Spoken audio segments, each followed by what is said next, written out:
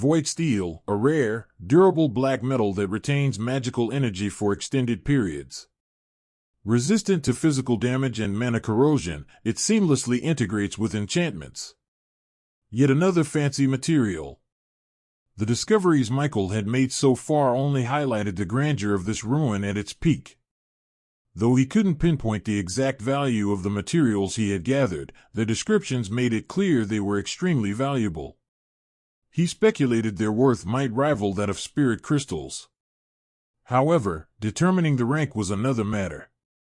Spirit crystals from unranked creatures were classified as unranked, while those from rank 1 monsters held significantly more energy, earning them the rank 1 designation. A single rank 1 spirit crystal was priced at $100,000 in the Supers Association store, 5 times the price of an unranked crystal. Michael doubted the materials he had looted from the gargoyles, along with what he intended to gather from this tower building itself, were worth any less. Still, to determine their true value, he would have to wait until he returned to the real world. In the end, Michael concluded that his current haul should be enough to finally provide for his family, clothes to cover themselves, armor for protection in battle, and weapons to fully utilize their strength. All of this would undoubtedly require a significant amount of money. The stronger I get, the more I earn, the poorer I feel, Michael muttered, feeling there were no truer words to describe his predicament. After finishing the task of storing the metal door in his storage space, Michael's eyes finally rested at the open entrance of the tower. Just beyond the entrance lay nothing but darkness.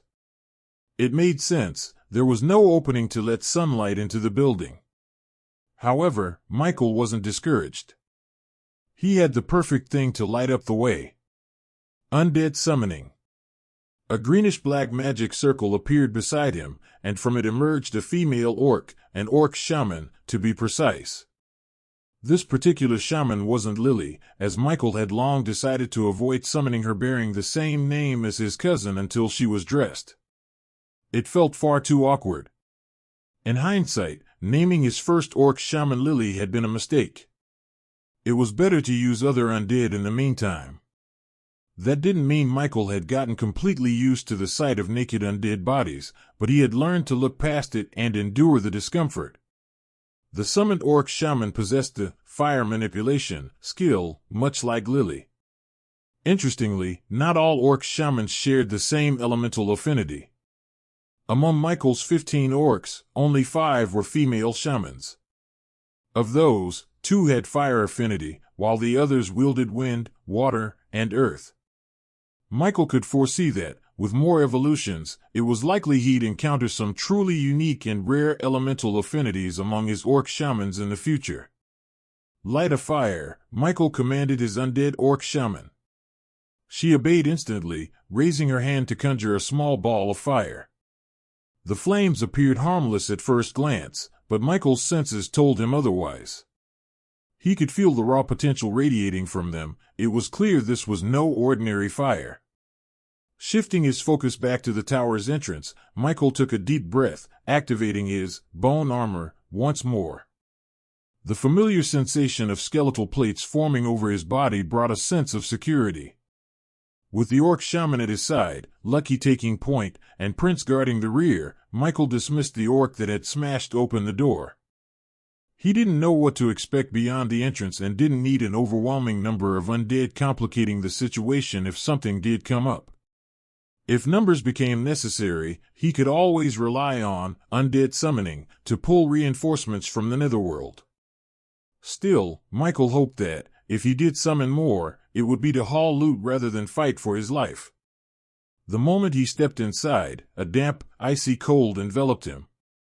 With the shaman's fire casting flickering light around the space, the hall ahead came into view, a wide, empty expanse lined with open rooms. The air was thick with the scent of mildew. The flickering light of the orc shaman's fire illuminated the crumbling walls. Seems like only the outer walls are made with special materials, Michael noticed. He also felt it made sense. Regardless of the organization, there had to be a certain level of luxury they couldn't afford. Stay alert, Michael muttered, his voice low but firm. Lucky, the towering undead wolf, growled softly in response. The open rooms lining the walls were eerily still. Michael approached the nearest one, gesturing for the shaman to illuminate the space. As the light spilled into the room, he saw broken furniture scattered across the floor, tables splintered into pieces, shelves overturned, and glass shards glinting like tiny stars. Unfortunately, though the space outside the room was wide enough for Lucky and Prince to turn around, as long as they didn't stand side by side, passing through the door was impossible. Prince could barely squeeze himself into the room, but it was impossible for Lucky, with his towering physique. Michael had the two wolves stay outside while entering the room cautiously with the orc shaman. The room was exactly as he had expected, disarrayed furniture, a few looking like they'd turned to dust with a touch, and glass scattered across the floor, but something was different this time. The destruction didn't have the frantic urgency of an evacuation. It was as if the room had just been left. Michael's senses were on high alert as he stepped deeper into the room, his eyes scanning every corner. As he moved further in, his gaze fell upon the walls, which were adorned with faded diagrams and blueprints. They detailed not only the structure of the gargoyles but also machinery that seemed designed to enhance and augment them, metal plates, wires, and strange runes, all fused together in bizarre patterns. "Was this a gargoyle production factory or something?" he muttered, looking at the designs. The orc shaman's fire flickered, casting dancing shadows across a rusted workbench that looked like it had not been in use for a very long time, but its placement seemed to tell a story. Tools were scattered around, metal parts half-finished, as though someone had been in the middle of crafting something when everything was abandoned. Among the debris, Michael spotted more sketches, this time showing partial figures, stone-like, armored beings with jagged limbs and sharp features. "These aren't finished," Michael mused aloud. They were still building them. He stepped back and motioned for his undead to follow him. The deeper into the tower they went, the more the pieces of the puzzle seemed to fit together. This place was a factory, each room designed to craft different parts for gargoyles, each piece a component of some larger, terrifying machine. As they made their way through the first floor, the pattern was clear. Every room seemed dedicated to a different stage in the creation of the gargoyles. Michael could almost hear the clang of hammers and the hum of energy filling the air as the work had been in progress. "There's no way this was just some research outpost," he muttered. "This was a weapons factory. This entire place. It looks like it was meant for war." Michael couldn't help but wonder what location in the land of origin he had ended up in. "Hopefully it's not some war-torn continent or something," Michael muttered under his breath. Unfortunately, location wasn't something that could be controlled unless they killed themselves to change locations, and even then, the location was still random. His thoughts were interrupted as they reached the staircase leading up to the second floor. The space was too narrow and could only accommodate Michael and the shaman. So far, they hadn't encountered any issues, but Michael still didn't feel completely safe until he was out of the tower. However, he had little choice in this situation. In the end, he dismissed Lucky and Prince into the netherworld while summoning 3 male orcs with undead summoning to guard him. After ascending the stairs to the second floor, the space finally opened up again, and Michael immediately summoned Lucky and Prince back, dismissing the orcs aside from the orc shaman. Only when Lucky and Prince were by his side again did Michael feel safer and more confident. He took a moment to observe his surroundings, and the sight before him took his breath away. While the first floor had been about creation, this level seemed focused on assembly. The room they entered was filled with large stone slabs, some cracked and others still intact. On these slabs lay gargoyle bodies, half-formed, with limbs missing, their stone surfaces glistening faintly under the shaman's fire. Each piece was incomplete. Some of the gargoyles had their heads, but others were missing limbs. "They didn't complete them," Michael whispered, his voice tinged with realization. "They were assembling, but something interrupted the process. Or someone." Michael felt a chill at the thought and couldn't help but glance nervously at his surroundings. However, just like before, it was silent. The only noises came from him and his undead companions. "Something still doesn't make sense," Michael muttered. "Looking at the dorm I came from, it's clear this ruin had plenty of residents in the past. So how could they leave such a valuable tower untouched? Unless—" His voice trailed off, and a sinking feeling gripped him. "Unless they never left." Michael's heart thudded heavily in his chest. "Am I just scaring myself?" Michael tried to push the thought away, but suddenly, a sound broke the silence. At first, it was faint, almost imperceptible. But it grew louder. "Food. I smell food." The voice was unnerving, belonging to no specific gender or age, and distorted as though multiple people were speaking in unison. Each word was out of sync, creating a disjointed and eerie resonance. The unsettling impression of the voice sent shivers down Michael's spine, but before he could react, a sharp, excruciating pain tore through his head. He screamed, clutching his head as the pain overwhelmed him. His undead immediately froze, their alert postures revealing their readiness to defend him. But Michael realized something. They couldn't hear anything. The voice continued, its words clawing at his sanity. "See come. See come." With each repetition, the pain in Michael's head worsened. It felt like jagged knives slicing through his mind. His vision blurred, and his knees buckled as he fought to remain conscious. "If I pass out, something bad will happen. Very bad." His instincts screamed that giving in wasn't an option. As if to confirm his fears, a familiar system panel flashed before his eyes, its usual blue glow replaced by an ominous, blood-red hue. Despite the pain, Michael managed to make out the messages. "Chosen One is in danger. Chosen One is in danger. Danger detected to be capable of causing real death. Danger detected to be capable of causing real death. Chosen mental fortitude isn't strong enough to resist influence. It is advised to commit suicide by your own hands. It is advised to commit suicide by your own hands."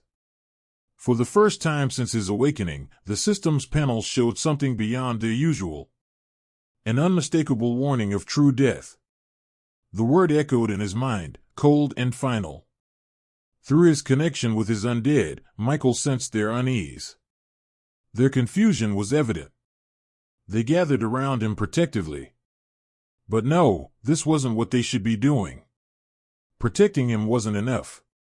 He needed to escape. He needed to get out of here. Michael gritted his teeth, summoning every ounce of strength he had left. With his mind teetering on the edge of oblivion, Michael forced his lips to move. And with a trembling voice, he managed to utter a single word. He wanted to say more, "Kill me," to free himself from the excruciating torment, but the last word refused to come out as his strength failed. His vision dimmed, and the pain threatened to pull him under completely. But fate seemed to intervene. The moment his voice faltered, Michael's blurry gaze caught movement from above. A jet-black tentacle snaked its way down rapidly from the third floor, its inky presence exuding malice.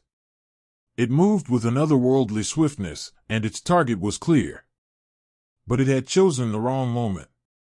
Michael's voice dropped as the tentacle lunged closer. To his undead, the word was absolute, a command etched into their very cores. And with no further clarification, there was only one logical target. The tentacle. It had to be what their master meant. The command echoed in their souls, resonating with a shaky, otherworldly vibration. It carried something not of theirs. Not their own pain, but their master's. Madness gripped them, not their own but his. And most disturbingly, the oppressive shadow of death filled them, one that was entirely foreign. It was a feeling that none of them could comprehend fully, but it overwhelmed their growing intelligence and rationality. They went berserk. Suddenly, a loud howl pierced the air, one so deep and soul-shaking it seemed to reverberate through the very essence of a person. The entire tower trembled violently, the ground cracking beneath their feet. Thick, Twisted vines erupted from the second floor, lashing out like serpents toward the black tentacle. The two forces collided with a tremendous force, entangling in a fierce, unrelenting struggle. The tentacle was powerful, but it was only one. Lucky, on the other hand, had numerous. Thick vines spiraled around the tentacle, pulling with immense strength. A horrifying scream echoed from the second floor. A sound filled with raw pain, twisting in the air like a dying animal. Kill. I'll kill you. The voices sounded as deranged as ever, their tones split and discordant. Clearly, the tentacle felt the full force of the vines, its form writhing in agony. And it was this pain that triggered a sudden shift. Chosen is no longer under influence. Chosen is temporarily safe. Chosen is no longer under influence. Chosen is temporarily safe. Michael's mind cleared. The blinding pain that had consumed his mind faded away, leaving only a dull, throbbing headache. His thoughts were no longer clouded, but he knew this reprieve was fleeting. He didn't need the system panel to tell him. The danger wasn't over. Michael took a quick glance. He witnessed something that chilled him to his core. Without hesitation, he barked a command to the orc shaman beside him. Stop that damn huge fireball above your head. We need to get out of here. Now. With the order given, he swiftly leaped onto the back of the orc shaman, who had already started to cancel the fireball she'd intended to hurl at the tentacle. She was confused, but she obeyed her master's command. Strength surged through her legs as she bolted toward the stairs leading to the first floor, disappearing in an instant. A second later, they were outside the tower. Michael's heart raced as he screamed. What are you stopping for? Turning quickly, he issued a command to the other undead, all of them, except Lucky and Prince. Drop whatever you're holding and follow me. Pointing to a direction in the dense forest beyond the ruins, Michael urged the orc shaman forward. The pair, along with the other undead, took off in a blur, racing into the safety of the woods. The moment they fled, thick vines erupted from the ground, surrounding the black tower in a frenzy. Michael didn't dare look back. But he couldn't forget what he had seen when he'd used his skill on the tentacle after regaining his senses. Corrupted. Rank, extraordinary. Never treat the land of origin like a game. It was a phrase Michael had seen countless times on the forums. It was also a mantra he'd repeated to himself after nearly losing his life to an acid slime just a few days ago. Never treat the land of origin like a game. But only now was Michael beginning to grasp its true meaning. The land of origin, at the end of the day, wasn't just a game or a simulation. It was real as the world he had come from. I almost died. Michael murmured, the words heavy on his lips. The thought still felt surreal. The reality of it lingered in his mind like a stubborn shadow, filling him with a deep, gnawing insecurity he had never felt before. Yet as much as that realization rattled him, Michael knew there were more immediate concerns to address. Undead summoning. Michael stretched out both his hands, and two greenish magic circles appeared before him. From them emerged his two most powerful undead, Lucky and Prince. However, both were in terrible condition. Lucky's left eye had been blinded, and dark green, corrosive blood dripped to the ground, eating away at the soil. Its entire body was covered in deep scars, each leaking the same blood. Prince, though in better shape, had lost its tail and bore several less severe wounds. It was clear that Lucky had taken the brunt of the battle. Thankfully, neither had perished, but they were in no condition to be used effectively in combat until they healed. Unfortunately, this presented a significant problem. Unlike living creatures, undead didn't heal naturally, even if they retained certain traits from their past lives. Some undead could heal, but only to a limited extent. For example, Lucky and Prince's bleeding would eventually stop, but that was as far as natural recovery due to still having flesh would take them. You are listening to a story on Time Drift Stories channel. If you enjoy it, please like, comment, and subscribe so you won't miss the next episode. If they were skeletal undead, healing that type would be more complicated. Certain types of undead could also consume flesh to convert it into energy for regeneration. There were also necromancer spells specifically designed to aid in their recovery. But for now, the only option Michael had to help his injured undead was to provide them with fresh flesh to consume. Michael felt a pang of guilt for leaving Lucky and Prince behind to stall for time. But it had been a choice of survival. Either he escaped, or all of them would perish. At least by retreating, he could summon them back before it was too late. As for them defeating that creature, it was impossible. The creature was a 3-star extraordinary rank, 2 stars above Lucky and an entire major rank above Prince. It was also at least 20 levels beyond Michael, evident from his inability to glean substantial information about it. Such a being could obliterate them all in a single strike. Michael suspected the only reason they were still alive was because the creature appeared weakened, likely having just awakened. From its behavior, directly targeting him and calling him food, Michael realized that had he been caught, he'd have been used as a supplement for its recovery. It wouldn't have been a simple matter of nourishment either. Based on the panel reaction, his death would have been certain. As for why it ignored his undead, the answer was probably simple. The only part of an undead that could be considered alive was their souls, and even those were abstract. "I think I'm starting to piece this together," Michael muttered. The ruin's eerie silence, coupled with the complete absence of people, made him suspect that the creature was responsible for the devastation. The tower, with its intricate design and focus on advanced weapon research and creation, suggested that its former inhabitants were likely the ones who created the monster. Recalling the creature's chilling, multi-layered voice, Michael felt his suspicions solidify. The extravagance of the tower, its advanced constructs like the gargoyles made from precious materials, all pointed to the immense capabilities of its creators. But perhaps they had overreached, creating something far beyond their control.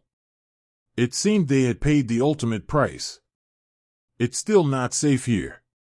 We need to move," Michael said firmly.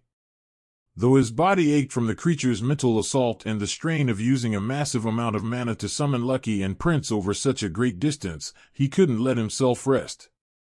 Michael wanted to put as much distance as possible between himself and the ruins, even though he had already fled a significant way. Every instinct told him he needed to keep going. Michael dismissed Lucky and Prince back to the netherworld, their battered forms vanishing into greenish smoke. In their place, he summoned the verdant wolf he had dismissed before entering the tower. Climbing onto its back, he signaled his remaining undead to follow, and together they continued their journey through the dense woods. As their figures flashed through the trees in a blur, Michael's mind burned with a mix of fury and determination. His lips pressed into a thin line as he swore silently. "Sooner or later, just you wait. I'll kill you." After running for a while, the tall, oppressive trees began to thin, gradually giving way to open grasslands. When Michael finally emerged from the forest, he spotted something in the distance that brought a small smile to his face. A massive wall standing proud a few hundred meters away, with people passing through its gates. Civilization, finally. However, Michael didn't rush toward the wall. He hesitated, glancing at himself and his undead. They were far from presentable. His clothes were tattered, his body showed signs of exhaustion, and his undead companions looked anything but welcoming. Even if he were alone, he wouldn't dare approach the gates in such a state. With a contemplative frown, he turned back toward the forest. "It's not the right time to head there. I need to prepare first. Besides, it's probably past noon in the real world by now. I should return and check on things." As Michael and his undead retreated into the cover of the trees, his thoughts drifted to the materials stored in his spatial storage.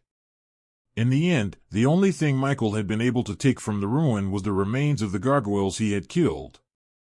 While it wasn't a small amount, compared to the materials he had seen before the appearance of that thing, it felt painfully inadequate.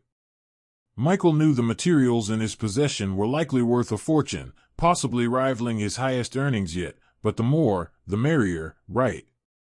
Despite the missed opportunities, he was just grateful to be alive. Part of the reason he had managed to react under the creature's mental influence was his vigilance. If he had let greed cloud his judgment, he might have died before Lucky and Prince could even respond. The system messages had been clear: staying under the creature's influence would have killed him. The tentacle was only a topping. I can only hope that thing doesn't leave its location, Michael muttered, a gnawing sense of guilt creeping into his thoughts. It felt as though he had unleashed some kind of abomination that could soon bring destruction. The very idea weighed heavily on his conscience. The ruined situation can't be left unchecked for too long, he reasoned. That monster shouldn't be rank 3, otherwise, I'd have died instantly. It's probably still rank 2, which aligns perfectly with my current goals. The thought gave Michael a new sense of urgency. He needed to grow stronger, and fast. That resolve, however, wasn't entirely selfless. Michael still had his eyes on the tower itself and its content. Now that his panic had subsided, the treasures within the tower had once again captured his imagination. After wandering through the forest for some time, Michael came across a secluded area with a cave that appeared untouched for years. Deciding it was a good spot for a temporary base, he settled there for the time being. Feeling uneasy about leaving Lucky and Prince in the netherworld given their injuries, and perhaps succumbing to paranoia, Michael decided to keep them with his body. Lucky, too large to rest inside the cave, stayed outside with the other undead that couldn't enter the netherworld. As for whether he'd need them in the real world, Michael decided to take a calculated risk. In any case, he was about to receive another 20 evolution points, which, combined with his current 15, would be more than enough to create another level 18 undead at 3-star rare rank. Leaving behind the corpses he had originally planned to sell for Lucky and Prince to consume, Michael returned his consciousness to his original body. A moment later, Michael opened his eyes to the slightly familiar ceiling of his hotel room. He didn't get up immediately and instead continued lying on the bed. I should visit home soon. I miss Aunt Mia, he muttered. Lily too. The word slipped out before he even realized it. On the surface, he seemed fine, but his mind was still shaken by his near-death experience. In that moment of fear, the faces of the two people closest to him had surfaced in his thoughts. Much of his current composure, which allowed him to stay put instead of rushing to be with them, was because most of those feelings stemmed from the original owner of this body rather than the transmigrator, Michael. Though the two were now one entity, their integration was more of a harmonized balance than perfect unity. Slowly but surely, however, Michael was becoming whole. After a while, he finally sat up on the bed.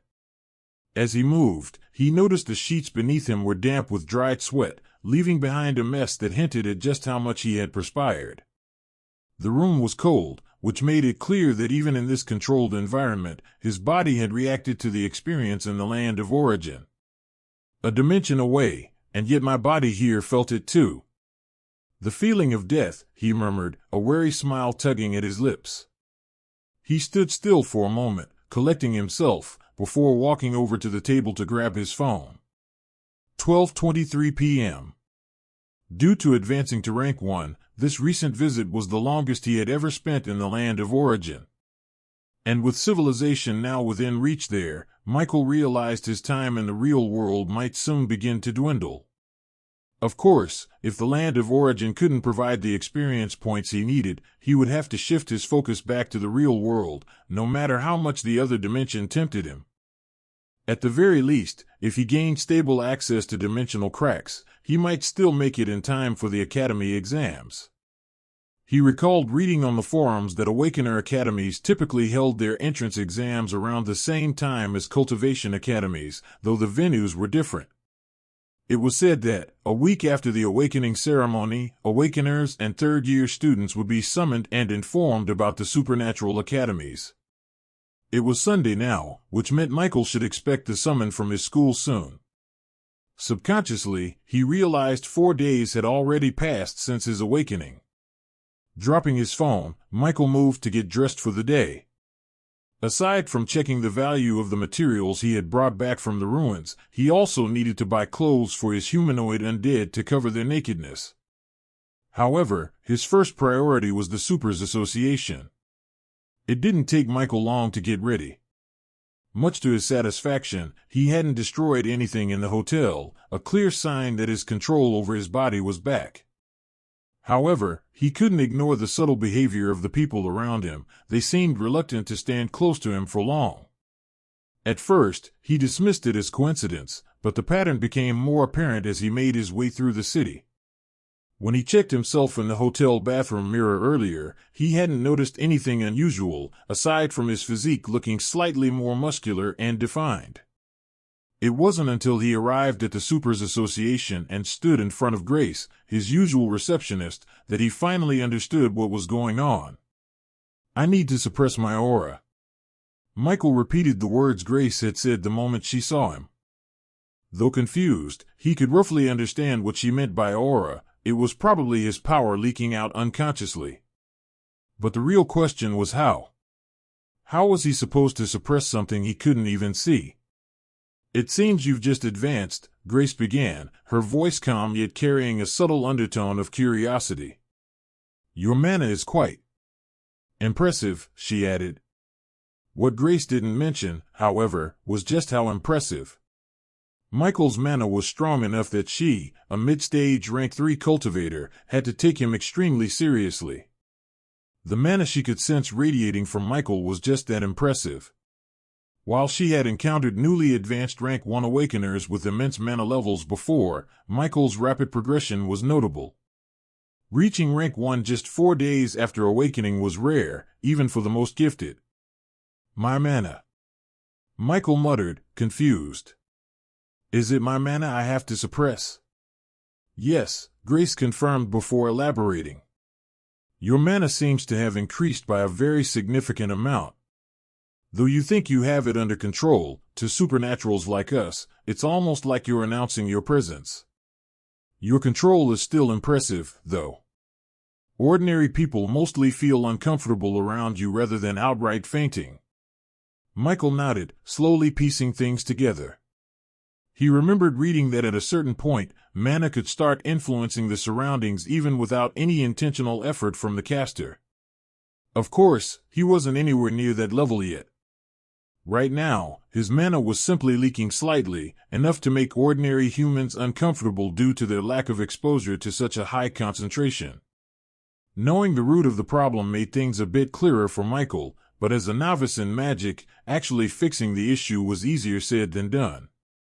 Still, it was a relief to know his condition wasn't considered a major issue within the Supers Association. He could take his time to work on it. Soon, Michael shifted focus to the reason for his visit. "Were you able to secure any entries into cracks for me, Miss Grace?" he asked.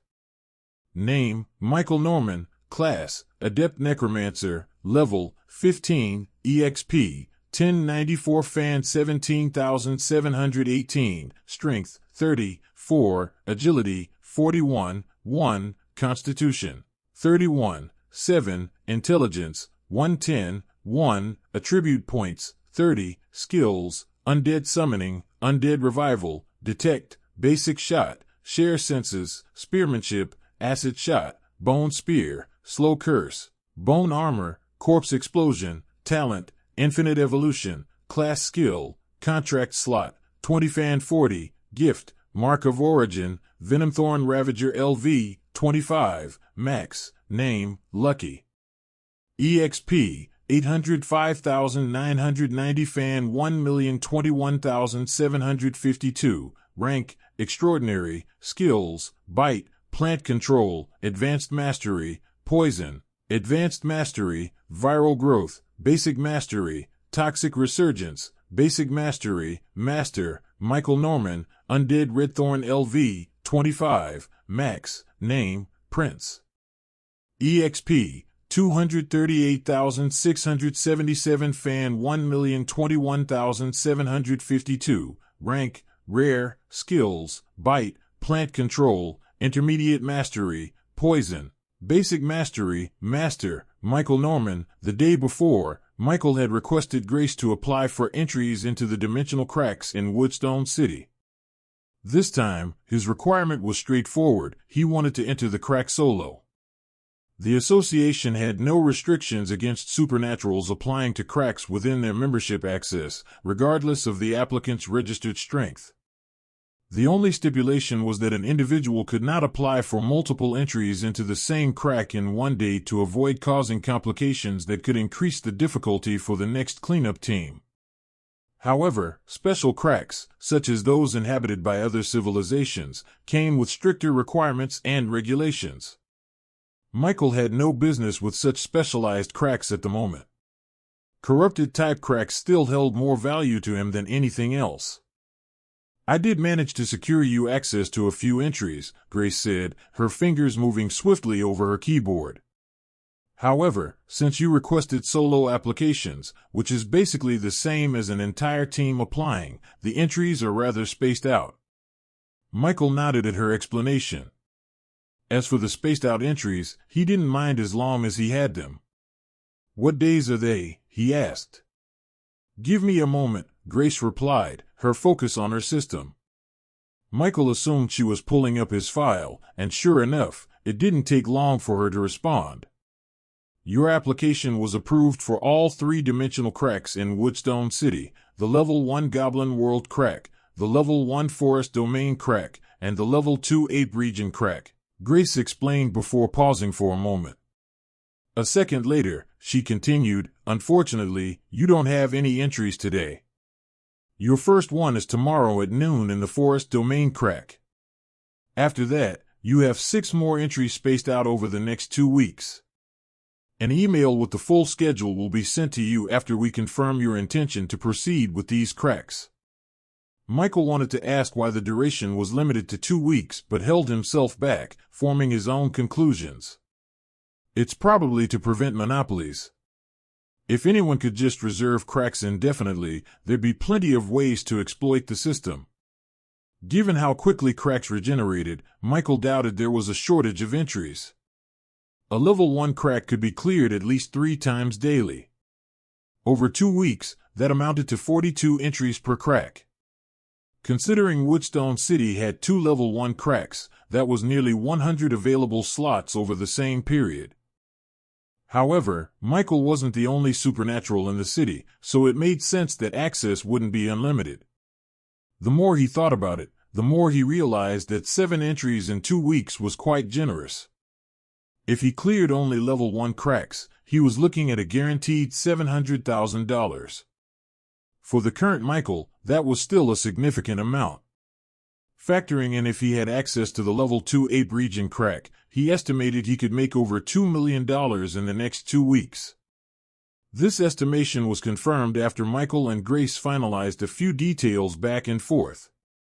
"Are we okay with this, Mr. Norman?" Grace asked for confirmation.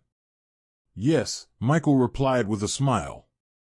He wasn't sure if he was just lucky or if Grace had gone out of her way to help, but among the 7 entries he secured, 2 were for the Level 2 Ape Region dimensional crack. Based on his previous experience in that crack, earning at least $1 million per entry was practically guaranteed. 2 entries meant $2 million at the very least, and when combined with the profits from the other 5 Level 1 cracks, Michael was looking at a potential income of $3 million or more. This was a substantial amount and would allow him to do a lot of things. For one, he could finally afford proper clothing for his undead, no more nakedness, and even equip them with high-quality gear. He could also get himself better equipment while still having plenty left over for other needs. "Maybe I can check the trade center for something that guarantees evolution points, regardless of star rating," Michael mused as he left Grace's counter. "If I can find something like that and buy in bulk, it'd save me a lot of trouble. It'd be even better if it's available in the forum store. It'd make things so much more convenient." Lost in thought, Michael began daydreaming about his plans as he headed toward the trade center. Now that his entries into dimensional cracks were settled, it was time to address his other business for the day: selling off the materials he looted from the gargoyles. Compared to the guaranteed profits from the cracks, Michael was even more excited about this venture. Something told him he was about to make a major profit. If the materials could earn him at least as much as his future dimensional crack entries, Michael would have more flexibility in how he spent his money. This was especially true since his undead numbers would increase after using the corpses he'd obtained from the cracks. As these thoughts ran through his mind, Michael arrived at the trade center. However, instead of encountering Brian, the familiar face he expected, he saw the same middle-aged substitute from before.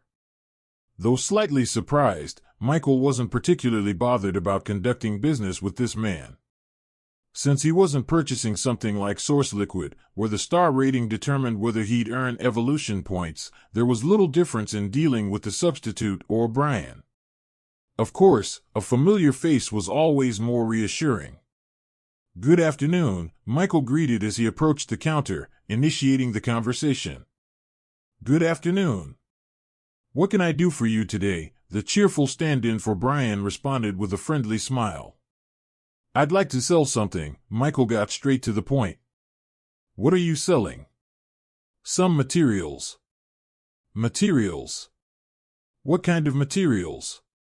Michael paused for a moment, recalling the names of the materials he had looted from the gargoyles.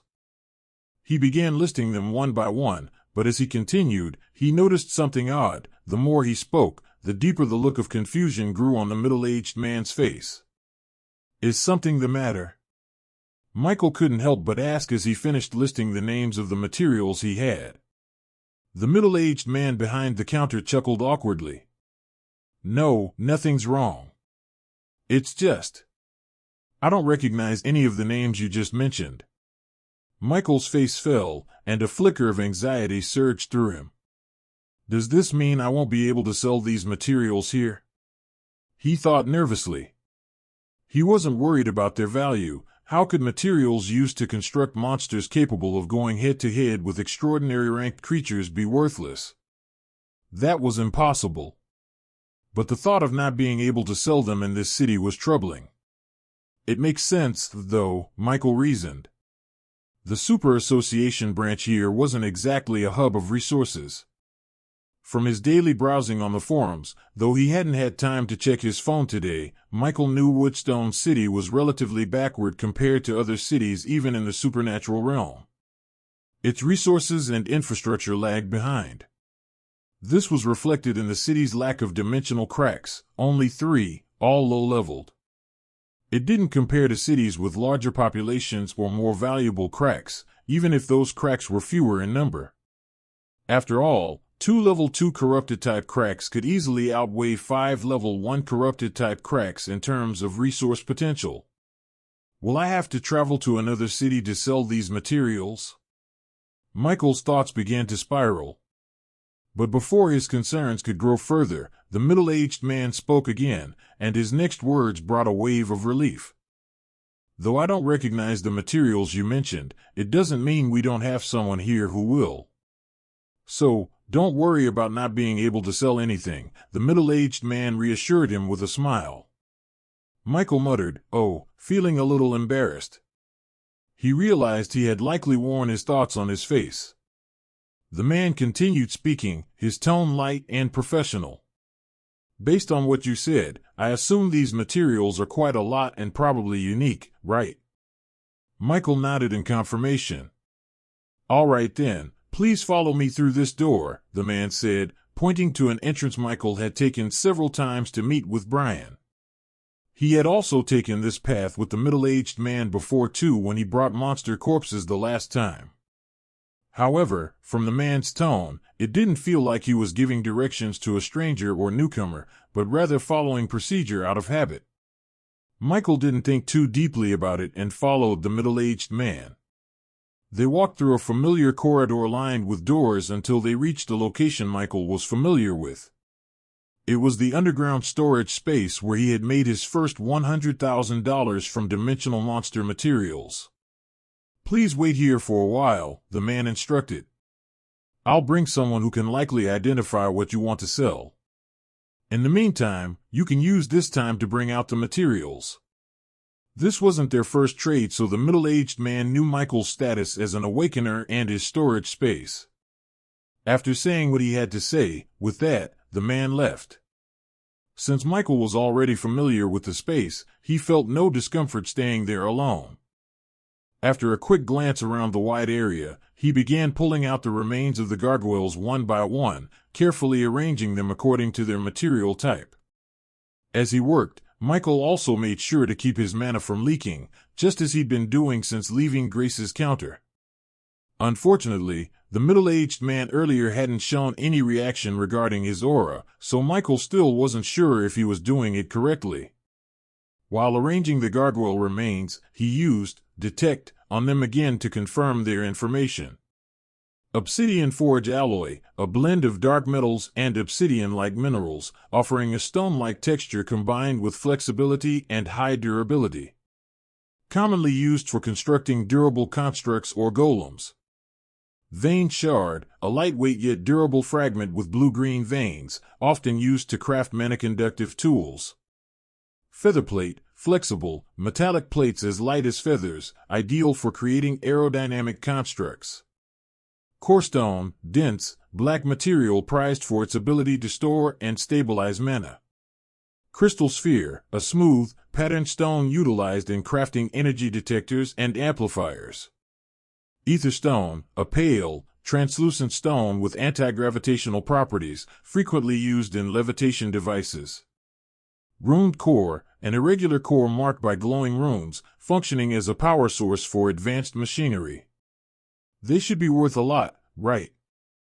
Michael thought, feeling a mix of anxiety and anticipation. A few minutes later, the middle-aged man returned, this time accompanied by a middle-aged woman wearing glasses and dressed in blue robes. Robes weren't a popular style, even in this world, making her stand out even more. And then there were the glasses. Can supernaturals have bad eyesight? Michael thought, finding it slightly ironic. He didn't have much time to dwell on the idea, though, as the woman suddenly appeared in front of him, or rather, in front of the materials he had laid out. "Is this Obsidian Forge Alloy?" a soft voice echoed. The woman spoke calmly but with undeniable authority. Huh. Yes, Michael stammered, caught off guard by her sudden question and presence. He answered absent-mindedly, still processing her unexpected movements. However, it didn't seem like she was paying attention to him, though. Instead, her focus remained entirely on the scattered materials in front of her as she began to speak. This is quite a rare material, and it was created exceptionally well. However, it doesn't seem to have been made using the Federation method, yet it retains, if not surpasses, the same level of quality. It's uniquely crafted. Michael was stunned by her observations. How much can she infer in such a short time? He wondered, impressed though he understood only a part of what she said. Noticing his confusion, the middle-aged man who had gotten closer leaned in slightly and whispered, "Miss Priscilla is a magic crafter and an exceptionally knowledgeable expert in magic in general." Though Michael had already suspected that the woman was a cultivator, her quick recognition of the materials almost made him think she might be an awakener for a moment. Her insight seemed uncanny. The man's explanation prompted another thought. Michael glanced at her again, this time more curious. She's a mage. Among the two cultivation systems in Aurora, Michael was far more familiar with the knight system than the mage system. In fact, this was the case for most locals, to the extent that the term cultivator almost felt exclusively associated with knights. This might be due to the fact that the majority of people practiced the knight cultivation system. According to Michael's knowledge, a mage was someone who possessed the talent to be an excellent knight, a prodigy even. In a way, one could say every apprentice mage had the potential to be an exceptional knight. However, this was a threshold few could ever hope to reach. The original Michael, for example, would have been lucky to successfully light up a life seed before his death, a level of talent that wasn't particularly rare in the general population. Only individuals like Brian had the exceptional ability to become mages, which was ironic considering he somehow awakened the two most popular professions in Aurora. This highlighted how rare mages truly were. The rarity extended into the awakening system as well. The knight class was common grade while any mage-related class was considered at least rare. Awakeners could also cultivate, and it wasn't that Michael didn't want to try his hand at cultivation now that he was an awakener, it was just that he lacked the time for such slow and steady progress. Miss Priscilla was the first mage Michael had ever seen, and he was understandably curious about her. However, his curiosity was fleeting. Her significance to him didn't come close to the value of the money his materials could fetch. She had said they were valuable, and that alone made Michael all the more expectant. Michael watched as Priscilla examined the rest of the materials, correctly identifying each one. He was both impressed and anxious, waiting patiently as she worked. Finally, after what felt like an eternity, she turned her attention to him. "These materials of yours are quite valuable, but due to how you handled them, their price will have to be adjusted downward slightly," Priscilla explained. Michael listened in silence, understanding her reasoning. There was little he could do about the state of the materials. Killing the gargoyles cleanly wasn't an option. Unlike the goblins or black apes, overpowering them outright had been impossible. The wingless gargoyle was okay, but when he fought the other two, preserving their bodies had been the last thing on his mind. Priscilla, too, seemed to understand this. She knew that perfectly preserving monster corpses was a skill for the powerful, and the quality of these materials indicated the young man in front of her was no pushover. The remnants of the gargoyles alone, combined with the quality of the materials and faint traces of technology, suggested that the creatures had been formidable golems. All of this left her with a high impression of Michael, despite knowing he was an awakener, information she had gleaned from the middle-aged man beside her. What she didn't realize, however, was just how extraordinary Michael truly was. He wasn't an old awakener like she subconsciously assumed, but a mere 4-day-old necromancer with the equivalent power of an early-stage rank 4 cultivator. After addressing the state of the materials, Priscilla got straight to business. "I'll start by stating the price I'm offering for your materials. First off, let's start with the lowest, which are the Etherstone and the Runed Core," she said. Michael's ears perked up at that, and he began listening attentively. She said the lowest first. From those prices, Michael could gauge how big the sale would be by the end. The Runed Core is partially damaged and will most likely be used as a research item that gets repurposed. As for the Etherstone, though rare, there are alternatives that serve the same function, even if they're not as durable. For the Runed Core, I'll offer you $450,000. Had it been in better condition, it could have fetched around $600,000. As for the Etherstone, I'll offer $700,000 each. Since there are two, that totals $1. $4 million. Together, everything comes to $1,850,000. Do you have any objections? Priscilla's calm tone made it clear she was prepared for Michael to raise concerns about the price. Was he going to? No. With a neutral expression, Michael responded, "No, no problem." Though his tone was calm, his insides were anything but. Almost $2 million, almost $2 million, almost $2 million. Michael wanted to scream but managed to hold it in, keeping a poker face. Although he had anticipated that the gargoyle remains would be valuable, Michael was still surprised, thrilled, even, and his excitement grew as he thought about the next items. The next material Priscilla moved on to was the vein shards, which resembled short wires about the thickness of a baby's finger. As she counted the shards, Michael did the same. In the end, they counted 33 pieces. Priscilla spoke again, her tone steady and professional. "Once again, we're dealing with technology different from ours. However, these shards can be repurposed easily without much processing while also serving as valuable research items." The way she spoke gave Michael the impression that she was an honest woman, which made him trust her just a little more. It definitely wasn't because she was throwing out big numbers. For the shards, I'll offer $65,000 each. What do you think? Michael wasn't thinking, at least not about negotiating. No, he was thinking. Thinking about $65,000 times 33. The current Michael had no choice but to be a trusting customer. A small part of him regretted not checking the forums to get an estimate of the prices, but even now, the urge to grab his phone and look things up didn't surface. For some reason, his brush with death had made him want to be more in tune with life, at least for a little while. That, and he didn't believe an association staff member would scam him too heavily. At most, they might take slight advantage of him.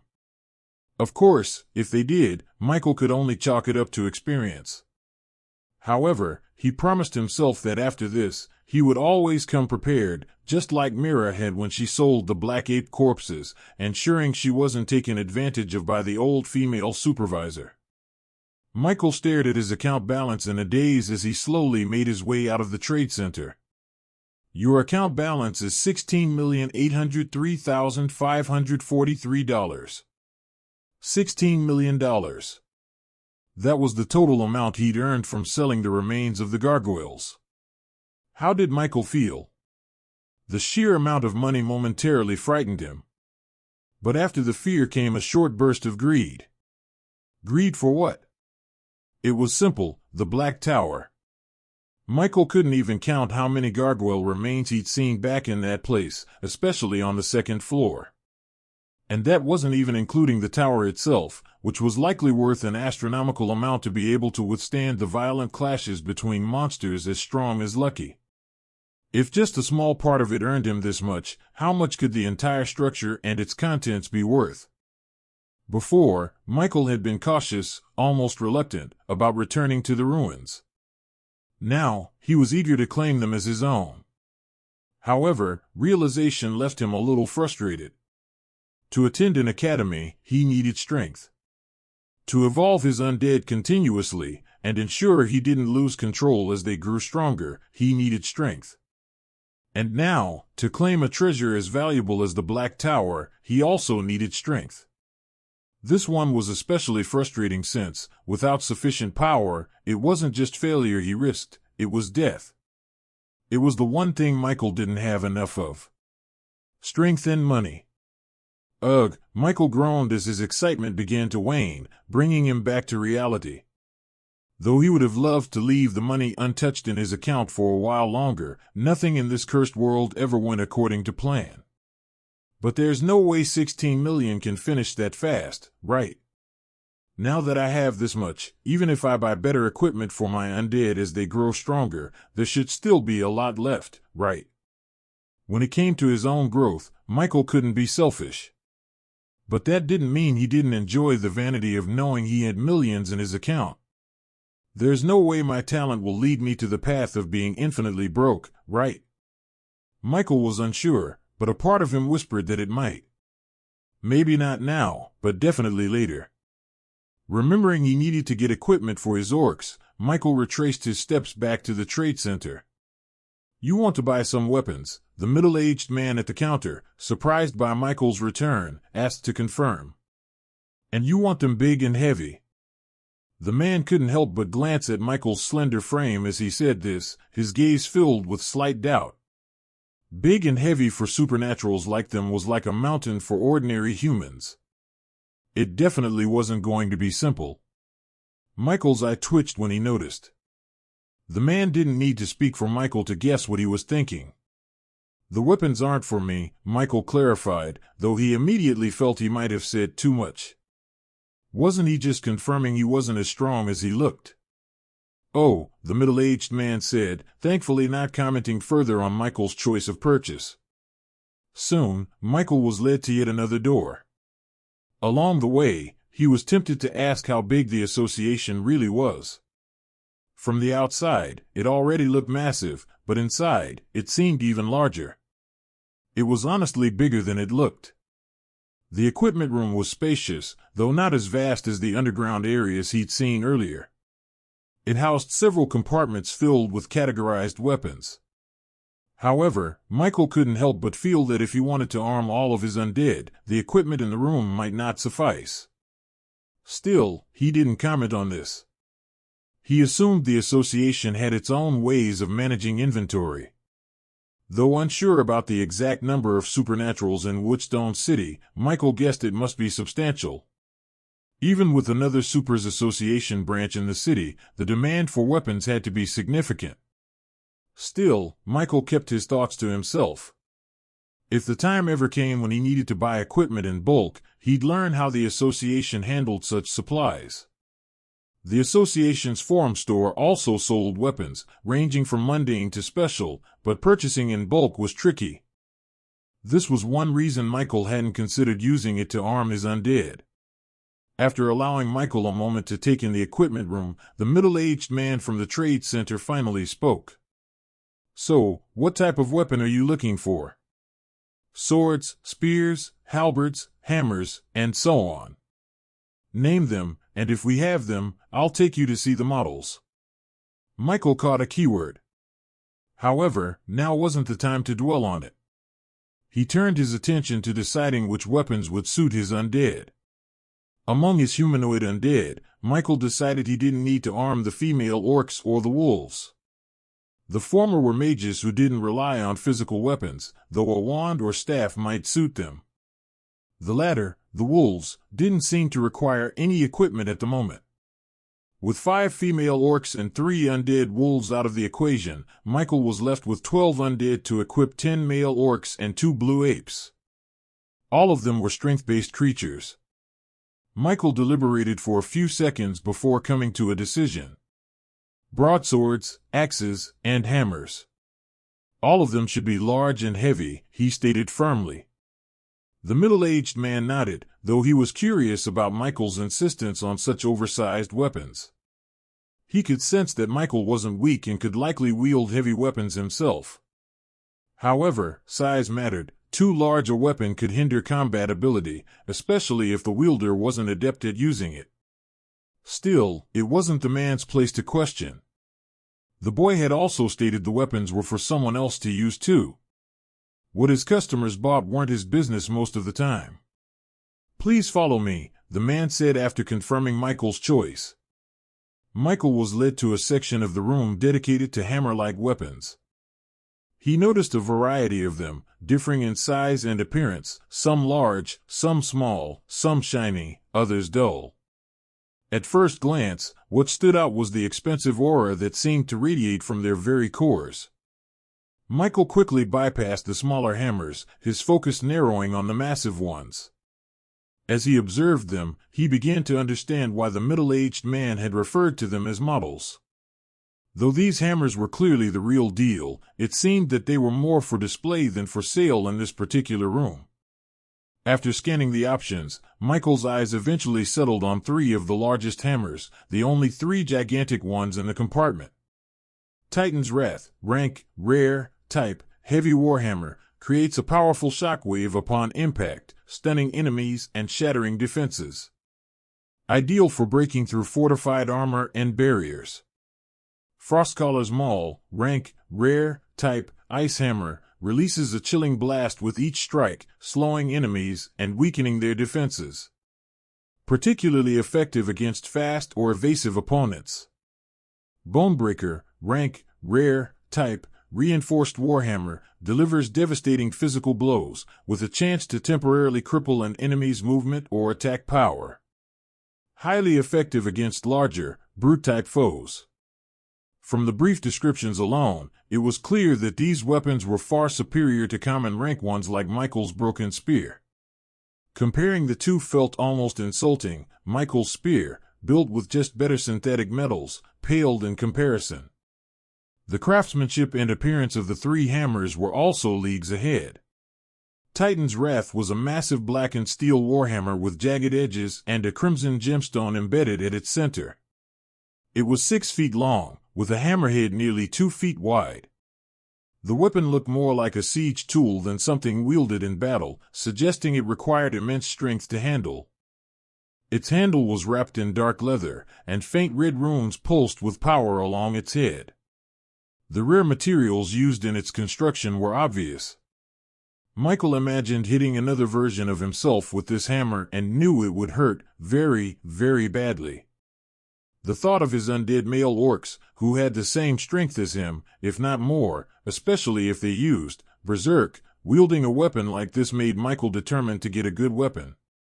He imagined that, when they evolved into one-star extraordinary rank creatures, the weapon might start to hold them back, but at that early stage of the next rank, this hammer would likely still be useful. Then there was Frostcaller's Maul, a frosty blue hammer with a translucent, ice-like head that constantly emitted a chilling mist. It was 5 feet in length, with a hammerhead roughly the size of a small barrel. The grip was made of silver metal, etched with snowflake patterns, and its head glowed softly in dim light. Michael imagined this hammer would look particularly fitting for his blue apes, at least if one were judging by appearance alone. Lastly, Bonebreaker, a rugged warhammer with a solid, bone-colored head that appeared to be carved from some ancient fossil. It was 5 feet long, with a hammerhead shaped like a boulder, nearly 5 feet in diameter. The handle was reinforced with dark iron bands, and its surface bore cracks that glowed faintly with an earthy hue. Michael wasn't too sure about buying the Bonebreaker. It seemed particularly lackluster compared to the others, but it did have its merit. It was the true blunt-type weapon among the three, just what one would expect from a hammer. After seeing the hammers, Michael felt no desire to continue looking for more. These hammers seemed perfectly suited for his undead, and he figured they'd probably prefer smashing things rather than slicing them up. How much of the 3? After making the decision to buy the 3 types of weapons, Michael turned to the middle-aged man from the trade center. The Titan's Wrath is priced at $230,000 each, the Frostcaller's Maul is $265,000 each, and the Bonebreaker is $175,000 each. Are you planning to buy them, and if so, how many? Hearing the prices, Michael silently drew in a sharp breath. The equipment was just as expensive as he'd imagined, but he could still manage it. Even if he bought more in advance, it didn't seem like his $16 million would run out any time soon. If rare rank weapons are this expensive, extraordinary rank and above must be in the millions, if they're even accessible with money. At least it's not that expensive for now. I need to use this money to effectively boost my strength. Evolution points are the fastest way, but I also need to level up to keep up. Unfortunately, money doesn't seem to help with that. At least it can get me equipment and monster corpses to fill my open slots. A disorganized stream of thoughts flashed through Michael's mind as he replied to the middle-aged man, who was straightforward when it came to business. Do you have any goblin and forest wolf corpses here? Michael asked, choosing to inquire instead of answering the middle-aged man's previous question directly. Though the middle-aged man from the trade center was confused, he still gave a response. Yes, we have those corpses here. You can only buy up to 20 of each, though. What about black apes? The first time he had bought corpses, Brian, who had attended to him then, told him they had black ape corpses, but at the time, Michael had known they would be well outside his budget, so he hadn't given it much thought. Now that he had money. Currently, Michael had 20 open slots, and he planned to fill 5 with goblins, 5 with forest wolves, and 5 with black apes. As for the remaining 5, Michael intended to use them for an experiment.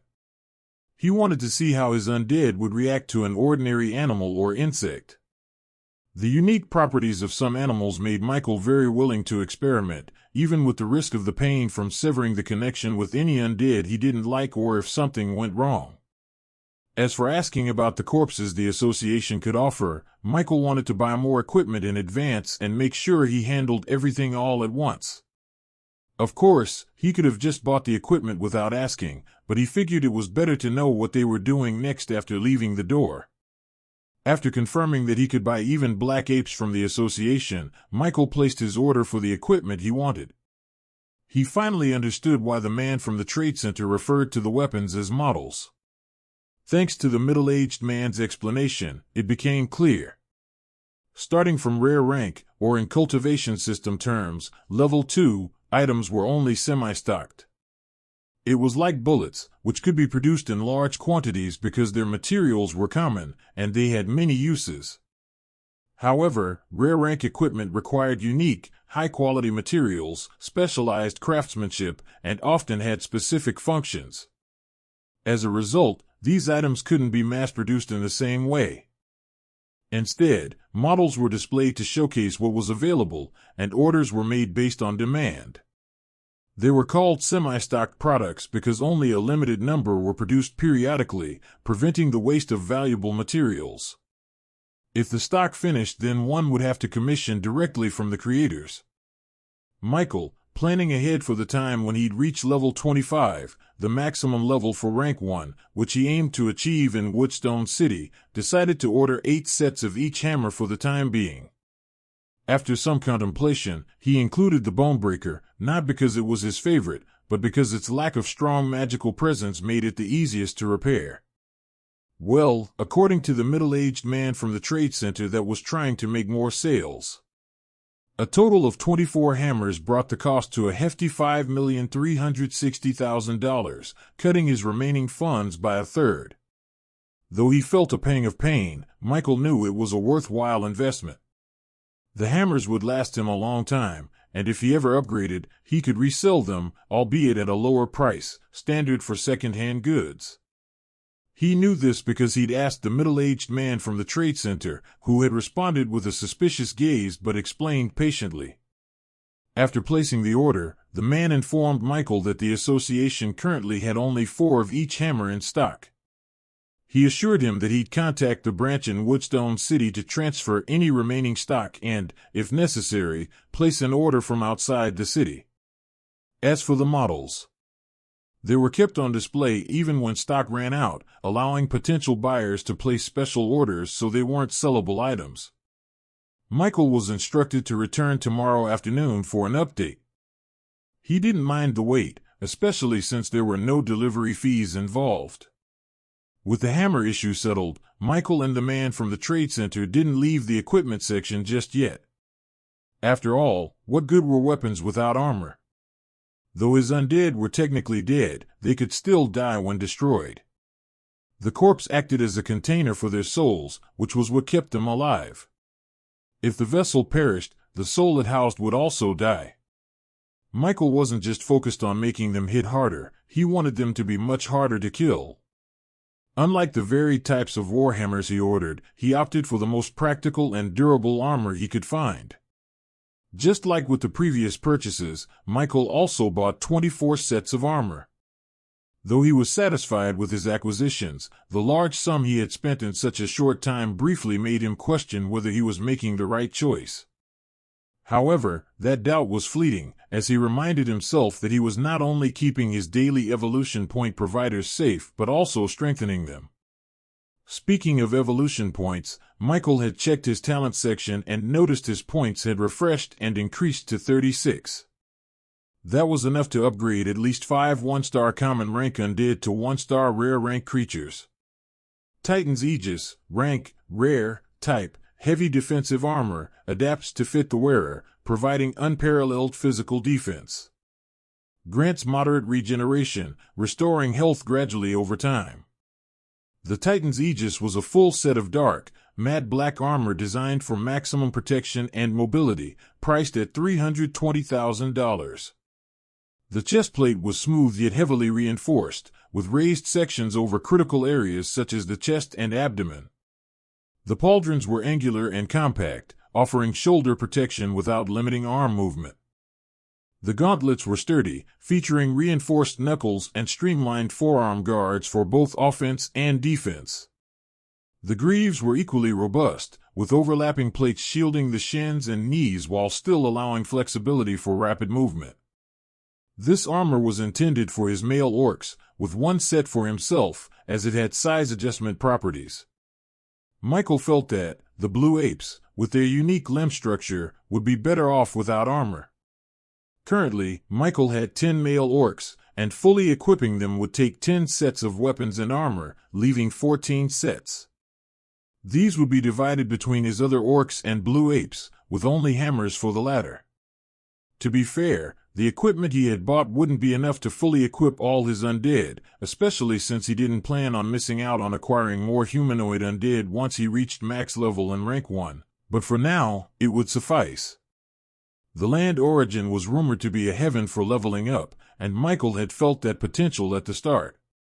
He would have felt it again, had the gargoyles not been such tricky monsters.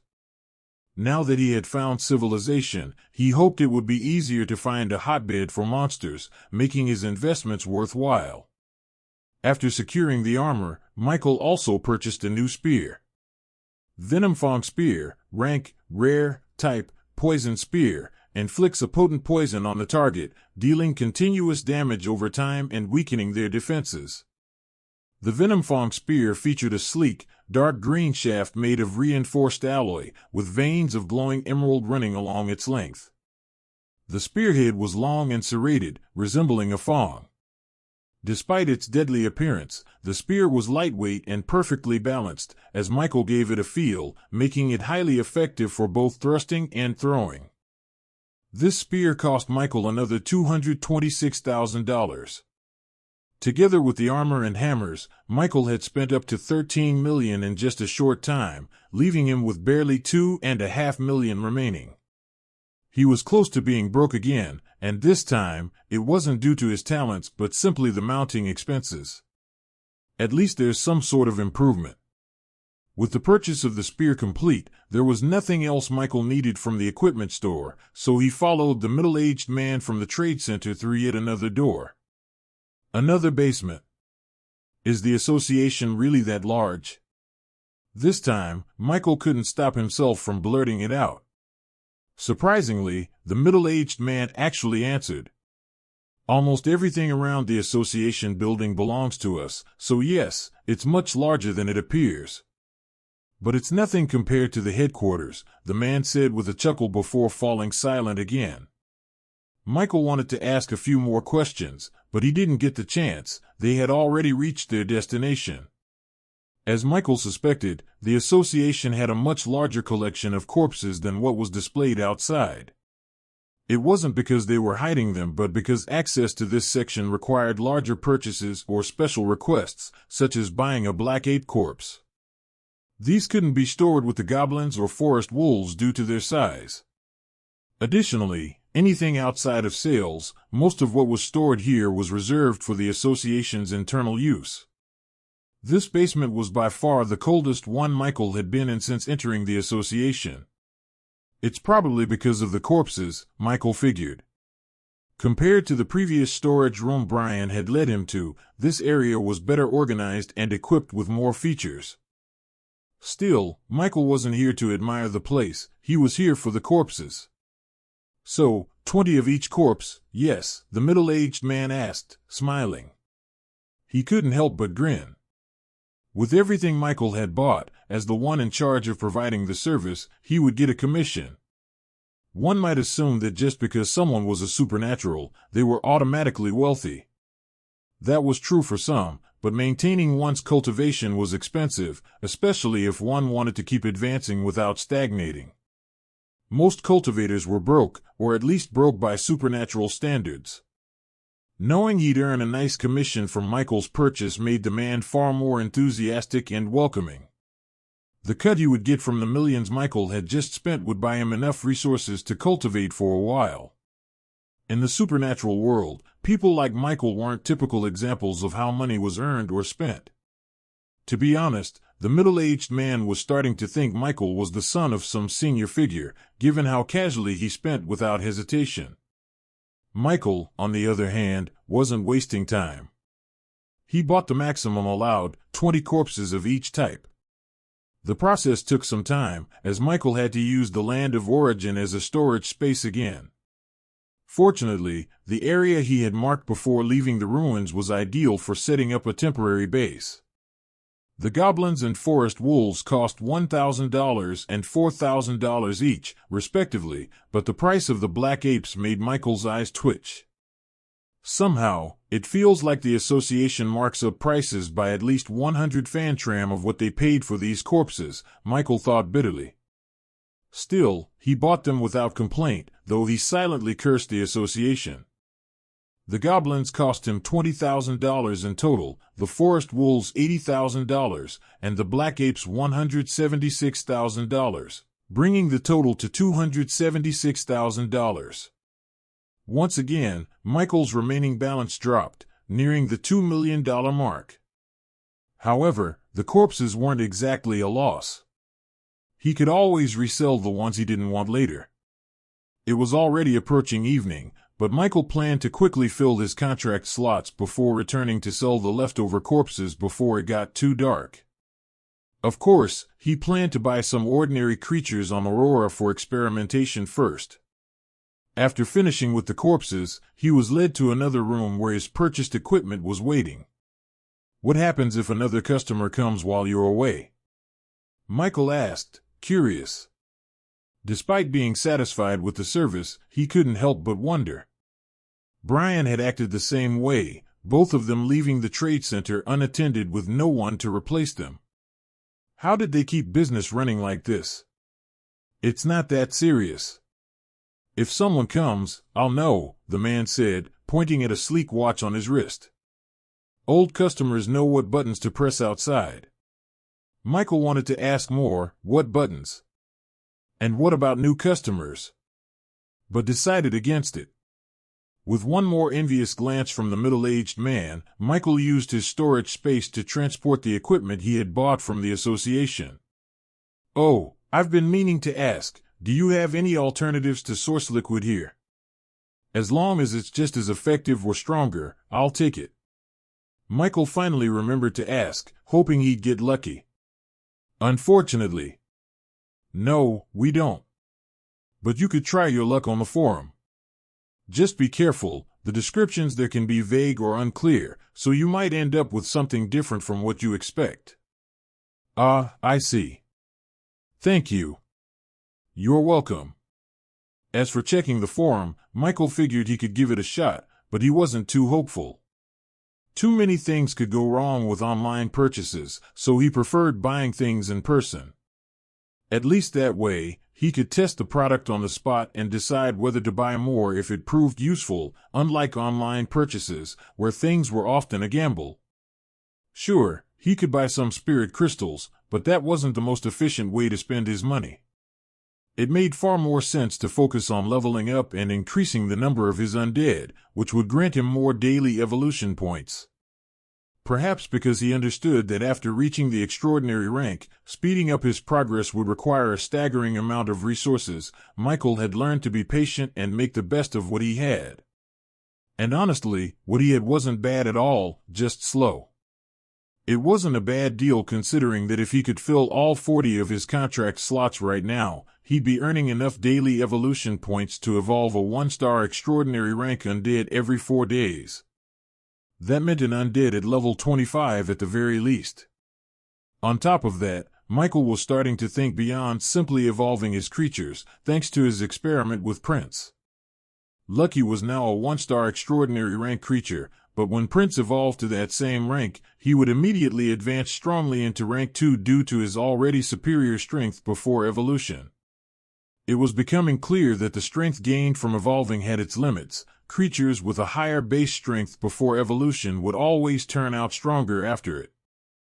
After collecting the equipment he bought, Michael was finally done with all the buying and selling he had to do at the association. Soon, he made his way out of the building. I feel like I'm forgetting something, Michael muttered aloud.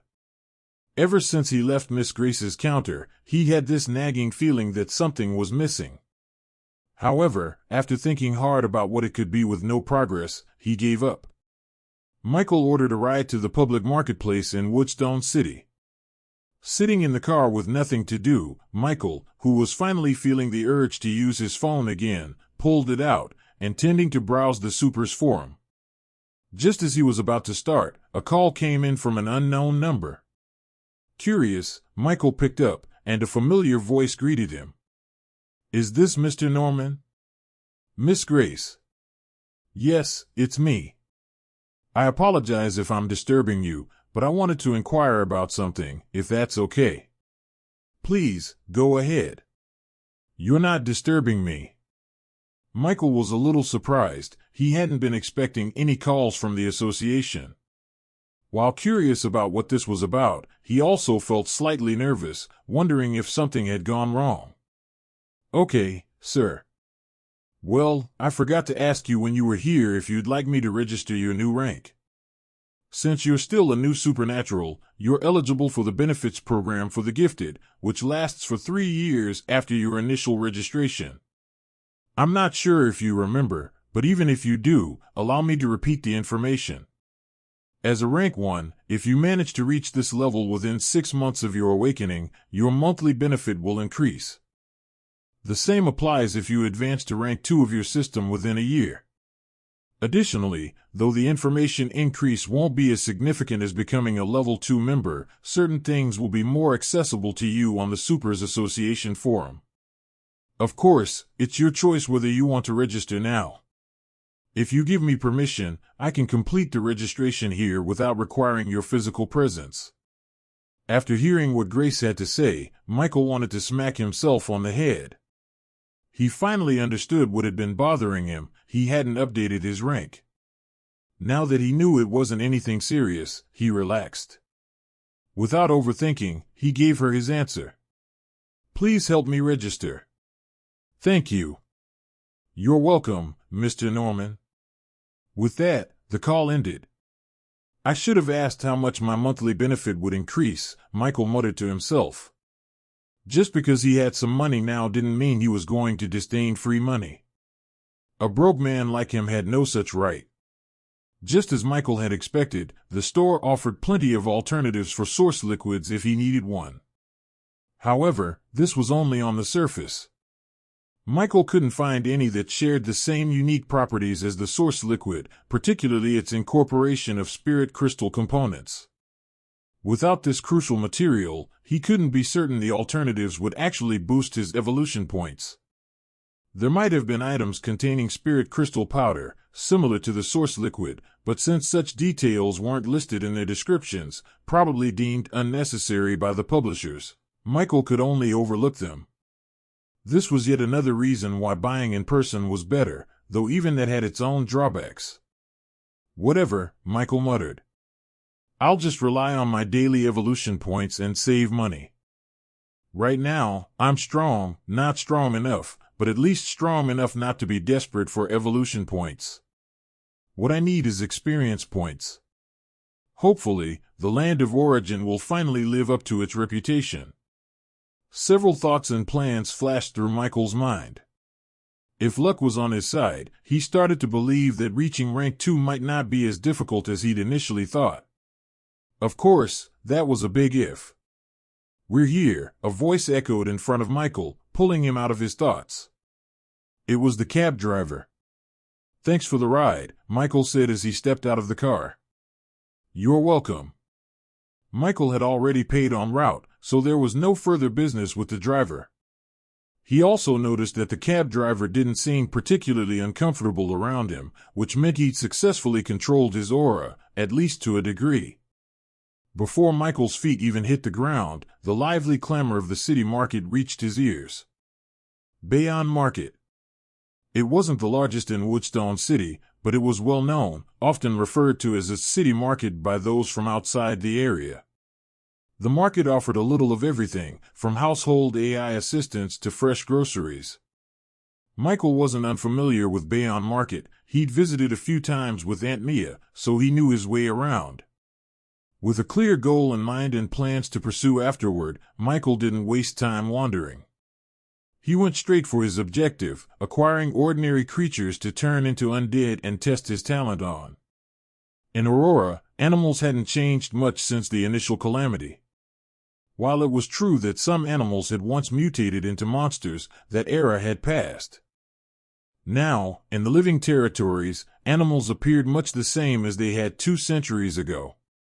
Michael spent little time in the market. He avoided unnecessary complications and headed straight to the first stall he saw that sold insects as pets. Without a specific target in mind, he simply purchased what was available: a jar of ghost ants, another containing praying mantises, and jars of crickets, blue morpho butterflies, and caterpillars. These choices weren't deliberate, just what the stall owner had on hand. For now, anything would do. Michael only wanted to test how his talent affected ordinary creatures and whether it could expand beyond the typical range undead necromancers relied on. "It'd be great if I could get my hands on the corpse of a lion or something," Michael muttered to himself. Wishful thinking, of course. It was getting darker, close to 4 p.m. in the real world. In just a few hours, Michael aimed to fill his contract slots and return to the association to sell the ones he couldn't use. His storage space was limited, and even if he could keep the corpses, they became worthless to him if Undead Revival failed. There was no point in holding onto something that had no further use. Even after the increase in storage space from his advancement, it still wasn't large enough to accommodate excess corpses. His original plan was to hunt creatures himself to fill future slots, but current circumstances didn't allow for that. At least not until noon the next day, and by then, he wouldn't even be able to fill more than 20 open slots before his daily points refreshed. Michael also wasn't rushing because of the state of the monsters if they stayed out of the freezer too long. Instead, he was determined not to let them become the obstacle that prevented him from entering civilization in the land of origin when it was now so close to him. Before leaving Bayonne Market and heading back to his hotel, Michael made sure to buy plenty of clothes for himself and his humanoid undead. He chose outfits that leaned toward a medieval style, leathers, coats, and the like, based on the impression he'd gotten from the people he saw passing through the gates in the land of origin. Though he worried that, despite his efforts, their appearance would still stand out, there wasn't much else he could do. Since he planned to move at night, he hoped the darkness would provide some cover. After buying clothes, and ignoring the suspicious looks he received while purchasing a suspicious number of women's undergarments, Michael returned to his hotel. At the reception desk, he also booked a week-long reservation after some consideration. Though he missed home, Michael found himself enjoying the freedom to go wherever he wanted, whenever he wanted, without needing to explain or worry his family. He'd return home eventually, but for now, he had goals to achieve. Back in his room, Michael took a quick bath. When he was done, he didn't forget to send a reassuring voice note to Aunt Mia via one of their shared social apps while promising to send money soon. He followed through immediately, transferring $50,000 after sending the voice note. Michael knew how she'd react upon seeing that amount and hoped she'd remember to breathe before calling him. Just as he was about to set his phone aside, 2 notifications popped up. One from his email app and the other a message from a familiar contact. I should probably reply now, right? Mira, hi, it's Mira. I'm sending this message. Again. Michael thought for a moment, deciding it would be rude to leave her hanging for so now. Michael, hi. That's fine, right? He muttered. He thought about it for a few seconds. Yeah, it's fine. Michael then turned his attention to the email, already guessing its contents. When he opened it, his suspicion was confirmed. Congratulations on your advancement, Awakener Michael Norman. As a genius and a favored individual of the Federation, we wish to show our support in any way we can. We wish you success on your journey, and as always, may the will of Aurora endure for 1,000,000 years. Beneath this message was a series of details, but the one that caught Michael's attention most was the increase in his monthly benefits. It went up by this much. $100,000. It was a pleasant surprise. For the next 11 months, he'd receive this amount each month, essentially $1 million in total. Not bad at all when he thought of it that way. If it's this much, I wonder how much it would be when I advance to rank 2. Michael didn't doubt his eventual advancement to rank 2. What he wasn't sure of was when. It could happen tomorrow if luck was on his side, or it might take 100 times longer, but he was certain it would happen eventually. The monthly benefit increase felt satisfying, and before Michael could even put his phone aside, he received an alert. $100,000 had just been deposited into his account. Apparently, it didn't matter when he advanced. Even if he collected his $15,000 monthly benefit as an unranked awakener today and registered as rank 1 tomorrow, he'd still receive the full benefits for both stages without any reductions. As expected, the Federation had money to spare. Michael had already decided how he'd use his increased benefits once he advanced again. But everything hinged on that advancement. If he didn't reach rank 2 within a year, he could forget about receiving anything further. Finally done with his phone, Michael connected it to a charger and set it aside. He then grabbed the sack containing the jars of insects. The sack wasn't large, as he'd only bought 1 jar of each type. Soon, Michael carefully placed the jars on the desk in his room. Now he faced a dilemma. How do I take them into the land of origin? Living creatures couldn't enter his storage space, even if placed in a jar. They had to be dead. Given how tiny and delicate the insects were, crushing them could easily ruin their bodies, even if he tried to be careful. He was just that storage for such a delicate task. Michael pondered this for a moment, wondering if he should have bought insecticide or something similar. Then, an idea struck him: his mana. Though Michael still wasn't well versed in magic, he wasn't a complete novice anymore. As one's mana capacity increased, so did its applications beyond just casting spells. For example, it could be used for intimidation, something Michael had subconsciously done before Grace called him out, or, in its extreme form, to kill with mana alone. Michael stared at the jars with a contemplative expression. A few moments later, he gathered the jars together and placed his hand above them. You are listening to a story on Time Drift Stories channel.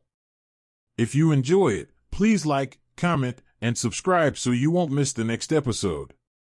Slowly, a greenish-dark aura of mana began to seep from his outstretched hand, the energy growing denser as it enveloped the jars. Inside, the insects started to panic, their movements becoming erratic. But Michael's expression remained cold, as if what he was doing was of no consequence.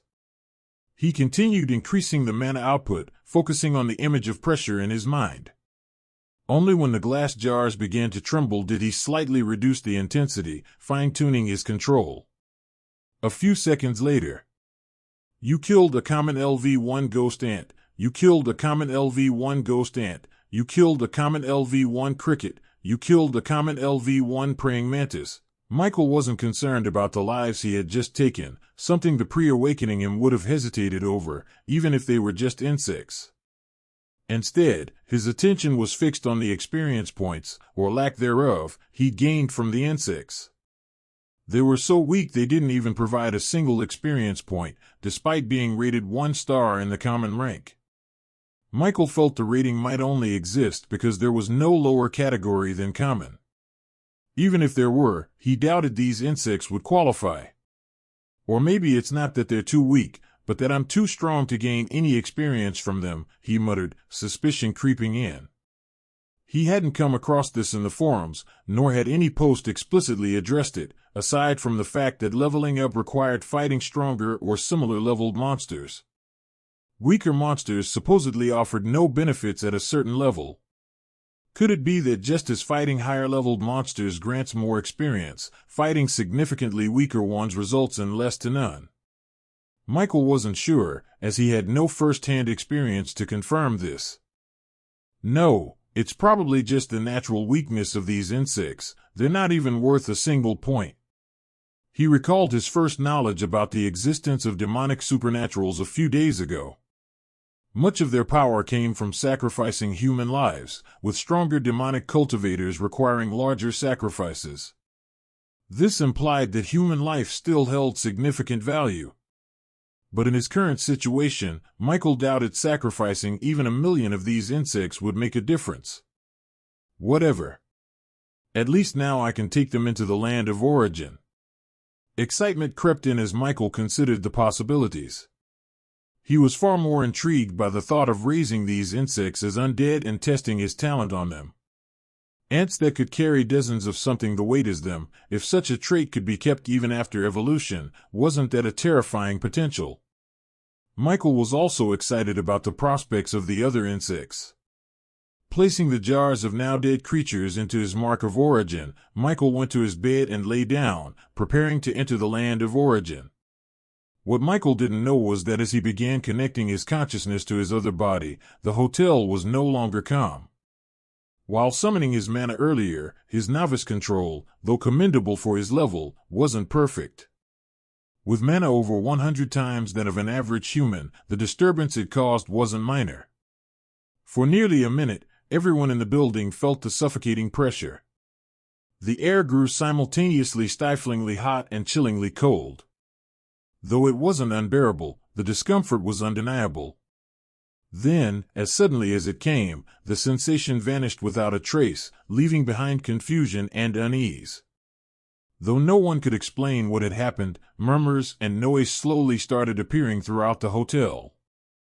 In a room near Michael, two middle-aged men with rough, weathered faces sat in tense silence. If Michael had been closer to them, even as a novice necromancer, he would have sensed the faint aura of death and necromantic energy lingering around their bodies, something he was gradually becoming familiar with. "What was that?" one of the men asked, his face grave. The room these two occupied just happened to be in the direction where Michael had outstretched his hand earlier, causing them to bear the brunt of the pressure. "I don't know, but the aura felt a lot like the man the higher-ups assigned to us." "Do you think it's him?" the other man replied, his tone laced with anxiety. "I'm not sure," the first man muttered. "But seeing as no one has come for us, it could very well be him. Maybe he's signaling us to hurry up." "You're right, but damn it, the higher-ups are treating us like cannon fodder. We're literally neighbors with a branch of the Supers Association." "That's because that's exactly what we are," the first man snapped. "Stop complaining. We're the last node in the grand plan. If we succeed, we'll get enough resources to finally advance to rank 3. His serious tone seemed to steady his companion, who nodded, their shared resolve reflected in their hardened expressions. After a brief pause, the first man continued, "Let's finish everything by tomorrow morning. Last night's work, with help from our brothers at the other nodes, brought us much closer to our goal." Then, a twisted grin spread across his face as excitement bubbled within him. "In a place like Woodstone City, there aren't many strong people. This is the day the world will finally recognize us, the superior beings. We were never equal. Never." His voice dripped with madness, his eyes gleaming with unrestrained ambition. Meanwhile, Michael remained oblivious to the danger brewing around him. To him, the hotel was no longer of any concern. He was back in the land of origin. Unlike the real world, where night had begun to fall, the land of origin remained bright, the sun still high in the sky. "The air here really does feel fresher. Or maybe it's just because I've been in the forest for days now," Michael mused aloud, taking in his surroundings. Nearby, his undead stood silently, while the organized bodies of monster corpses lay ready to serve as material for creating more undead to fill his remaining contract slots. Name, Michael Norman. Class, Adept Necromancer. Level, 15, EXP, 1094 Fan 17718, Strength, 30, 42, Agility, 41, 16, Constitution, 31, 72, Intelligence, 110, 1, Attribute Points, 30, Skills, Undead Summoning, Undead Revival, Detect, Basic Shot, Share Senses, Spearmanship, Acid Shot, Bone Spear, Slow Curse, Bone Armor, Corpse Explosion, Talent, Infinite Evolution, Class Skill, Contract Slot, 20 Fan 40, Gift, Mark of Origin. Indeed, compared to a few days ago, the Michael of now had grown stronger, and he would only continue to grow. Michael took a quick glance at his intelligence stat, knowing he'd soon need to spend a significant amount of mana again. 110, he muttered, a satisfied smile forming. Gone were the days when his agility stat could compete for the top spot. Now even agility trailed far behind. Still, Michael felt conflicted about his highest stat.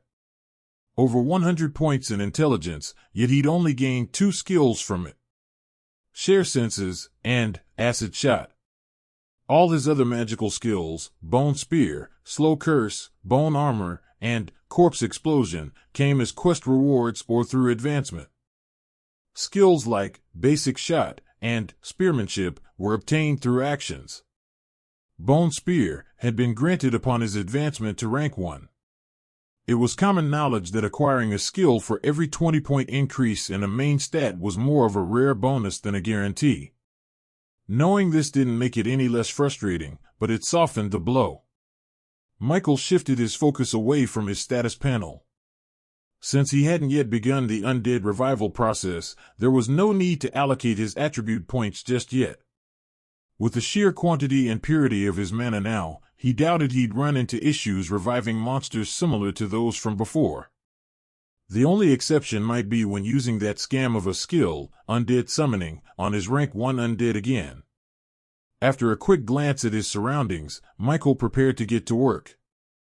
As for scouting, he didn't need to bother. Michael could simply use share senses with the undead scattered within a 100-meter radius. The ones closest to his location were Lucky and Prince, who he checked on multiple times while storing items in the land of origin. The two had stopped bleeding and looked a bit better, at least on the surface. They were fit for combat again, though they'd still perform below their peak until fully healed.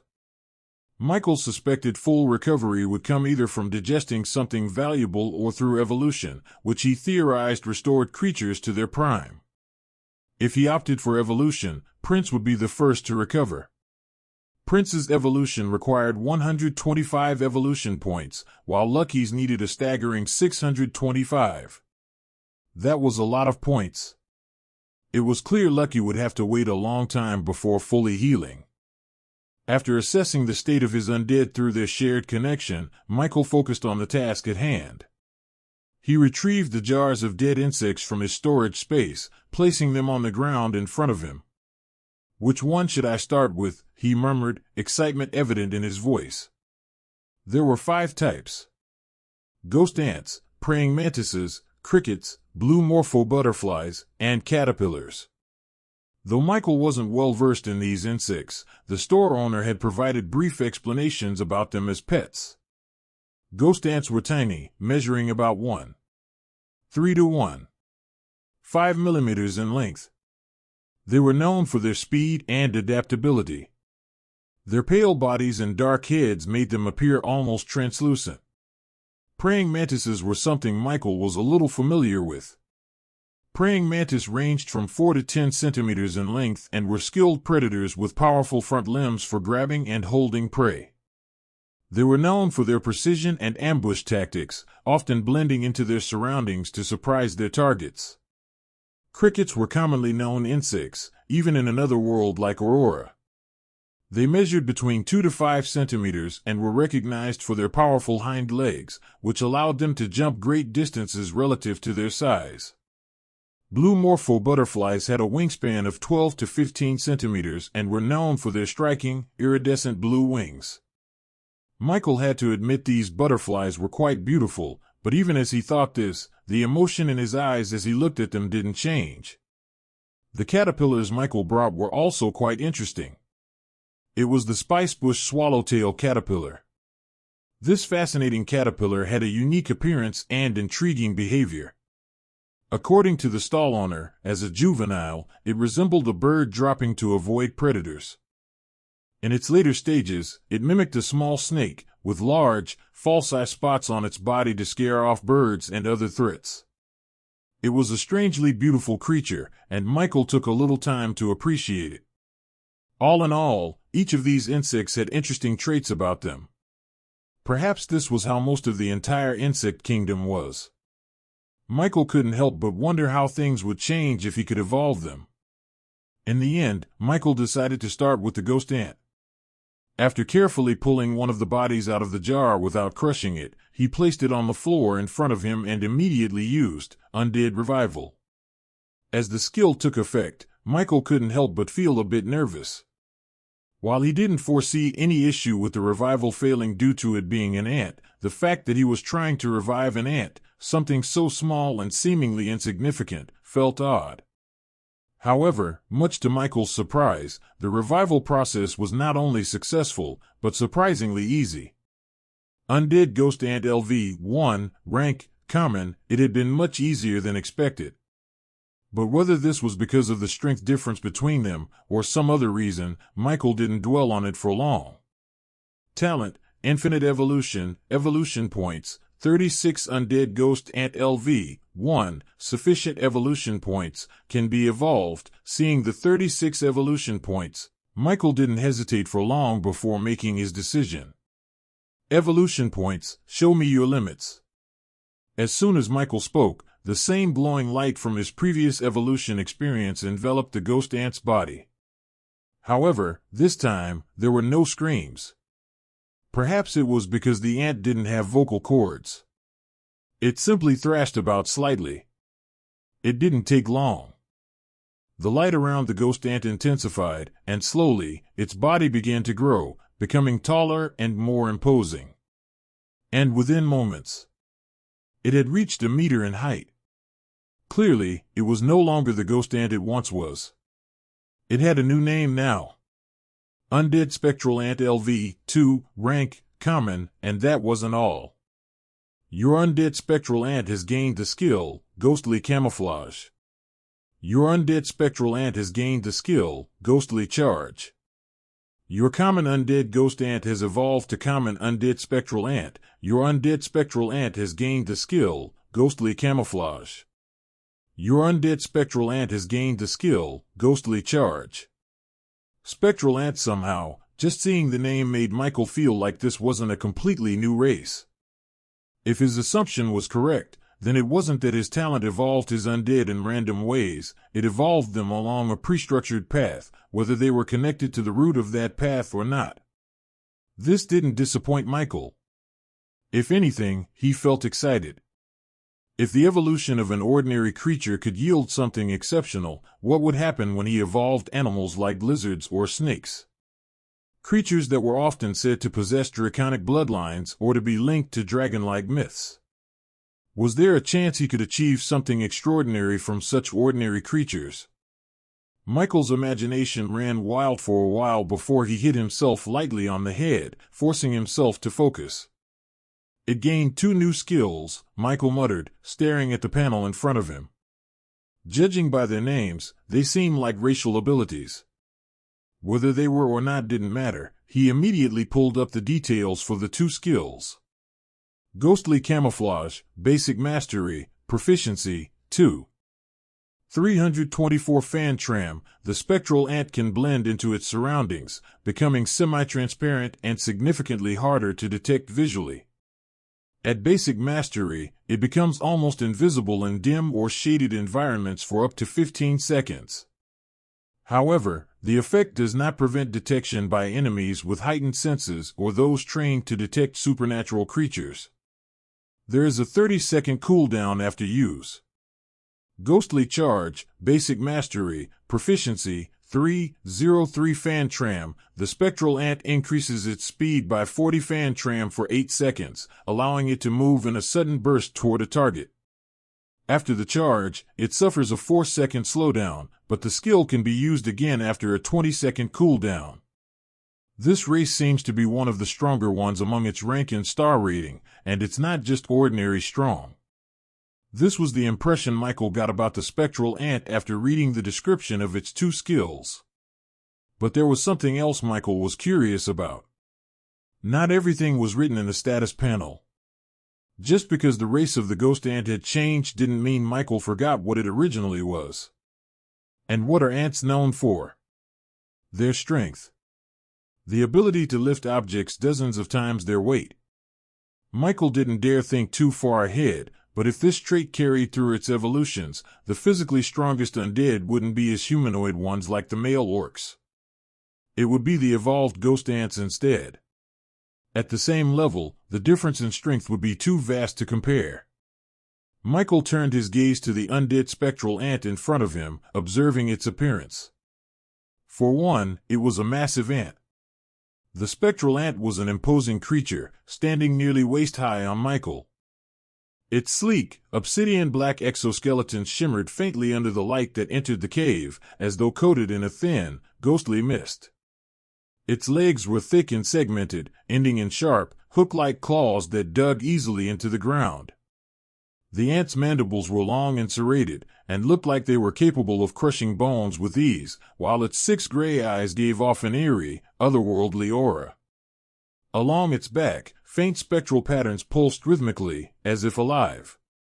Its sheer size and the aura it emitted made it look like a creature born from nightmares, an ant that had transcended its natural limits and stepped into something far more dangerous. For a common rank creature, the spectral ant appeared far beyond its classification. In fact, it looked closer to a rare rank creature than some of Michael's other undead. The ant's appearance stirred another thought in Michael's mind. Ants were social creatures, queens, kings, soldiers, workers. They had a structured hierarchy. The spectral ant didn't seem like an ordinary common rank being. If it belonged to a colony with such a system, then maybe. Nah, I'm overthinking this. I don't even have an epic grade undead yet. Pointless to dwell on it, Michael muttered, shaking his head. Refocusing, he decided to test the ant's strength. To avoid damaging the cave, which he planned to reuse, Michael stepped outside. What he discovered left him speechless.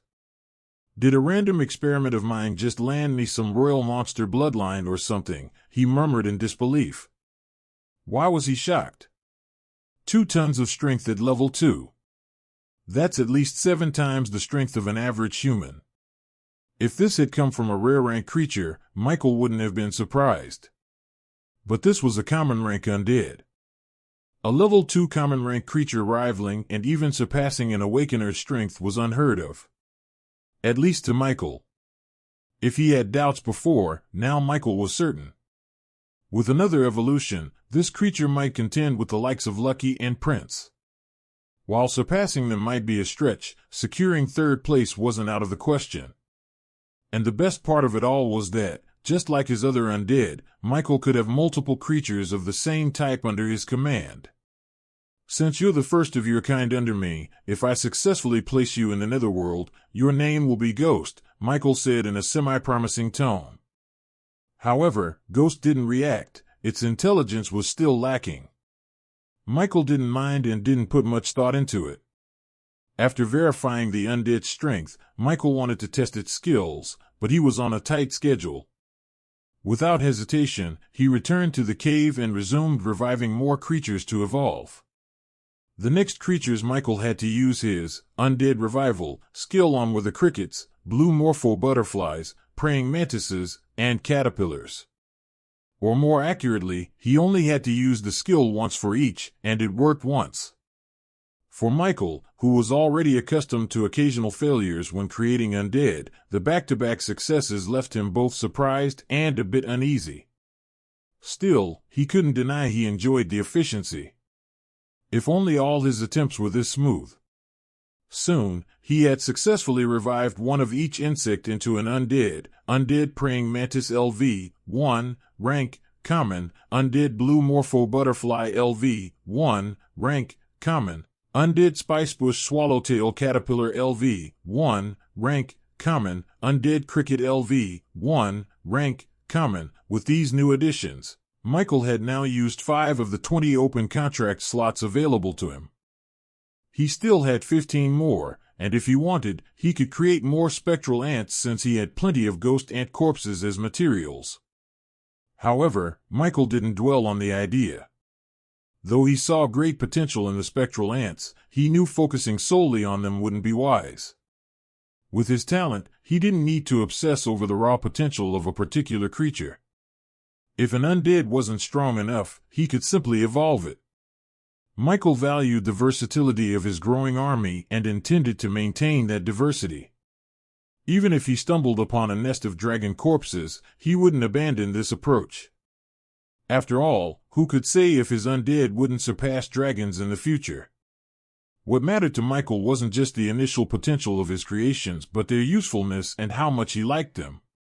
For instance, while the spectral ants could overpower male orcs in physical strength at the same rank, their bodies made them less flexible in battle. They also couldn't replace the female orcs as they couldn't cast magic. Each undead had its pros and cons, and Michael's goal was to be a jack of all trades. And if possible, master of all as well. He wanted undead for the land, skies, and even the seas. A single outstanding undead type wouldn't change that plan. After all, he wasn't a specialist necromancer, and he preferred it that way. Michael's attention remained fixed on his new undead. Though he could evolve them all at the same time to save effort, he decided to take his time and evolve each one individually to better understand their unique evolutions. Since there were 4 undead to evolve, Michael chose one at random to start. Undead Praying Mantis LV. 1. Rank, Common, evolved to Common for 1 evolution point. The familiar scene of his undead emitting light appeared again. Michael observed carefully and watched as changes started to manifest on his undead praying mantis.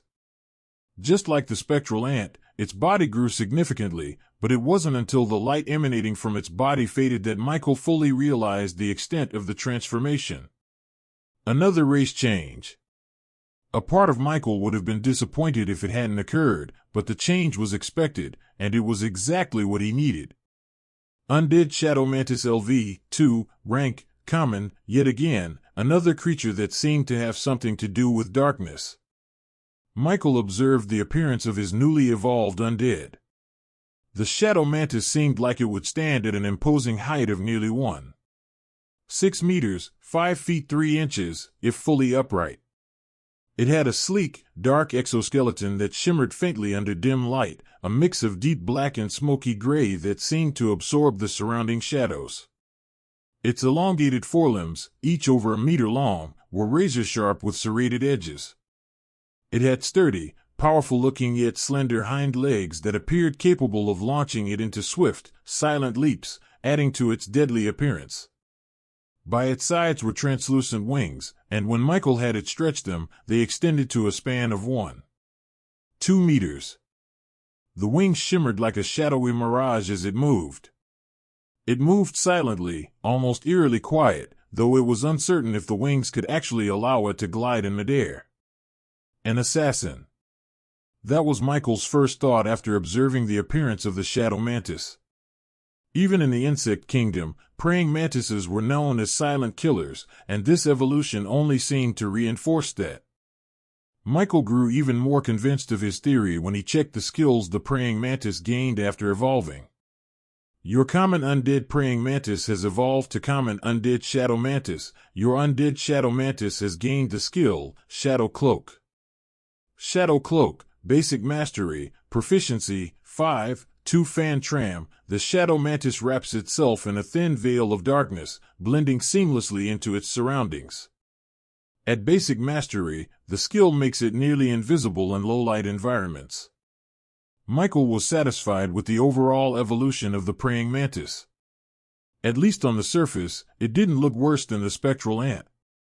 However, like the previous one, it also needed a field to showcase how useful it was. Michael had the shadow mantis leave the cave and watched in awe as it silently seemed to disappear away from him.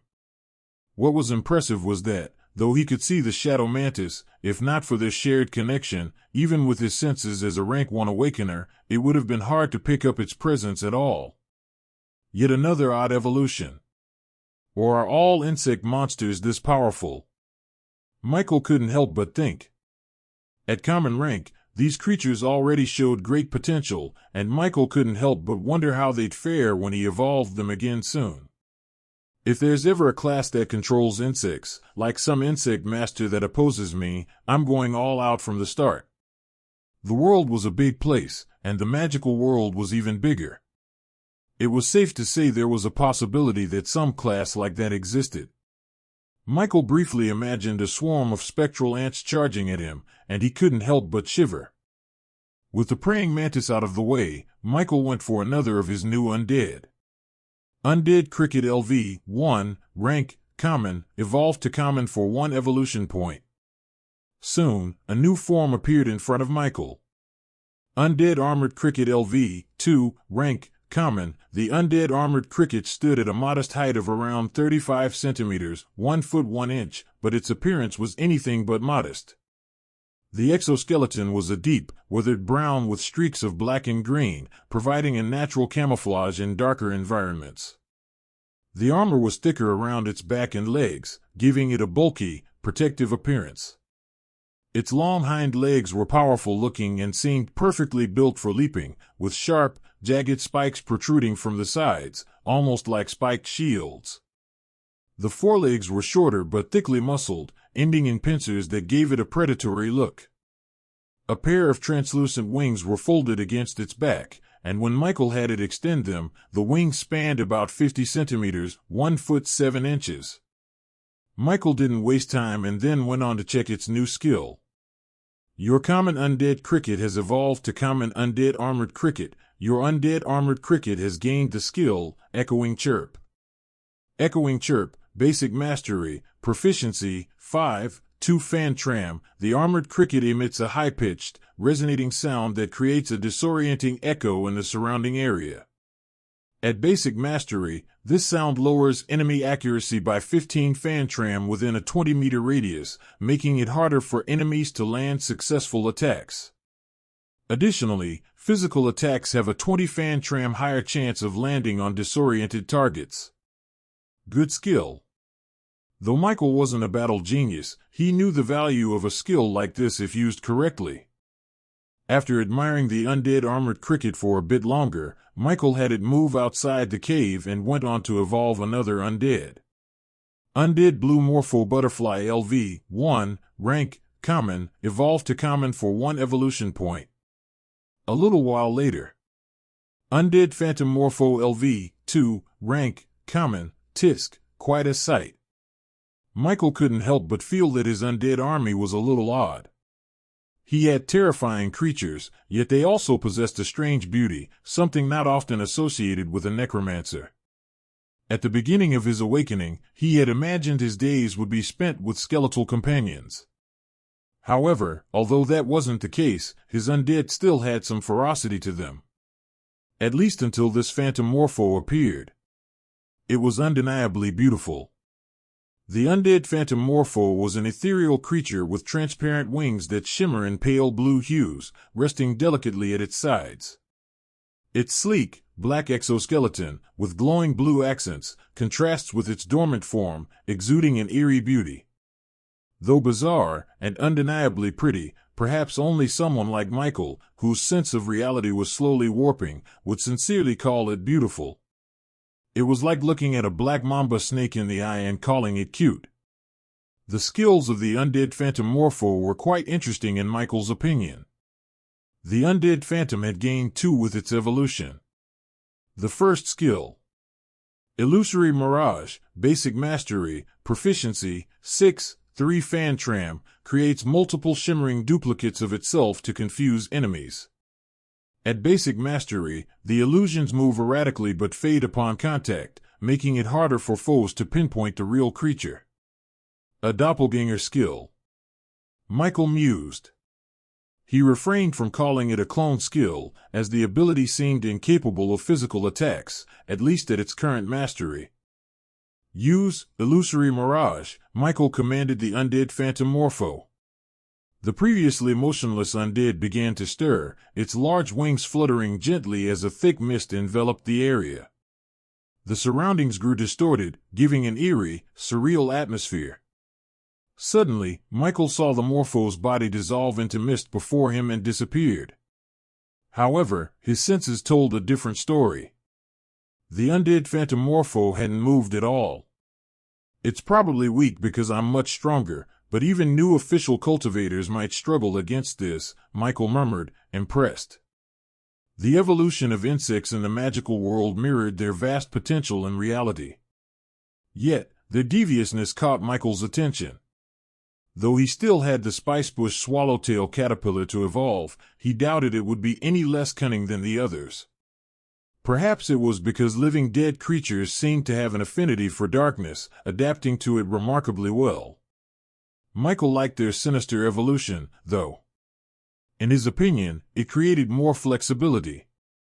However, though he liked the evolution of the insects quite much, he was a necromancer, not an insect master, if such a class even existed.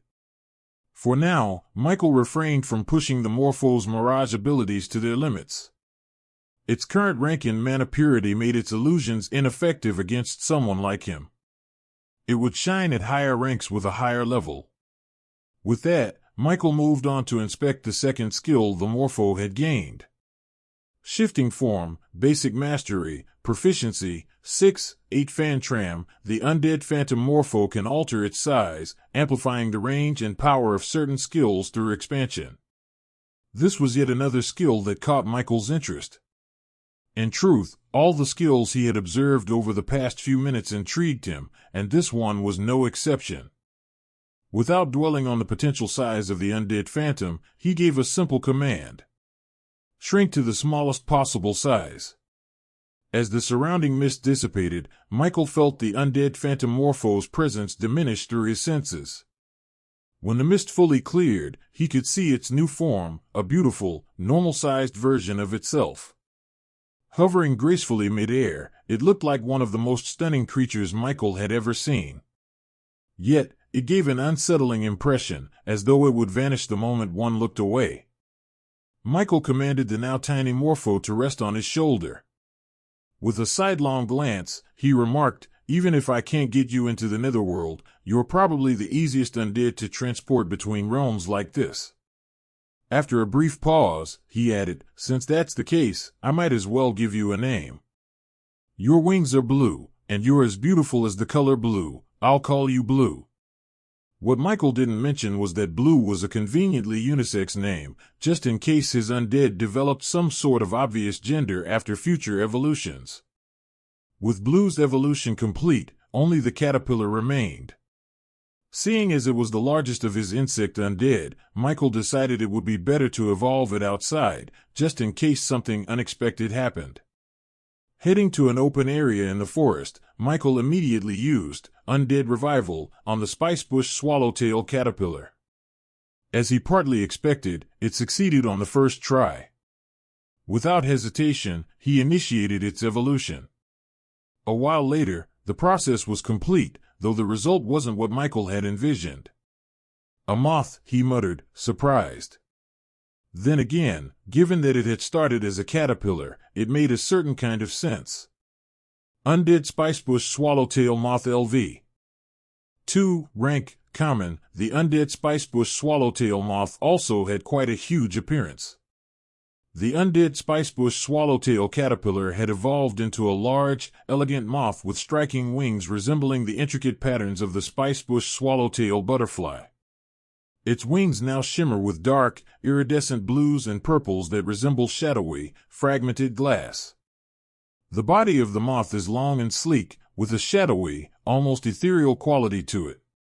Its abdomen is armored with faint, skeletal plating, and its antennae are sharp, flicking with an unsettling motion.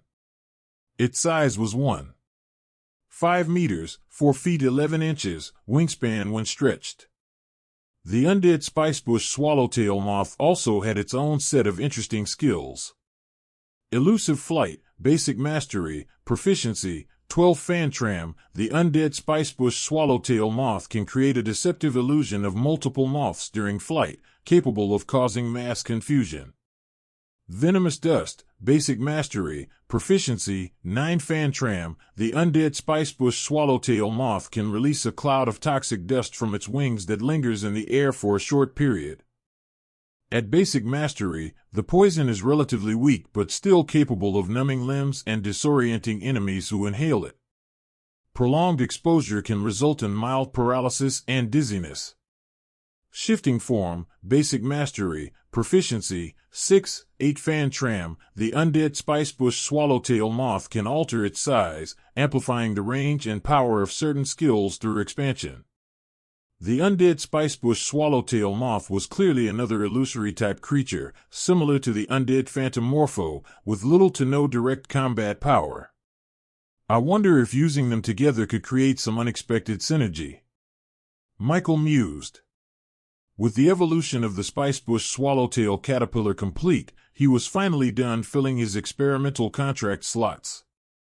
Now, it was time to focus on other tasks, such as filling his remaining contract slots and, perhaps, dressing up his naked orcs. The undead spicebush swallowtail moth was named Purple by Michael, following a similar thought process to when he named Blue.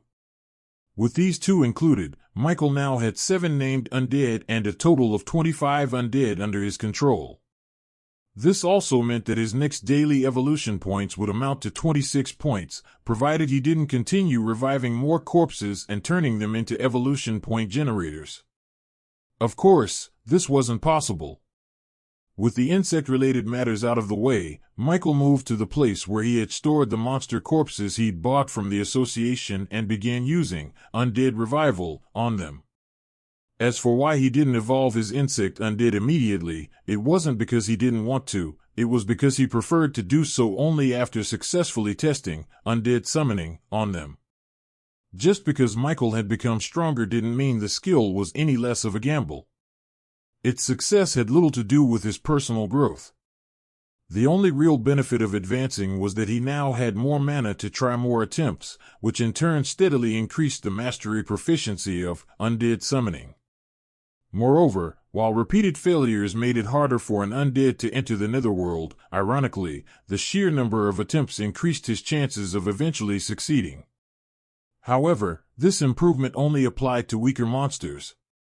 When it came to monsters of a similar level or those at high ranks, Michael's odds were no better than they had been back when he was still unranked. This was why he had felt somewhat reluctant when he evolved his undead into rare-rank creatures, which automatically advanced them to rank 1 without first being sent to the netherworld for his advancement quest. However, he had done what he could at the time, which was why he now had 13 undead residing in the netherworld that he could summon and dismiss at will. All of this contributed to Michael's reluctance to rush into evolving his undead into rare-rank creatures, as doing so would automatically push them into rank 1. Thereby making them harder to send to the netherworld. For now, he preferred that they serve as reliable evolution point providers before they either succeeded in entering the netherworld or met some other criteria that warranted their evolution. After resolving the issues regarding his undead insects, Michael resumed using Undead Revival, this time on creatures that weren't insects. However, after failing twice in a row, he felt a mix of mild frustration and unexpected relief. He really needed that dose of humility. Thanks to his constant success with the insect undead, his mindset had been shifting in an unbalanced direction. Truly, failure is a necessary part of success, Michael muttered, having this strange yet grounding thought. Despite the minor setbacks, he didn't stop using Undead Revival, and after a few hours of effort, he finally managed to fill all his contract slots. Name: Michael Norman. Class: Adept Necromancer. Level: 15. EXP: 1094. Fan: 17,718. Strength: 30. 42. Agility: 41. 16. Constitution: 31. 72. Intelligence: 110. 1. Attribute points: 30. Skills: Undead Summoning, Undead Revival, Detect, Basic Shot, Share Senses, Spearmanship, Acid Shot, Bone Spear, Slow Curse, Bone Armor, Corpse Explosion, Talent, Infinite Evolution, Class Skill, Contract Slot, 40. Fan 40, Gift, Mark of Origin. Even now, Michael only felt mildly exhausted, with a relatively drained mana pool. Yet, despite all this, he still had enough mana to continue if he wanted. All of that without needing to touch his attribute points. Evidently, his intelligence stat, now over 100, was showing its merits. Now, I just need to use Undead Summoning on some of the undead, get more of them into the netherworld, and then start evolving them. The plan ahead wasn't too complicated, but it wasn't something for now. First, it's time to head back to the real world and sell off these corpses. Since his storage space wasn't vast enough to keep everything, nor was he planning to camp out in the wilderness like a cave dweller just to guard corpses when he had civilization so close to him. Besides, the wilderness wasn't exactly a freezer or corpse preservation zone. Sooner or later, even monster bodies would start to rot, which, in Michael's eyes, was practically throwing money away. They needed to go back to where they belonged, the association. It wasn't always about the money. Yes, definitely not always about the money. Before heading back, however, there was something Michael wanted to do first: equip his undead like a proper boss would. Using the connection he shared with them, Michael summoned all his undead within a 100-meter radius, excluding the wolves, to an open area in the forest. He then summoned his other orcs from the netherworld. The sight that greeted him almost blinded him. With naked bodies gathered around him, and certain parts blatantly exposed, it looked like some questionable activity was taking place in the middle of the forest. Though it didn't seem entirely necessary, Michael had the orcs wipe themselves down using body wipes he had bought at Bayonne Market before dressing and equipping them. Once they were somewhat cleaner, he divided the clothes he had bought among his undead, distributing them based on their genders. Unfortunately, to prevent the clothes from being torn apart and to ensure they wore them properly, he had to personally supervise the process. Thankfully, none of them completely destroyed their outfits. Looking at his orcs, who resembled humans aside from a few obvious non-human features, Michael found himself fascinated for a moment. After dressing up the orcs, he set the female ones aside and focused on equipping the male orcs with the armor he had purchased from the association. During this time, he also took a moment to clean himself with a body wipe in the land of origin and changed into a fresh set of clothes. By the time he was done, the male orcs had finished equipping themselves with their new armor. In an instant, not only did their appearance points shoot up, but they also exuded a fierce and commanding aura. Titan's Aegis, rank, rare, type, heavy defensive armor, adapts to fit the wearer, providing unparalleled physical defense. Grants moderate regeneration, restoring health gradually over time. The description made the armor seem like a mythical rank item rather than a rare rank one. Michael had to admit, though, it looked incredibly sturdy. Also, it looked cool. And most importantly, it covers the entire body. As long as they're not asked any questions or take off the armor, they won't be recognized, right? The Titan Aegis was a full set of armor. While it lacked a helmet, it came with a robe-like hood and a nose mask that concealed half the face. With the armor perfectly adjusting to the orcs' humanoid bodies, Michael believed that by covering the rest of their faces, their race would remain undetectable even up close. Already, it was difficult to distinguish the orcs from unusually tall humans when their hoods were pulled low. Compared to the intimidating male orcs, the female orcs looked almost maiden-like in their human-style dresses. Michael had tried to match their sizes based on his impressions, opting for a classic fashion sense, which may or may not have turned out well. It's ironic, but the ladies might have to stay as cave dwellers for a while. No way I'm taking them to civilization like this, Michael muttered. Unless, of course, he equipped them with armor too, which, fortunately, he still had plenty of. However, this was a problem for his future self, one that he'd address after returning to the real world. Then, he'd attempt another round of undead summoning, followed by evolving whatever undead he summoned and dismissing them to the netherworld. Thinking of his plans, Michael glanced at the talent section of his panel. Talent, Infinite Evolution, Evolution Points, 31 points. A decent stock, easily replenished tomorrow thanks to his full 40 contract slots. With these points, Michael could evolve several rare rank 1 undead. The thought pleased him, though it lacked the thrill he once felt when he first unlocked his talent. Back then, evolving to even 3 common rank undead had been exciting. Now, advancing to rank 1 only brought satisfaction, not elation.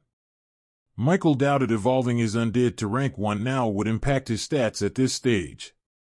Only key undead like Lucky and Prince would offer substantial growth now. The feedback system had its nuances. For necromancers, the stronger an undead, the greater the feedback, so long as the vessel receiving it could handle the overflow. It was like pouring water into a cup. A small vessel overflowed quickly, limiting growth, while a larger one could absorb more before spilling. Similarly, Michael's vessel, himself, had grown stronger, a larger cup requiring greater feedback to see significant growth. After taking one last look around to ensure he hadn't missed anything and dismissing the undead he could back into the netherworld, Michael reconnected his consciousness to his body in the real world. Soon, a pair of green eyes opened in a well-lit room. When Michael had left the land of origin, it was already getting quite dark.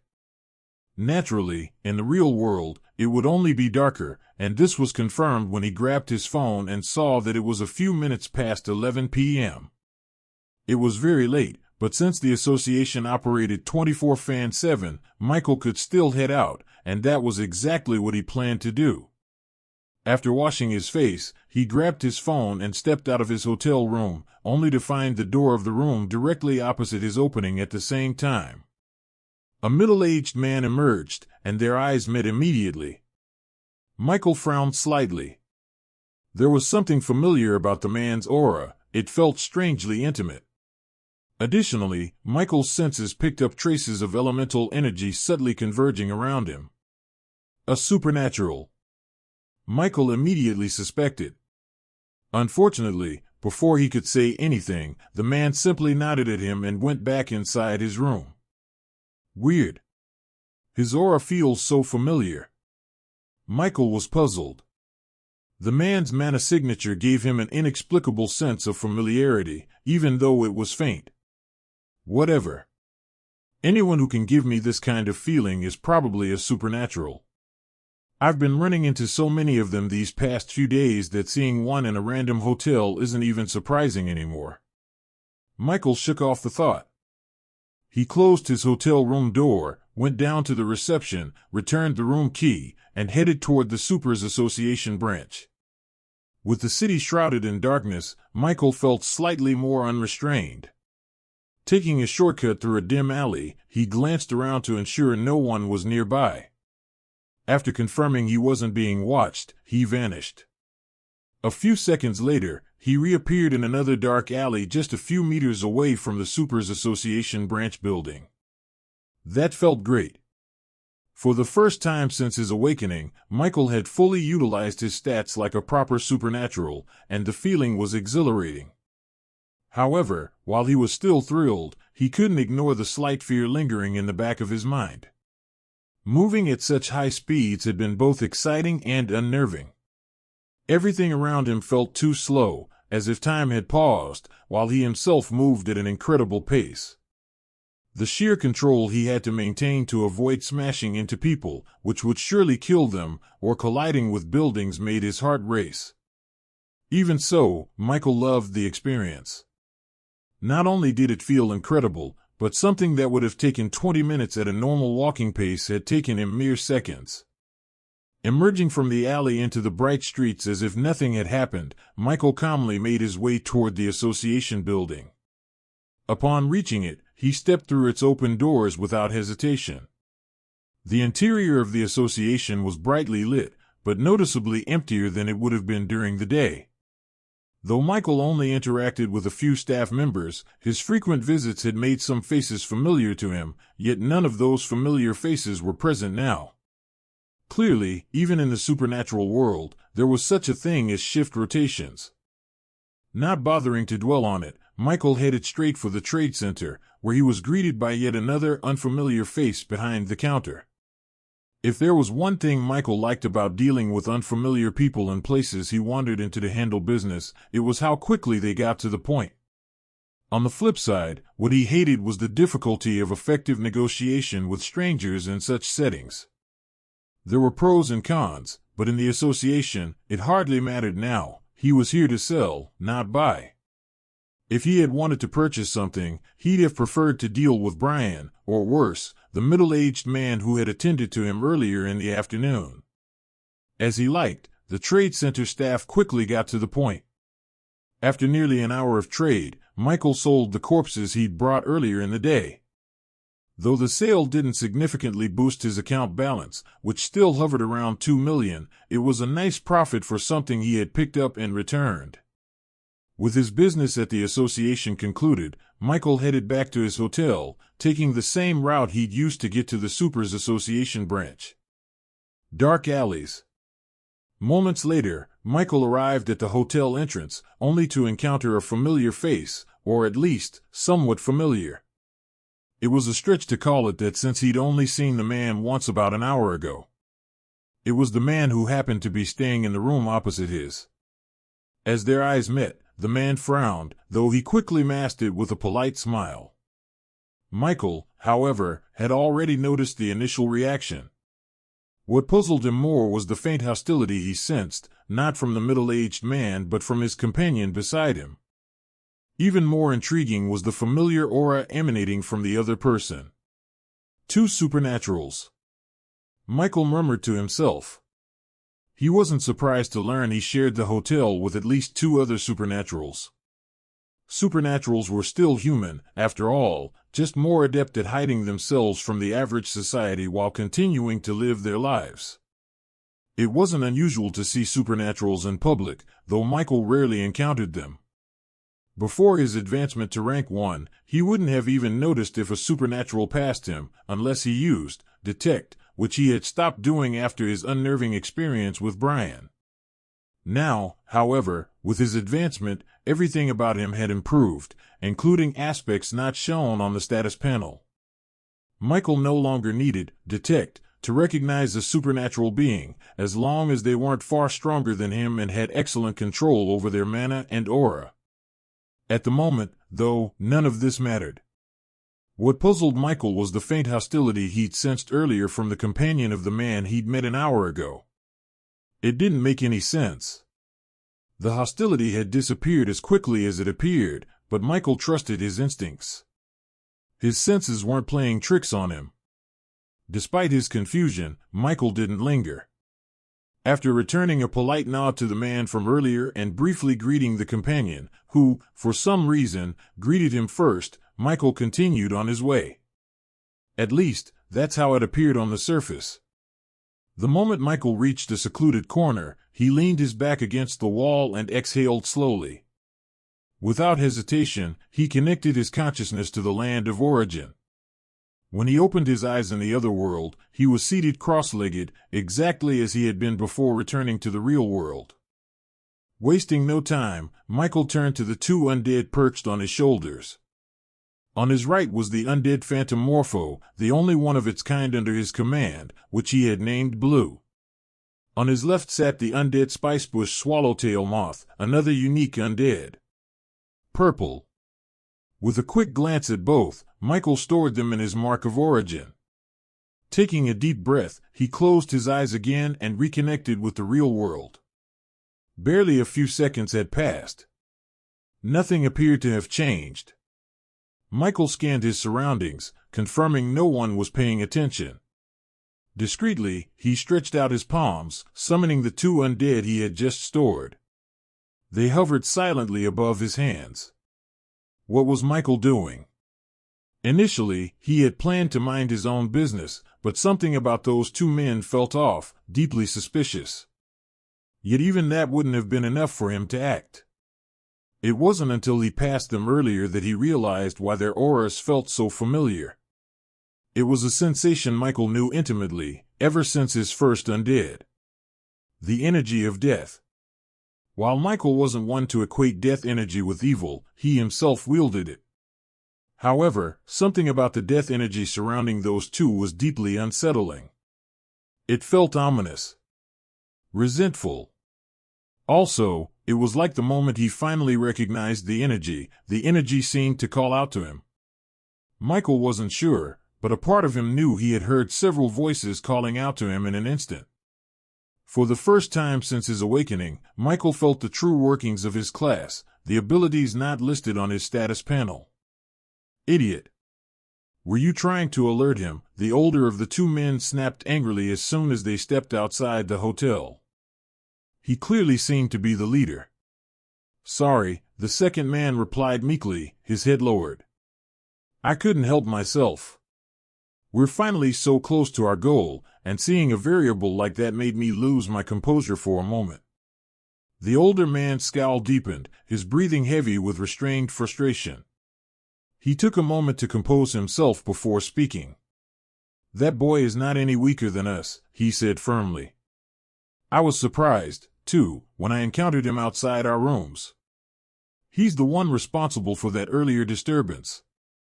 I don't know why his mana signature is so similar to the man the higher-ups assigned us, nor why he doesn't bother fully suppressing his mana. But listen to me, he's a strong variable. Didn't I tell you to be cautious around him?" "I'm sorry," the other man murmured again, guilt evident in his tone. "Just be careful. I know how excited you are about advancing and your hatred for these so-called modern cultivators who choose to be controlled like lambs instead of reigning as kings, but tonight is critical. We can't afford any mistakes. Understand?" "I understand," the second man said quietly. "But still. That boy. He looked so young yet so powerful. Do you think he's an awakener?" "I doubt it. He seems too old. If he were an awakener, someone his age would be able to crush us effortlessly. I wouldn't have even sensed his mana unless he wanted me to. It's better not to dwell on it. He's likely just some prodigy from a powerful force." "More like a drug-enhanced prodigy," the other man muttered under his breath. "Whatever he is, he's none of our business," the leader replied coldly. "Besides, he'll be dead soon enough." The two men didn't even consider the possibility that Michael was one of the rare new awakeners who had recently passed their ceremony. Unlike Grace, who worked within the Supers Association, these men were clueless. But even Grace had thought of Michael's progress to be extremely fast. To the duo, however, Michael was simply a strong youth with a vaguely familiar aura. Death was often associated with evil, treated as though it were inherently bad. But it wasn't. To put it simply, it was just another part of life. All things eventually came to an end. Even immortality was a fallacy, unless, of course, one was a true god. Of course, such lofty philosophy was far from Michael's current understanding. Even as a necromancer, he still viewed death as a bad thing. A true practitioner of death would embrace it fully. Then again, that was a true practitioner. Anyone could practice something and excel at it, but grasping its true essence was rare. Without systematic training or mentorship, almost everything Michael knew about the supernatural was self-taught. Even now, he wasn't certain if death energy was the correct term, but sensing the familiar aura between him and those two men made it feel appropriate. Michael had read on forums that the panel only awakeners could see served more as a summary of one's abilities than a comprehensive list. Now, he fully understood a part of it. Nowhere on the forum did it mention that an awakener necromancer could hear voices from something as ethereal as energy. Why does their energy feel so evil? In truth, Michael already had an inkling of why that might be the case. He simply didn't want to accept it.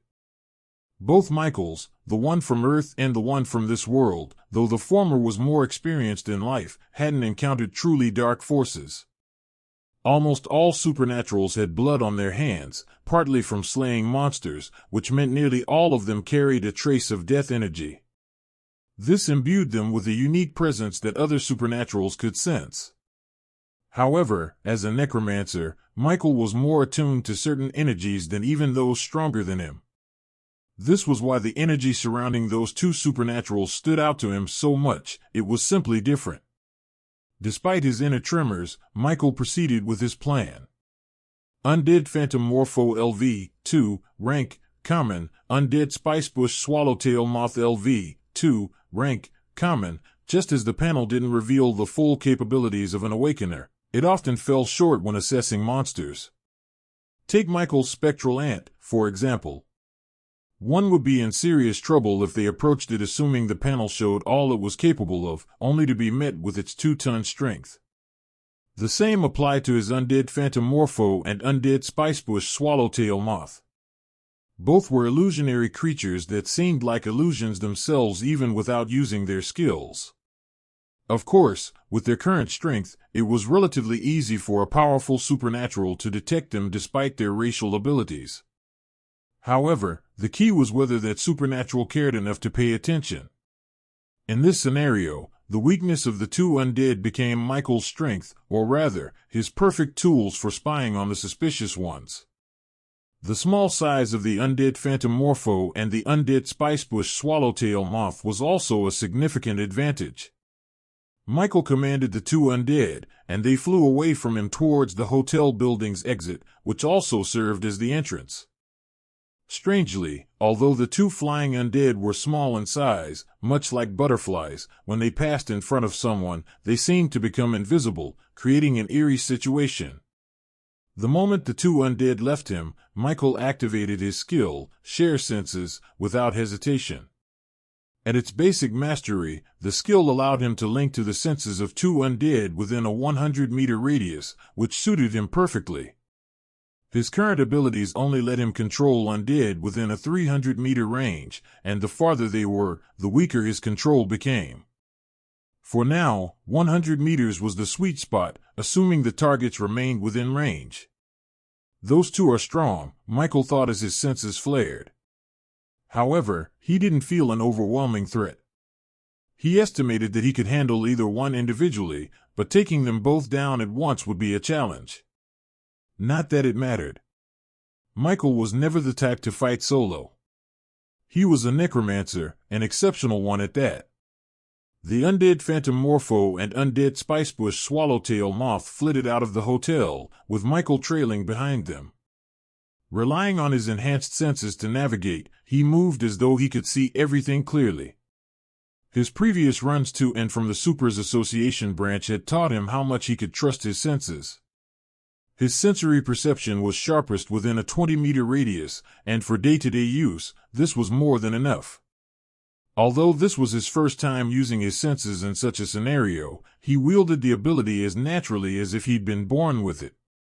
By moving in sync with his undead, Michael ensured he stayed within the optimal range where Share Senses worked seamlessly. It had been more than 200 years since the Dark Age, when monsters reigned and demonic supernaturals ran rampant. Now, 2 centuries later, the world was far more at peace and had even surpassed its pre-Dark Age state in terms of technological and societal advancement, or so most people in Aurora believed. However, only a select few knew the truth. The dangers of the past hadn't disappeared. If anything, they had grown stronger. Most ordinary citizens didn't even know what a demonic cultivator was. This ignorance was largely due to the Federation's efforts to keep such matters under wraps, often attributing incidents involving demonic cultivators to sudden cracks or crack outbreaks, much to the frustration of the demonic faction. Even after 200 years, Aurora remained divided into 3 main factions: the righteous faction, the demonic faction, and the neutral faction. However, in reality, traces of each faction could be found within the others. The Federation was the public representative of the righteous faction. Though primarily focused on protecting the innocent and maintaining order, some members secretly engaged in practices considered morally gray. The demonic faction, despite its foundation in chaos and the pursuit of power through darker means, had individuals who adopted more moderate methods. Some even harbored twisted yet righteous tendencies. The neutral faction, dedicated to maintaining balance, often housed individuals with personal ties to both the righteous and demonic factions. These crossovers made the political landscape of Aurora complex and fraught with hidden agendas. All of this was far removed from Michael's current concerns. His future remained unpredictable, but tonight would mark the first time he dabbled in the deep waters of his new world. If there was one thing demonic cultivators sought, it was power, and the freedom to wield it and get it without restraint. They saw themselves as superior beings, destined to rule, submitting only to the stronger fist. Yet, they lived worse than the weak they so despised. Since their emergence, demonic supernaturals had been suppressed repeatedly, their struggle resembling that of hyenas against lions. However, after years of suppression and enduring defeat, they were finally ready to return in force. It took Michael some time to adjust to the vision of his undead phantom morpho and spicebush swallowtail moth. Though still limited to a monochrome world, connecting to their sight felt like viewing the world in 360 degrees through countless cameras. The dual connection made it even more disorienting. Fortunately, Michael's high intelligence provided him with the computational power to handle it. After a while, he managed to make sense of the dual vision filled with multiple angles. Fortunately, it seemed the suspicious duo's activities were confined to the hotel's surroundings, not far away.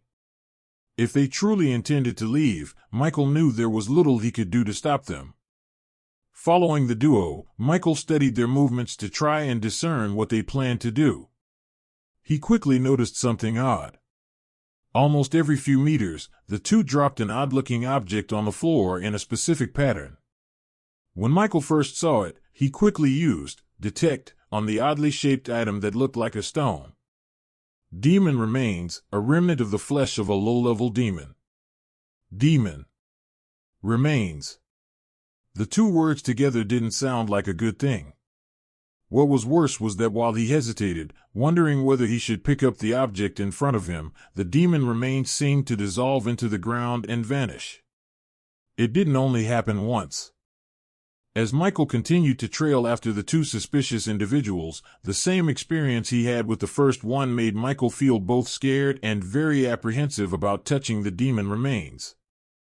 It didn't really seem like a bright idea to touch them, but it also didn't seem like a good idea to let those two continue, as it was clear they weren't up to any good. At least, he didn't see anything good from their actions.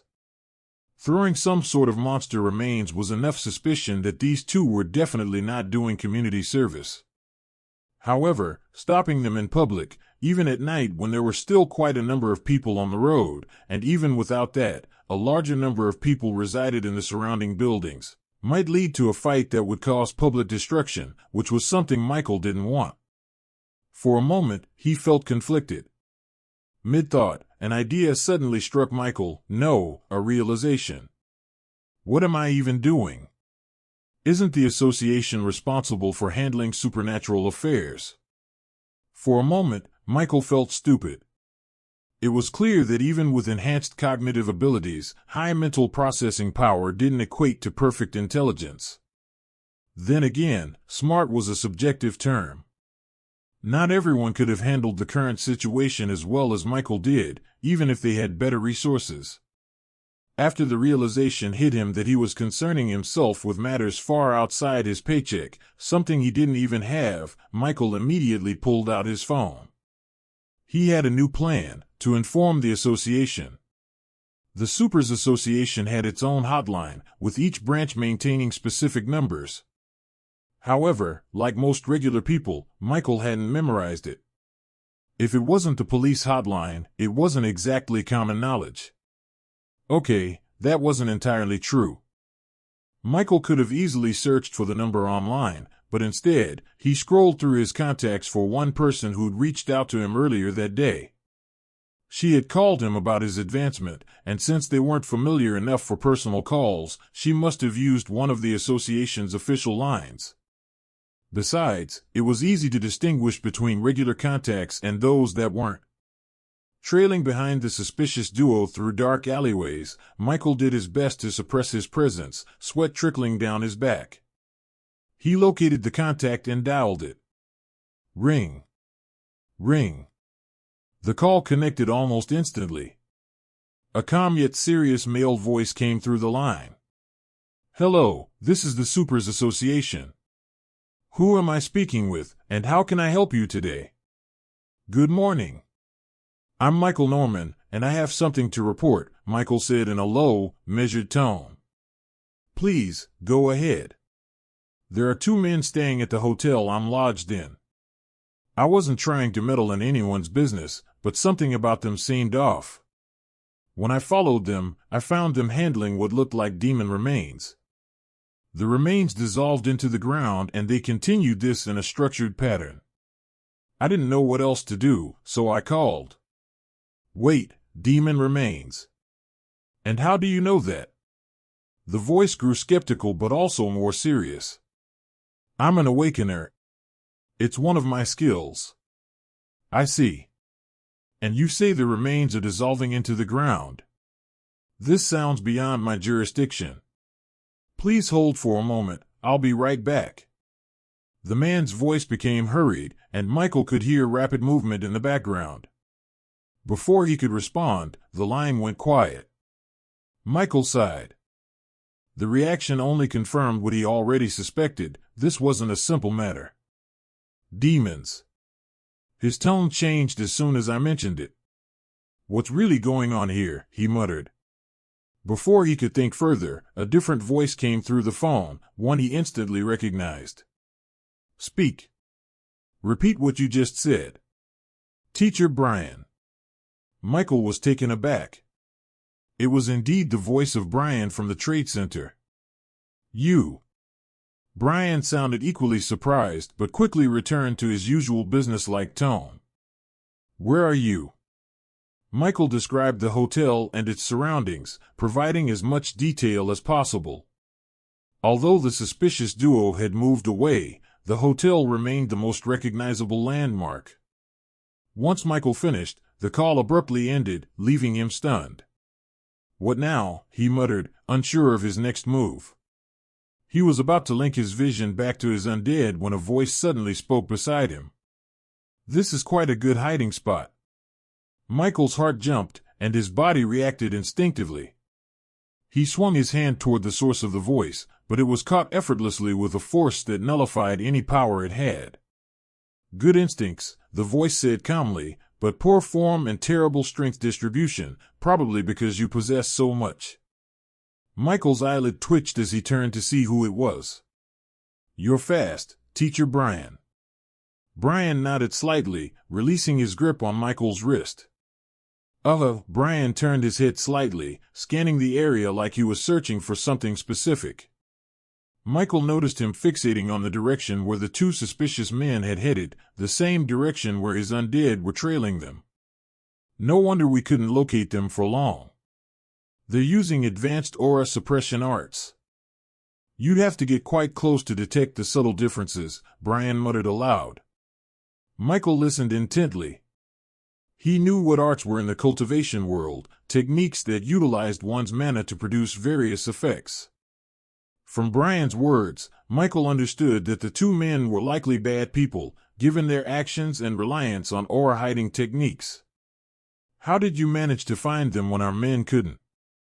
Brian asked, his tone curious. Michael hesitated, confused about why they weren't pursuing the suspects immediately. Their aura. It felt very ominous. Ominous. In what way? It felt resentful. The death energy around them didn't seem like something you'd get just from killing monsters. Brian narrowed his eyes. That depends. After all, not every monster comes from a crack. Michael blinked, puzzled by the cryptic response. Just continue, Brian urged, his tone brisk. Michael adjusted his thoughts before speaking. The death energy around them, he began, pausing under Brian's intense, unreadable gaze. It spoke, and for some reason, I knew it didn't come from monsters. It came from humans. Then they're demonic cultivators. Michael's eyes widened in shock. He'd suspected something dark about the duo but didn't dare to conclude. Now, learning they were part of a group responsible for nationwide crises and mass sacrifices 2 centuries ago left him shaken. Brian didn't give him time to dwell on the revelation. Interesting method you've got there. But don't be too quick to assume someone's guilty just because of what you sense. As an awakener, I'm guessing your class allows you to detect certain things others can't, but it still depends on you to discern what is actually as it seems. Michael frowned. But you just said they're demonic cultivators. Isn't it possible you're wrong? Oh, I'm not wrong. Brian raised his hand toward the sky, and Michael, puzzled, followed his gaze. What he saw made his breath catch. The sky was riddled with cracks. Familiar cracks that Michael was all too familiar with. They were dimensional cracks. And looking at their appearance, they were corrupted cracks. Worse, their corrupted edges tinged with a faint red glow. A clear sign of an impending crack break. To think, even after all our efforts, they'd still succeed. Those damned demons, Brian muttered bitterly. Can't we stop it? As long as nothing comes out, there's still a chance, right? Michael asked, his voice tinged with urgency. He wasn't naive. He didn't know why cracks would suddenly appear in the sky, but he understood the stakes. If those cracks broke, half the city, if not the entire city, would fall. The chaotic energy in the sky intensified, growing from a faint hum to levels surpassing what Michael had felt even near a level 2 crack. Michael hastily linked his senses to his undead phantom, Morpho, and his undead spicebush swallowtail moth. His heart sank as he saw what they had discovered. The two men had activated a magic circle in a secluded alley while Michael was distracted, speaking with the association. It was obvious everything had been planned in advance and Michael hadn't been able to stop it. No wonder Brian hadn't bothered chasing them, it was already too late. There's nothing you can do to stop a dimensional crack from opening, except. Michael interjected sharply, desperation evident in his voice. Brian wasn't offended. Instead, for the first time, Michael saw a clear expression on the man's face, one of yearning. Except if you were a god, Brian said quietly. Stopping a crack. You are listening to a story on Time Drift Stories channel. If you enjoy it, please like, comment, and subscribe so you won't miss the next episode. It's a natural disaster. To go against nature, you'd need to be as strong as it. Michael fell silent, his mind racing. If there were a god in Woodstone City, they would have already stopped this. He also didn't ask why Brian was so calm in the face of catastrophe. Michael had his own guilt and worries to bear. Guilt for not acting sooner and fear for his family. The cracks in the sky stretched so much that he could tell they were already dangerously close to the area where his aunt and cousin lived. For a moment, Michael felt paralyzed by the weight of it all. Then Brian's voice broke through his thoughts. You might feel guilty for not acting sooner, but your actions wouldn't have changed much. Even if you'd stopped those two, you'd have only delayed a few cracks or prevented a handful of stronger monsters from appearing. The outcome would still be the same. Brian's eyes narrowed, his tone sharp. If you want to blame someone, blame the Federation. As the two conversed, the streets gradually filled with people. The sight in the sky was impossible to miss.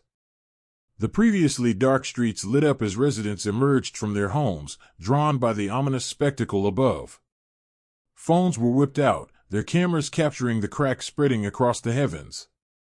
Michael watched it all unfold, a sinking feeling settling in his chest. He partly understood something then. This city was halfway doomed.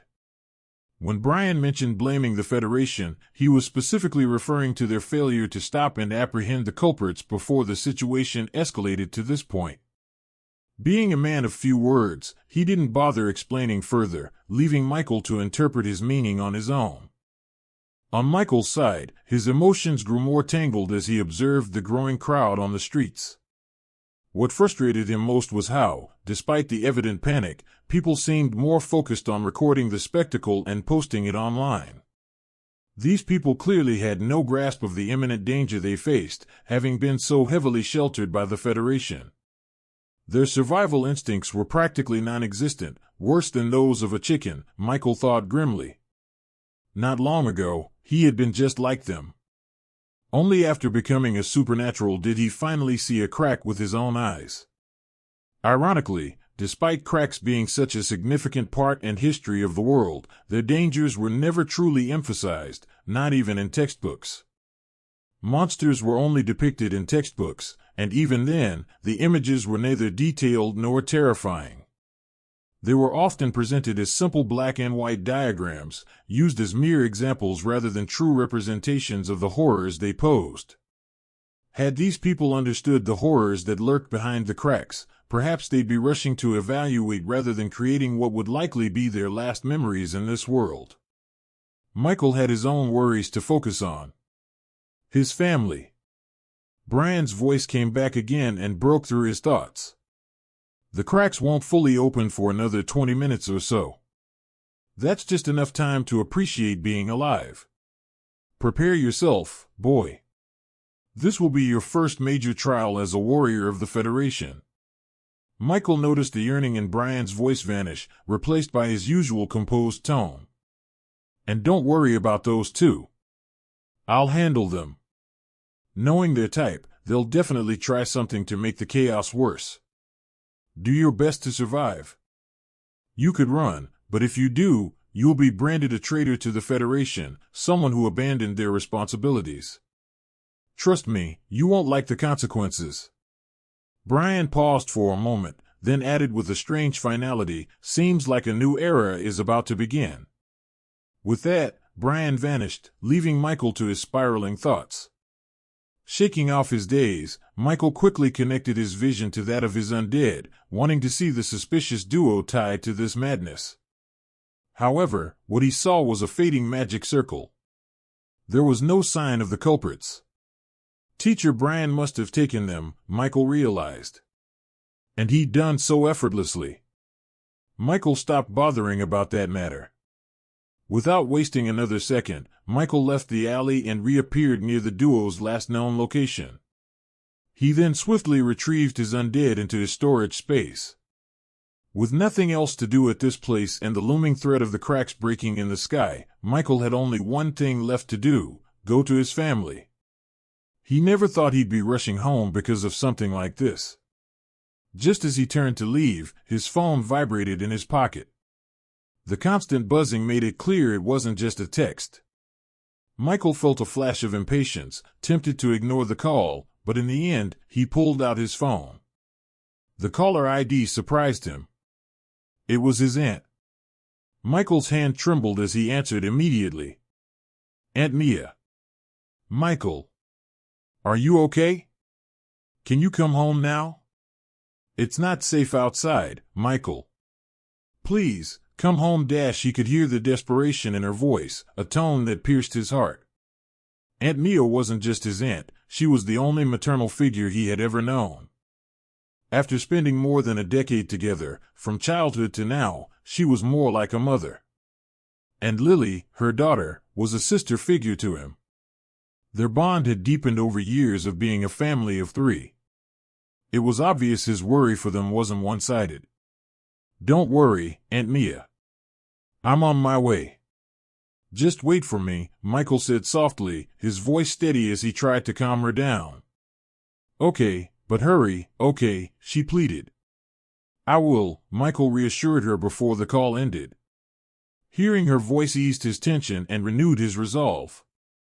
Just as he was about to put the phone back in his pocket, another call came in. This time, the name on the screen made his breath hitch. It was another familiar person. Mira. Michael hesitated briefly, his gaze fixed on the cracks in the sky. The ominous red glow around them intensified, slowly painting the heavens crimson.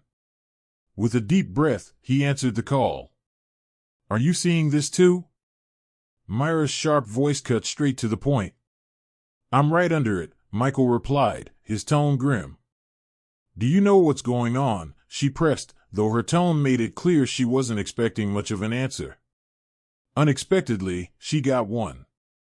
Yeah, it's demonic cultivators, Michael said bluntly, dropping the bomb without further explanation. Stay safe. It's about to get messy. We'll talk later if things go well. I need to be with my family. Without waiting for a response, Michael ended the call. At any other time, this would have been considered rude, even disrespectful, but right now, he couldn't care less. With a deep breath and a face devoid of emotion, Michael disappeared from the spot. A while later. Knock.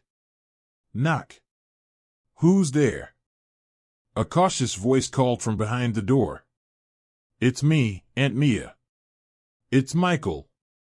He could hear hurried footsteps approaching, and soon the door swung open, revealing Aunt Mia's tired face. Behind her, Lily peeked out, curiosity and worry written all over her young features. "I'm back," Michael said, forcing a smile. On Myra's side, her face twitched as the call with Michael abruptly ended. That guy, she thought bitterly. Her hands clenched at her sides as she resisted the urge to curse out loud. Still, she couldn't ignore what Michael had said before cutting her off. His family. Myra turned to glance at her mother, who was staring out the window, her eyes fixed on the ominous cracks in the sky. Myra couldn't quite put it into words, but ever since her awakening, she had noticed subtle changes in her mother. She seemed to be regaining the cheerfulness she had lost after Myra's father's death, as if awakening had brought hope back into their lives. Myra didn't want that to stop. A determined expression settled on her face as she picked up her phone and dialed a number. The call connected immediately. After talking with Aunt Mia for a while, Michael realized she had sent him a message earlier. Unfortunately, it was around the time he had been busy in the land of origin, so there was no way he could have seen it. He hadn't even bothered to check for any missed calls or messages after returning to the real world, heading straight to the association to sell the corpses he had collected. When Michael finally looked at the message, he saw it was about the money he had sent her. As expected, Aunt Mia had overreacted, or rather, reacted appropriately, to him suddenly transferring such a large amount at once. Checking his call log, Michael saw he also had a couple of missed calls from her before she had decided to send the message instead. Michael felt a twinge of guilt, but there was nothing he could do about the past. It wasn't that he had intentionally ignored her, he had simply been too occupied at the time. The content of the message was exactly what one would expect from a worried guardian. "How did you get the money? Are you safe? Are you in trouble? Call me when you see this. Why did you send so much money?" She had essentially rephrased the same concern several times. However, unlike what Michael expected, that Aunt Mia would calm down after seeing him and start asking various questions, she didn't. Instead, her first question was about what was going on. In her mind, she didn't expect much of an answer from Michael. After all, he had only been an awakener for barely 5 days. That was hardly enough time to make significant connections or understand the intricacies of supernatural events, let alone something as monumental as this. This was her thought process, which wasn't illogical. Even someone as ordinary as Aunt Mia could tell that the situation with the sky wasn't normal and had to be significant. But despite recognizing this, she wasn't particularly worried. In her mind, she believed the Federation would handle everything. Like most people, she thought the same way. If the sky falls, there's always someone taller to hold it up. And she wasn't entirely wrong. The Federation was strong, more than capable of handling a myriad of crises. However, even a strong man could be caught off guard by a sudden blow. The Federation oversaw the entire Aurora realm. There was bound to be loopholes in their concentration. Michael didn't think the current issue would be too much for the association to handle. But from Brian's words, he knew everything had escalated far too quickly. Still, he held on to the hope that the Federation would be able to resolve the impending doom. It shouldn't take someone strong long to reach here. But the demonic cultivators must know that too. There was no way they would orchestrate something like this and allow the Federation to resolve it so easily. For a group that had managed to fight a behemoth like the Federation for over 2 centuries, they had to have their own means. Even someone as strong as Teacher Brian had spoken with such grave seriousness about the current situation, his words implying that the Federation might not intervene in time. Michael knew he had to prepare himself to face the crisis. If someone as powerful as Brian had little room for relaxation, there was no reason for someone as weak as Michael to feel at ease. But that was his burden to bear. His family didn't need to worry about such things. His duty was to protect them in any way he could. I don't know what's going on, Aunt Mia, but don't move too far from me. The Federation should be able to handle this. Aunt Mia nodded. Michael's response was exactly what she had expected. As for the part about staying close to him, she saw no issue with it. It had been her plan all along. Michael simply reiterating it only reinforced her resolve. Though she doubted Michael had become extraordinarily strong in such a short time, he was still a supernatural, and it made sense to stay by his side. With that, the family gathered in the sitting room. Aunt Mia turned on the television, switching channels to find any news covering the current situation, while Michael stood by the window, observing the sky. The chaotic mixture of energies above hadn't changed much. Michael could now distinguish energy levels comparable to the level 1 crack he had been to, the Goblin World, and others like the level 2 crack he had ventured into, the Ape region. However, these were smaller and closer to the ground compared to the massive cracks in the sky. Judging by the frequency of their chaotic energy, Michael could sense they'd be the first to break, releasing monsters. And it wouldn't take long. Can't I just run away with Aunt Mia and Lily? Michael thought. With my undead, it shouldn't be too hard to escape before the cracks fully break. The thought left a slight bitter taste in his mouth. It felt a little cruel to him to discard everyone else even as he had the power to help a little. Yet, he couldn't deny he wasn't entirely against the idea. Michael only felt a twinge of guilt, not true remorse for leaving others behind. Another thing the pre-awakening him would feel different about. However, Brian's parting words still lingered in his mind. If he fled, he would be branded a fugitive alongside his family. As much as he wanted to be selfish, his actions would have consequences for his loved ones, and that alone kept him from acting on the thought. That, and the possibility his family wouldn't even agree to leave. Though he'd only recently begun learning the truth about the world, Michael didn't need much time to understand the situation of the humans living in Aurora. Even now, with cracks forming in the sky, people were still out on the streets, laughing, taking photos, and treating the disaster like a spectacle.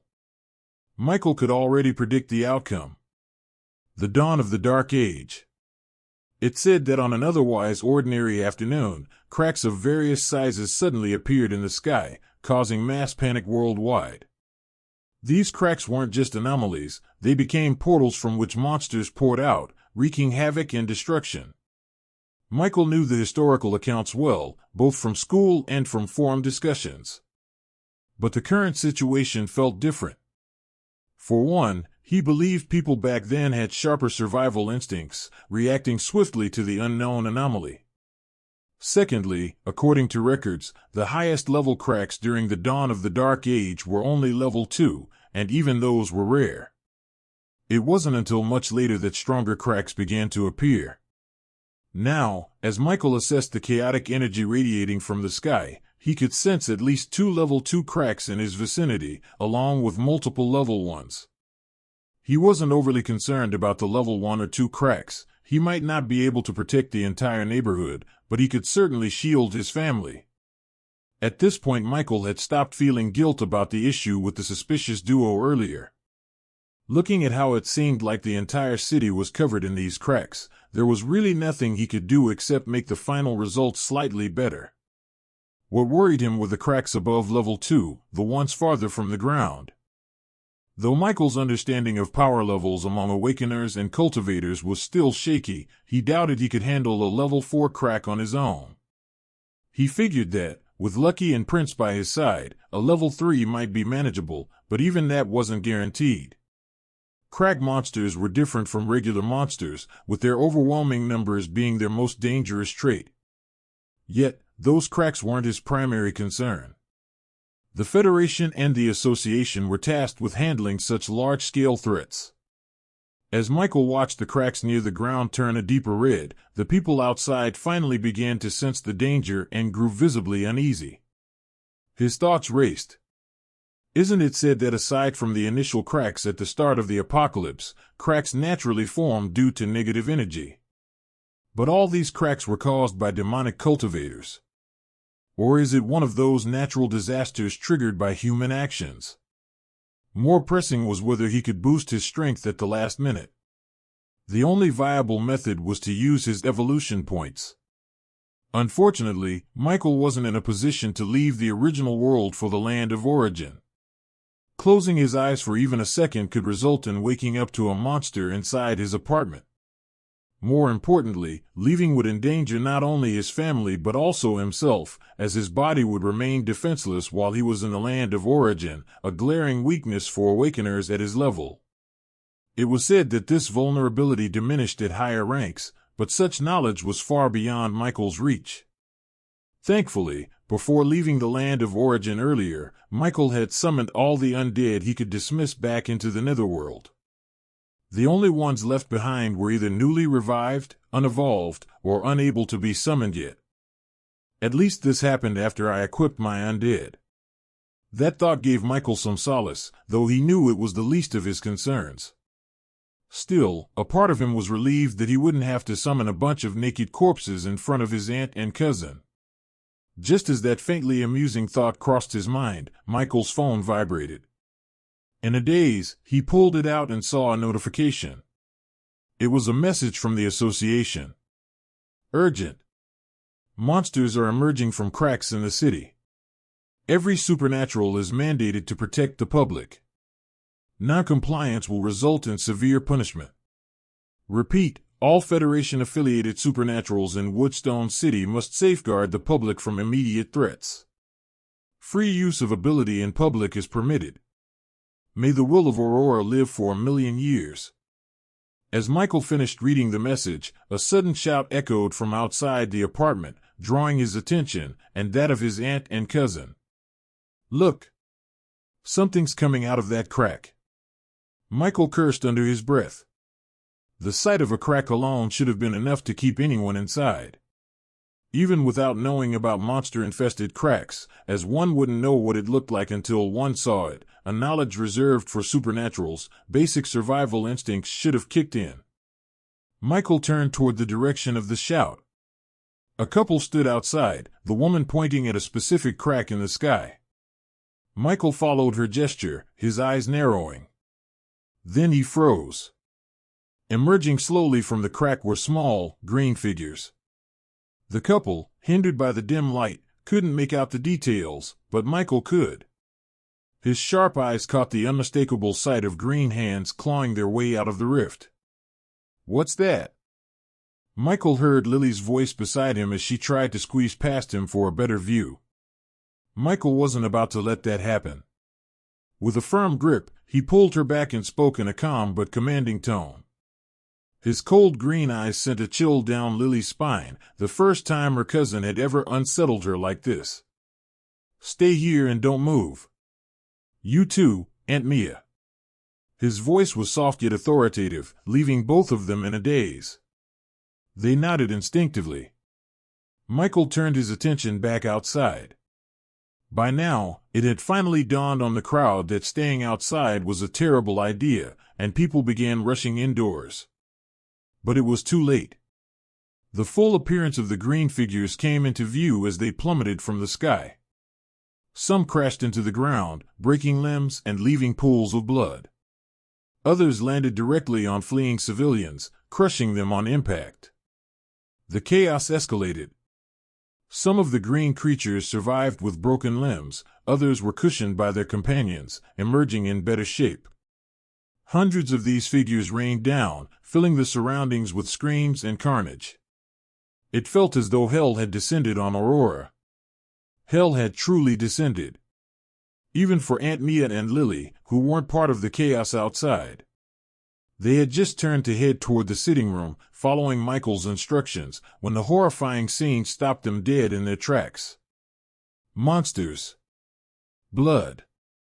They're dead. They're dead. Lily's voice faltered as she stumbled backward, her broken sentences growing shriller with each word. She stepped away from the window in panic but lost her footing and fell hard to the floor, her cries cutting off abruptly. Michael cursed under his breath, momentarily stunned. He hadn't expected the damage that would be caused by the creatures emerging from the cracks to be easy to resolve, but what he hadn't foreseen was the sudden appearance and the sheer number that followed.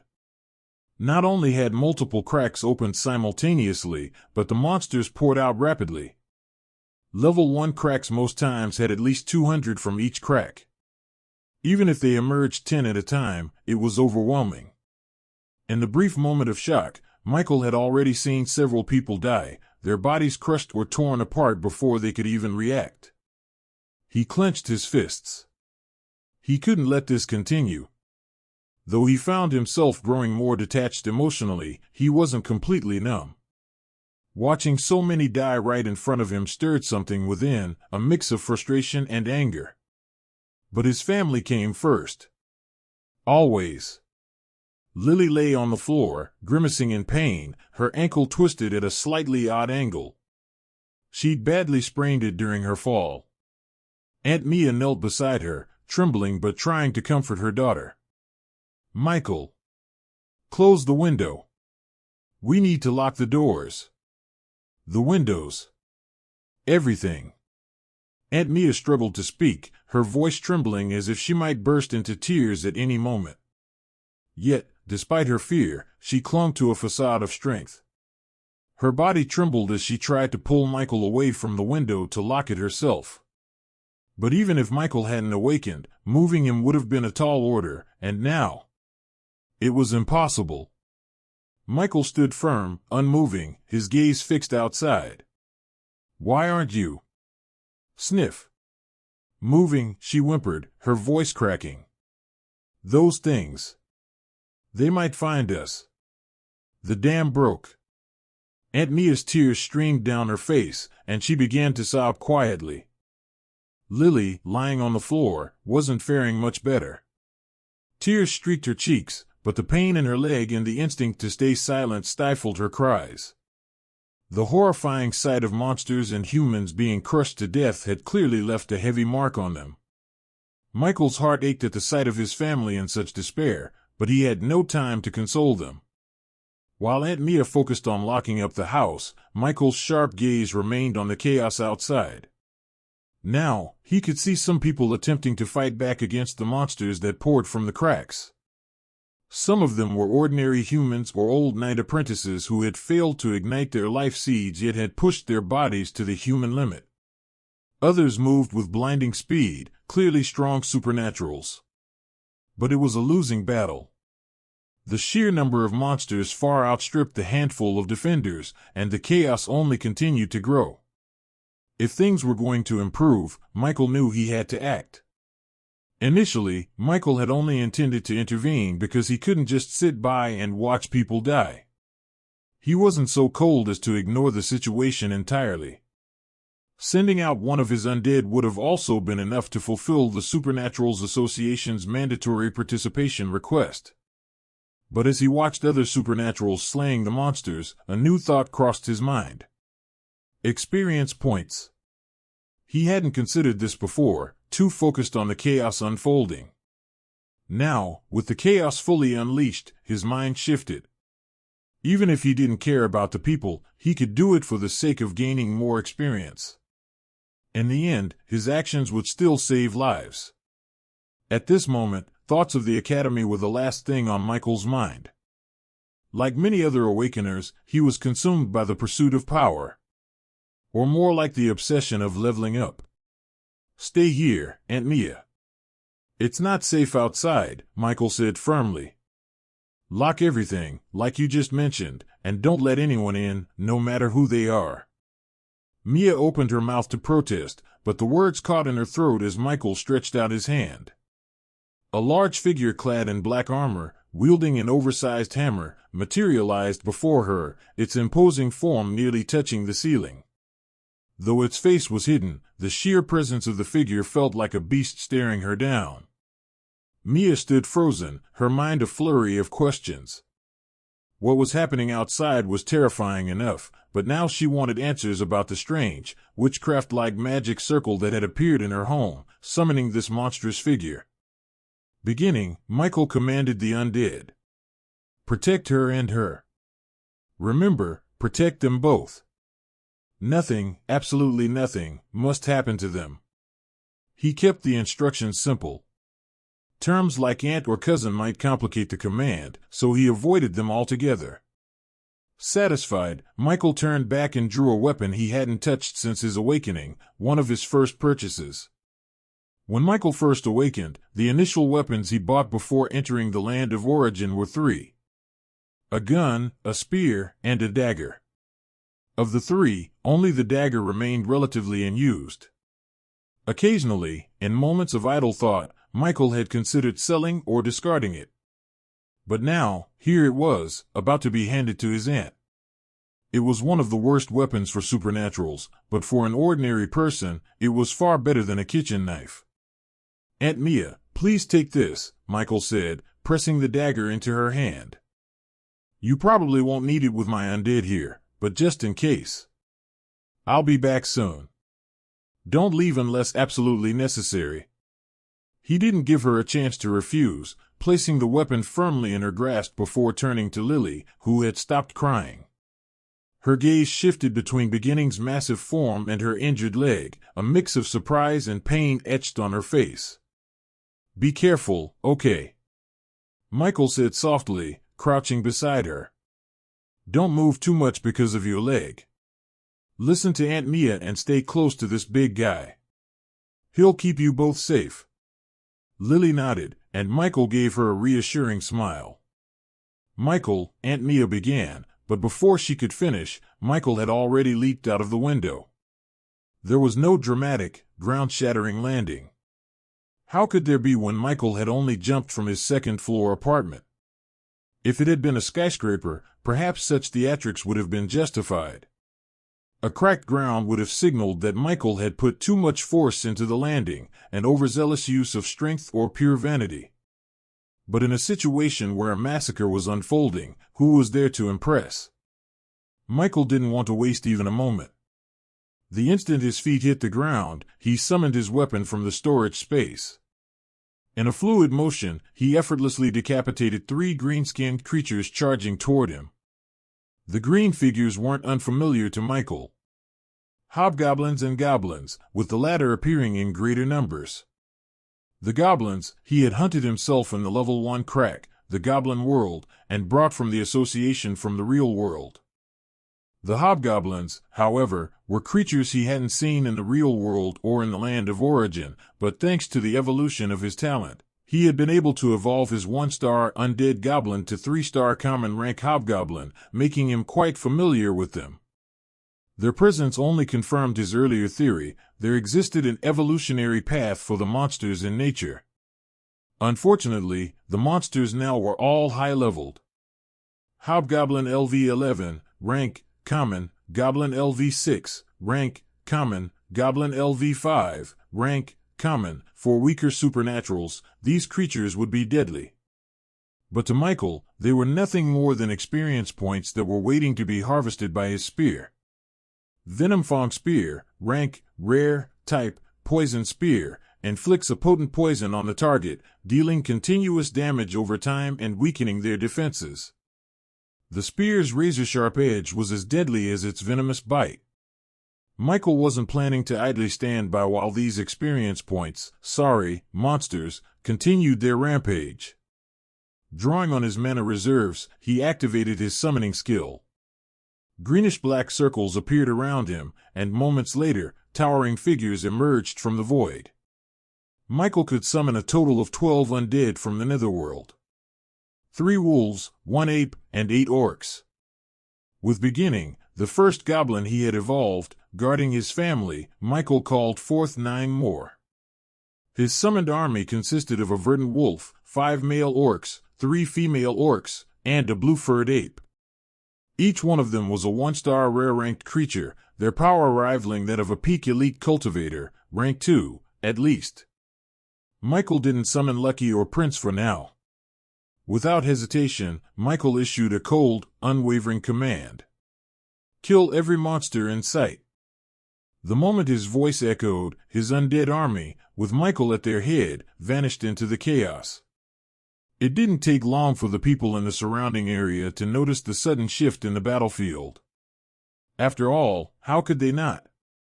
10 humanoid figures, each radiating immense power, tore through the hordes with ruthless efficiency, relentlessly killing everything that came in their path. Michael's spear had become an extension of his will, its venom claiming one goblin life after the other. In fact, he had lost count of how many times he had swung his spear, yet despite his relentless effort, the decrease in monsters he had anticipated never came. The good thing was that thanks to his efforts, his undead, and the other supernaturals in the area, they had managed to immediately stop the carnage, even allowing some ordinary citizens to seek shelter in the still-standing buildings nearby. However, even those buildings weren't entirely safe. From time to time, agonizing screams echoed from within, piercing the air. Not all the level 1 cracks that unleashed monsters appeared directly above ground. Some had erupted on rooftops. The monsters emerging from those cracks were at an advantage, as they didn't fall far. They could find multiple ways to infiltrate the buildings, and when faced with even weak monsters like goblins, ordinary people didn't stand a chance. Fortunately, Michael didn't have to worry about his family.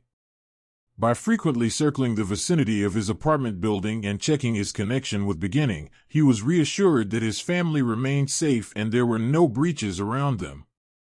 His aunt, though naturally kind-hearted, understood the severity of the situation and refrained from causing unnecessary trouble. And although Michael hadn't noticed any sign of monsters breaking into his apartment building since no screams had erupted so far, he didn't want to take any chances. He stationed one undead to actively patrol and clear the area around the building while another stood guard for potential emergencies. He also hadn't forgotten Brian's warning about the possibility of demonic supernaturals sowing more chaos. But after remaining vigilant for so long and finding no signs of their presence, Michael concluded two possibilities: they were either hiding and biding their time, or they were targeting more significant locations than the old estate, where Michael lived. Minutes passed as Michael mulled over his thoughts, issued commands to his undead, and continued to fight the monsters raining from the crack tirelessly. Eventually, the immediate area was cleared. However, no one celebrated. Corpses, both human and monster, were strewn across the ground, painting a grim scene of devastation. It resembled the aftermath of an apocalypse. Among the supernaturals, only a handful now remained standing, and even then, just barely. The ones who had reacted to the chaos appeared far older than Michael, a clear sign they had awakened their powers much later in their lives. The only thing distinguishing them from ordinary citizens was the life seed embedded within. But what truly gripped the crowd with dread was the sight above. The cracks in the sky had thinned, but their ominous presence remained. There were fewer of them now, not because they were closing, but because their density had dispersed, revealing a sprawling, interconnected network. Will the next cracks to break be level 2s? Michael muttered, his expression souring at the thought. He wasn't worried about the monsters themselves. Against those from level 1 cracks, he hadn't even bothered using his skills, just his raw physical stats and spear. He doubted much would change with the next wave. At most, his killing speed might slow down slightly. But what truly concerned him was the sheer volume of monsters and the escalating pattern of the cracks. The first wave had unleashed level 1 cracks. If this second wave were to bring level 2 monsters, what would follow? Level 3s. Level 4s. Michael doubted he was overthinking. Some cracks that were high in the sky and distant from his immediate vicinity radiated with a chilling, oppressive aura. Even now, they sent chills down his spine. Yet, amidst the growing dread, Michael couldn't ignore a part of himself that was relishing this unfolding chaos, a realization that left him feeling a pang of guilt. Name: Michael Norman. Class: Adept Necromancer. Level: 15. EXP: 16,644. Fan: 17,718. Michael felt conflicted. But knowing that he was just minutes away from leveling up made him wonder what kind of heaven and hell he had stumbled into. Heaven and hell, it seemed the perfect way to describe the scene around him. The once peaceful estate he had known for years was now drenched in blood. The fleeting sense of satisfaction Michael felt instantly vanished the moment his gaze swept over the carnage. He turned his gaze toward his apartment building, or, more specifically, the window he had leapt from. Aunt Mia stood there, peeking through the window. Her body trembled, but she forced herself to watch, not the carnage, but at him. Michael frowned. He hated what Aunt Mia was doing to herself. This was nothing short of mental torture. Yet, there were things he couldn't control, her freedom to be one of them. Strangely, while the bloody massacre before him was horrific, it stirred little more than mild discomfort.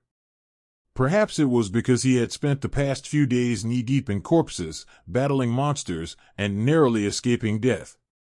This kind of horror barely fazed him anymore. What he did feel, however, was anger. It wasn't a righteous fury or some heroic urge to save the world. This was personal. It was about his family. Michael had inherited this body's feelings and memories. While he still recalled his past life on Earth, those memories felt distant, like fragments of a dream. This world, though more perilous, had given him something his old life never did, a healthy body and extraordinary power. He had an incredible undead army and a unique talent. Even if someday most of it was stripped away, the healthy body alone was enough for Michael to embrace this new life fully. And now, a group of lunatics called demonic supernaturals wanted to ruin that. Michael's anger ignited, burning hot and fierce. What would have happened if he hadn't awakened? This plan had clearly been in motion far longer than Michael could fathom, its reach engulfing an entire city like Woodstone. Without his powers, his family, and he himself, would have perished. To some degree, Michael could understand the mindset of the demonic supernaturals. Growth often reshapes perspective. The rich cannot truly understand the struggles of the poor, just as the poor can't comprehend the life of the rich. Mortals can't fathom the thoughts of gods. But understanding did not mean forgiveness. If one aspired to live like a king, or at least experience a life different from the constraints of an ordinary life, then the battle should be against those in power, not those who didn't have any of it.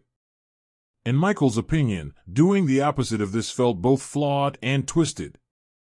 As a human, he understood what he was capable of thinking. If he, one day, as a rank 4 awakener, were ever forced to stand in a long queue with ordinary humans and be treated the same, he knew he'd lose his mind. Though he didn't think this was likely to happen in real life, considering how supernaturals had little societal influence despite their overwhelming power, who knew if something like this had happened before or not? Perhaps, at some point in his 18 years in this realm, someone with godlike abilities had been forced to behave like an ordinary human, waiting and lying just like any other person. Michael could understand where the bitterness stemmed from, but that didn't excuse poor behavior. "Thank you so much for your help." Michael, who was still lost in thought as he stared at the red, gloomy sky with a frown, was pulled back to reality by a voice. He turned his head and saw an elderly man standing beside him. Though the man's face seemed vaguely familiar, Michael didn't know him personally. "It's no problem. This is what I should be doing," Michael replied politely. The old man opened his mouth to speak more, but a sudden scream cut through the air, interrupting him. Following the scream, 2 hands grabbed Michael's shirt. "You killed my father. You killed my father." A young man, roughly Michael's age, stood before him. His hair was dyed in 3 colors and tattoos covered his face. Though Michael wasn't one to judge by appearances, it was clear what kind of person was clutching his shirt now. Unfortunately, not only did Michael not know this person, but he also couldn't understand the sudden hostility. Worse still, his patience was already running thin. He had just slain over 200 monsters, his bloodlust was still simmering, and the thrill of battle was pulsing in his veins. It was a miracle he hadn't slapped the man outright. "Get your hands off me." Michael's voice was calm, but it carried a chill that sent shivers down everyone's spine. Even the surviving ordinary people, mourning over their lost loved ones or their own injuries, fell silent and stared at him. Despite the warning, the young man didn't let go. Sweat dripped down his forehead as he glared at Michael with defiance. "Oh. And what will you do? Do you think that just because you have some fancy powers, you can do whatever you want?" The youth spat, jealousy and rage flashing in his eyes. Michael's gaze turned icy. He debated whether to handle this lightly or use some force, but before he could decide how to act, a fist flew from nowhere, slamming the young man square in the face. The blow sent the youth flying 5 meters away, leaving the crowd stunned. The one who delivered the punch was someone Michael recognized, his neighbor from the apartment building. The man was one of the strongest supernaturals who had fought alongside him during the chaos.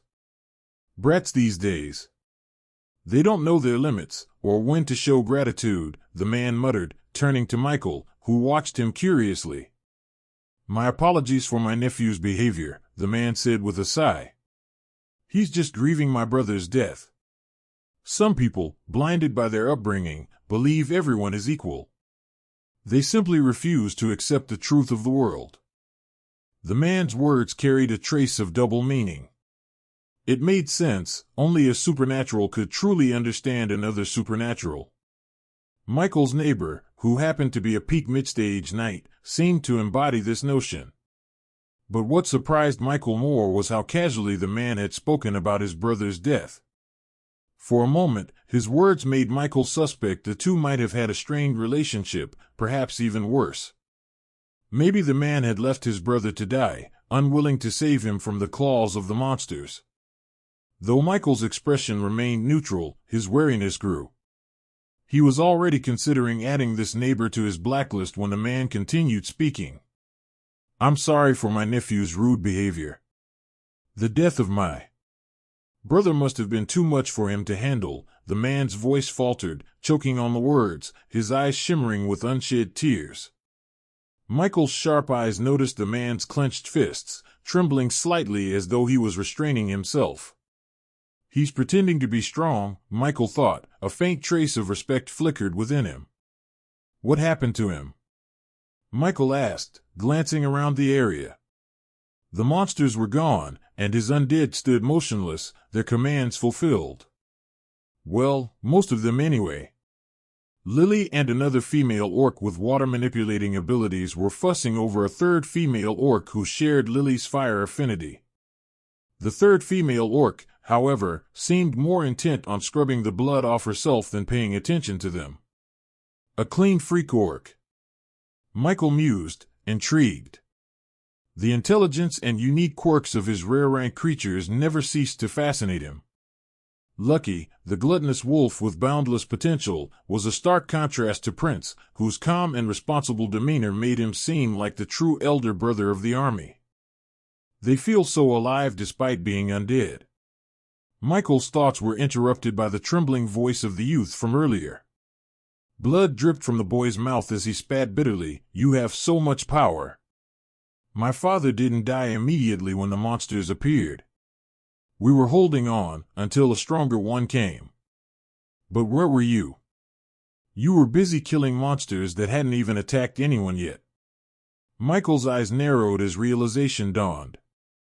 So that's what this is about. If there was something Michael could acknowledge was wrong about him, it was that he was too understanding. The fact that he could reason with even a sliver of the demonic supernatural's mindset was proof of this, despite how evil their actions were. Though he didn't want to dwell on it, Michael couldn't help but imagine, if he had been powerless right now, and something had happened to his family while he survived, his grief might have driven him to blame someone, no matter if it was fair or not. But accusing others rudely was outright wrong, especially if he were the one on the receiving end of such disrespect. Michael wasn't going to lie, he was quite concerned about gaining experience points. Even so, the first monsters he cleared were the ones that were closest to people and would pose an immediate threat to them before going after others to gain points. There was no way he would let someone get killed when he had the power to stop it. No matter how tempting experience points were, those wouldn't make him flinch in such a situation. Yet, here he was, not only was Michael being accused, but also disrespected to his face, by someone who had just witnessed his capabilities. It seemed that in this world, only the adults possessed a proper sense of reality, sensibility, and survival instincts. At least, neither Michael, from Earth, nor the original soul inhabiting this body would dare to grip someone's shirt after seeing them move at blurring speed. This scene made Michael remember a certain phrase he had often encountered as a novelist back on Earth, the phrase that would sometimes leave him cringing if used too many times in one sitting. And yet, in the current situation, the saying seemed to fit perfectly. This guy was courting death. The rude youth's body trembled as he stood and approached Michael, his voice laced with self-righteousness. I know all supernaturals are required to register with the Supers Association and protect the citizens. With your power, you're obviously someone who should carry the most responsibility, but you're nothing more than useless. If it was my uncle, Michael had no patience for the nonsense anymore. Without a word, he immediately cast a skill on him. Slow curse, though the skill was at basic mastery and offered limited effects on an evenly matched opponent, against an ordinary human, it was devastating. Suddenly, the youth felt his movements turning slow. No, they didn't just slow, they halted completely. Looking into Michael's cold, expressionless eyes, dread filled his heart. The weight of Michael's overwhelming bloodlust washed over him, paralyzing the youth. I'm going to die, he thought, terror clutching his heart. Fortunately for him, Michael had no intention of killing him. Yes, I'm a member of the Supers Association, and yes, I'm tasked with protecting the public. But understand this, you are not entitled to my help simply because the association has imposed this role on me. Be careful. I'm not as patient or forgiving as you might hope. Michael's true feelings surfaced at that moment. He despised how his growing strength as a supernatural was forcing him to understand some of the twisted words spoken by the seniors on the forum, and even the warped ideologies of demonic supernaturals. The Federation. It was nothing short of a tyrant. He was expected to risk everything, his life and the lives of his loved ones, putting himself in danger with no apparent reward, all for the Federation's cause. And if he refused, he would be branded a criminal. All because their power spanned across the entire realm, leaving no room for dissent. Michael didn't know much about the Federation, which seemed to regard itself as a kingdom with supernaturals as its subjects. But from what he had seen so far, his impression of it was far from favorable. Of course, this didn't mean Michael planned to go rogue. Doing so would bring him no benefits and would in fact cause more trouble. As tyrannical as the Federation was, it still offered advantages like the resources and protections he couldn't afford to ignore. Furthermore, he didn't dare to. Releasing the curse, Michael watched as the rude youth nearly collapsed face first to the ground, but his uncle caught him just in time. Michael spoke, his voice like ice as he delivered his final words. Be careful who you speak to, especially people like me. You never know when someone might have the patience of a dog, none at all.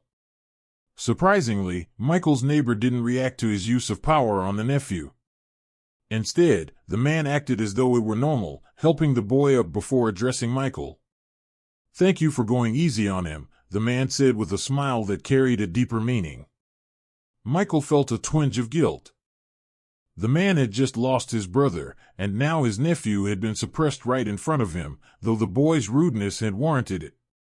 As for whether this would bring trouble later, Michael didn't dwell on it. At most, the youth might try to stir up trouble, claiming Michael had abused his authority. If the Supers Association made an issue of it after everything he'd done to protect the public, it would only worsen his opinion of the Federation. Michael merely nodded at the man, ignoring the entitled nephew who, like so many other citizens, was blinded by a false sense of equality. Turning to the crowd, Michael raised his voice. If you want to die, stay out here. More creatures will be coming through those cracks at any moment. The moment his words landed, the spectators, who had been in awe of Michael's earlier display of power when he conjured a magic circle with a mere hand gesture, snapped back to reality. Panic set in. Some rushed to more secure buildings, while others moved about indecisively. The most fearful were the seriously injured. Michael watched all of this. Initially, Michael didn't plan to get too involved, but knowing his aunt's eyes were likely on him now, he stepped up to take charge. Despite being one of the youngest present, Michael was undoubtedly the most powerful. After his recent show of strength, no one dared oppose him. However, his clear grasp of the situation soon earned him genuine respect. Aware that the next wave of monsters was only minutes away, Michael moved quickly to organize the crowd. He had his verdant wolf construct a dome-like shelter using thick, sturdy vines, directing people to take refuge inside. Compared to the fragile structures of the buildings around him, Michael trusted the durability of the vine dome far more. He also instructed the verdant wolf to wrap his apartment building in layers of vines, turning it into an armored fortress. After the initial chaos subsided, Michael noticed people peeking out from their windows in nearby buildings. He sent word around the community, asking those hiding if they wanted to join him in the shelter or remain in their apartments. To ensure safety, Michael deployed his undead to accompany the team spreading the message. He gave them specific instructions to handle any lurking monsters that might have been missed during the earlier skirmish. While some of the supernaturals assisting him could handle a few stray creatures, an overwhelming number could lead to unnecessary casualties, something Michael wanted to prevent. Those. Your people. What? Who? Are they? The elderly man, who was the first person to speak with Michael after the initial wave, asked cautiously, each word carefully chosen. Michael found the effort mildly amusing, but couldn't also help feel a growing respect for the old man. Though Michael didn't know how cultivators aged, he suspected that this man was far older than he looked, and he already appeared ancient. They're my people, Michael replied after a pause.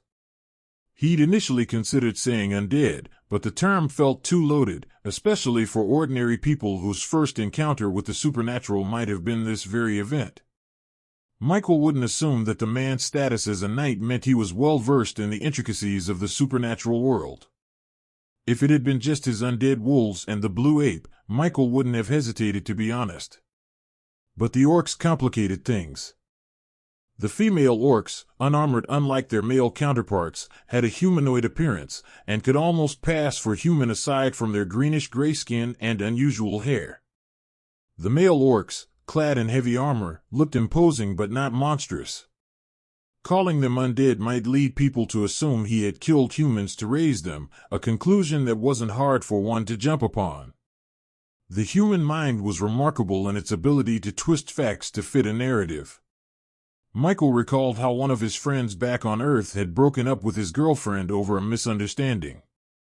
She accused him of cheating simply because he hadn't replied to her messages one night. The truth. He had fallen asleep.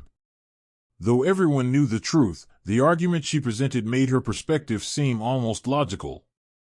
They eventually reconciled and even married, but the incident left a lasting impression on Michael. Later, it came to light that she'd been tired of his friend's almost nonchalant attitude and wanted to test if he cared enough to fight for her. Well, both sides had been toxic in their own rights. Michael saw that the old man was about to speak again, but knowing there wasn't much time left, he cut him off. Those monsters will be coming here any minute now. Please, get inside.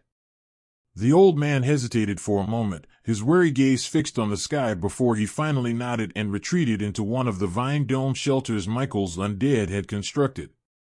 Inside the makeshift sanctuary, fear was palpable among the cramped and anxious survivors.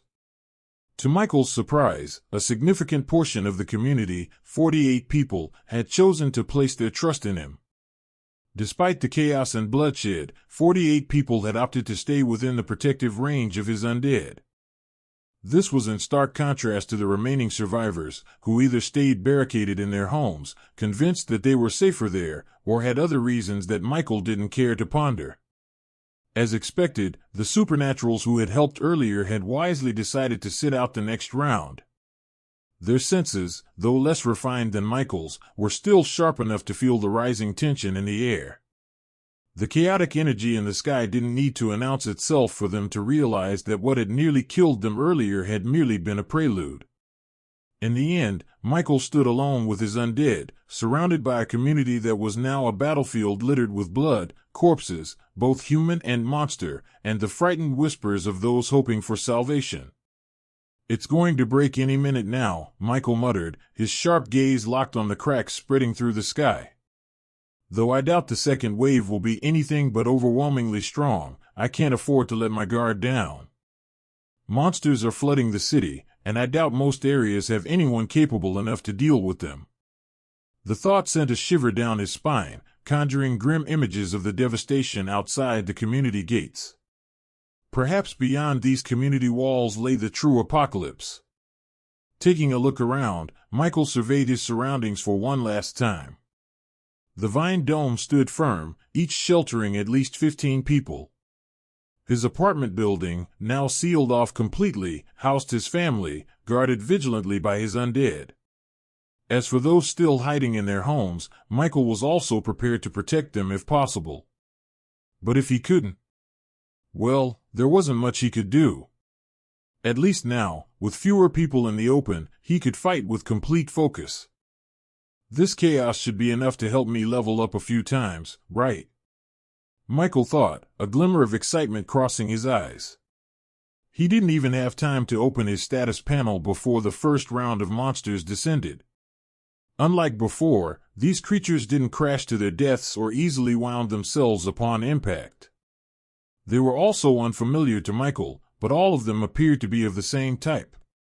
Rock Scorpion LV-12, rank, common. Rock Scorpion LV-14, rank, common. The Rock Scorpions were all rank 1 creatures, typically requiring the power of a rank 2 cultivator to handle. However, that was for cultivators. For Michael and his undead, these scorpions, despite their size, were little more than oversized targets. One of the male orcs wielding a Titan Wrath hammer launched the first attack, striking as soon as the monsters appeared. The hammer's shockwave effect bypassed the scorpion's thick exoskeleton, shattering its defense and killing it instantly. While the orc could have achieved a similar outcome with its strength alone, the hammer had significantly enhanced the damage. More notifications of monsters falling at the hands of his undead flashed before Michael's eyes, but he ignored them and instead chose to join the action himself. Though the Scorpion's rocky defenses were formidable against regular supernaturals, they were no match for Michael. With the spear in hand, he fought precisely, dealing damage just as effectively as his undead, slicing through the monsters with deadly accuracy and reducing them to pieces. "A few more, and I'll be able to level up," Michael muttered under his breath, his eyes scanning for his next target. While Michael fought for experience points and ensured the safety of the people in his community, the rest of the city was engulfed in its own battles. Just as Michael had suspected, the entire city was embroiled in battle. It wasn't just the crack-spilling monsters that spread havoc, demonic supernaturals were also at work, though they avoided smaller places like Michael's community. Small numbers and a lack of strategic value made such areas unworthy of their attention. The truth was, if the Supers Association were the city's only line of defense against the cracks appearing in the sky, the city would have still survived, albeit at the cost of significant damage and heavy casualties. The association branches weren't weak. Each branch had its own share of powerful individuals capable of handling level 1 to level 3 dimensional cracks. Under normal circumstances, the first rounds of chaos could have been mitigated, and order would have been restored before things escalated further. Unfortunately, the demonic supernaturals were well aware of this and had no intention of making things that easy. They had the weaker cultivators blend in with the monsters to attack ordinary citizens and supernaturals affiliated with the Supers Association. Meanwhile, their stronger cultivators maintained a barrier cast over the entire Woodstone city, preventing anyone from entering or leaving except themselves. The barrier not only sealed the city but also blocked communication and was heavily guarded by powerful demonic cultivators to prevent the Supers Association from destroying it and communicating with the outside world. The whole city was trapped in a prison. "Don't move, Brian." Our job here is just to check each other. If you move, I move, a man floating midair said with a faint smirk. His ability to hover in the air marked him as a rank 4 cultivator at least, a level just below the revered king rank. However, this man wasn't simply a rank 4 cultivator, he was a genuine king rank expert, a rank 5 cultivator, comparable to a rank 3 awakener. On the surface, that is. Though the two power systems were distinct, when standing at king's rank, a cultivator became untouchable for most awakeners below rank 3. At king's rank, cultivators could transcend realms without the aid of dimensional portals and even tap into the laws of the world, a feat that set them apart as true forces of nature. If I were at king rank now, a monkey like you wouldn't have even dared to speak to me, you trash, the other man sneered, his voice laced with icy disdain. The speaker was Brian, a member of the Supers Association Michael was familiar with. Had Michael been there, he would have recognized the cold fury in Brian's eyes, a sharp contrast to his usually calm demeanor. But you're not king rank, Brian. I am, the floating man retorted with an air of superiority. Brian's lips curled into a sharp grin as his words cut through the man's arrogance. Then fight me, if you dare, Peter. The hovering man, who was now recognized as Peter, said nothing, his smug expression faltered, replaced by a cautious frown. In the night cultivation system, the first step in the journey was to awaken a life seed, which marked the beginning of a mortal's evolution into something greater. A peak rank 1 cultivator could comfortably live for 100 years. A rank 2 knight, who had evolved their life seed once, could live for 150 years. At this stage, they could infuse mana into their body and manipulate it to perform battle arts. A rank 3 knight, with their life seed evolved twice, could live for 200 years. At this point, the mana contained within their life seed could be externalized and used to cast spells. While this was still inferior to traditional mages, it was a significant improvement in their abilities. A rank 4 knight, having evolved their life seed thrice, reached the peak of their supernatural organ's potential and could live for 300 years. They gained the ability to fly and could detonate their life seed temporarily to gain a terrifying boost in overall prowess. Beyond this, cultivation became exponentially challenging. A knight would need cultivation experience, a suitable cultivation method, talent, and comprehension to transform their life seed into a law seed. The strength of the comprehended law determined their power upon advancing to the king level, but also the difficulty of their breakthrough. For example, Brian was a half-step king-level cultivator who had comprehended a powerful law but had been unable to transform his life seed into a law seed. He had been stuck at this stage for 50 years, a time marked by betrayal. 50 years ago, the man standing before him, someone Brian once called a friend, betrayed him and the Federation, advancing to rank 5 while Brian remained stagnant. What's the matter? Don't dare to attack. Brian taunted, his voice sharp, almost mocking. If Michael had been here to witness this, he would have been shocked beyond belief. Was this the same man who once seemed indifferent, as though even the end of the world wouldn't faze him, behaving like this? Peter's frown deepened, but he remained still, making no move. Though, on the surface, he was stronger than Brian, he knew, after 50 long years, that appearances could be deceiving. The law of eternal embers. That was Brian's law, the foundation of his fearsome power. From the countless battles they had fought in the past, Peter had come to understand a few critical things about it. This law was devastatingly powerful. The law of eternal embers was a profound and destructive fire-based law rooted in the principles of perpetual burning and undying flames. Unlike ordinary fire laws, it did not focus solely on raw destructive power but embodied the concept of persistence and regeneration through fire, making it a force of perpetual burning and undying flames, both creative and destructive. The flames conjured by this law never extinguished naturally, only the cultivator himself, or a higher-tier law, could snuff them out. These flames devoured not only physical objects but also pure energy, consuming everything it touched, and leaving nothing but ash in their wake. Worse still, Brian's techniques grew stronger the longer they were sustained. His flames became hotter, fiercer, and more destructive over time. It was a terrifying law, one that elevated him to the strength of an ordinary rank 5 cultivator, despite being stuck at half-step king level. But it came at a price. The sheer power of the law was too much for Brian's body to contain, which explained why he looked older than he should. It had drained his lifespan, which would usually be far longer at his stage, and was eroded by the relentless toll of his law. Still, Peter knew one thing: if he didn't attack first, Brian wouldn't either. Brian was undeniably strong, Peter couldn't deny that, but not strong enough to hold him back if he was dead set on not fighting him. If he decided to destroy the city, nothing would be able to stop him. It was this certainty that had kept Peter confident for years, keeping the Mad Phoenix at bay. At least, that was what Peter believed, until he heard Brian's next words. There are 2 ways to advance to rank 5. Brian, who had been aggressive just moments ago, suddenly calmed down and spoke softly. His demeanor shifted into one Michael knew all too well.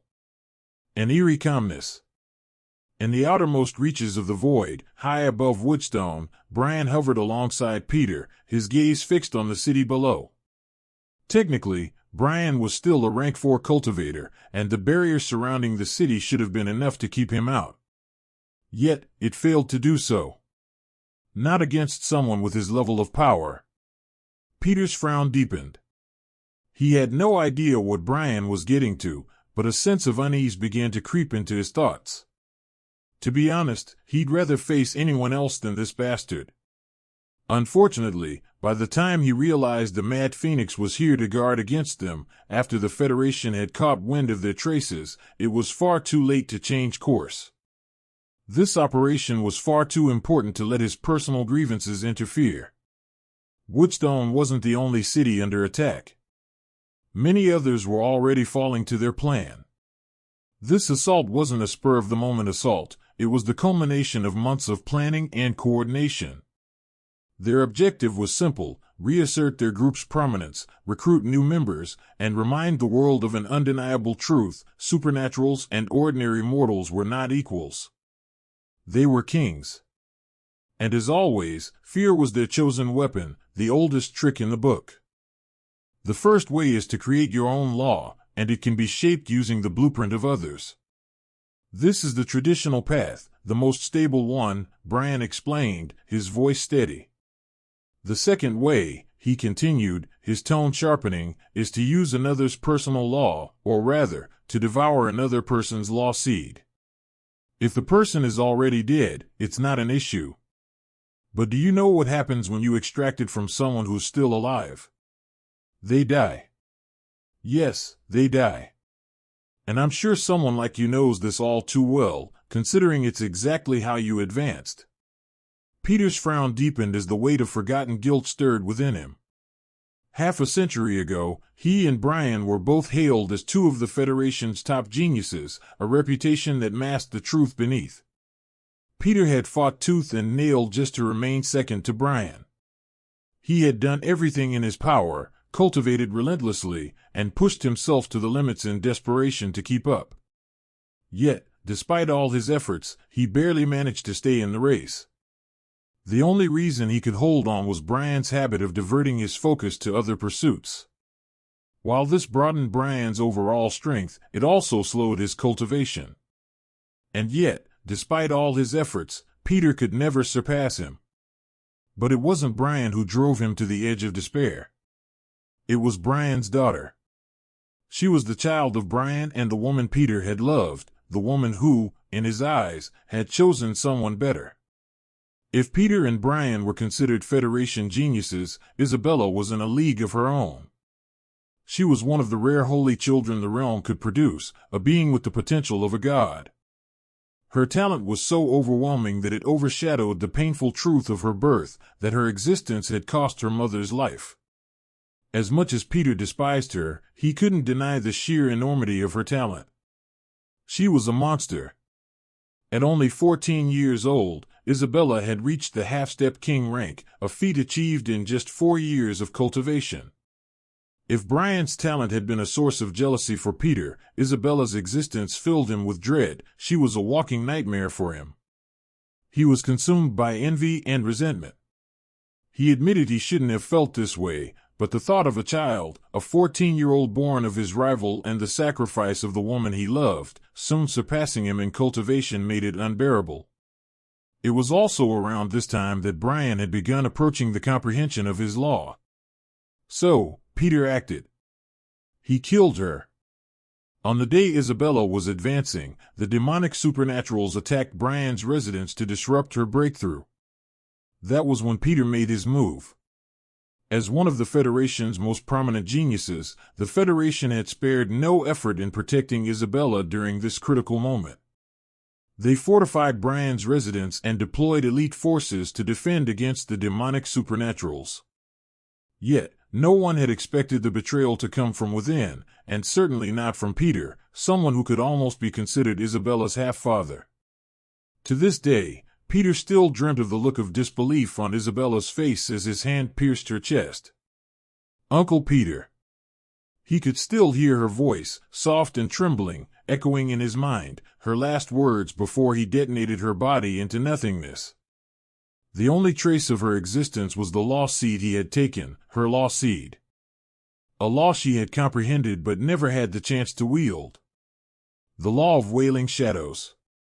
It was a necromantic law, rooted in the remnants of death, fear, and sorrow. For a child he had always imagined to have lived like a princess in a fairy tale. For her to understand such darkness revealed that she, too, had a story, one no one would ever truly know. Unlike traditional necromantic powers that commanded legions of undead, this law thrived on subtlety and psychological manipulation. It turned the lingering energies of death into shadowy specters, intangible and insidious.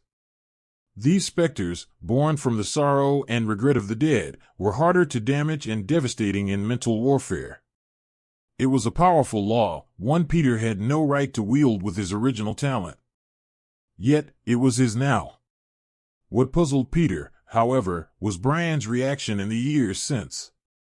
While Brian clearly despised and hated him, often hurling insults or outright attacking him when they crossed paths, he avoided speaking directly about Isabella. He had remained silent about the betrayal that had claimed his daughter's life. Until today. For some reason, Brian had chosen to confront him now. Brian's voice broke the silence. "Do you know, Peter, I initially didn't care about whatever you demonic supernaturals were up to. Even when I heard you were planning something big, it didn't matter to me. But then I heard traces of you being found in this little city." Peter's expression darkened, but he said nothing, continuing to listen as he wondered what his old friend was planning, all while staying alert to his surroundings. "So, I thought, why not pay my friend a visit, like always? But I couldn't come empty-handed, could I?" An unsettling unease crept into his heart. You are listening to a story on Time Drift Stories channel. If you enjoy it, please like, comment, and subscribe so you won't miss the next episode. The moment Peter heard this, he understood why he had been feeling uneasy. It was clear that Brian was setting him up for something. Without hesitation, he tried to flee, but just as he attempted to leave the void and enter the outside world, he felt a barrier stop him, as though he had hit an invisible wall. "What have you done?" Peter's voice turned sharp with anger, his eyes turning pitch black, and black mist began to emanate from his body. On the other side, Brian now appeared like a human figure wrapped in blue flames, exuding an overwhelming presence. With an air of majesty and grace, he slowly raised an object the size of a tennis ball in his hand. It looked like an unremarkable stone symbol, but Peter recognized it instantly. The Voidlock sigil. "Bastard! How do you have his treasure?" Peter's eyes widened. A wild smile slowly spread across Brian's lips, yet his voice remained soft. "It's simple. The only value of a man who has lost everything is himself. And what does such a value mean to me when the one who took everything from me lives?" He answered his own question. Peter's heart sank as he glanced around. The space they floated in seemed unchanged, yet there was an undeniable shift in the air. The void, once vast and boundless, now felt constricted. "Do you really think your little tricks can hold me?" Peter sneered, though his voice lacked its usual confidence. The black mist around him surged, forming spectral figures that hissed and wailed, their cries echoing in the enclosed void. Brian chuckled, the sound devoid of humor. "Hold you? Oh, Peter, you misunderstand. This isn't a prison for you." His eyes burned with an intensity that made Peter flinch. "This is your grave." The temperature plummeted as Brian's aura exploded outward, the void trembling under the weight of his power.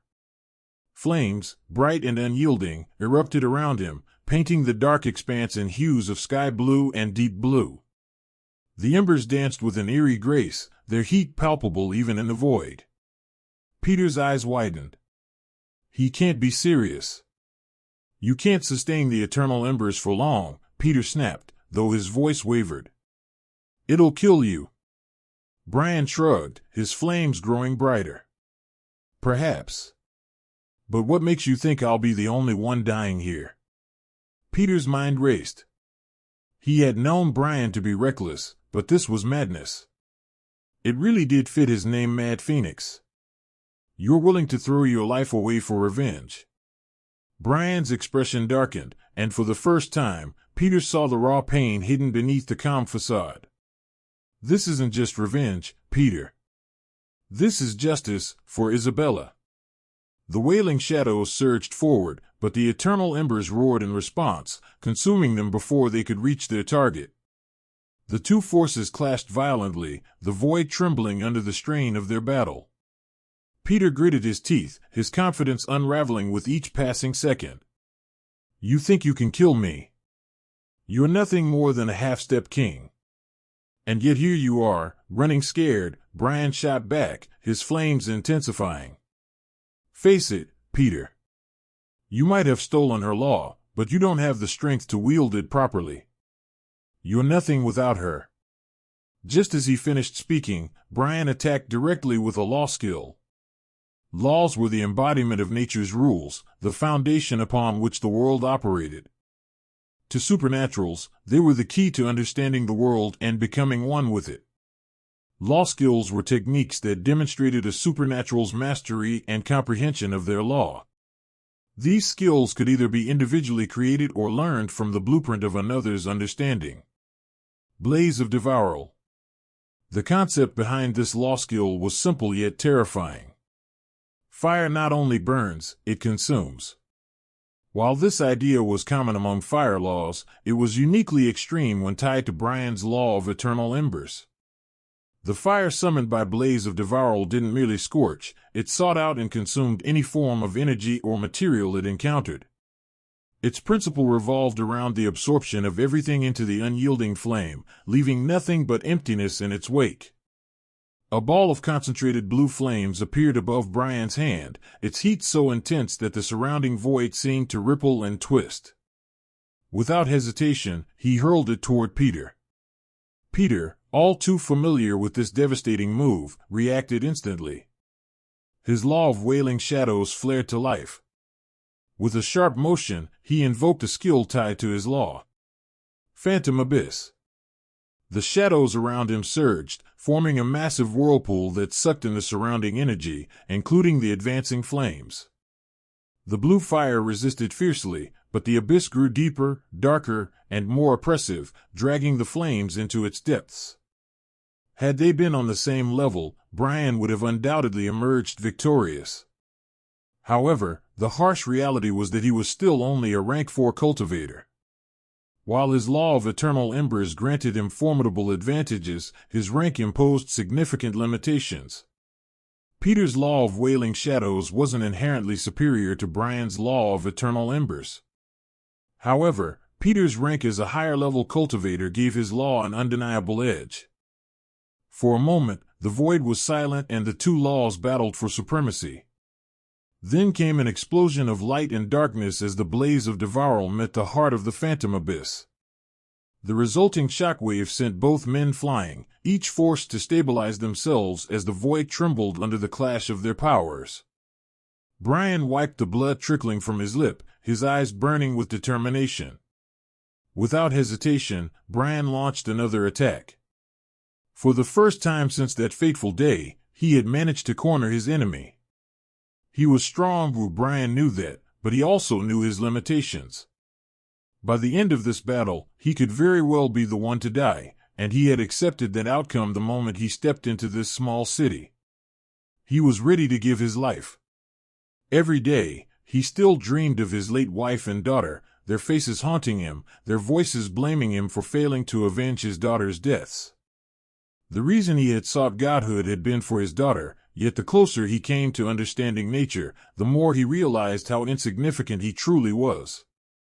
As blows were exchanged, Brian's thoughts wandered to the boy he had met just days ago. At first, he hadn't cared much for the rude brat, but after selling those corpses to him, something changed. When the boy returned, he carried an aura Brian was all too familiar with, death energy. It gave Brian conflicted feelings, but he didn't hate the boy. Aside from demonic supernaturals and creatures like demons, those who came into contact with death energy were very rare. Like his daughter. Though the boy seemed greedy and carried a certain ruthlessness, perhaps driven by an urgent goal, Brian couldn't help but be impressed by his rapid growth. It reminded him of her. Everything reminded him of her. He wondered what might have been if she were still alive. If she had managed to ascend to the rank of King Cultivator, what if she had awakened? What heights could she have reached?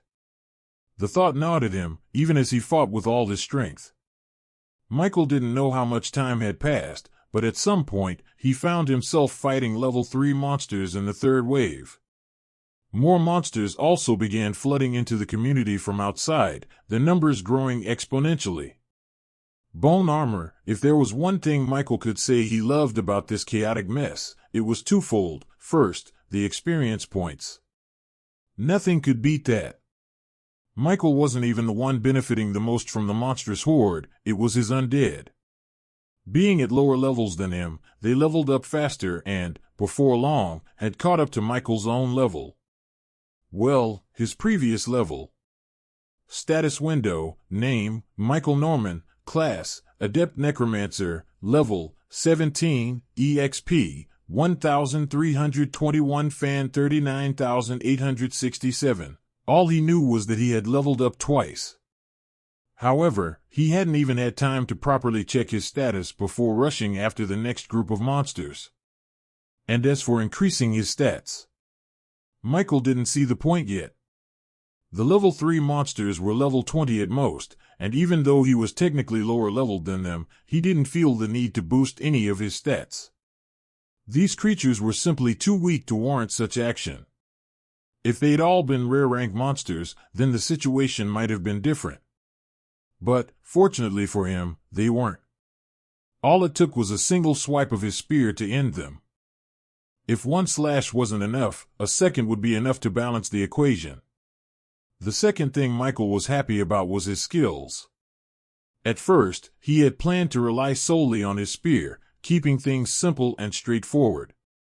But during the second wave, when the level 2 sand scorpions were nearly eradicated, an idea struck him. Why not use the opportunity to raise the proficiency of his skills? It wasn't as if his skills were useless. Yes, Michael wasn't just going to milk these monsters for their experience points, he was going to squeeze out every drop of value they could offer through training. And that's exactly what he did. Since the passive skill, spearmanship, had been his most used skill, it naturally saw the most noticeable improvement. The more he fought, the sharper and deadlier his movements became. If not for the knowledge that people were probably dying every minute outside the community, Michael might have thought he was in some kind of heaven. Spearmanship, basic mastery, proficiency, 62, 14 Fantram, a fundamental skill for wielders of the spear. Spearmanship improves the user's control, balance, and precision with this versatile weapon. It focuses on the physical mechanics and practical understanding of spear handling, making it easier to execute basic techniques. Though Michael was pleased with the rapid increase in proficiency of his spearmanship skill, he couldn't help but feel a bit puzzled. Sometimes, this was the downside of the skill system, it made it difficult to discern what someone was genuinely talented at. For the average human, the skill system made every awakener look like a genius. This was why Michael found himself questioning things. At first, he had jokingly claimed he had great comprehension since he'd unlocked the skill simply by reading about it. But now, it seemed there was truth in his joke. Perhaps he really did possess extraordinary comprehension and talent in the way of the spear. Of course, he had considered other possibilities. Could it be the result of his increasing intelligence stat? That was plausible, but intelligence primarily affected one's ability to learn magic-related skills or knowledge. Then again, the enhanced cognitive abilities that came as a side effect of higher intelligence might also contribute to his progress. Another possibility was that the spear itself was simply an easier weapon to master, and the skill system made it even easier. Or perhaps it was a combination of all these factors working together. In the end, it didn't really matter. Regardless of the reason, he was getting stronger, and that was enough. Aside from spearmanship, his other skills were also improving, well, with a few exceptions. Unfortunately, Michael found share senses tricky to use in the midst of battle. He couldn't effectively fight, relying solely on his immediate senses, while simultaneously trying to manage vision from two separate perspectives. For now, at least. As for skills like Undead Summoning and Undead Revival, they couldn't be used for obvious reasons. One skill, however, had recently stood out to Michael. Acid Shot, Basic Mastery, Proficiency, 12.07 Fan Tram. Acid Shot allows the user to launch a corrosive projectile that melts through materials and deals continuous damage. Range can be launched up to 5 meters. At first, Michael hadn't appreciated Acid Shot much. But now, he realized its potential. Unlike a chemically created solution, Acid Shot was fueled entirely by his mana that was not only 100 times greater than that of the average human but also exceptionally pure. With such high-quality mana as fuel, the corrosive effects of the skill were devastating. He'd proven this when he used it on a sand scorpion, a creature with good rock-like defenses. The acid melted through its carapace as though it were paper. Additionally, although the skill description stated it worked as a projectile, Michael discovered that when he manually manipulated it, he could create a continuous stream. This, of course, drained his mana significantly, but it added another layer of versatility to the skill. It was yet another reminder that the system often didn't reveal everything about the true potential of some things. And Acid Shot wasn't the only skill with hidden depths. There was another skill Michael had grown fond of ever since it appeared. Bone Spear, Intermediate Mastery, Proficiency, 19, 2 Fan Tram. Bone Spear summons a sharp, ethereal spear made of bone to pierce through enemies. Travels up to 10 meters. Michael had always wondered why the range of this skill was so low despite being at Intermediate Mastery. That was, until he discovered its true nature.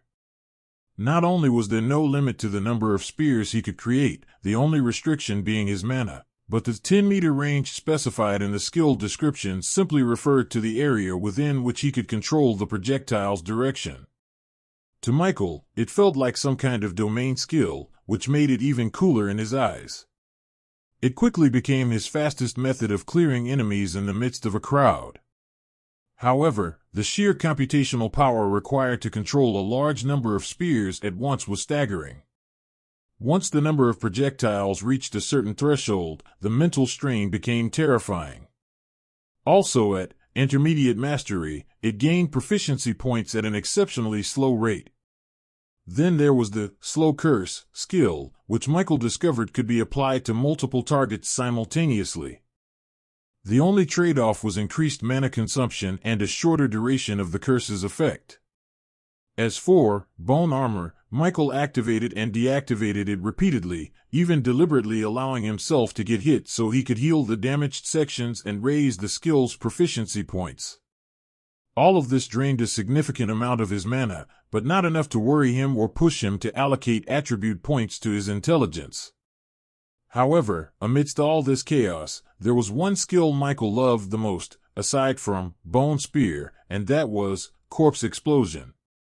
Corpse Explosion, Basic Mastery, Proficiency, 8, 7 Fan Tram. Corpse Explosion detonates the remains of a defeated enemy, causing a devastating area attack. Explosion Radius, 4 meters. The monsters emerging from the level 3 cracks were the same. Long-armed monkeys. Standing at least 2 meters tall, their short legs and arms as long as their bodies gave them an odd appearance. But to Michael, their limbs weren't their most notable feature. What bothered him was the color of their fur. It was bright pink. For a moment, the entire scene felt surreal. Michael didn't mind the color pink, but this. It was simply too vibrant. Too colorful to describe. It clashed harshly with the grim, battle-ridden environment.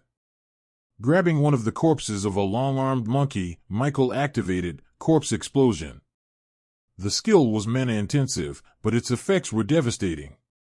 According to Michael's observations, the skill allowed him to infuse mana into a corpse, forming intricate magic pathways that turned the body into a volatile container. By using the lingering energy within the corpse, combined with his own mana, he could create a deadly bomb. The power of the explosion depended on several factors: the strength of the corpse, the amount of mana used, and the size of the body. It had its limitations, but in situations like this, it was an incredibly effective weapon. Michael hurled the prepared corpse toward a group of long-armed monkeys charging at one of his undead. The corpse struck one of the monsters, and in a cold, emotionless tone, Michael commanded. The corpse detonated instantly, tearing apart the group of monkeys. 3 died on the spot, their bodies reduced to mangled remains, while a 4th, just slightly outside the 4-meter blast radius, was injured. In one move, Michael had eliminated 4 enemies with a single corpse. That was the sheer destructive power of Corpse Explosion. Of course, the damage depended on the mana he poured into the corpse and the quality of the body itself. The stronger the corpse, the more devastating the explosion, and the greater the mana cost. As for the word he spoke before the explosion, it wasn't necessary. The activation was tied purely to his will, but saying it aloud helped solidify the mental image, ensuring the corpse exploded exactly when he intended. Michael had one of his undead finish off the injured monster and didn't stop. He charged through several more, tossing explosive corpses now and then. He couldn't help but admire the effect.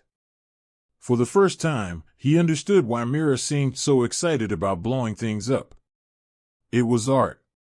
Each blast sent shockwaves through the air, scattering the monsters and leaving destruction in its wake.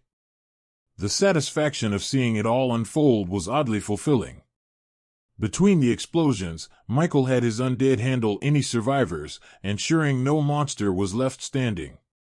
Amid the chaos, he pulled out his phone, glanced at it, and quickly put it back. No message. No signal.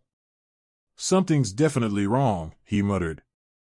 This world was far more advanced than Earth, even if Woodstone City didn't fully reflect that. Regardless of how chaotic the current situation was, it shouldn't have been enough to bring down network service.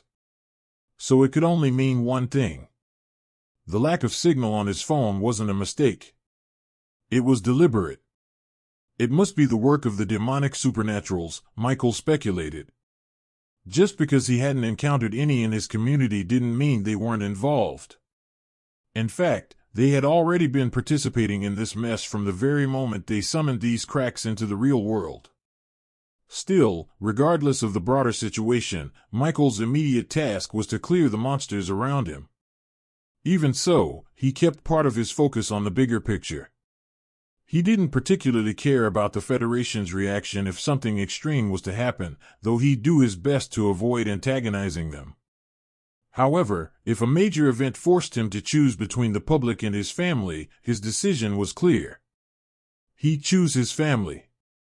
If possible, he'd also save parts of the public so his family could be included in the public he saved to reduce any complications. But when it came down to it, his family would always come first. As these thoughts churned through his mind, Michael continued casting his skills and killing monsters, unaware of what was unfolding in other parts of the city.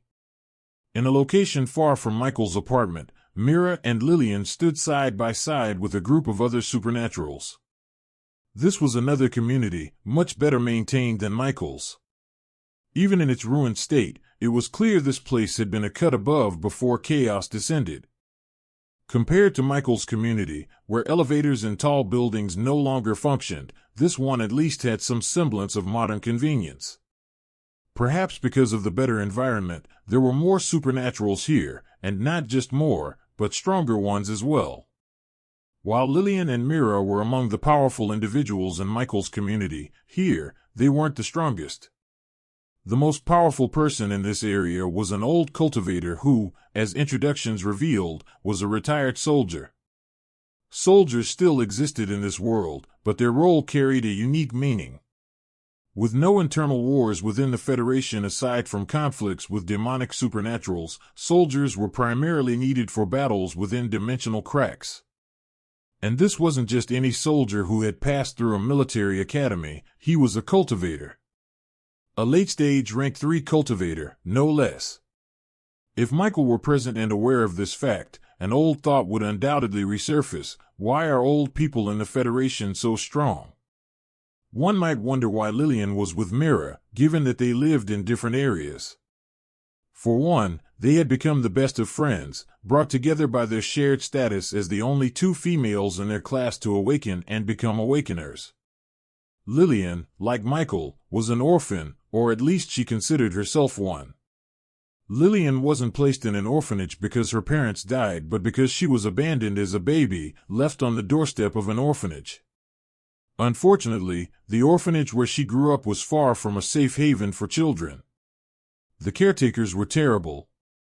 Lillian was a slow learner, and while most adults might have sighed in frustration, the ones in charge of the orphanage were much harsher. They berated her, insulted her, and even revealed the harsh truth of her abandonment in front of the other children. And children, as anyone should know, are capable of cruelty if left unchecked. Bullying became the least of Lillian's worries. Life took a turn for the better when she entered senior high school and was adopted by a kind old woman. Finally, she was able to leave the orphanage. At school, most of her peers barely noticed her existence, and the occasional teasing was harmless compared to the torment she had endured. Her time with the old woman, though brief, was a source of solace. Tragically, the woman passed away a year later, leaving Lillian alone once more. But by then, she had learned how to fend for herself. Using the phone the old woman had gifted her, she began writing short stories on various platforms, earning just enough to survive. Then everything changed on the day the system panel appeared before her.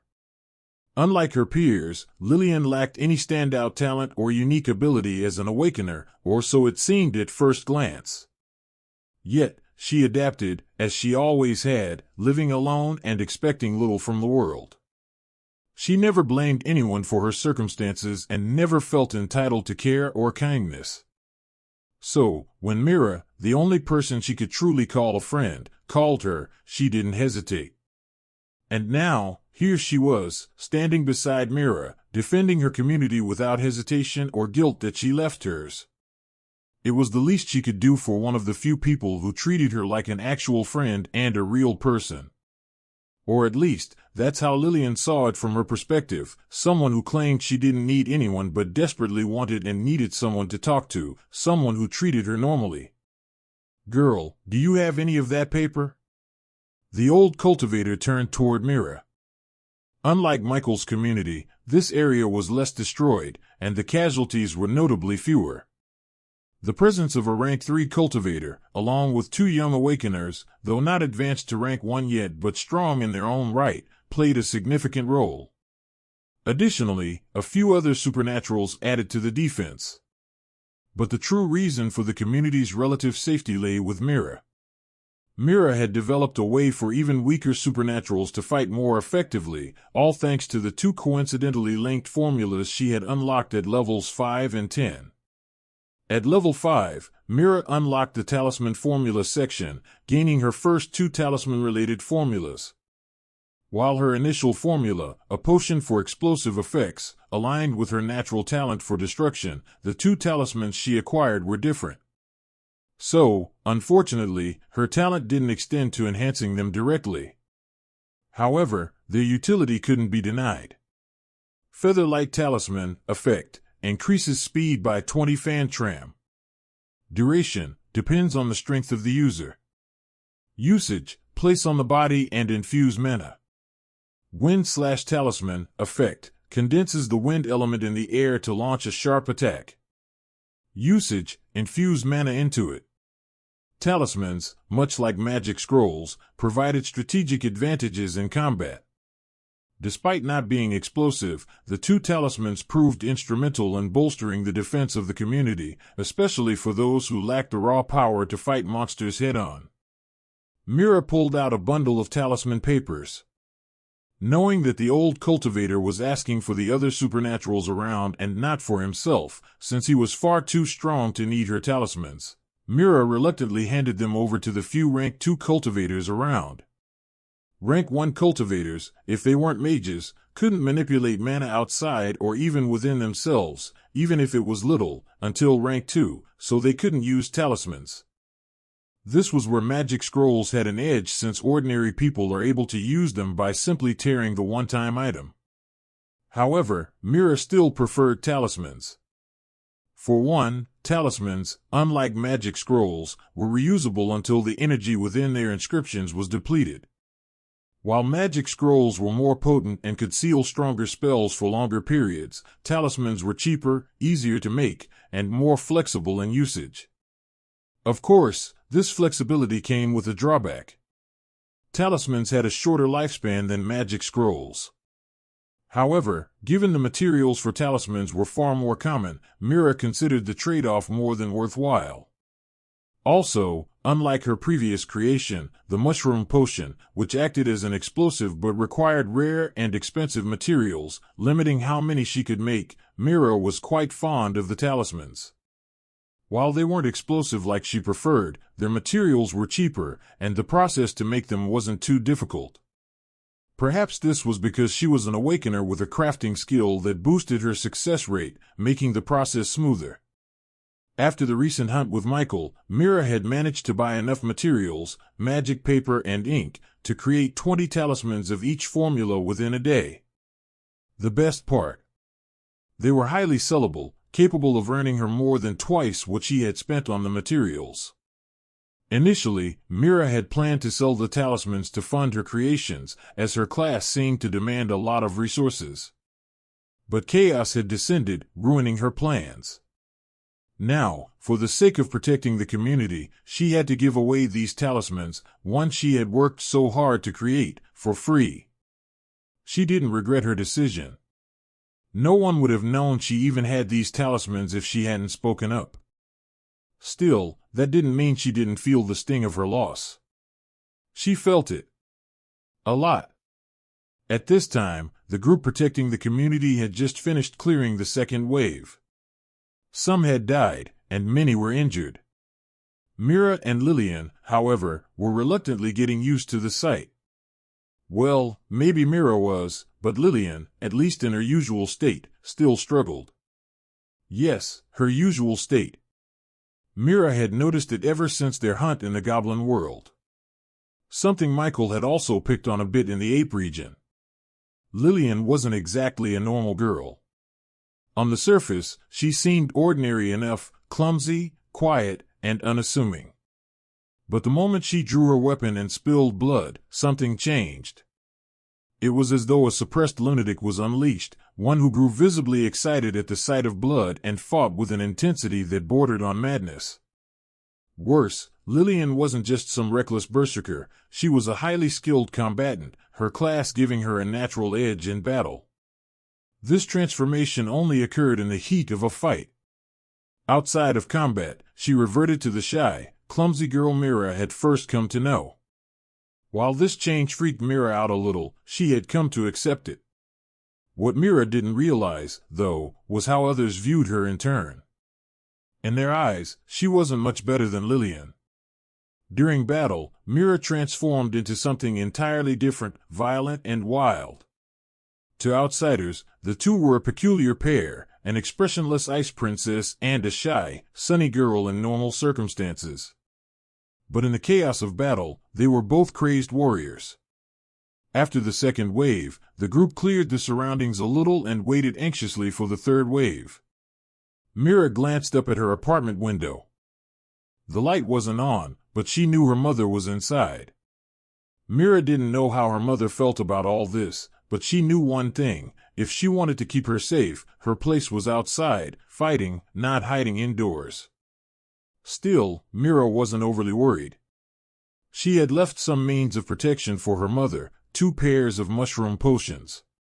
She felt uneasy in trusting her mom with something so volatile, especially since the potion only needed to be shaken violently to explode.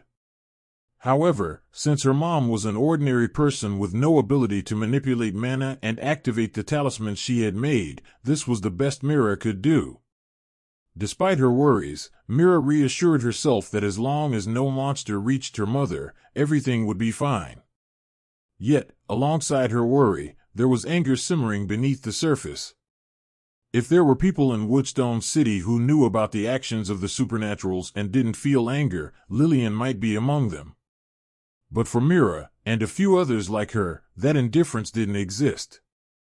Just like Michael, Mira didn't care much about most people. But for the select few she did care about, her feelings ran deep. And now, the thought of some group of lunatics trying to take her mother away from her filled her with fury. The battle in the city raged on. More lives were lost. Some grew stronger amidst the chaos. Others lost everything they held dear. And a few, like Brian, found themselves at the most pivotal moments of their lives. Brian didn't know how long he'd been trading blows, but it felt like an eternity. At this point, his appearance had changed drastically. His hair was now snow white, not with the elegance of age, but the pallor of illness. His body had grown gaunt and pale, exuding a heavy sense of weakness despite the terrifying aura radiating from him. His left arm was missing. "Give up." Cough, cough. In the void, Peter tried once more to persuade Brian to surrender, only to end up coughing blood. His face turned ashen. He knew his time was running out. If the battle dragged on any longer, he wouldn't survive. This was why he had never wanted to face the Mad Phoenix. Having a strong law was one thing, but having a law among the strongest was entirely different. Brian's law. The law of eternal embers. Peter had often called it the nemesis of nearly everything, even those of its kind. In the beginning, Peter had held the upper hand. As a rank 5 cultivator with a more complete law, his energy far exceeded Brian's. Though the law of eternal embers was a force that consumed anything and everything for energy, it functioned much like feeding a dog. No matter how much it could eat, there was always a limit, and it couldn't be fed its entire capacity all at once. Similarly, while the law of eternal embers could devour most things, it had its own constraints. Yet, countering it was even more challenging, as attempting to extinguish its flames with an overwhelming surge of law energy often backfired, turning the excess energy into fuel for its insatiable fire. However, even a rank 5 cultivator had his limits. Now, Peter was barely holding on. The only thing keeping him alive was the thin barrier of energy coating his body, shielding him from the flames. But it was a temporary measure. The law of eternal embers continued to feed on his energy, growing stronger with every passing moment. The void they were trapped in was in shambles, chaotic energy tearing through it, threatening to collapse at any moment. Yet Brian, holding a treasure that could have allowed him to escape, made no move to leave. One of them was going to die here. And Brian had already decided. The sea of blue flames swirled around him, their glow illuminating his gaunt figure as he spoke. His voice was deep and calm, unshaken by the chaos around him. Have you ever regretted killing Isabella in these past 50 years? Peter had initially been relieved seeing Brian finally open his mouth to speak. Ever since the first blow was thrown, not a single word had been exchanged between them. Seeing Brian turn to address him made Peter almost believe the Mad Phoenix wasn't as suicidal as he seemed. However, it was clear he thought too much. Or rather, thought too soon. What bullshit are you talking about? Peter finally snapped. He barely had any energy left, and he could feel the terrifying flames of the law of eternal embers closing in on him. Any moment now, if the flames touched his physical body, it would be over.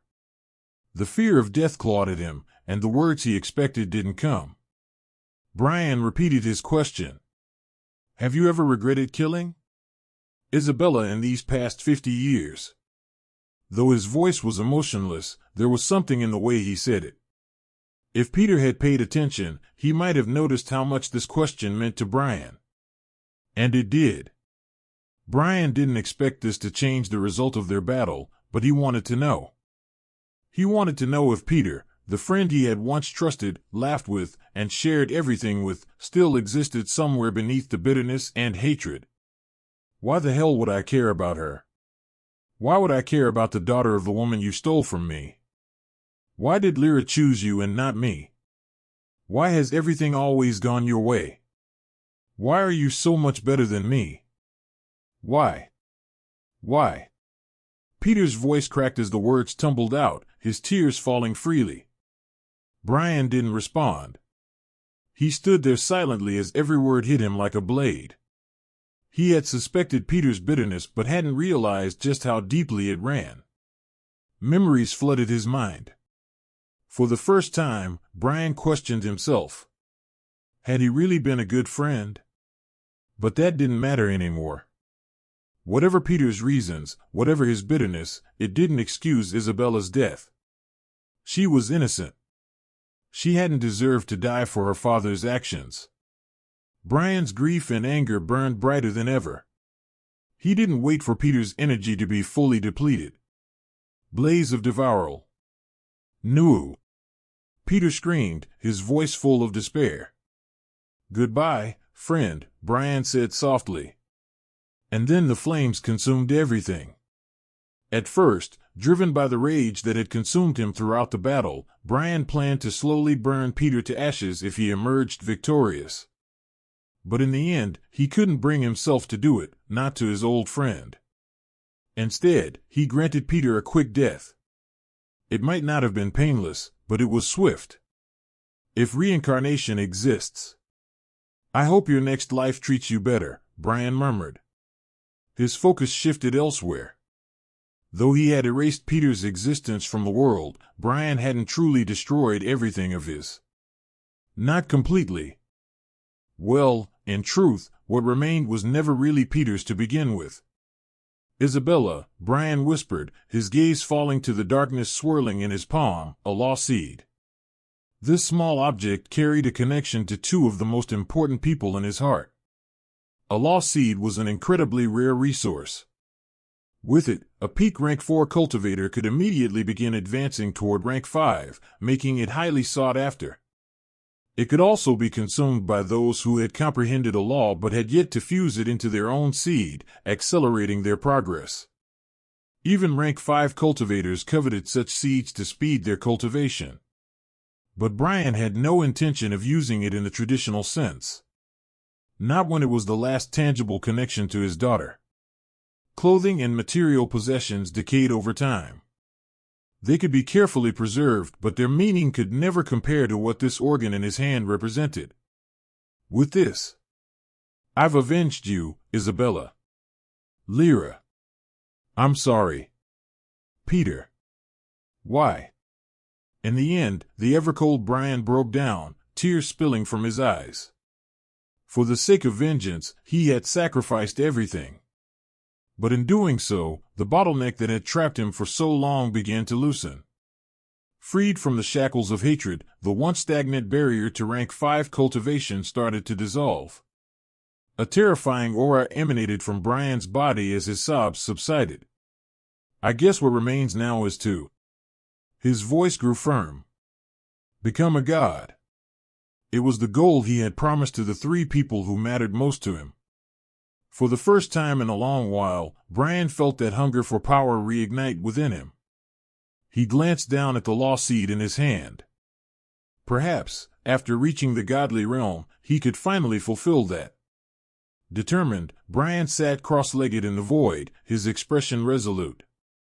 King rank, emperor rank, demigod rank, and even that rank. My journey starts here. On the day countless lives were lost, a phoenix was reborn. One that would scorch everything in its path to achieve its goal. Outside the void, Michael surveyed his surroundings with a deep frown etched on his face. The steadily decreasing number of monsters made it clear that the level 3 cracks were beginning to close, but the devastation they left behind was undeniable. The battlefield was already overflowing with corpses, despite Michael's best efforts to manage the chaos in the little time he had. The sheer number and size of the fallen monsters had transformed the area into a grotesque landscape of death. Around the community, hills of scattered flesh and gore piled high. The fighting itself now took place atop heaps of bodies and rivers of blood. While Michael had not been affected by it and even benefited from the corpses surrounding him, the presence of so many corpses distracted him. It wasn't the sight of the corpses that disturbed Michael. It was the human corpses that caught his attention. Michael had never created a human undead before. For a brief moment, curiosity took hold of him. He wondered what the evolution of a human undead would look like. How would it be different from his usual creations? Would there be a distinction between a normal human corpse and that of a cultivator? The temptation to take a few bodies into his storage space flickered in his mind. No one would notice, after all. But as soon as the thought crossed his mind, Michael felt a jolt of shock. What was he thinking? He quickly corrected himself, but the sight of the corpses and the lingering greed gnawed at the edges of his resolve. For a fleeting moment, his thoughts drifted elsewhere. I wonder what the demonic supernaturals are doing now. And where they are. With the disappearance of the level 3 cracks, Michael leveled up to level 18. From the start of the chaos until now, Michael had leveled up 3 times. He wasn't sure how to feel about it. Should he be glad that he finally found an opportunity to level up as he wanted, or should he feel guilty about the circumstances that allowed it? For a moment, Michael felt a heavy weight in his chest. However, the feeling was fleeting, and a serious expression soon replaced it. Michael turned his gaze to the sky. The number of cracks had visibly reduced, and the sky was now clearer and easier to look at. But the clearer sky didn't ease Michael's mood. This time, it wasn't about greed or the dwindling number of monsters that would appear. No, it was the level of the monsters that concerned him now. Level 4 monsters. In the cultivation power system, every advancement after the 3rd rank was a significant leap, far more so than the ranks before it. Michael had only been a supernatural for a few days, so it was hard to claim he knew much. Still, thanks to his occasional browsing of the Supers Association forum, he understood more now than he had pre-awakening. While the specifics of advancing to rank 4 were still a mystery to him, he knew enough to recognize its significance. The leap from rank 3 to rank 4 was much harder than the previous advancements, which made sense given the massive power difference. For cultivators, rank 4 granted not just more power but also new abilities like the ability to fly, an extended lifespan, and greater limits. Michael wasn't fully aware of all the intricacies, but he understood one thing: the monsters now coming through the cracks were on a whole different level of strength. Rank 4 monsters corresponded to rank 2 monsters in the Awakener's grading system, which meant a rank 4 monster started at level 26. This was a level even Michael had to take seriously. Why wouldn't he? He wasn't remotely qualified to look down on such monsters. It was also said that the next rank of monsters in the cultivation system, rank 5, was even stronger. The forum posts he had read didn't reveal much, but Michael had every reason to believe that a rank 5 monster matched the strength of a rank 5 cultivator. What made things worse was the presence of a level 5 crack above the scattered level 4 cracks. At a glance, the level 5 crack looked similar in size to the other level 4 cracks. However, Michael knew it wasn't the same. He didn't understand the mechanisms behind the current situation, but the level 5 crack had seemed to remain dormant during the first 3 waves. Yet, the moment level 4 cracks became clear to the public, the level 5 crack, once emitting the same energy as a level 4 crack, began to widen, releasing chaotic energy that was entirely different from the others. Michael could see one such crack clearly and faintly sensed the aura of 2 more. This did nothing to ease his growing tension. Though it seemed there wasn't a rank higher than level 5 in the current wave, it was important to remember one thing: as the rank of cracks increased, the number of monsters they released decreased. But it wasn't just one monster per crack. So, what would happen if more than one level 5 monster appeared in Woodstone City? Putting aside whether he had the ability to protect others, Michael wasn't even sure he'd survive. Level 5 monsters matched king rank cultivators, which happened to align with a rank 3 awakener. Michael wasn't entirely sure why the system worked this way, but he assumed there must be some truth to it. As an awakener himself, he could only imagine the strength of a rank 3 awakener. For a cultivator to be compared to that rank, and for a monster to match such power, only emphasized how terrifying such creatures would be. This was why Michael wore a grim expression. Unfortunately, the energy emitted by the level 5 cracks only became distinct after the level 3 cracks had disappeared. If Michael had been aware of a level 5 crack's presence from the beginning of the chaos, he would have chosen a different approach rather than simply standing guard over his community. Does the association have anyone who can handle a level 5 crack? He wondered aloud, though his expectations were low. He doubted the Federation lacked king rank cultivators altogether, but this wasn't the Federation, it was Woodstone City. A city that didn't even attract many supernaturals in the first place. Even if there was a king rank cultivator here, 1 or 2 wouldn't be enough. Michael's mind was in disarray. He couldn't understand how a level 5 crack could have appeared so suddenly. Though he had a theory. Perhaps these weren't actual level 5 cracks at the start. Perhaps, due to some unknown factor, level 4 cracks had mutated into level 5 cracks. Michael suspected this because, while the level 5 crack was tinted red and emanated chaotic energy, showing it was nearing a break, it didn't seem like it would erupt immediately. Even as an amateur in such matters, Michael was confident the crack wouldn't release its monsters for at least another 3 hours. With that small window, there was still time to make preparations. For now, he turned his attention back to the level 4 cracks. Those needed to be dealt with first. Since the situation demanded seriousness, Michael immediately stretched out his hands, summoning the 2 undead who had been left out of the previous waves. These 2 had missed out on the fun of clearing the earlier 3 waves, losing potential experience points in the process. However, had he brought them out from the start, it was hard to say who would have caused more destruction, the Undead brothers or the crack monsters. There was another reason Michael had held them back. The rest of his undead needed to remain close to their current levels, not just grow stronger. He hadn't forgotten his experiment with Prince. The stronger the undead before evolving, the stronger it became after evolution, at least in terms of levels. This was why, despite Lucky being of a higher race rank than Prince, they were both at the same level. Prince had evolved into a 3-star rare rank undead at a higher level, while Lucky had reached a similar rank at only level 11. The experiment with Prince had helped Michael figure out the best way to maximize the value of his undead's evolution, make them stronger before evolution to create even more powerful undead after. That was the formula. Unfortunately, Michael hadn't had much time in the past few days to dedicate to strengthening his undead. To make them stronger, they needed experience points, something Michael also didn't have an abundance of. However, that would change in the future, once he was no longer in constant rush mode and could devote time to other pursuits. Looking at Lucky and Prince, who were now standing before him, busy inspecting their appearances, a trace of worry flickered in Michael's eyes. The brothers were strong, no doubt, and had recovered from their battle with that corrupted creature in the ruins of his initial location in the land of origin. But they weren't yet back to their peak and still carried hidden injuries within their bodies.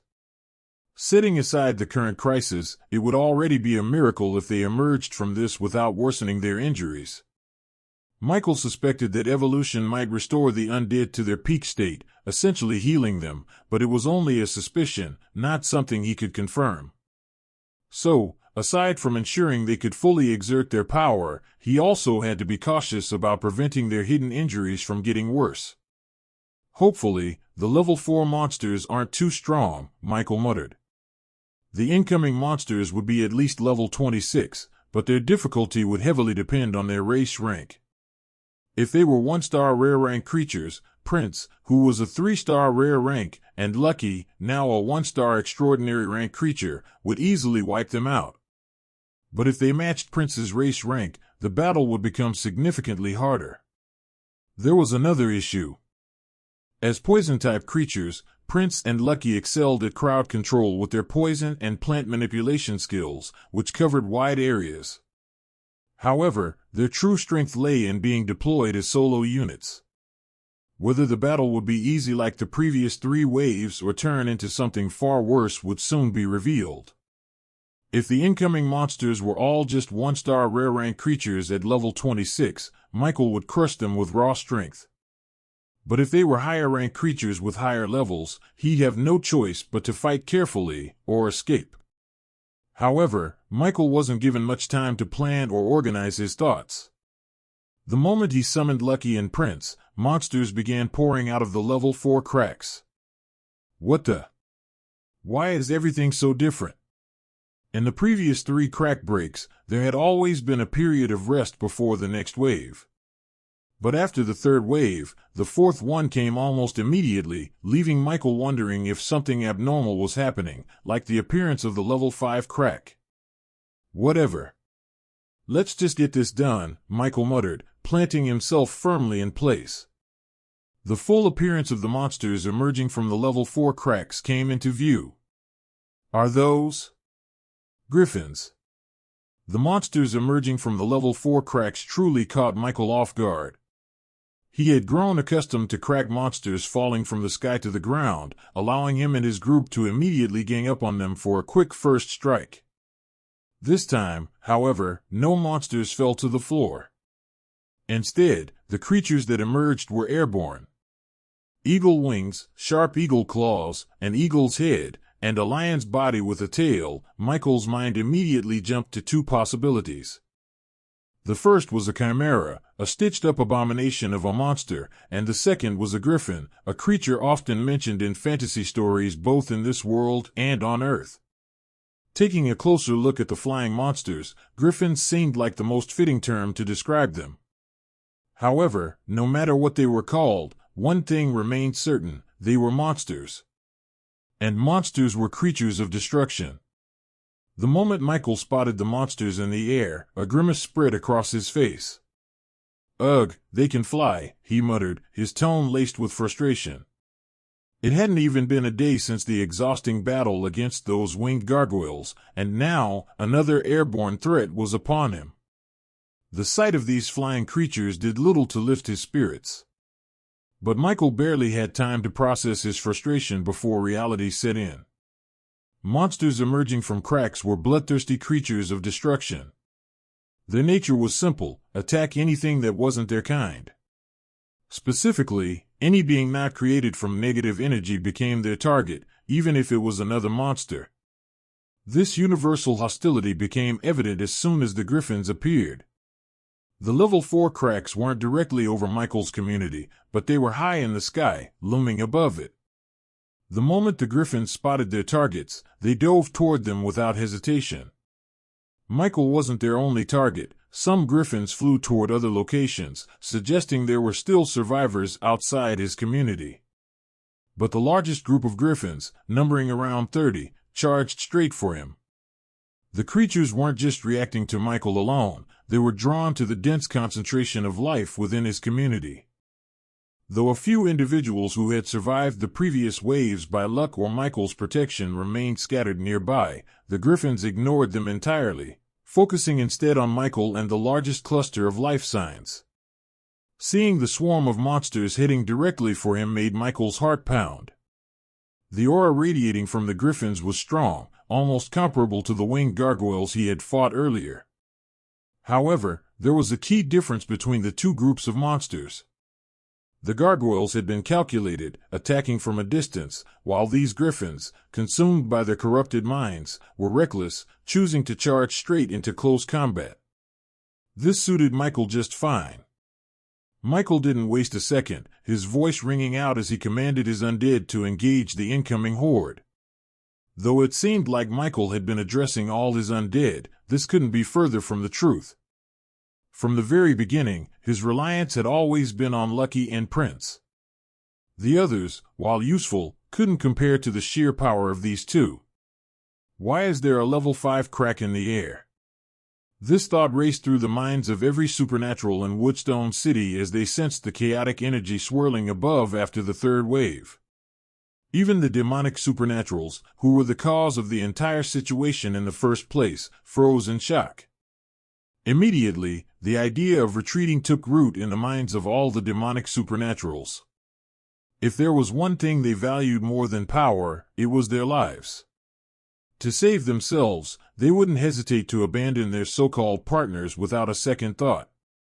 As expected, the moment the demonic supernaturals sensed the chaotic energy of the level 5 crack, they began to withdraw. This wasn't just because of the appearance of a higher-level crack, it was also because their original plan involved evaluating after the third wave.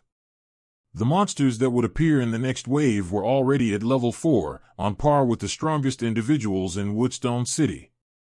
Every super association branch had a manager, and to qualify for that position, one needed at least a master rank cultivation level, the fourth realm in the cultivation system.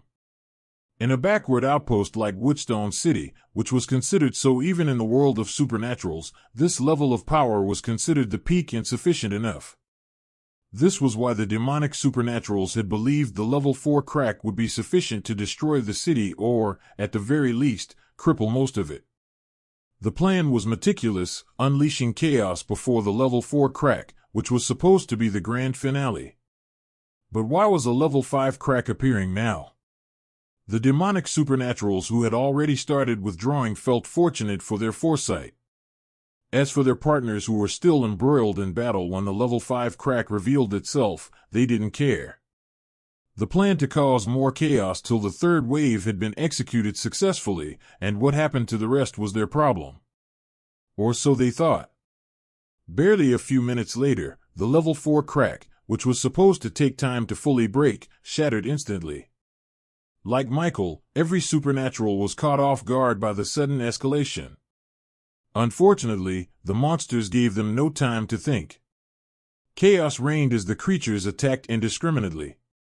Two things became constant during this mayhem: more people, ordinary and supernatural alike, died, and for the first time in living memory, members of the Super Association and demonic supernaturals were forced to work together for survival. However, none of this had anything to do with Michael. Nor did it concern Mira and her companion Liliana. But it did involve someone else. Someone who had no idea that his recent battle had unleashed such chaotic energy into the area, causing nearby cracks to mutate. That someone was Brian. Brian sat cross-legged in midair within the dark void. The chaotic energy that had once scattered across the space during his battle with Peter had finally settled. There was no longer a trace of the blue flames caused by his law, as he had absorbed them to heal his injuries before attempting to advance. This was why Peter had referred to the law as a cursed one, not because it was truly cursed, but from another perspective. To most other master and king-ranked cultivators, this law was considered broken. It was also why the flames generated by the law, and the law itself, were often spoken of as the flames of a phoenix. Phoenixes were creatures of fire, famous for their ability to be reborn. Though not as mighty as the phoenixes described in ancient stories, Brian's law shared certain characteristics and traits, earning it the comparison. At the moment, a strange aura emanated from Brian's body. As he sat cross-legged in the dark void, his body radiated a strange aura, and a level of intensity grew around him. The law of eternal embers. It was a terrifying, destructive force, one rooted in both the principles of perpetual burning and the rebirth that came from fire. This law was not only about destruction, it was about eternal persistence, about something that never ceased, always burning and regenerating. As Brian focused, his understanding of his law deepened. He felt the flames within him flare with more ferocity, their heat intensifying, pushing him past the threshold he had long struggled with. Brian's aura rippled and expanded outward. It was intense yet only continued to grow stronger slowly. Brian didn't know how much time he had spent in this state, but by the time he came out of it, he was a new man. So this is the realm of kings. Brian felt the power within him and couldn't help but be shocked. The energy coursing through his body was so strong that he thought it might be an illusion. But it was real. This was his power. After 50 long years, a king was born. However, the joy of reaching a new realm could be celebrated later. To avoid further complications, Brian had to quickly stabilize his realm before anything else. In that moment, Brian realized he had forgotten something important. The city he was meant to protect had already turned to ruins. Michael looked at his surroundings with a frown. He didn't know how much time had passed, but the last griffin in his location had fallen to Lucky's vines. Unfortunately, the destruction caused by the battle had nearly leveled the community. Though Michael made sure no one died, he couldn't guarantee that they had a home to return to. It wasn't only them. Michael turned to look outside the community, his sharp eyesight seeing more than an ordinary human could ever perceive. Above, the sky was still filled with flying monsters. Occasionally, Michael saw them drag a living person up into the air, only to drop them. With the destruction that had befallen Woodstone City, it was a wonder if anyone would have a home after this. The griffins were indeed as powerful as the gargoyles, if not more so, but their almost senseless attacks made the battle more chaotic than the fight with the gargoyles back in the land of origin. On one side, it was against 2 monsters, and on the other, it was against 30. Even though the griffins were somewhat disorganized, they had strong combat abilities, and their numbers were overwhelming. They could also cast skills from a distance, making the battle far from easy. But Michael was somewhat satisfied because they didn't follow the gargoyles' exact approach. In a way, they threw away a lot of their advantage, which eventually led to their defeat. Unfortunately, the bodies of the griffins were quite large, and while he could manage to store 1 and perhaps squeeze 2, it still wasn't practical. However, Michael didn't care about practicality. Only the heavens knew how the association would react to the looming level 5 threat in the sky, but Michael wasn't about to wait and find out. The current threat wasn't over yet, as monsters were still roaming everywhere outside the community. At first, Michael had been unwilling to enter the land of origin, but now that Lucky and Prince were by his side, he took the risk. His purpose this time was simple, to turn this mysterious world into a storage space again. With quick strides, Michael began storing a portion of the monsters he had killed in the real world into the land of origin. He had leveled up 3 times now and was even close to reaching the next level thanks to his and his undead's efforts. At level 18, he had more contract slots, and there were a few interesting monsters he was keen on turning into undead. The sand scorpion. Though too colorful for his taste, the long-armed monkeys. And the one he was most excited about, the griffins, were all on his list. The hobgoblins were also not a bad choice, and they saved him an evolution point since to evolve a goblin into a hobgoblin would require this much cost. All of this was for his future slots. Unfortunately for the griffins, he would need to increase his intelligence stat to even have a chance at contracting a rank 2 creature. This would also be the first time he was contracting a strong undead, like traditional necromancers. If he managed to get out of the mess in the real world with no trouble, Michael decided that after trying out undead summoning on any griffin he managed to revive, regardless of the result, he would use his evolution points to evolve it and see what strength it would gain. One must note that if Michael successfully revived a griffin, as it was a rare rank creature, evolving it would raise it to a 3-star rare rank griffin, which could potentially reach level 42, close to rank 3. The strength of an undead before evolution would determine its strength after evolution, so as a creature already at rank 2, evolving it would only make it stronger, far stronger than Lucky and Prince. However, for now, he had other things to focus on. What do I do now?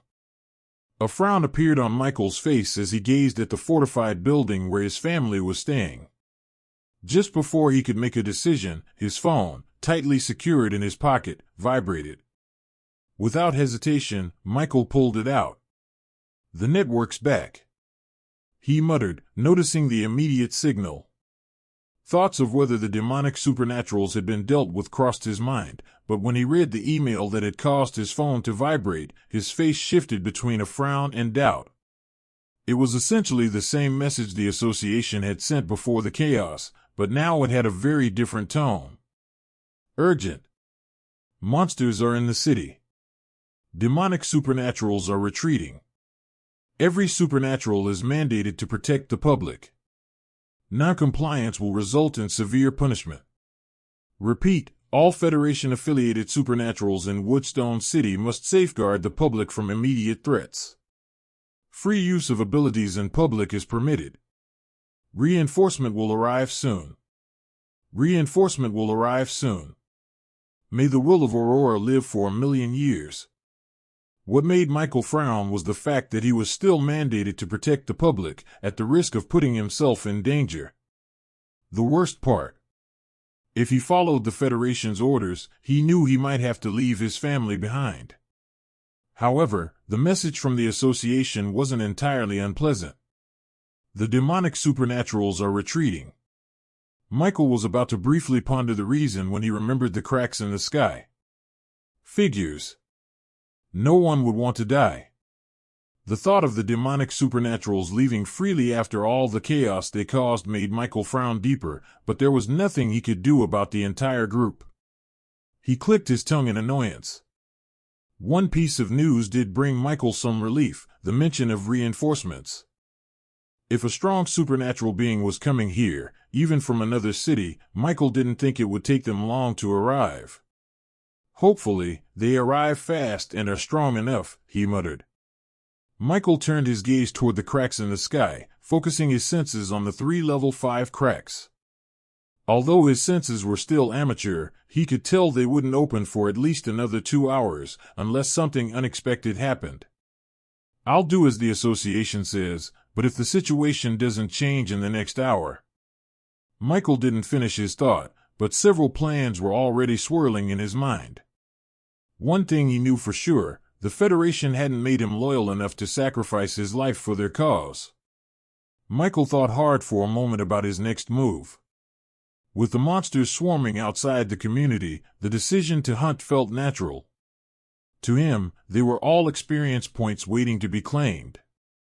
While he doubted he could reach the max level for rank 1 today, unless he somehow killed every monster in the city, Michael figured that taking down a large portion of the ones nearby should allow him to level up at least twice. That would put him just 5 levels away from level 25, the maximum for rank 1. Although the experience required to level up increased exponentially, even surpassing the total he had already gained to reach his current level, it was better than being 10 levels behind. Michael made up his mind quickly. I'll leave Lucky here to guard my mom. Prince and a few undead will follow me for speed and strength, while the rest stay behind with Lucky, he decided. Since the association wanted him to protect the public, he would, just not by playing the hero or rescuing people. Instead, he'd clean the streets of monsters. For the first time in both of his lives, Michael felt genuinely eager to do what could technically be called community service. Before leaving, Michael sent a message to his aunt, knowing the network was still up. "Michael, the crisis is almost over, don't worry. Everything is fine. Call me immediately if something comes up." After sending the message, he switched his phone from vibrate to audible mode. No one in his family and the other people within his protection currently knew what was happening outside the fortifications he had built for them. While he could go in and give them a briefing, Michael was far too lazy to bother. They were safer within the defenses he had created, and that was enough. As for the supernaturals inside the dome, Michael figured they wouldn't want to leave its protection, so he couldn't care less about them. He also doubted this would cause trouble. No one was likely to sell themselves out, and the association wouldn't be foolish enough to punish someone who had actively helped keep the public safe at the start of the chaos like these men. They were also living beings. Despite their tendency to act like overlords, Michael believed the association understood that supernaturals were also people with emotions. Push them too far, and they might end up siding with the demonic forces instead. In the end, things were just as Michael expected, and even less complicated than he had imagined. The association wanted the public protected but didn't expect supernaturals to sacrifice themselves for the cause. Their basic requirement was compliance with the command. How many lives were actually saved? That was left to fate. As long as the whole city wasn't wiped out. Before moving out of the community, Michael finally armed himself, unlike what he had been unable to do at the start of the chaos. Under the protection of Lucky and Prince, he wore the size-fitting armor he had bought for his undead, along with his spear. While advancing had brought great changes to Michael, physically, it only made him a little taller with paler skin. Compared to his orcs, he still looked small, but the armor fitted him properly. Michael moved around a bit, and his flexibility wasn't affected. Michael was once again happy with his purchase. Finally, for the last step, Michael turned to inspect his status after so many level-ups. His stats had increased, but they barely brought significant strength to him. However, overall, he was better than before the level up to level 16. Also, thanks to his race and class, he now had 18 more attribute points, together with his previous 30, making it 48 in total. Such an amount was enough to boost his strength in any way, but Michael didn't touch it yet. If one wasn't about to advance, it was advisable to keep attribute points as one wouldn't know what situation they could be in the future where they needed a quick boost to a certain stat. However, this opinion was merely a suggestion, as there were other awakeners who believed that immediate use of attribute points was better for their own valid reasons. Then there was the third group that didn't care and did whatever they liked with their attribute points.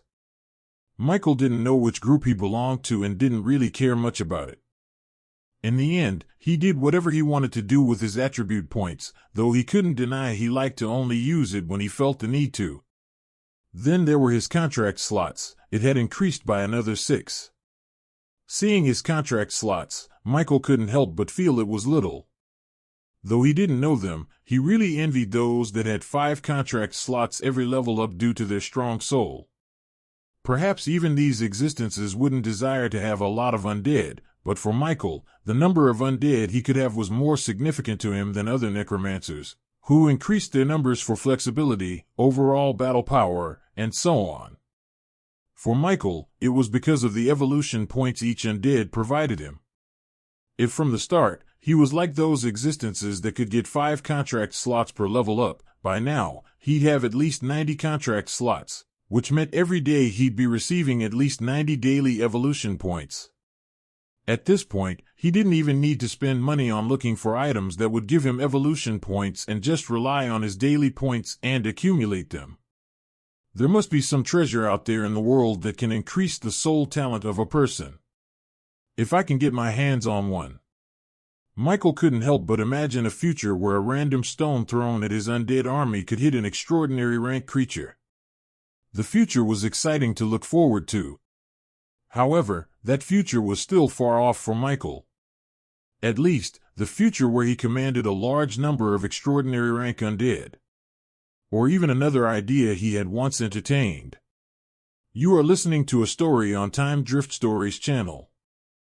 If you enjoy it, please like, comment, and subscribe so you won't miss the next episode. If other professionals could control undead like necromancers, albeit with many restrictions, didn't that mean he could potentially do the same in another field? Perhaps even tame beasts like beast tamers, though with added limitations.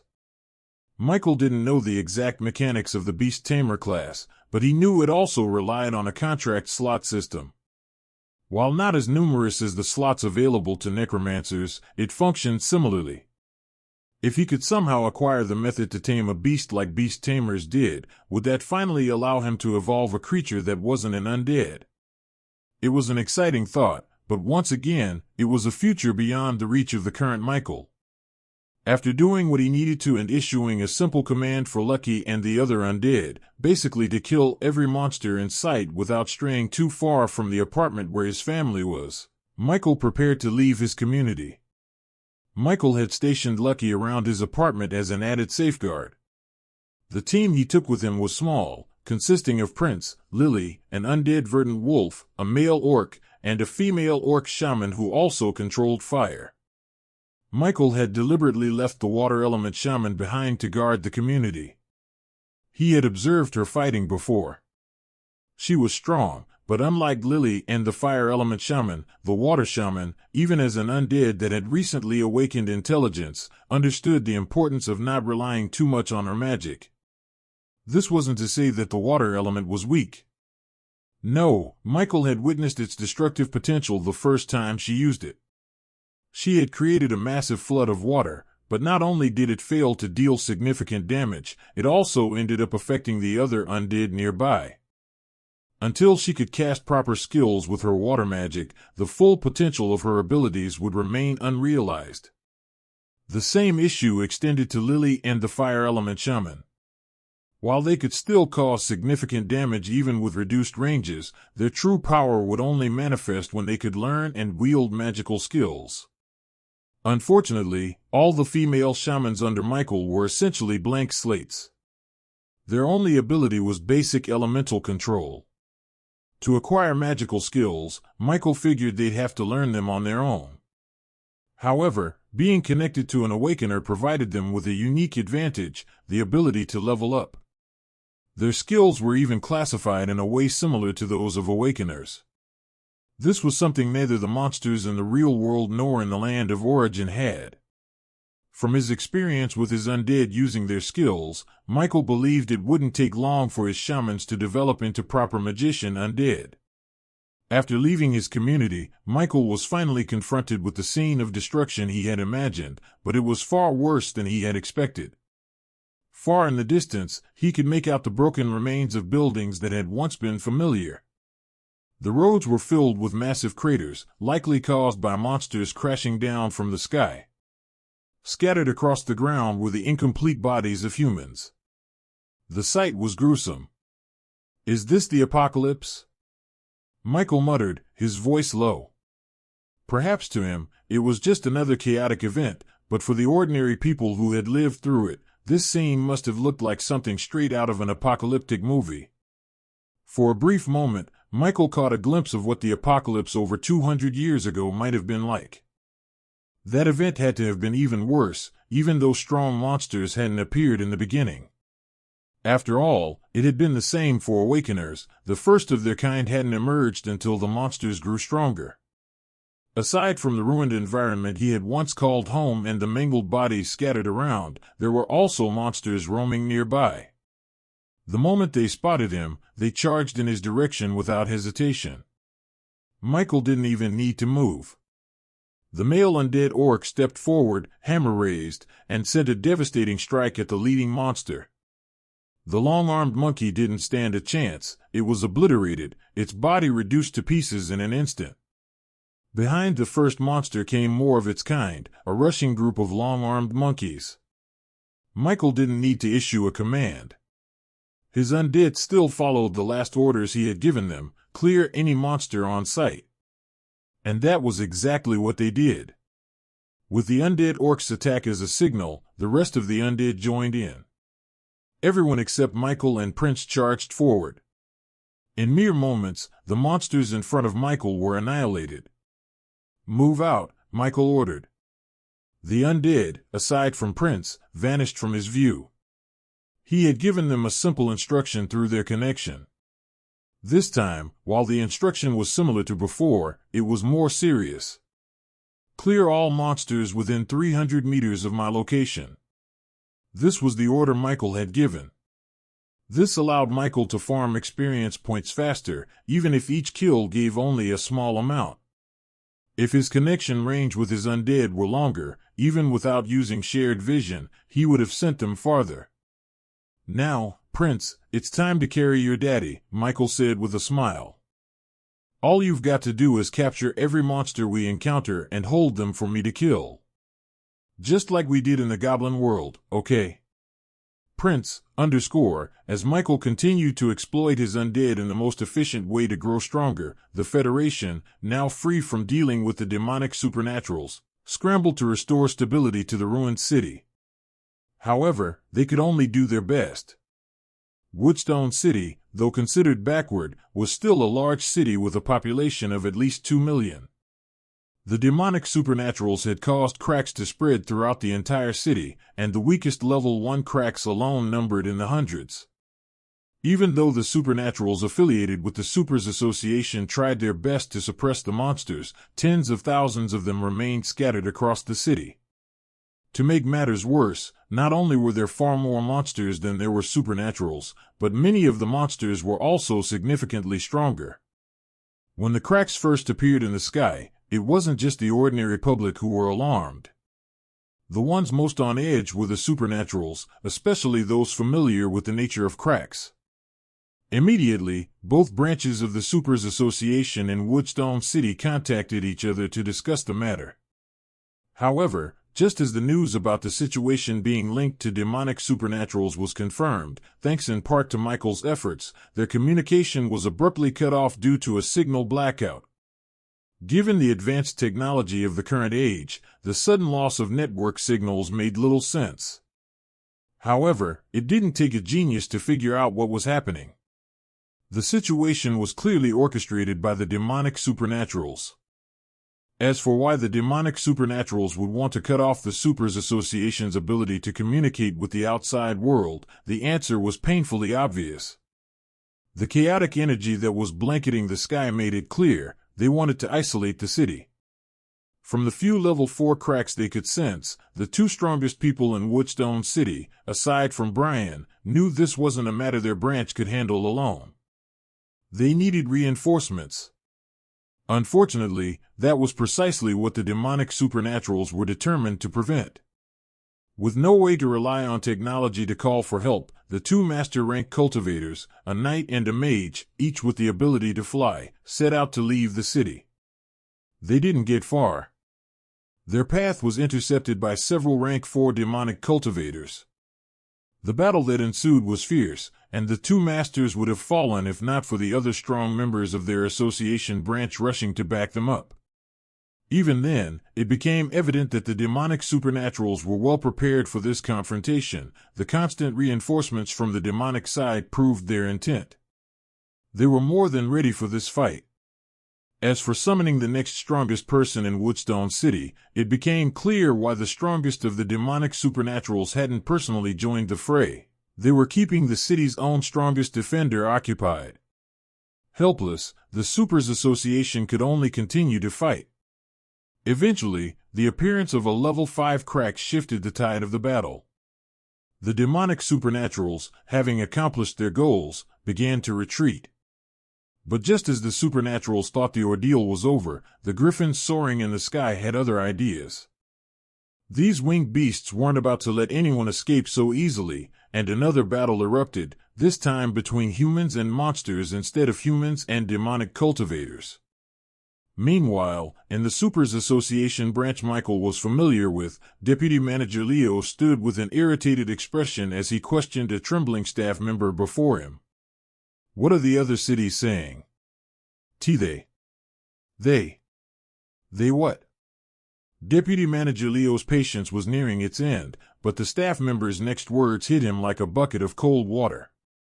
Sir, I've contacted the 2 cities closest to us, but they're also facing similar challenges. So, what you're trying to say is, cracks have appeared in their areas as well? Yes, sir. However, there doesn't seem to be any sign of a level 5 crack on their side. We're doomed. Deputy Manager Leo didn't bother hiding his despair as he muttered those words aloud, uncaring that someone was standing right next to him. For the first time in as long as he could remember, the late-stage Rank 3 knight felt fear resurface once more. What he didn't say aloud was that, even though the other cities didn't have a level 5 crack on their side, they were likely just as doomed as Woodstone City. Their overall strength wasn't significantly superior, after all. With several level 4 cracks in their regions, if reinforcements from nearby cities didn't arrive soon, it was uncertain how much they could save of their own territories.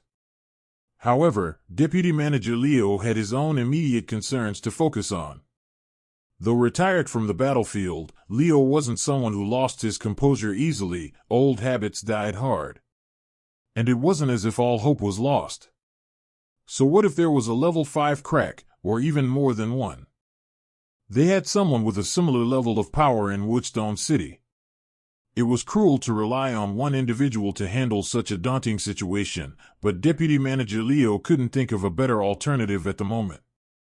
Besides, the cracks didn't seem like they were going to break open immediately, so technically, they still had time to request aid. King rank cultivators weren't easy to mobilize, and in the current situation, they would need more than just one or two. Still, Leo clung to hope, praying for a miracle. If they could get word to the Federation in time without encountering further obstacles, a king rank expert capable of traversing realms wouldn't take long to arrive. With that sliver of hope in mind, Deputy Manager Leo prepared himself. He was about to instruct the staff in front of him to contact some key individuals, while also considering if there was a way to reach that man, someone far stronger than his rank suggested, when a familiar voice spoke beside him. Before he could react, his surroundings were engulfed in blue flames, coating everything within sight. "Brief me on everything that's happened," the voice commanded. "Master Brian." No, this energy." Michael stared at his panel with a smile tugging at his lips. He tried his best to suppress any sense of satisfaction from the surrounding chaos, but the joy of leveling up was impossible to ignore. Level 20. This was Michael's current level. In just a few hours, he had surged from level 15 to level 20. No, that wasn't even the full story. He had only recently advanced to rank 1. If he accounted for that, he had essentially jumped from level 10 to 20 in a matter of hours. However, Michael knew his rapid growth was likely nearing its peak. 200,000 experience points to level up to 21, he muttered, his brow furrowing slightly. He wasn't certain he could manage another level. Not because the city lacked monsters to hunt, but because his self-imposed time limit was almost up. Any minute now, he would be forced to make a decision. However, these thoughts were interrupted as the sky above suddenly brightened. When Michael had initially awakened, even before the moment itself, his thoughts were filled with how his awakening would be a life-changing event for him.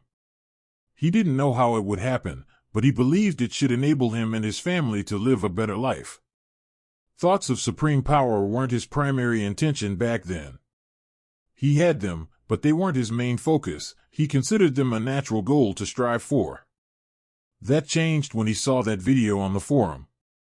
That demigod. Michael knew that figure hadn't gone all out, yet a single attack from them was enough to bring a 100-meter monster crashing to the ground. A 100 meters. What kind of power concept was that? It was impossible for him to quantify. That sight made him vow that day to grow just as strong as that figure. When he first leveled up and felt the drastic surge of strength, that resolve only deepened. Then came the discovery of his talent ability, which strengthened his desire to grow even more. Michael looked up at the sight in the sky.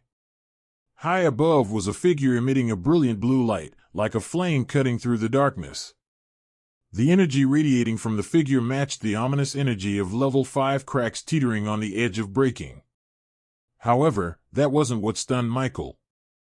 What truly shook him, making his heart race, whether from excitement or fear, he couldn't tell, was the sheer display of power from the figure in the sky. Michael watched as blue spheres of flame rained down from the heavens. Every monster they touched disintegrated into ash. Within each of those small, radiant flames, Michael could sense a power so overwhelming it could obliterate him in an instant. The feeling dwarfed anything Lucky could emit or even the terror of that corrupted monster he had faced in the abandoned ruin in the land of origin. What kind of power is this? Who is that being? Michael could only stare in awe. Unfortunately, the blazing light from the figure and the great distance between them made it impossible to identify who they were. Then, silence fell. The blue light vanished as abruptly as it had appeared. In the wake of the figure's departure were only the ashes of every monster, scattered by the wind. For the first time in his life, Michael had witnessed a power capable of leveling entire cities. For the first time, he felt truly insignificant. Just as he stood there, stunned, his phone's ringtone jolted him back to reality. Slightly dazed, Michael shook off his shock and retrieved his phone, only to find a message from the association. Thanks to the early reinforcement of a king rank expert, the immediate danger in the city has been cleared. However, there's still a possibility of stray monsters. Supernaturals are urged to remain vigilant and eliminate any threats. Please also be cautious of demonic supernaturals that might have survived the king rank expert's attack. Protect the public and rest assured, more reinforcements are on their way. That was a king rank cultivator. Michael wondered aloud, still in shock over what he had just witnessed. So strong, he murmured. As an awakener, Michael understood the potential of his kind.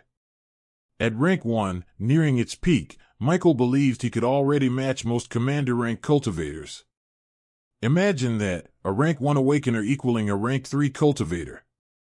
The gap between the two paths was clear. The only rank he felt beyond his current reach was master rank cultivators at rank 4. However, he was confident that would change when he advanced to rank 2 as an awakener. Even so, a small part of him had assumed that once he approached the peak of rank 2, dealing with a king rank cultivator might not be impossible. Now he realized just how cocky he'd become, despite his repeated warnings to himself to remain cautious. He didn't know if advancing to rank 2 would offer more than a significant stat boost, but if it followed the same pattern as his previous breakthrough to rank 1, he could understand why king rank cultivators were equated with rank 3 awakeners. The power to level cities in an instant. Michael couldn't imagine himself doing the same at rank 2. As he was now, he could destroy a city single-handedly, but only if he had time and wasn't interrupted by other supernaturals. Yet the figure in the sky had just eradicated multiple rank 1 to rank 4 creatures while simultaneously avoiding harm to ordinary humans and buildings, and all in an instant. And they were clearly holding back. This was evident from the reports of the possibility of stray monsters and demonic supernaturals still lurking. Michael also knew how ominous his own energy was. If that figure targeted demonic beings based solely on their energy, he'd be dead by now. Even some of his undead, despite their monstrous appearances and the death energy radiating from them, remained untouched. It was clear that the figure wasn't going all out. If they had truly wanted to bring down the entire city, Michael had no doubt they could have done so effortlessly. Maybe I don't need to reach rank 3 as an awakener to achieve something similar, Michael thought suddenly. Maybe if my skill mastery reaches a high enough level, I could do the same. Michael wasn't sure, though. For one, the range of his undead skills hadn't expanded much, even as their mastery level increased. Whatever. I haven't even reached the max level at rank 1 to be thinking this far ahead.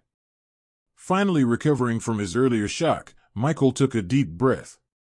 Knowing that the immediate danger had subsided, he turned with his undead in tow and began the journey back to his community, where he had left his family. Along the way, Michael began contemplating his next steps. According to the message from the association, reinforcements, possibly more figures like the one he had just witnessed, were on their way. If there were others with that level of power, then it seemed plausible that the current chaos could be brought under control. However, Michael remained skeptical. Even if such figures could handle rank 5 monsters, who were likely on the same level as them, the battles wouldn't end quickly. And battles of that scale wouldn't just be prolonged, they would inevitably create shockwaves capable of implicating countless others in the crossfire. In the end, Michael decided not to head back home.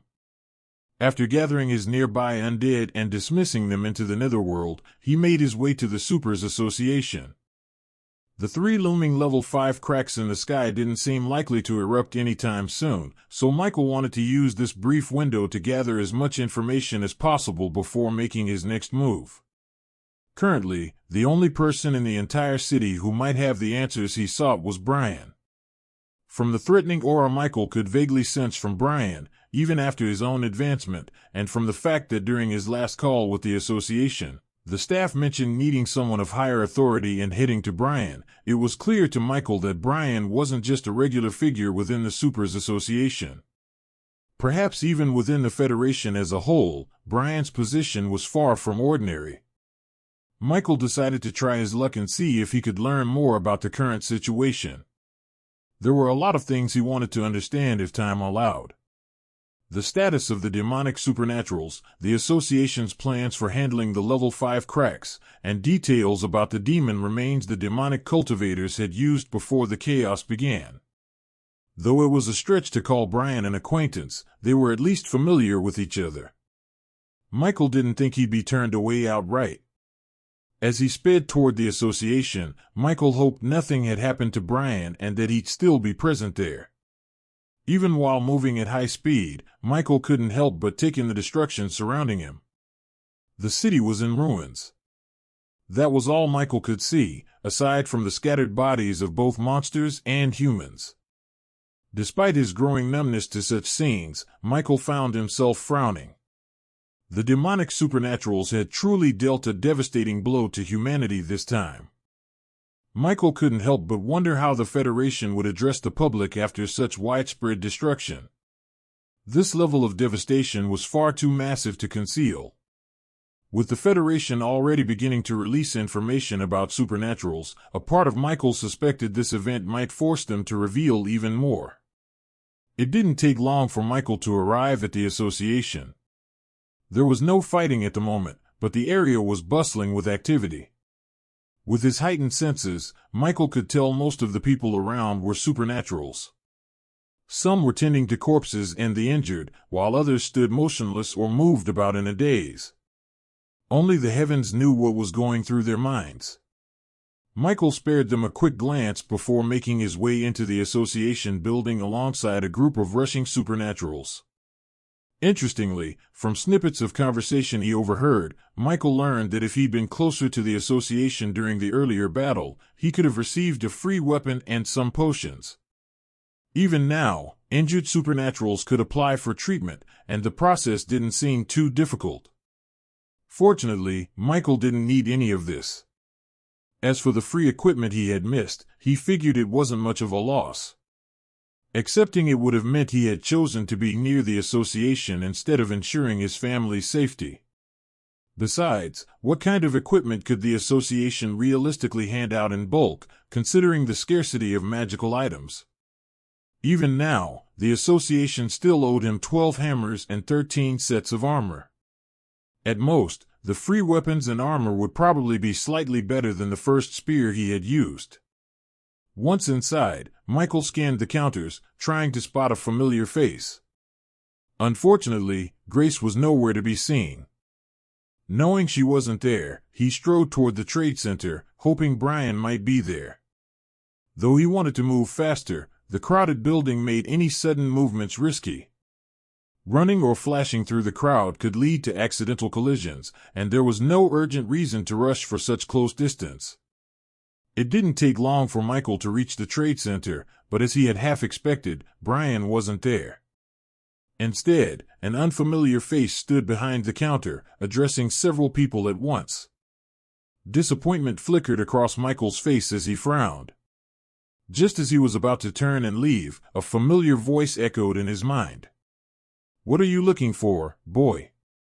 Michael stiffened, alarmed by the sudden voice in his mind. Soon, he quickly calmed down when he recognized it.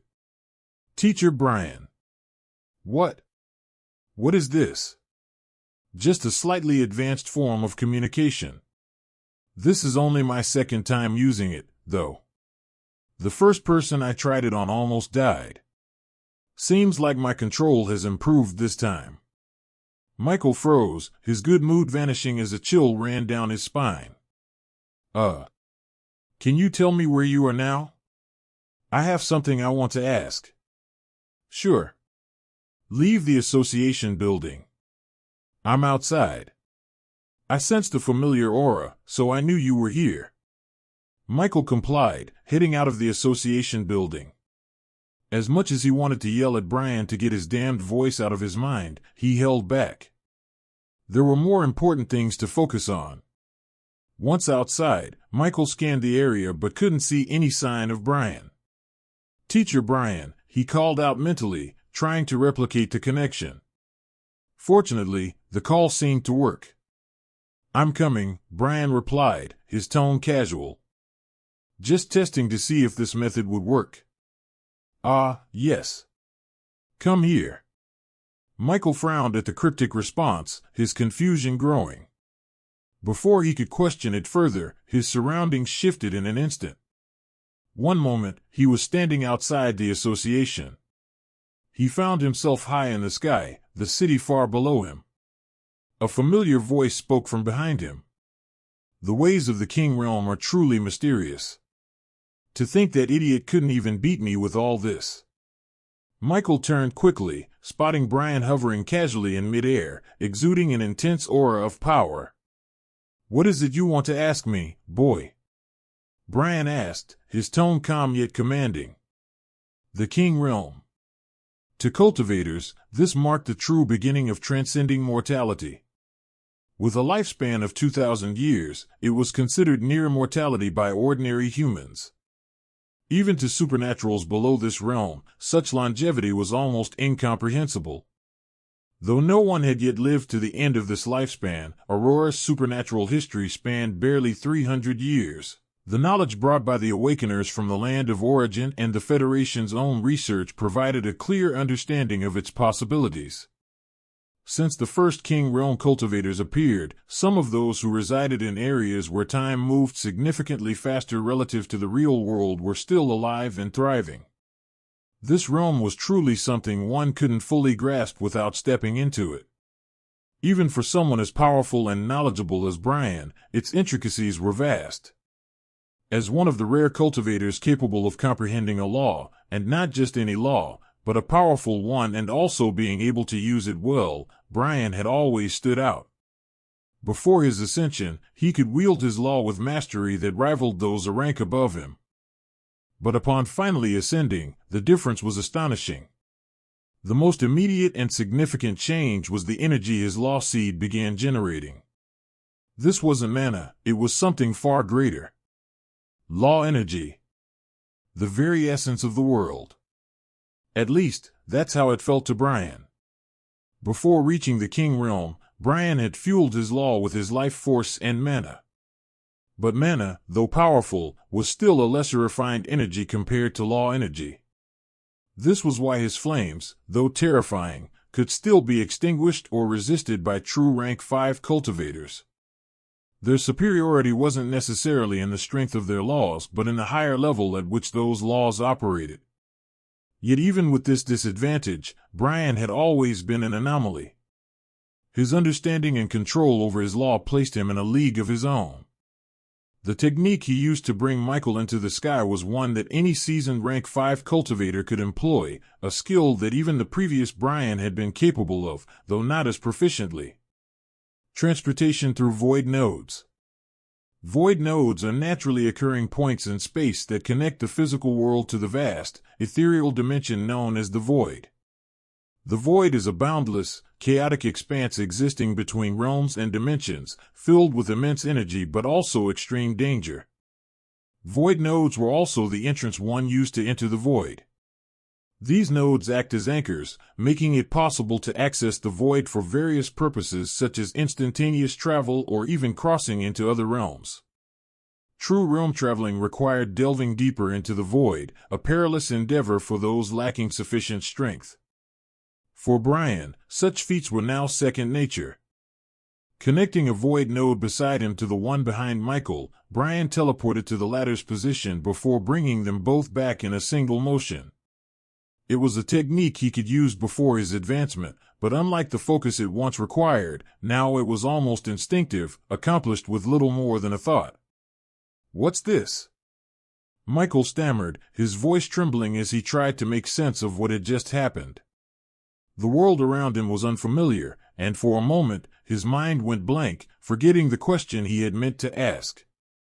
It wasn't until he noticed that he seemed to be floating in the air, suspended high above the ground, that panic began to creep in. The dizzying height made his heart race. "Calm down," Brian said. "You're acting like you've never seen much of the world before." Michael wanted to retort. He wanted to say that, yes, he hadn't seen much of the world but managed to keep it to himself. In the end, Brian's remark managed to ground him. Taking a deep breath, he steadied himself and forced his gaze downward. For the first time in his life, Michael saw the entirety of Woodstone in a single view. What should have been a majestic sight of a bustling city was instead a somber panorama of ruin. Fires raged in scattered pockets, plumes of smoke curling toward the sky. Entire sections of the city lay in rubble, and vast patches of ground glistened ominously with streaks of crimson. It took only a second glance for Michael to realize what the red was. Hovering above the devastation, Michael truly began to grasp the scale of what was happening. The view from this height revealed things that were impossible to discern from the ground. His senses, sharpened by his proximity to the sky, detected the chaotic energy emanating from the cracks below even more acutely now. Though they were directly above the cracks, they didn't appear much different than they had from the surface, at least at first glance. Yet, the oppressive feeling of instability was unmistakably stronger here. "Are you concerned about the cracks?" Brian finally spoke, breaking the heavy silence that had lingered between them. His voice was calm, almost casual, as always. However, Michael could hear a subtle difference this time. It had been there since Brian first spoke to him at the Supers Association, but now it was becoming more pronounced. Brian's indifference, it wasn't something Michael could easily put into words. It had always been there, but now it felt different. More natural, almost effortless. It wasn't as if Brian had been pretending before, but now the indifference seemed to carry an unshackled air, an aura of freedom that made it seem as though nothing could bind him. "Cultivators can fly?" Michael asked. "Yes," Brian replied. "Starting from master rank, we can fly through certain methods. Just like you awakeners. Or, considering the time, maybe when you advance again." Michael wanted to ask more, but as usual, Brian cut to the chase. "You were looking for me?" he asked directly, his sharp gaze locking onto Michael. Though Michael felt a little frustrated at how Brian always forced the conversation to go at his own pace, there was also a sense of familiarity. Despite the changes, this was still the same Brian. Different, yet undeniably the same. "I want to ask of the association current thoughts on these cracks," Michael said. Since the other party preferred to get straight to the point, Michael, who also appreciated this direct style of conversation, immediately jumped to what was on his mind without any unnecessary detours. Though part of his mind was distracted by the fact that he was floating mid-air without assistance, Michael forced himself to stay calm. He could feel a strange mana signature all around him and could only assume it was Brian using one of his techniques to keep him afloat. While he spoke, thoughts of just how strong Brian might truly be lingered in his mind as he waited patiently for an answer. Fortunately, he didn't have to wait long. "We'll handle the cracks, don't worry," Brian said slowly and deliberately, pausing before continuing. "We've called for help from other associations to send more king rank experts since they're the only ones capable of dealing with this. The request has been confirmed, so there's no need for you to worry. You won't be called to fight, not that you're capable of contributing much anyway. Michael's eyelid twitched. For a moment, he wondered if Brian was simply trying to reassure him or if he was subtly insulting him. Either way, he couldn't deny that the words brought some relief. However, Michael wasn't done yet. He still had a few doubts lingering in his mind. Fortunately, since Brian had answered his first question, it seemed he was willing to entertain a few more. And indeed, that turned out to be the case. So, let's say reinforcements do arrive. Even then, when the monsters come out of the cracks, it might not be the monsters that destroy the city, it could very well be the shockwaves caused by those king rank experts fighting them, Michael said calmly. Michael's mind flashed to the mysterious figure bathed in blue flames he'd seen earlier. If the monsters in the crack were as strong as that figure, who he believed could level the city with ease, then the city's survival seemed grim. The sky wasn't enough to protect those below, especially if the shockwaves from such clashes were as devastating as he imagined. You don't have to worry about that, Brian interjected, reading Michael's thoughts. If you could think of it, the association has naturally accounted for it already. Michael blinked, feeling the faint sting of what he suspected might be another subtle insult. However, Brian's indifferent expression showed no malice, as though what he had just said was entirely neutral. Just because a crack is close to breaking doesn't mean it can't be stopped entirely, or at least delayed, Brian continued. Michael felt like he'd stumbled upon something profound. Didn't you say before that nothing could stop a crack from appearing unless they were a god? I did, Brian confirmed. And I stand by that. I've never heard of a king rank or even an emperor rank cultivator preventing a crack from appearing. But no one said you couldn't close it after it appears. Oh, you might think this is common sense since crack clearing is something you're familiar with, you've even cleared a few yourself, Brian began, his tone calm but deliberate. He gestured toward one of the cracks around them. But what I'm talking about here isn't normal cracks. I'm talking about cracks like this, ones close to breaking. Michael immediately caught on. If he wasn't mistaken, Brian was implying there was a way to deal with the monsters in these cracks before they emerged. A spark of realization flickered in Michael's mind. Cracks can still be entered even if they're close to breaking, Michael ventured. Yes, Brian confirmed.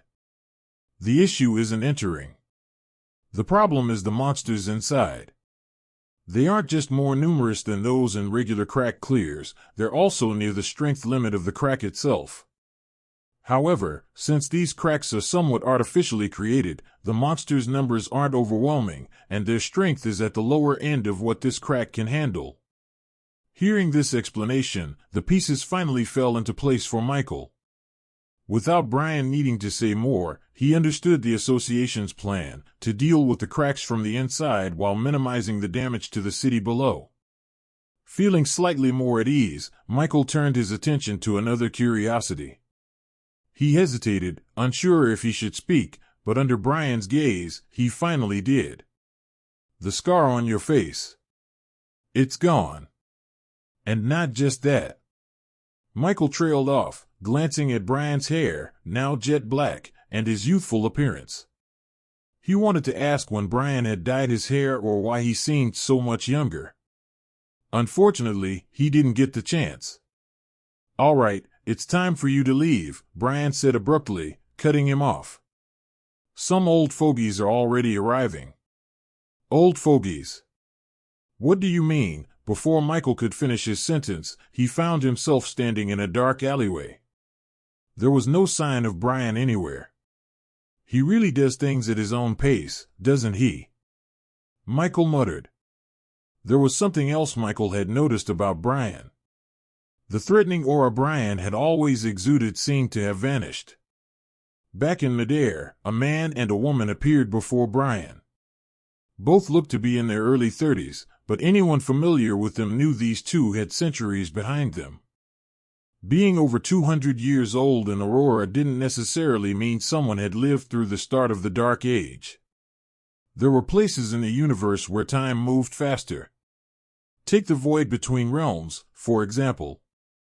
In the worst cases, a day in Aurora could equate to 30 years for a powerful cultivator traveling through the void. Just as Michael and others had thought, if a powerful individual wanted to come to Woodstone City as reinforcement, it wouldn't take long, even if they were hundreds of miles away.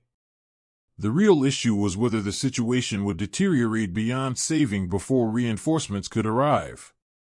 Fortunately for Woodstone City, or perhaps unfortunately, considering the severity of their predicament, the reinforcements they needed were king-rank cultivators. With void nodes in place, the Federation's summons to these exalted beings brought swift responses. Even the furthest among them took mere minutes to arrive. Within moments of the first 2 king-rank cultivators appearing, 10 more joined them, surrounding Brian and the earlier pair. For a brief moment, the space around them trembled as terrifying auras clashed, warping the atmosphere with their sheer intensity. Among the 13 figures, only Brian appeared ordinary. As fellow king-rank cultivators, they could sense the immense power he contained, a power hidden beneath an unassuming exterior. However, for those weaker than him, such as Michael, it was impossible to detect. This wasn't because Brian had grown weaker. No, it was the opposite. Brian's strength had reached a level so far beyond Michael's comprehension that it no longer registered. Michael didn't delude himself into thinking he had grown stronger or that Brian's lack of threat indicated a change in their dynamic. He knew he was barely any different from when the chaos started. Brian had stopped him with minimal effort before, and there was no reason to believe that it changed. Now, however, the aura Brian exuded wasn't just intimidating, it was unfathomable. Slowly, Michael's subconscious sense of superiority as an awakener began to crumble. He realized there was so much he didn't understand about cultivators. They were formidable. Even though his confidence as an awakener remained, Michael had to admit cultivators were a force to be reckoned with. As for Brian, a growing suspicion nagged at Michael, a thought he didn't dare entertain fully but couldn't dismiss. Brian's changed appearance. His strange display of power. Michael couldn't help but wonder, was Brian the figure who had rained down blue flames to suppress the chaos engulfing the city? For some reason, Michael felt his guess wasn't far from the truth. To be honest, though he was indifferent to cultivating, the idea of it intrigued him at times. Unfortunately, cultivation could only boost his stats incrementally, and it was a long-term investment. As an awakener with no limits, Michael could no longer ignite a life seed, a prerequisite for cultivation. There was nothing he could do about it. He wasn't naturally talented. If he were, perhaps he'd be like Brian during his school years, a genius who managed to awaken a second class because he had ignited a life seed before awakening. Several king-rank cultivators eyed Brian, each with a mix of thoughts after seeing his appearance and sensing his aura. Some were curious. Some frowned. Some remained neutral. The Mad Phoenix. Even emperors had heard of him. Part of it was because some of these emperors had been from the same generation during the past century. Congratulations, Mad Phoenix. Finally, someone in the crowd spoke. It was one of the older individuals, his voice filled with a sense of recognition. Brian immediately recognized him. Quiet Blade. One of the most renowned assassins in the Federation. No one knew how many times he had traveled through the void to assassinate powerful figures in other realms. His slightly graying appearance was a clear sign of his age. At least he was one of the oldest present, and his realm as a mid-stage king-rank knight reflected that a little. There were a few others of similar strength among the gathered, but none dared oppose Brian. Before his advancement, Brian had already shown signs of dominating the ranks of early-stage king-rank knights. Now, after advancing, it was clear that his strength had grown immeasurably. The Mad Phoenix. No one could still look at him with the perspective of an early king-rank knight. Even the faintest trace of his aura shattered that illusion. Such an evildoer. Though not everyone around Brian shared the same opinion, they all had one thought in common. When did he advance?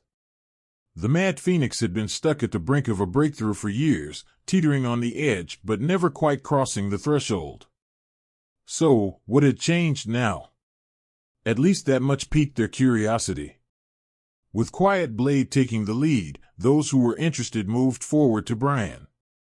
Brian responded with varying levels of indifference and calmness, depending on how each approached him. However, while some congratulated him, others questioned him passively. How did the city end up like this? A woman's voice cut through the tension. It sounded like a question born out of concern, though it lacked warmth, her tone flat and emotionless. To everyone around, the true question was obvious. How did the city end up like this with you here? Brian slowly turned to look at the woman, their eyes locking. The weight of the gazes from his peers around him made Brian lose a bit of his earlier good mood. Speaking to that brat earlier had been much more pleasant. I fought the strong man from the other side, Brian said, his voice calm but carrying an edge. It was after that battle I advanced. Then I came across this situation and immediately offered my assistance. Immediately after speaking, an overwhelming aura erupted from Brian. The surrounding kings all stiffened, their expressions growing serious. The Federation sent us here for a reason, Brian continued, his voice now more commanding. It's better we get this over with so we can return to our respective places and call it a day, shall we? In that moment, it felt as though Brian stood at the very center of the world. No one spoke. Not because they were afraid to, though some certainly didn't dare to, but because voicing any opposition to what had just been said would effectively place them at odds with Brian, who had framed his actions as a bid to protect the city. In a situation like this, any dissent could easily be used against them later. No one wanted that, especially since this mission was of great importance, not necessarily because it was about saving lives. For lower-ranked supernaturals, it might seem puzzling why powerful cultivators, whose strength leveled cities and dried rivers, still adhered to the Federation's commands. The reason was simple. The Federation had what they wanted. The same cycle had repeated since the dawn of the supernatural era. Those who did good were rewarded. These rewards weren't always unattainable for high-level cultivators, but anything that could entice king-rank supernaturals and above was bound to be extraordinarily rare and difficult to acquire. The Federation system, however, streamlined the process. What would take years of personal effort could often be obtained through service. The powerful wanted resources and opportunities to ascend further, while the Federation desired loyalty and control. This mutual need formed a delicate balance, a circle of dependency that perpetuated itself until loyalty became second nature. Of course, stronger experts enjoyed greater freedom, but even they had their limits. For most of the gathered king ranks, aside from Brian, the reason they were here was simple. The Federation had promised treasures of extraordinary value in exchange for their aid. Resources far beyond what the early city's defenders like Michael would receive, even if they had fought with their lives on the line. This wasn't about altruism. It was about power and the price to claim more of it. What should we do now? We don't have much time. Quiet Blade interjected. Brian turned to him, his voice calm. There are two ways we can approach this. We can either divide ourselves into small groups to address each crack, or we can pool all our forces and attack each crack with overwhelming speed and strength. In my opinion, the second option is better. Not only is it safer, but it also ensures efficiency since we'll be striking with full force. If we divide our already limited numbers, we'll not only face monsters who are just as strong as us but also their overwhelming numbers. And let's not forget, even cracks that are close to breaking require a third of their force to be killed before we can safely move on. We don't know what's waiting on the other side of these cracks, so dividing could be dangerous. Brian finished and fell silent, letting his words sink in. Quiet Blade broke the silence again. Let's all go together. With our combined forces, even if we can't clear a crack in one go, taking down a third of its strength will delay its collapse. We can use that extra time to target other cracks, repeating the process. This method is both safe and efficient. Hearing Quiet Blade's reasoning, the gathered kings nodded in agreement. It's better we move together. Safety in numbers. And faster too. No one voiced a differing opinion. The logic was sound, and with their levels of power, unity only amplified their strength. With the decision made, the king-level cultivators wasted no time. After a few brief words exchanged among themselves, they flew toward the nearest crack. Without hesitation, they plunged into the crack, fully prepared to fight the moment they crossed over. Before heading home after his conversation with Brian, Michael made a detour to the Supers Association branch. The destruction from the recent chaos was still evident, but a semblance of organization had begun to return. Compared to the earlier pandemonium, the city was starting to show signs of recovery. At least starting to show one.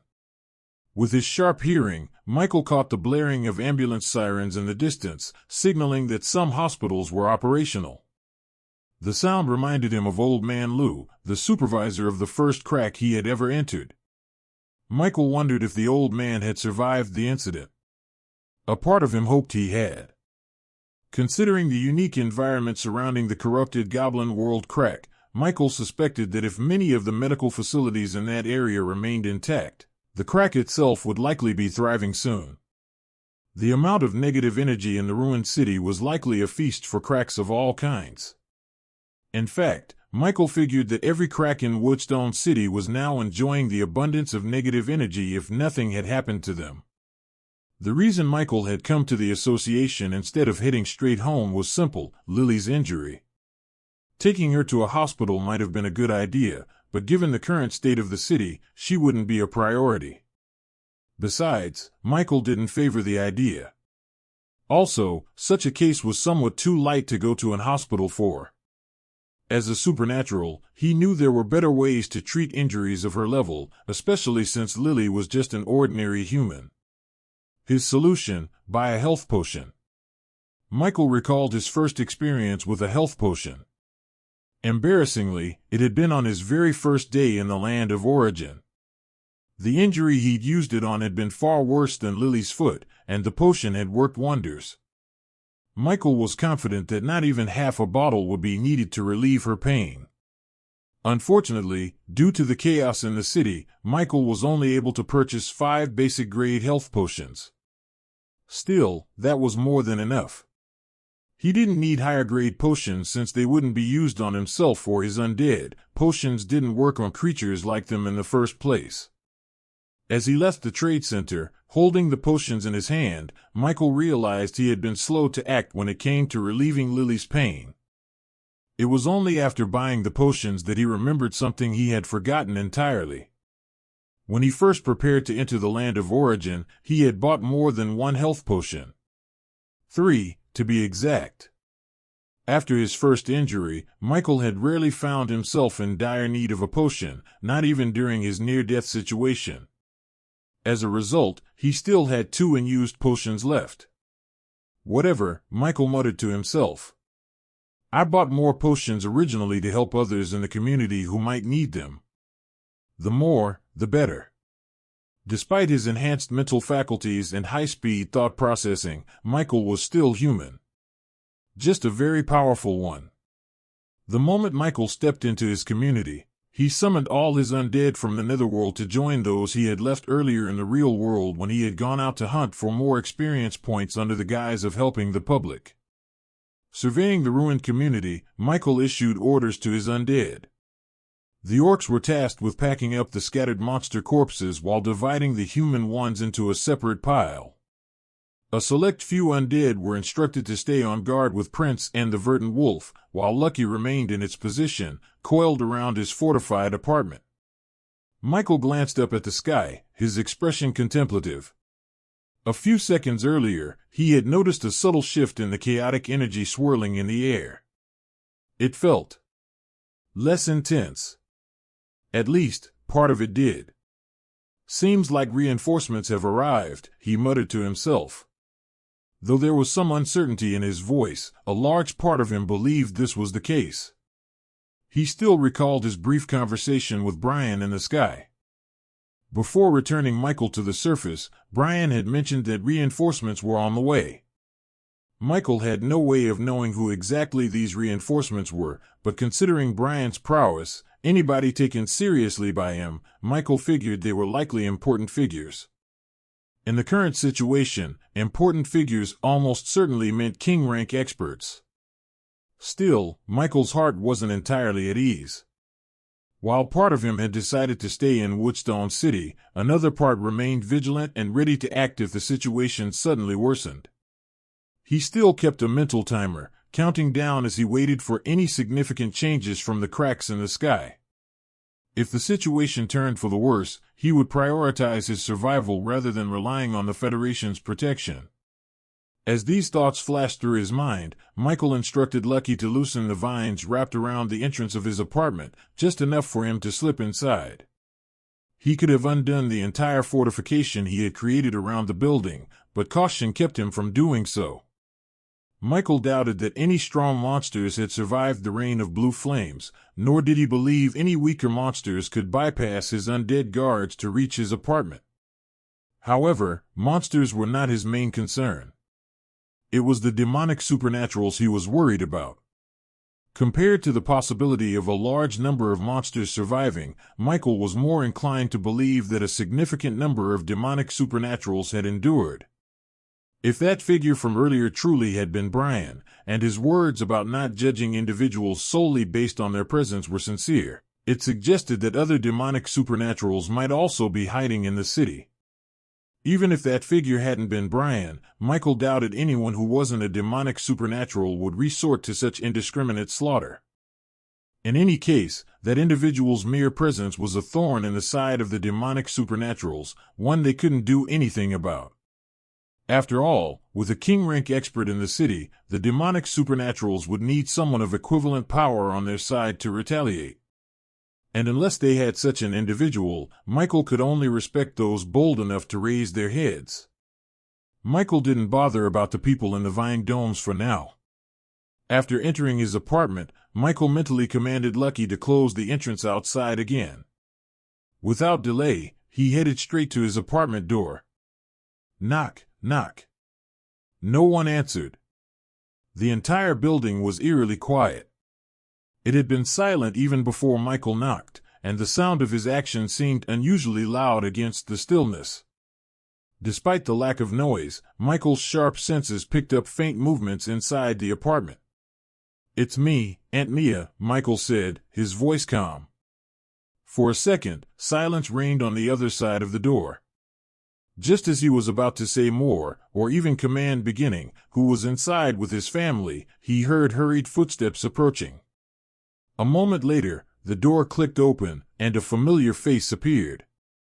She didn't even hesitate to confirm his identity before opening the door, but Michael's eyes shifted to the towering giant standing silently behind her. Beginning stood in its position, its cold, watchful gaze focused on him. Despite knowing it was its master on the other side of the door through their connection, it hadn't moved from its last order to guard his family. Michael was quietly satisfied. The moment Aunt Mia's eyes landed on him, she didn't seem to notice the blood on his body or the lingering smell of battle. Instead, she began checking him over with trembling hands. "Are you injured anywhere?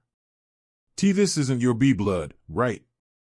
Michael felt a tremor in her touch, and for the first time in a while, a concerned look broke through his otherwise calm expression. Gently, he caught her hands to stop her frantic movements. "Calm down, Aunt Mia. I'm not injured. This isn't even my blood," he said softly.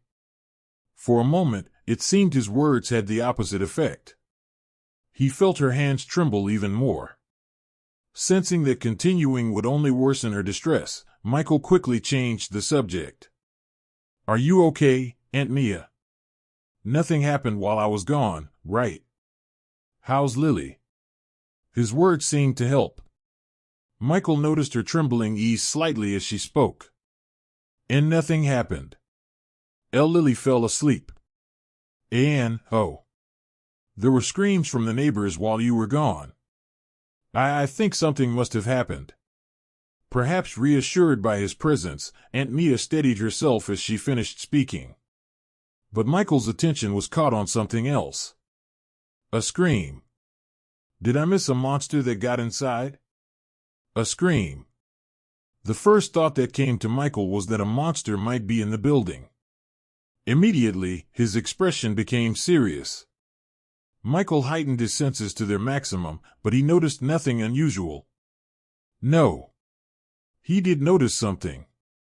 The scent of blood. It was coming from upstairs. "Where did you hear the scream from, Aunt Mia?" Michael asked, turning to look at his aunt. "Upstairs." She paused, her voice uncertain. But after a moment, she added, "It should be upstairs." The scream sounded like it came from the neighbors, the family Lily usually plays with. Michael recognized the family. He wasn't close to them personally, but he had seen them around the apartment building for years. Michael didn't mention the scent of blood he had picked up. It wouldn't do Aunt Mia any good to know.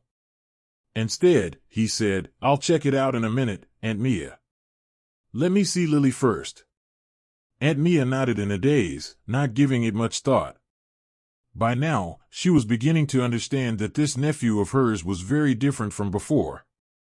She didn't know what exactly had happened after he barricaded the building, but the few things he had done so far made it clear that his awakening had changed him. As for the scream, she had only mentioned it in passing because Michael had asked. When Michael entered the apartment, he found his cousin Lily sitting on the sofa in the living room. Unlike what Aunt Mia had told him outside, she was now awake. Lily was staring at the entrance with a mix of emotions on her face that only eased when she saw Michael walk in. "How's your leg feeling?" Michael asked softly as he approached Lily and bent down. It seemed Aunt Mia had bandaged her leg in his absence. Even through the light wrapping, Michael could see that her foot was swollen. It was surprising to think that someone could get such a bad sprain at home, but it wasn't unheard of. In both his lives, Michael had heard countless stories of people sustaining the worst injuries in their own homes. "Does it hurt much?" Michael asked, brushing his hand lightly against Lily's foot. "Ouch." Lily grimaced in pain, unable to answer, though her reaction said enough. "Sorry. Just bear with it a little longer." Michael began loosening the bandage around Lily's sprained foot slowly and carefully. "What are you doing?" Aunt Mia finally asked. "I'm trying to relieve her pain," Michael replied simply. Aunt Mia's face twisted in confusion. It was clear she had no idea what Michael was about to do, but though questions burned in her mind, she kept them to herself. Ever since his awakening, she had been trying to deny how much had changed. It was all happening too fast. But it was obvious now. Michael was no longer the boy she knew. It wasn't that he had become a different person, but he had grown. He had spread his wings and was already soaring.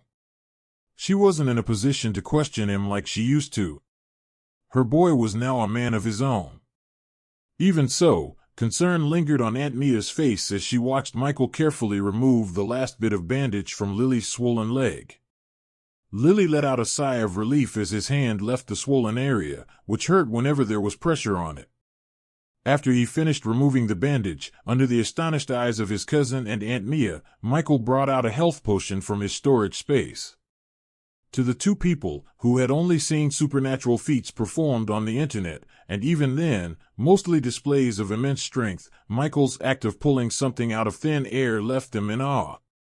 Not paying attention to their expressions or reactions, Michael calmly unscrewed the cap of the health potion bottle and positioned it above the swollen area on Lily's foot. Neither Lily nor Aunt Mia asked what the liquid was, but the translucent green color made their hearts race. Still, the trust they had in Michael, from the years they had spent together and the fact that he had protected them during the chaos, even fighting against those terrifying monsters while others fell, gave them no reason to question him. Unlike the pain Lily expected to feel as the liquid made contact with her skin, she was met with a refreshing, soothing sensation instead. Under the amazed eyes of Aunt Mia and Lily, they watched as her skin absorbed the transparent green liquid. It washed over her body, and the swollen, red area around her foot began to visibly heal.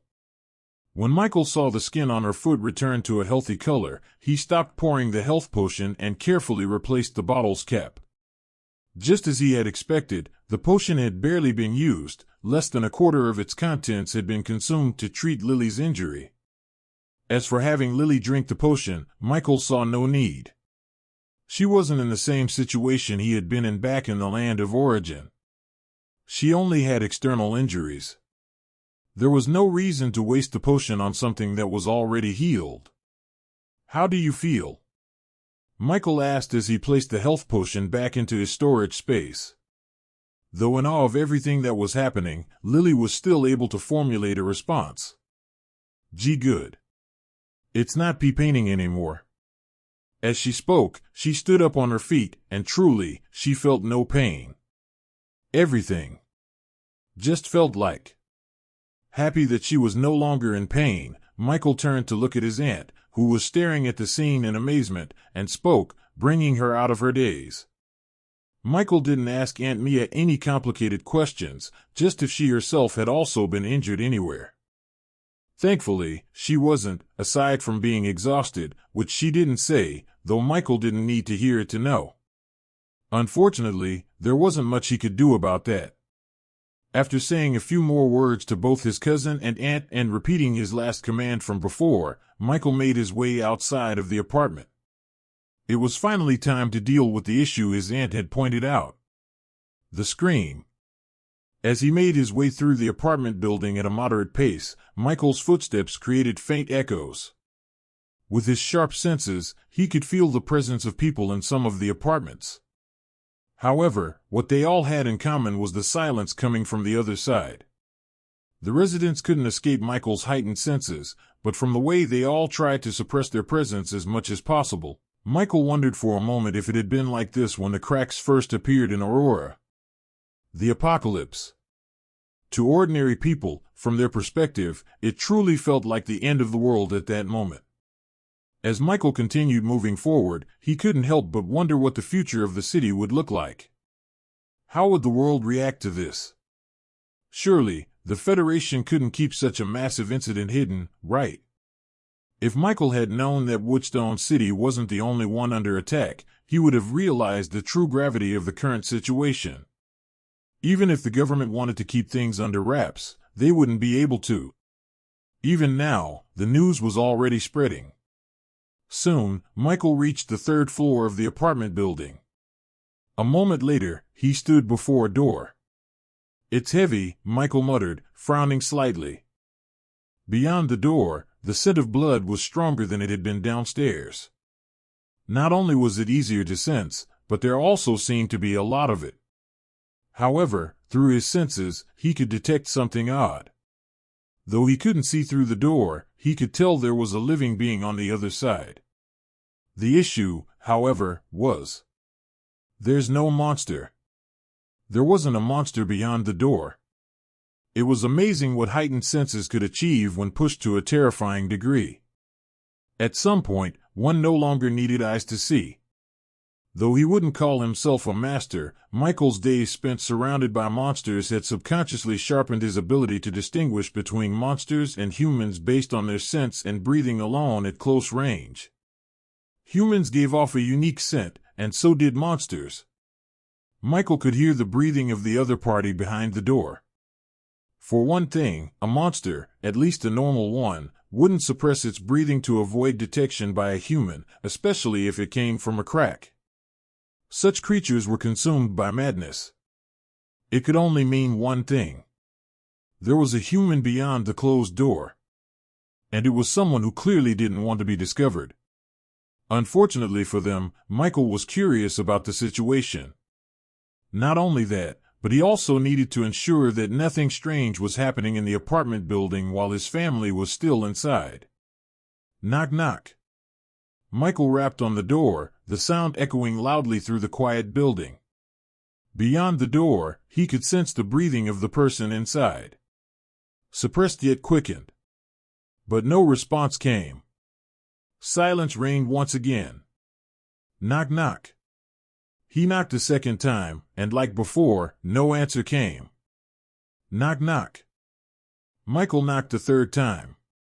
Still, nothing. However, the other person's breathing seemed to steady slightly, as if they had calmed down. A faint smile tugged at the corners of Michael's lips. He felt a twinge of mischief after being ignored twice. Though he didn't know exactly what was happening beyond the door, he had a good idea based on the clues so far. Something bad had occurred, and it didn't seem to have an external cause. "You can hear me, right?" Michael finally spoke, his voice cutting through the stillness. Instantly, the person's breathing quickened again. "It's me, Michael. Your neighbor's nephew from downstairs," he introduced himself casually. The breathing on the other side of the door steadied slightly, but still, no words were exchanged. Michael's smile widened as his earlier suspicions solidified. "We heard screaming from here. Did something happen?" A loud noise, like something breaking, echoed from inside. "So, you're definitely in there," Michael said, his tone calm. "Can you please open the door so we can talk?" No response came, despite the obvious noise from within. That was the final straw for Michael. Something was definitely wrong. He could understand if someone was cautious. However, with the blood of scent coming from beyond the door when there was no apparent monster anywhere, something wasn't normal. If he was mistaken, he'd apologize and pay for any damages, but he couldn't ignore this any longer. He pressed his hand against the doorknob and pushed. A strained creak echoed as the lock resisted, but it didn't stand a chance against Michael, who barely used his strength. However, just as he was about to open the door, he felt another force pressing against it. "What are you doing? Is something the matter? I know you, boy. Are you trying to steal from me because I didn't answer?" Michael paused, his movements halting as the voice barked from the other side. The speaker's voice was loud, almost deliberately so. Michael's slight smile lingered as he replied calmly, "I'm sorry, sir. I was just concerned that something had happened." The voice belonged to a man, and his raised tone seemed like a signal. Sure enough, Michael's sharp senses picked up movement all around the floor. Moments later, a few doors creaked open, and several pairs of eyes fixed on him. Some were curious. Some were filled with fear. Some were wary. Some were cautious. And some were surprised. The neighbor's nephew on the second floor of the apartment building had awakened. It didn't take long for the news to spread. The world was a small place, after all.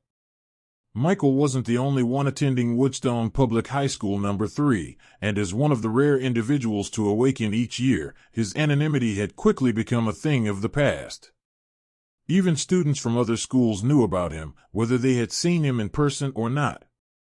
Some neighbors sighed at the family's newfound luck. Others envied them. A few were outright jealous. And some remained indifferent, adopting the mindset that Michael's awakening had nothing to do with them and simply continued with their lives. Regardless of their reactions, one thing everyone had in common was that Michael's name lingered in their minds. To ordinary people, becoming an awakener or cultivator symbolized taking a step closer to success. Most didn't understand the specifics, but after being told the same thing repeatedly since childhood, it became almost a traditional belief. For a brief moment, all eyes were on Michael's family. Yet, even after a few days, nothing seemed to change aside from the boy's sudden lack of presence, until now. Not many had seen Michael in action when the monsters started falling from the sky. Some witnessed it, but most quickly withdrew from any means of viewing the chaos outside. Once the building became fortified under Michael's hands, their awareness of the outside world diminished further. To the majority of people now looking at Michael, they had no idea this was the very person responsible for their survival and current safety. For the few who did know due to one reason or another, their emotions ranged from gratitude to disbelief. However, there was a reason none of them stepped forward. Michael's current appearance was terrifying. He was covered in blood, different shades and hues, but the smarter ones could tell it wasn't human blood. Combined with his identity as an awakener, most quickly assumed that he had been outside fighting monsters and somehow managed to make his way back into the building. But the person behind the door had no way of seeing Michael's current state. Like most of the people in the apartment building, they believed the eerie silence outside meant that everyone else was dead. They could still recall the sight of blood spilling everywhere when those monsters first appeared. Until Michael showed up, at least for those who were seeing him now, most believed no one could survive that carnage for long. Even now, those watching him assumed he was still alive simply because he had been inside the building. The person behind the door continued speaking. "Hey, why were you trying to break into my house? You're up to no good, right? You are listening to a story on Time Drift Stories channel. If you enjoy it, please like, comment, and subscribe so you won't miss the next episode. You think that just because the government isn't responding now, you can do anything because you were lucky enough to awaken." The man continued ranting, spewing accusations and a mix of other incoherent complaints. His words were met with silence. Not only from Michael but from everyone currently watching the scene unfold. Michael's cold gaze remained fixed on the door in front of him. The situation reminded him of what he had endured outside the apartment building. And once again, it was with someone tied to his neighbor. For a brief moment, Michael wondered if he might be doing too much. But he immediately dismissed the thought. Maybe it was an abuse of power, but if it concerned his family, Michael was more than willing to cross that line. Besides, curiosity gnawed at him now. Something was definitely wrong here. Michael took a step back from the door and moved to the side wall of the apartment, stopping a short distance away. Under the confused gazes of the onlookers, Michael extended a hand toward the wall. His palm hovered just above the surface, not touching it. The eyes of his neighbors widened in disbelief. Acid shot. A green magic circle materialized between Michael's palm and the wall. A surge of white liquid shot out from the magic circle, striking the wall. Immediately, the wall began to melt under Michael's manual control of the skill. Within seconds, an opening appeared before him, the edges still sizzling from the acidic reaction. Unfazed, Michael stepped through the newly made entrance, utterly indifferent to what he had just done. Once inside, the scent of blood grew even stronger. A man, well advanced in age, came into Michael's view. He was a familiar face. However, the man who was usually easygoing, at least on the surface before, now wore a look of panic and disbelief. His hair was disheveled, and his body was drenched in sweat. He stood there in nothing but his underwear, his bare chest rising and falling rapidly. Michael barely spared him a glance before turning his attention to the other sight before him. In the sitting room, not far away, two bodies lay motionless. One was the man's wife, someone Michael had seen on occasion. The other was his daughter, someone far more familiar to Michael, Lily's friend, who had often visited their apartment. Now, these two people.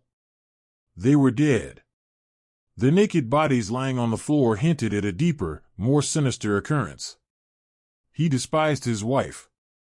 She, on the other hand, loved him deeply, a fact that sometimes stirred a flicker of guilt within him. But no matter how hard he tried to cultivate affection for her, he simply couldn't. He was a bad man, and he couldn't deny it.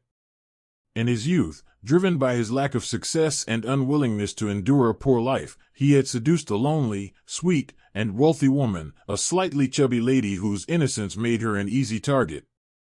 He married her, not for love, but for convenience. But years later, her business suffered a massive blow, nearly costing her everything.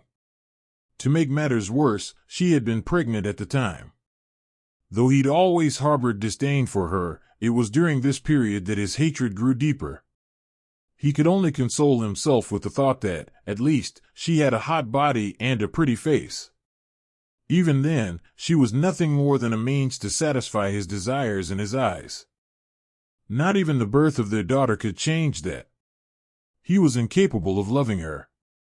It wasn't until years later he started to suspect that something was truly wrong with him. His young daughter. He found himself drawn to her. He knew it was bad. He knew it was wrong. But the thoughts that ran through his mind didn't stop appearing after the first time. At least all was good until the apocalypse happened.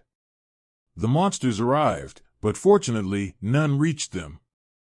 However, the chaos outside was enough to terrify the family. As a father and husband, he should have taken the lead, providing security and reassurance for his family. But such thoughts didn't even cross his mind. Overwhelmed with fear, he ran to his room, intending to lock the door behind him. "Don't leave. Let's move the sofas to block the door," his wife pleaded, trying to stop him. It was apparent that she had taken on the responsibility of thinking for the family instead. Perhaps it was a natural instinct for someone who had long been forced to play the role of both mother and father in their household. The same reaction had been seen with Aunt Mia when the chaos began, only for Michael to take over and ensure better safety than a few sofas could provide.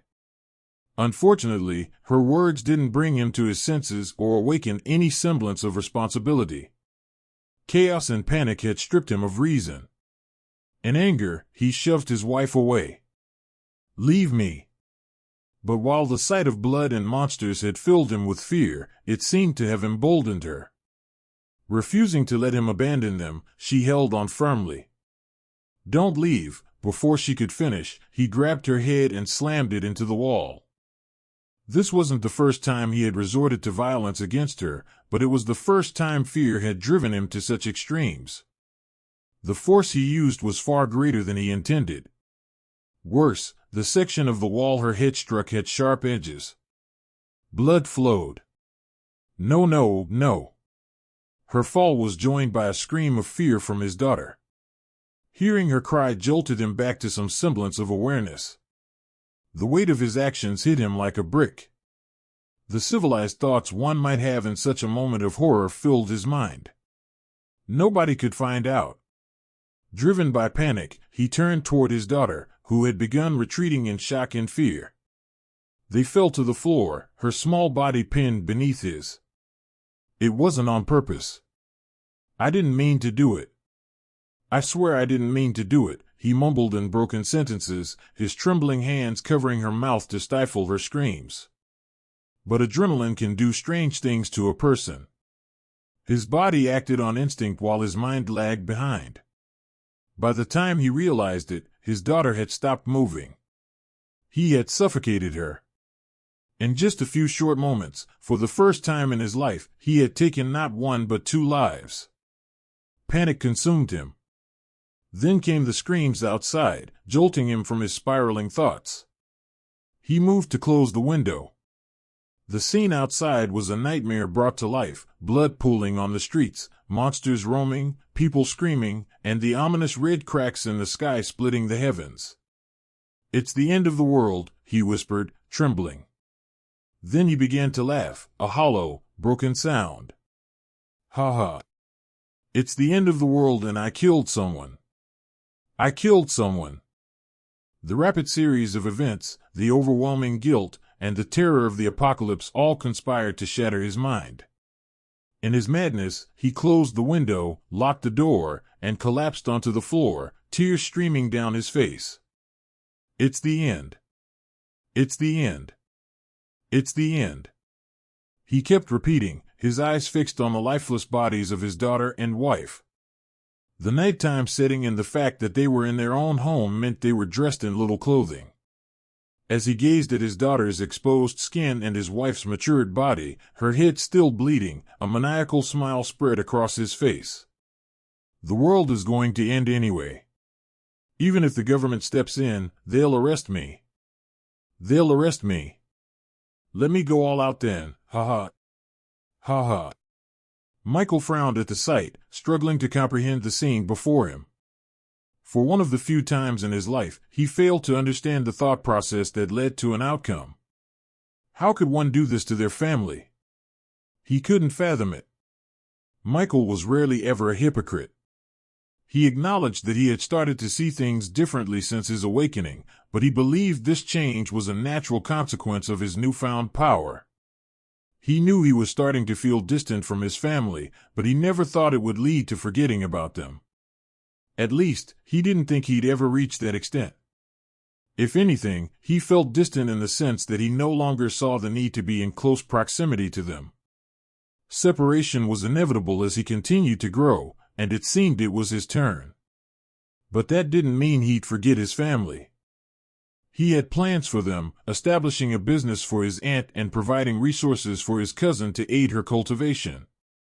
Awakening wasn't a guarantee, but success in cultivation could be influenced with capability. He envisioned making both his aunt and cousin successful supernaturals, allowing them to live as long as possible. This was a goal he had in mind, though he hadn't yet started implementing it. His life had only begun changing significantly for barely a week. To Michael, family was a way of life. Few things could compare to the importance of family, especially for him, where the two Michaels happened to value this relationship deeply, even sharing the same name.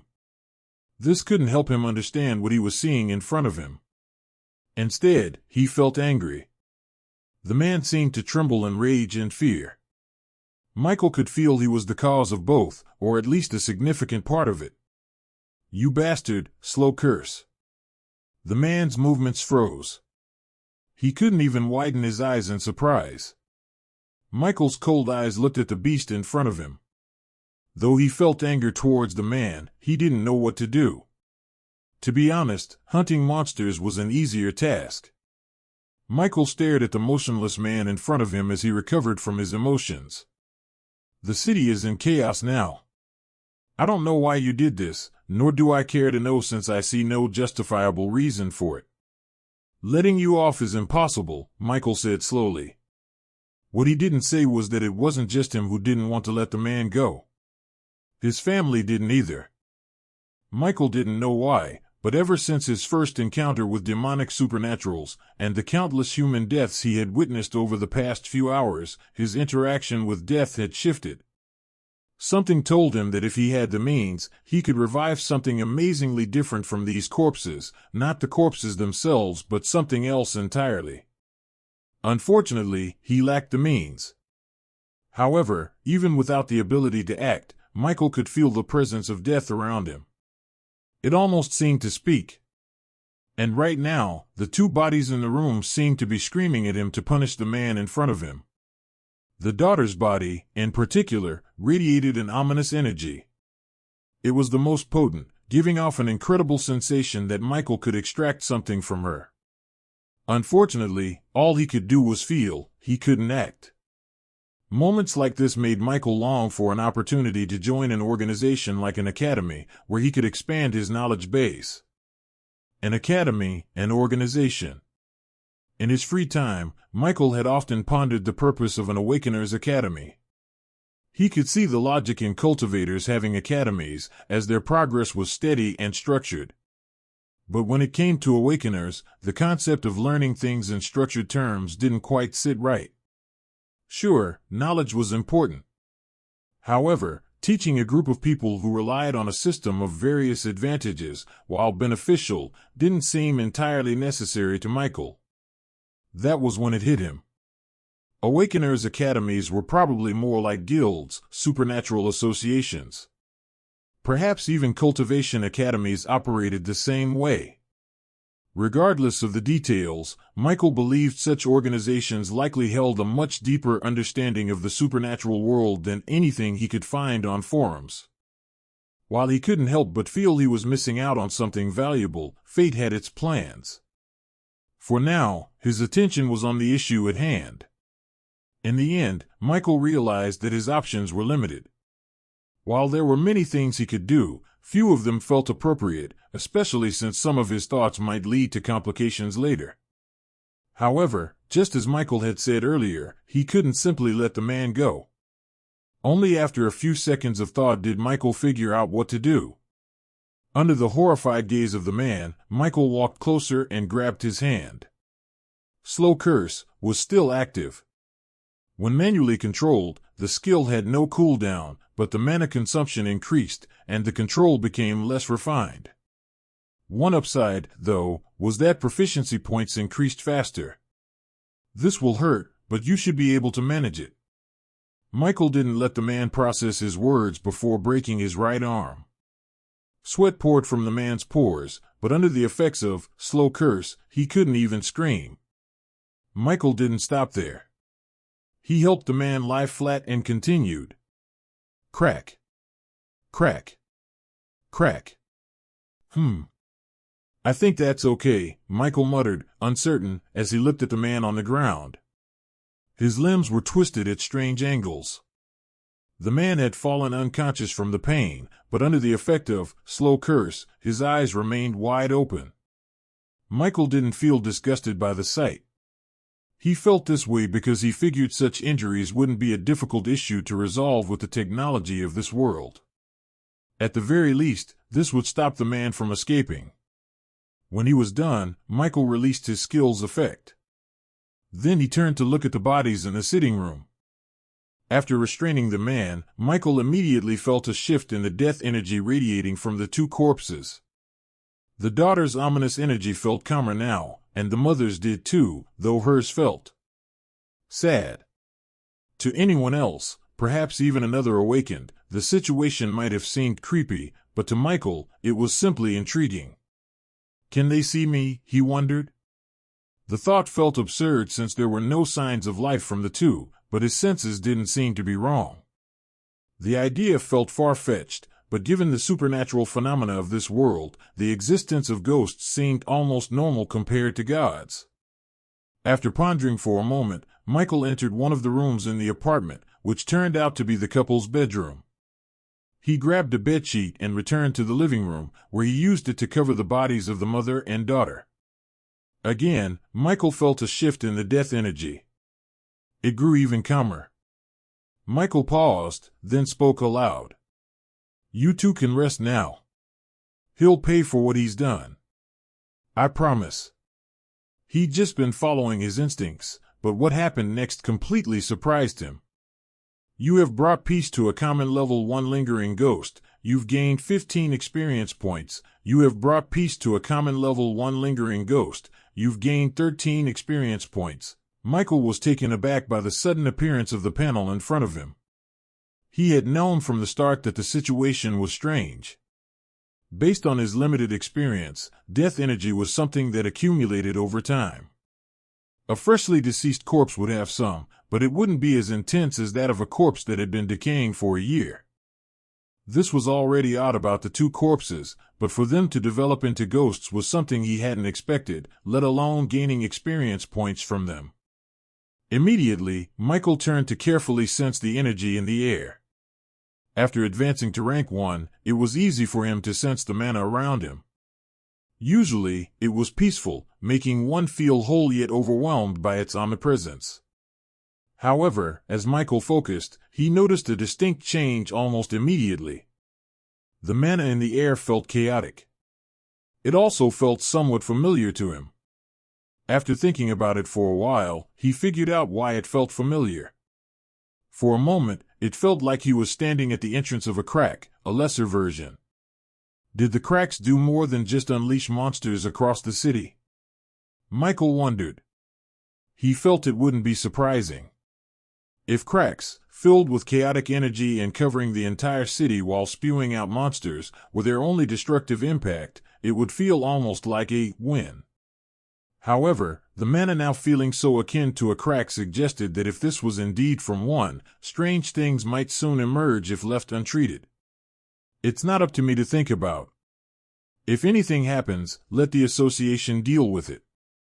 Despite his thoughts, Michael couldn't shake the sense of urgency. Without wasting time, he left the room through the hole in the wall he'd created earlier.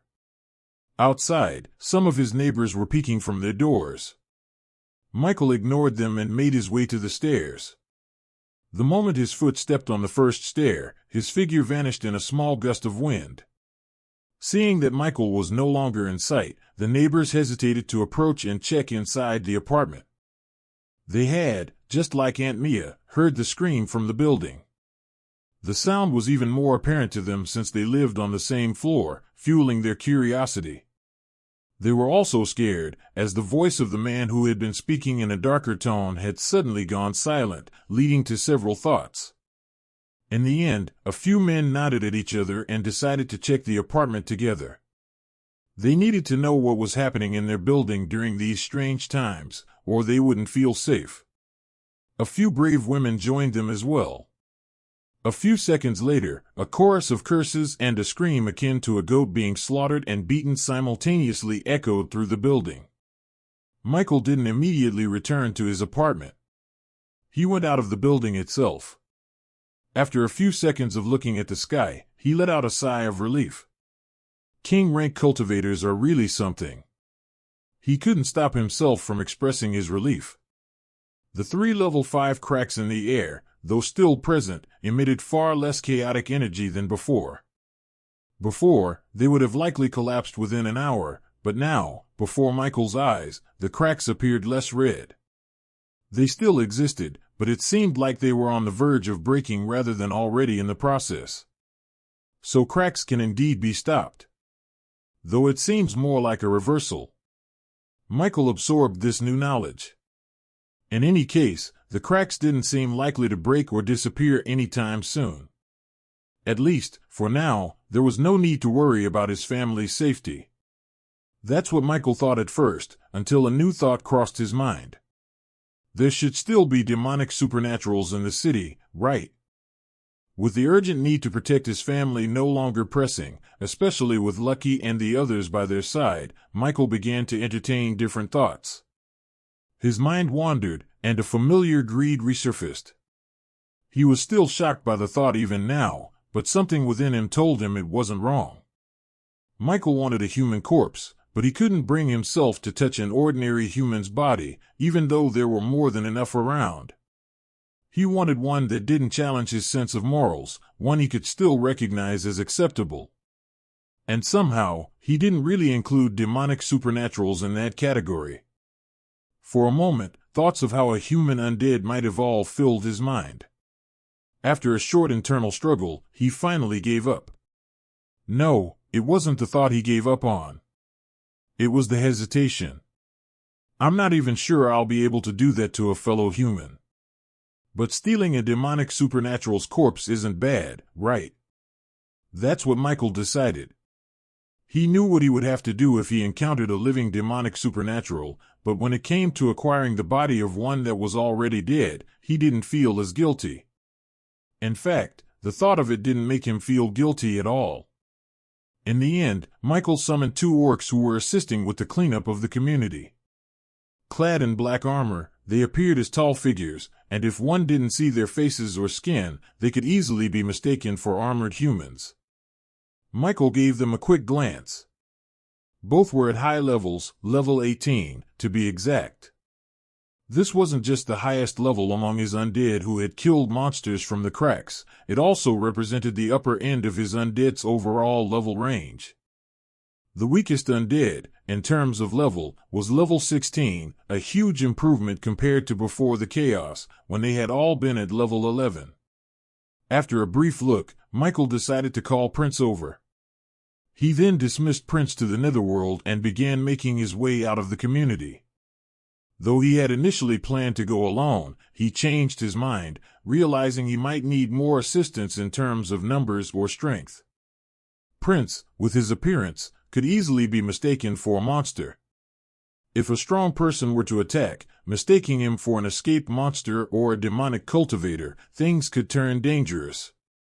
That's why Michael had sent Prince to the netherworld for the time being. With the 2 male undead orcs by his side, Michael set out in search of a corpse to steal. Stealing a corpse should be easy. Michael hoped he wouldn't run into the group of people who had put that thought in his mind, conveniently ignoring his own responsibility for his thoughts. Well, perhaps stealing a corpse from a graveyard wouldn't be too difficult, especially for a supernatural. However, his target was the body of a demonic supernatural. Unfortunately, the ones who had attacked were far from his community. It seemed none had been willing to die in an unknown corner. In the bustling city where they had been most active, Michael found a pile of corpses stacked together. They all emitted a death energy distinct from regular supernaturals, an ominous aura. Michael wasn't greedy, he just wanted a few. However, there was a problem. Apparently, in the time since he had returned from the association, most of the corpses had already been gathered. He wasn't sure why, but even the bodies of non-demonic supernaturals were missing. Not that he wanted one, but it was still odd. Now, Michael had two options: search harder for demonic supernatural corpses or hunt down the living ones.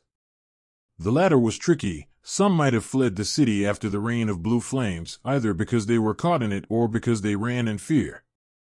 Of course, he could also try stealing one of the gathered bodies under the watchful eyes of the supernaturals guarding them, but in his opinion, it wasn't worth the risk. Still, it was too early to give up. If, after all the death in the city, he couldn't acquire a single human corpse, Michael felt he'd be back to his days of being a fake necromancer. As he continued searching, a thought crossed his mind. Would it be possible to buy a human corpse from the association? For some reason, he had a feeling that it was very possible. As he searched, Michael subconsciously lowered his standards a bit, realizing that a demonic supernatural body might be too difficult to acquire. He figured that if he encountered another odd situation like the one in his apartment, he might have to undertake another cleanup, assuming he had the will to see it through to the end. Noticing the drones that had appeared in the sky, signaling that even the remnants of the city officials were eager to suppress the chaos, Michael knew he had to hurry. Some distance away from Michael's location, in what appeared to be a family duplex, four individuals sat in a dimly lit, candlelit room. The current situation in the sitting room was odd. The four rough-looking individuals were scattered around the living room, seemingly anxious about something, yet completely unbothered by the scene in the middle of the room. Two young couples lay before them, their necks slightly twisted at an unnatural angle. It was obvious who the real owners of the apartment were and who the intruders were. But with power having changed hands and no lives left, the two couples had no way to complain.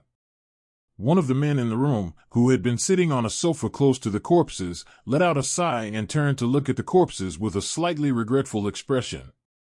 "Don't you think we should have had fun with them before killing them?" The man spoke softly, but with the power of the other men in the room, it wasn't hard to hear his voice. Hearing his words, no one refuted them. "It's indeed a shame, but we have our lives to worry about now," one of the four rough-looking men said. Another of the four spoke next. "That's true, but given the current situation, shouldn't we have had a little fun since we might not even come out of this alive? It's not like the bodies aren't fresh, so you can still do whatever you want," the last man spoke. The one before him then replied, walking closer to the corpse of the man and the couple.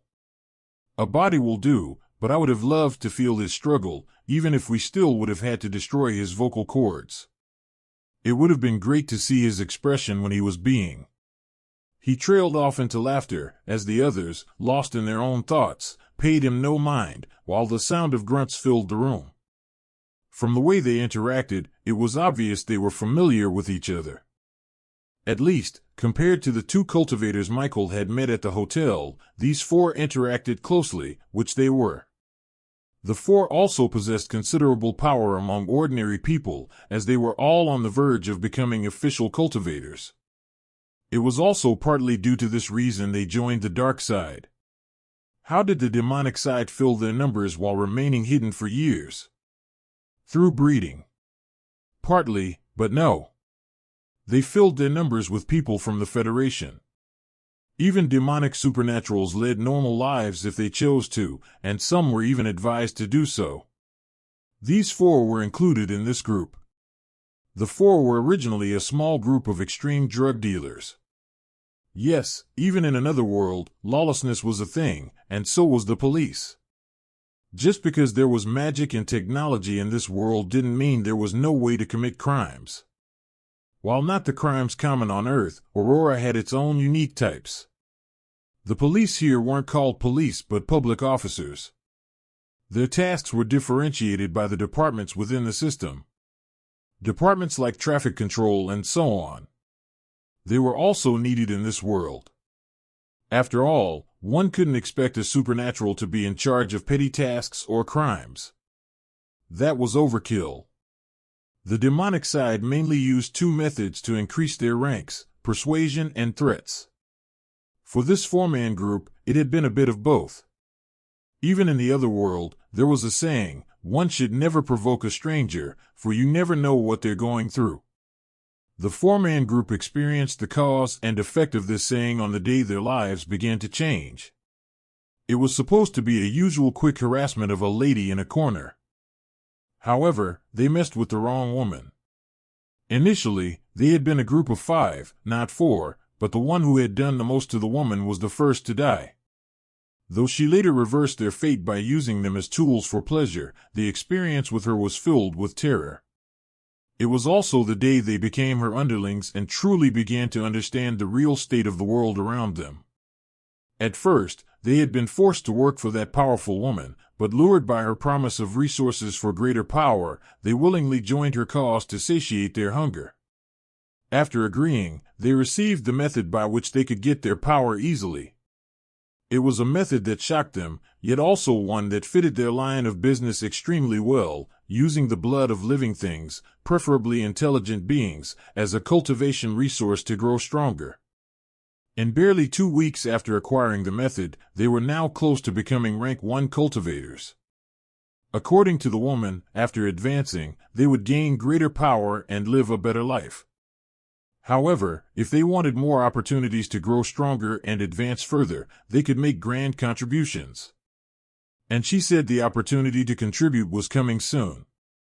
All they had to do was follow the crowd after the signal. The signal. Oh yes, they did see it. However, did they join after finding out what it was? No, they didn't. They tried and almost died before managing to enter this building to hide, using ordinary people as cover to defend themselves or buy time during their escape from Association Supernaturals. Fortunately, the Supernaturals didn't have the time to focus on them, so they were able to escape. However, even if they weren't the smartest, they knew they couldn't simply walk out boldly like ordinary citizens and disguise themselves. If they got caught, they were done for. Unfortunately, the city was on high alert now, even with the lingering chaos, so they couldn't risk it. Eventually, one of the men couldn't hold it anymore and spoke. It was around this time that one of them had just finished his business. "Do you think we should look for that woman?" the man said. "That bitch. At first, I thought we were special. But looking at those monsters and the people capable of fighting them, it's obvious she wanted to use us as cannon fodder. We're not even sure she's still alive after that fire wipeout." Another man said, trembling as he uttered his last sentence. He didn't believe there was anyone in the city who wouldn't have been shocked by what they saw. Though they had hidden in the building throughout and were lucky not to have been affected, they had still paid attention to the world outside. Hearing the man's words, the whole space was silent for a while, until the one who had just finished his business with the male body of the dead couple spoke in a laid-back tone. "In the end, we'll still have to leave here. If not, it would only get worse. Right now, though, it's risky to move out, but it's also the best time before things really get peaceful. By then, escaping outside of the city would be impossible." When the man spoke, it was like he was talking about taking a walk in the park. It was evident that he had chosen to accept his fate. Silence reigned for a while before another spoke. "He's right. Staying passive is not going to help us, so let's just risk it. However, before moving, I'm going to have some short fun, brothers, haha. You fucking bastard. Let me join you. I wish this one was still freshly dead." Evidently, this group was worse than the one in Michael's apartment, however, they all remained in the same category. At least, in Michael's categorization. They were good materials to create an undead. Michael wasn't sure if he was unlucky because of his intentions, but even after expanding his search, he still hadn't found a single demonic corpse to steal. Instead, the area was littered with monster corpses. It was ironic that these were things Michael would have killed for in the past, and though they still made his mouth water, they currently seemed less valuable. At some point, he started to seriously ponder about stealing a corpse under the eyes of the supernaturals around. Maybe if he was careful enough, they wouldn't even notice. He could also wait to see if he could buy one in the future, but asking such a question now, at a sensitive time, didn't seem appropriate. Moreover, waiting for something he wasn't even sure about might mean missing an actual corpse. In the end, Michael just decided to keep on searching. He didn't know why, but the chaotic energy from the cracks became increasingly stabilized, alleviating his sense of urgency. And so, Michael continued searching until he arrived at a relatively intact but eerily quiet community. Not thinking much about it, Michael continued his search until he was just about to pass a building when he sensed something that made him pause. A smile formed on his face. Finally. Just as Brian had said, judging someone based on their aura was a risky thing to do. Michael understood this better than anyone. After all, he was a necromancer. Though he didn't think his aura would be outright repulsive to other supernaturals with keen senses, he figured it would stand out a bit. However, it probably wouldn't be too conspicuous since he hadn't involved himself in the kind of filthy practices a certain group indulged in. Still, whether it was due to his class or simply a natural progression of strength, Michael had developed an acute sensitivity to certain energies. He could now distinguish between a regular supernatural and a demonic one, at least, as long as they weren't using aura concealment techniques and were not far stronger than him. Otherwise, his senses would be useless. This time, Michael was certain he had finally caught a fish.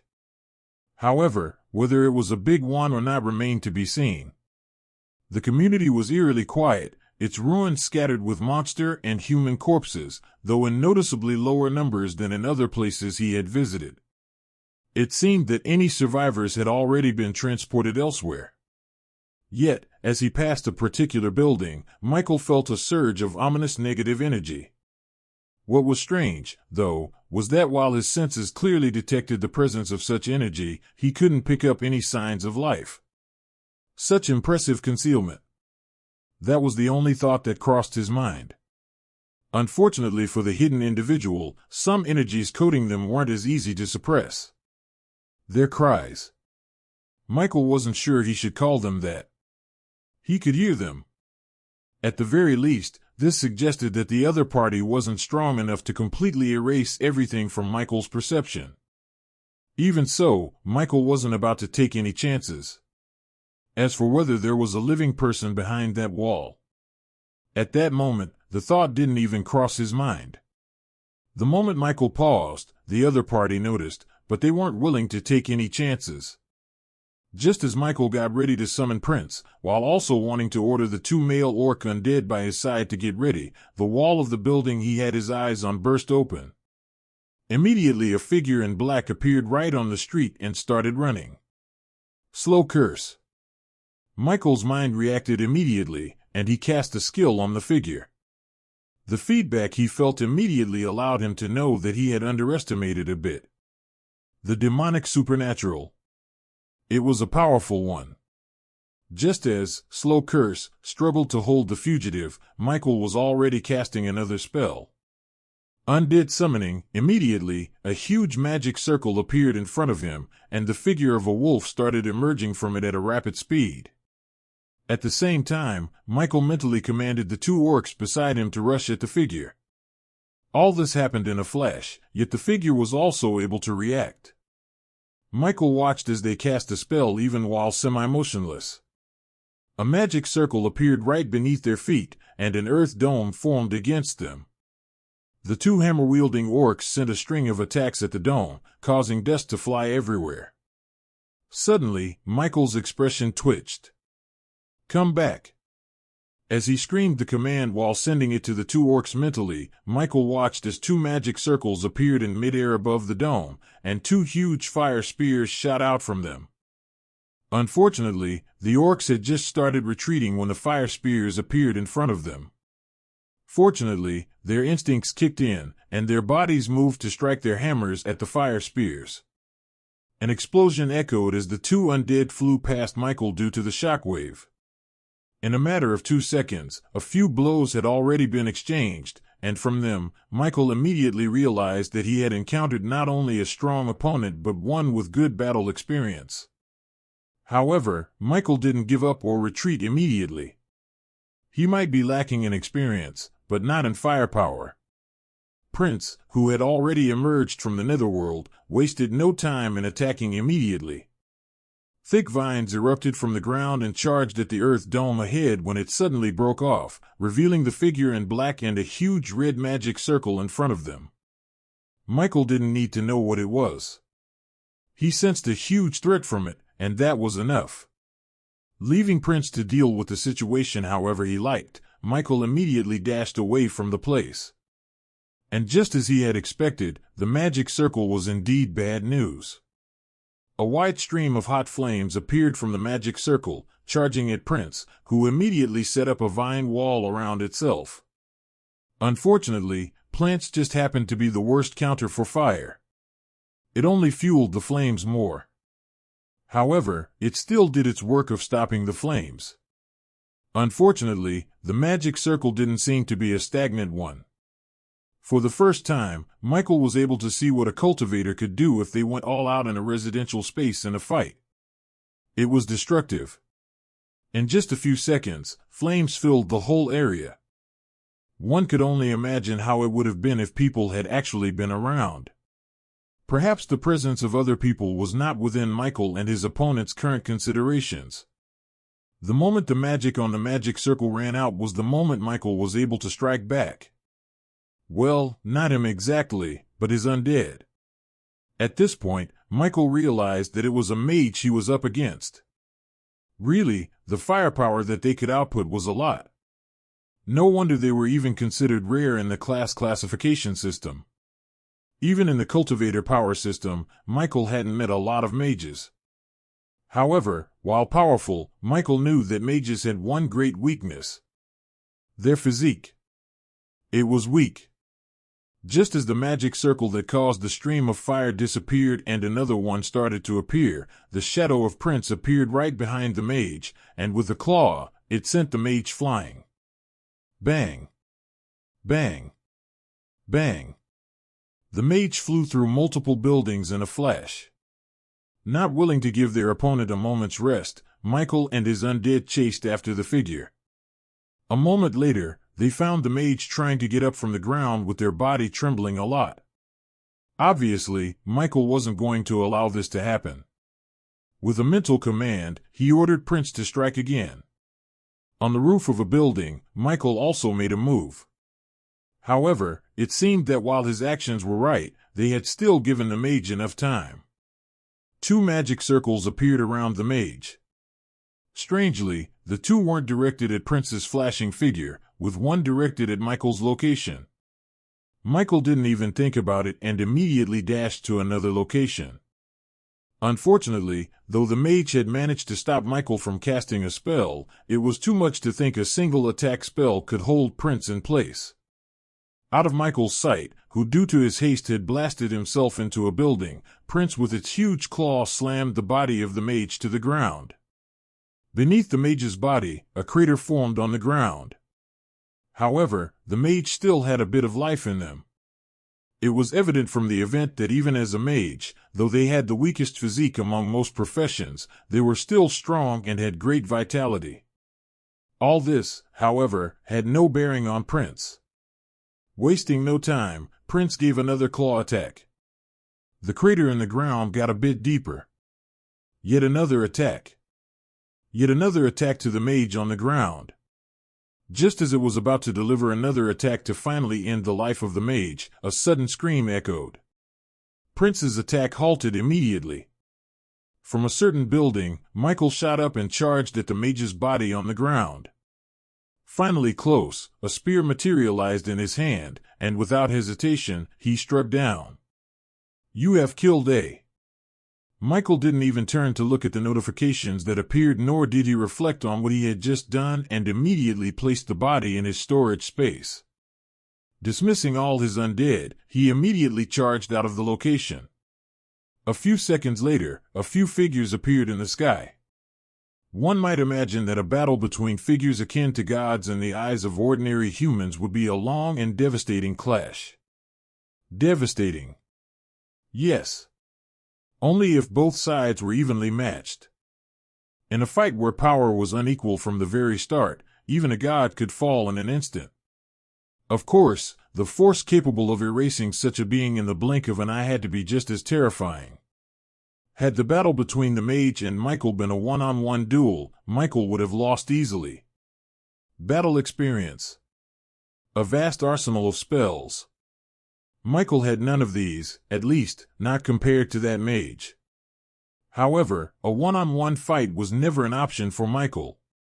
He was a necromancer. "I think this is far enough," Michael muttered, scanning his surroundings. It was another ruined community, much like the rest of the city. Through his senses, he picked up faint signs of life around. The association had likely done what they could hear before moving on, for now. But for Michael, this place was far enough. Sitting atop a rooftop, he took a deep breath, calming himself. Cultivators are strong, he mused. In spellcasting, at least, that mage had been far ahead of him. But Michael didn't feel discouraged. He had only been a supernatural for barely a week. Now that he thought about it, he had come far. And fast. Just when he thought he was moving too slowly. His gaze swept over the ruins around him. So many things have happened in just a few days. A strange emotion stirred within him, but he pushed it aside. He had gotten what he wanted. Now, it was time to return to his community before someone else arrived first and they ran into trouble with his undead, or vice versa. As for the result of his battle with the mage, that could wait. As for taking a human life for the first time, Michael didn't even think about it. Maybe it was because he had already killed too much in a short span, today and in the past few days. Maybe he had grown numb to it. Or maybe he was just coping. Only Michael would know. But just as he was about to leave, he felt movement from within the building beneath him. 4 people. That's a lot. Lucky people. Michael merely thought to himself, but just as he was about to move, he paused. A faint wail seemed to whisper to him. Slowly, Michael lowered himself on the building below, his expressionless eyes flashing for a brief moment. A second later, an eerie butterfly appeared beside him, fluttering around as a mist began to rise. Undead Phantom Morpho LV2, Illusory Mirage, Basic Mastery, Proficiency, 6, 7 Fantram, creates multiple shimmering duplicates of itself to confuse enemies. At Basic Mastery, the illusions move erratically but fade upon contact, making it harder for foes to pinpoint the real creature. The power of illusion slowly enveloped the building beneath Michael. In the apartment building, the 4 men who had initially been with the corpses prepared to move out. As for how things ended up that way, they couldn't quite tell. All they knew was that something within them had urged them to act, whispering that what they were doing was right, pleasurable, even. It wasn't that they hadn't done it before, but never in a situation as serious as this, yet they felt an irresistible urge to unearth even deeper desires. Even now, the urge to cause more chaos simmered within them, but the pressing need to escape the city forced them to suppress their bloodlust. If Michael knew about this, he would attribute it to the cracks. As he had suspected, if the only thing the cracks did was release monsters, then in a certain way, it wasn't the worst possible outcome. Unfortunately, from the ghosts he had encountered, it was clear that something even stranger was happening in the city. Being influenced by the chaotic energy in the air seemed very plausible. When did the fog appear? One of the men cautiously opened the entrance door, only to be met with a thick, swirling mist that obscured almost everything beyond. The others behind him also noticed the change, their expressions turning serious. "Close the door," one of them stated as another moved toward a window to check outside. Was this window always open? He briefly wondered but quickly dismissed the thought. Just like the scene at the entrance, the outside was shrouded in fog. Is something weird happening again? The man muttered worriedly, unaware of the glowing green eyes that had appeared behind him. Wait. The fog is getting inside. He noticed the mist creeping in through the gaps and immediately shut the window, but it made no difference, the fog only grew denser. Just as he turned to speak, his body suddenly stiffened. Confusion flashed across his face as he struggled to move. Then, he felt a cold hand wrap around his neck. A moment later, his neck snapped. As his vision darkened, the last thing he heard was a voice, deep and enigmatic, yet strangely youthful. Trash alive. You'll make an excellent undead. Michael stared at the lifeless body in his grip, his expression unreadable. Now that he had a moment to reflect, he finally thought about his actions. Yet, even as he did, he felt nothing. No guilt. No hesitation. If anything, he felt a little excited. Such fragility. It gave him an intoxicating sense of power. However, Michael didn't allow himself to get lost in the feeling. Old Man Lou and Teacher Brian were right. Killing a lot in a short span really messes you up. He understood the gravity of it. But understanding didn't mean he could change what had happened, at least, not right now. It wasn't as if he was killing for the sake of it. Who are you? Michael heard a voice behind him and turned, letting the body in his grasp drop to the floor. He had snuck into the building to uncover what was happening without revealing his identity, just in case he was wrong. But he wasn't. The moment he struck down his target, he was ready to face the remaining three. Michael didn't answer the question. He sighed and vanished from his spot. The reason Michael left immediately after defeating the mage was that he knew there was a chance the battle would draw the attention of the association members. He didn't think he'd be in trouble for fighting a demonic supernatural, but he doubted he'd be allowed to take the corpse himself. What he didn't know was that, shortly after he left, two figures appeared mid-air at the battle site. Rank 4 cultivators. The two arrivals were both men. They scanned the surroundings before one of them spoke. There are multiple energy signatures here. It's chaotic, but the dominant ones are fire and wood. Should we track the lingering traces? I can sense dark energy as well, though faint. There's no need to waste time. The demonic supernaturals wouldn't dare cause too much havoc. Though I don't know why one fought here, it's not our concern. Our priority is restoring order to the city. If we don't do something about the chaotic energy in time, things will only spiral further. With that, the two men ended their discussion. Rather than chase after a fleeing demonic supernatural, it was far more important to stabilize the situation. If their negligence led to a disaster requiring a king-rank expert's intervention, there would be nothing they could do, even as some of the strongest cultivators below the king level in Woodstone City. Having made their decision, they immediately flew off in another direction. Of course, things would have been different had they seen Michael, but they didn't care enough to track down a vague trail. Back at Michael's location, moments later. Unlike when he had used Slow Curse on the first man, Michael didn't bother doing the same for the remaining three. All were given swift deaths, a single, precise strike to the back of the neck.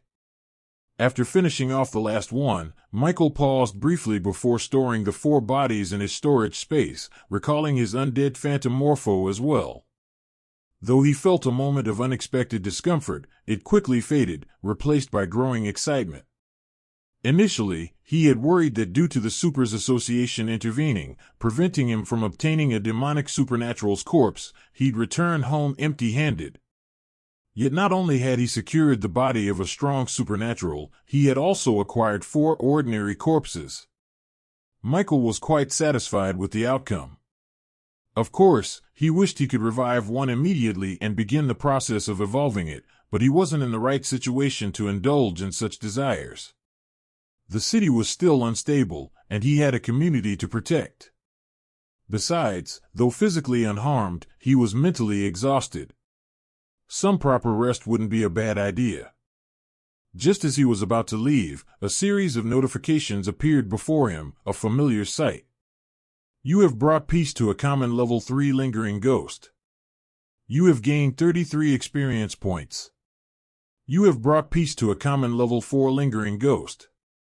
You have gained 38 experience points. Michael didn't need to think twice to understand which ghosts he had helped pass on. His gaze shifted to the couple's bodies on the ground. After a moment of contemplation, he walked through the house and retrieved a blanket.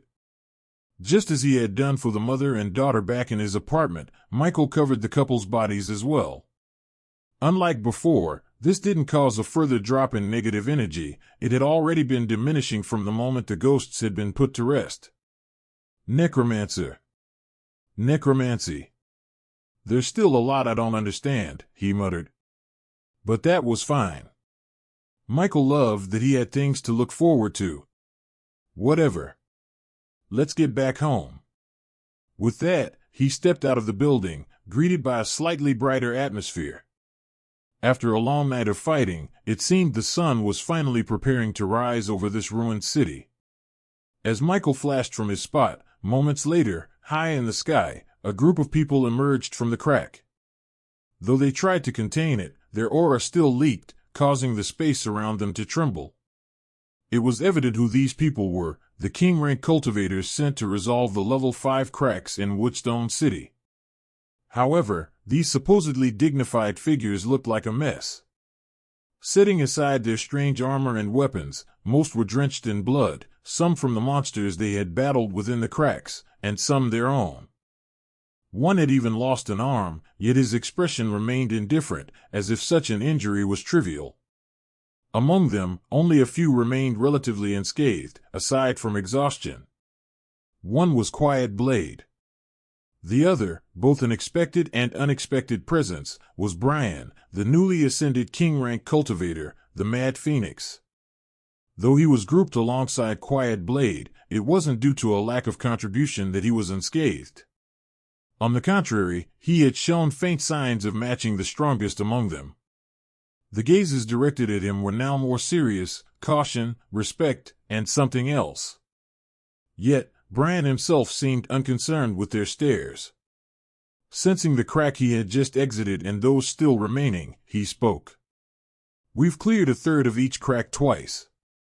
Though we're close to completely clearing these artificial cracks, we have to admit we're in no condition to continue unless we're ready to lose one or more of our own.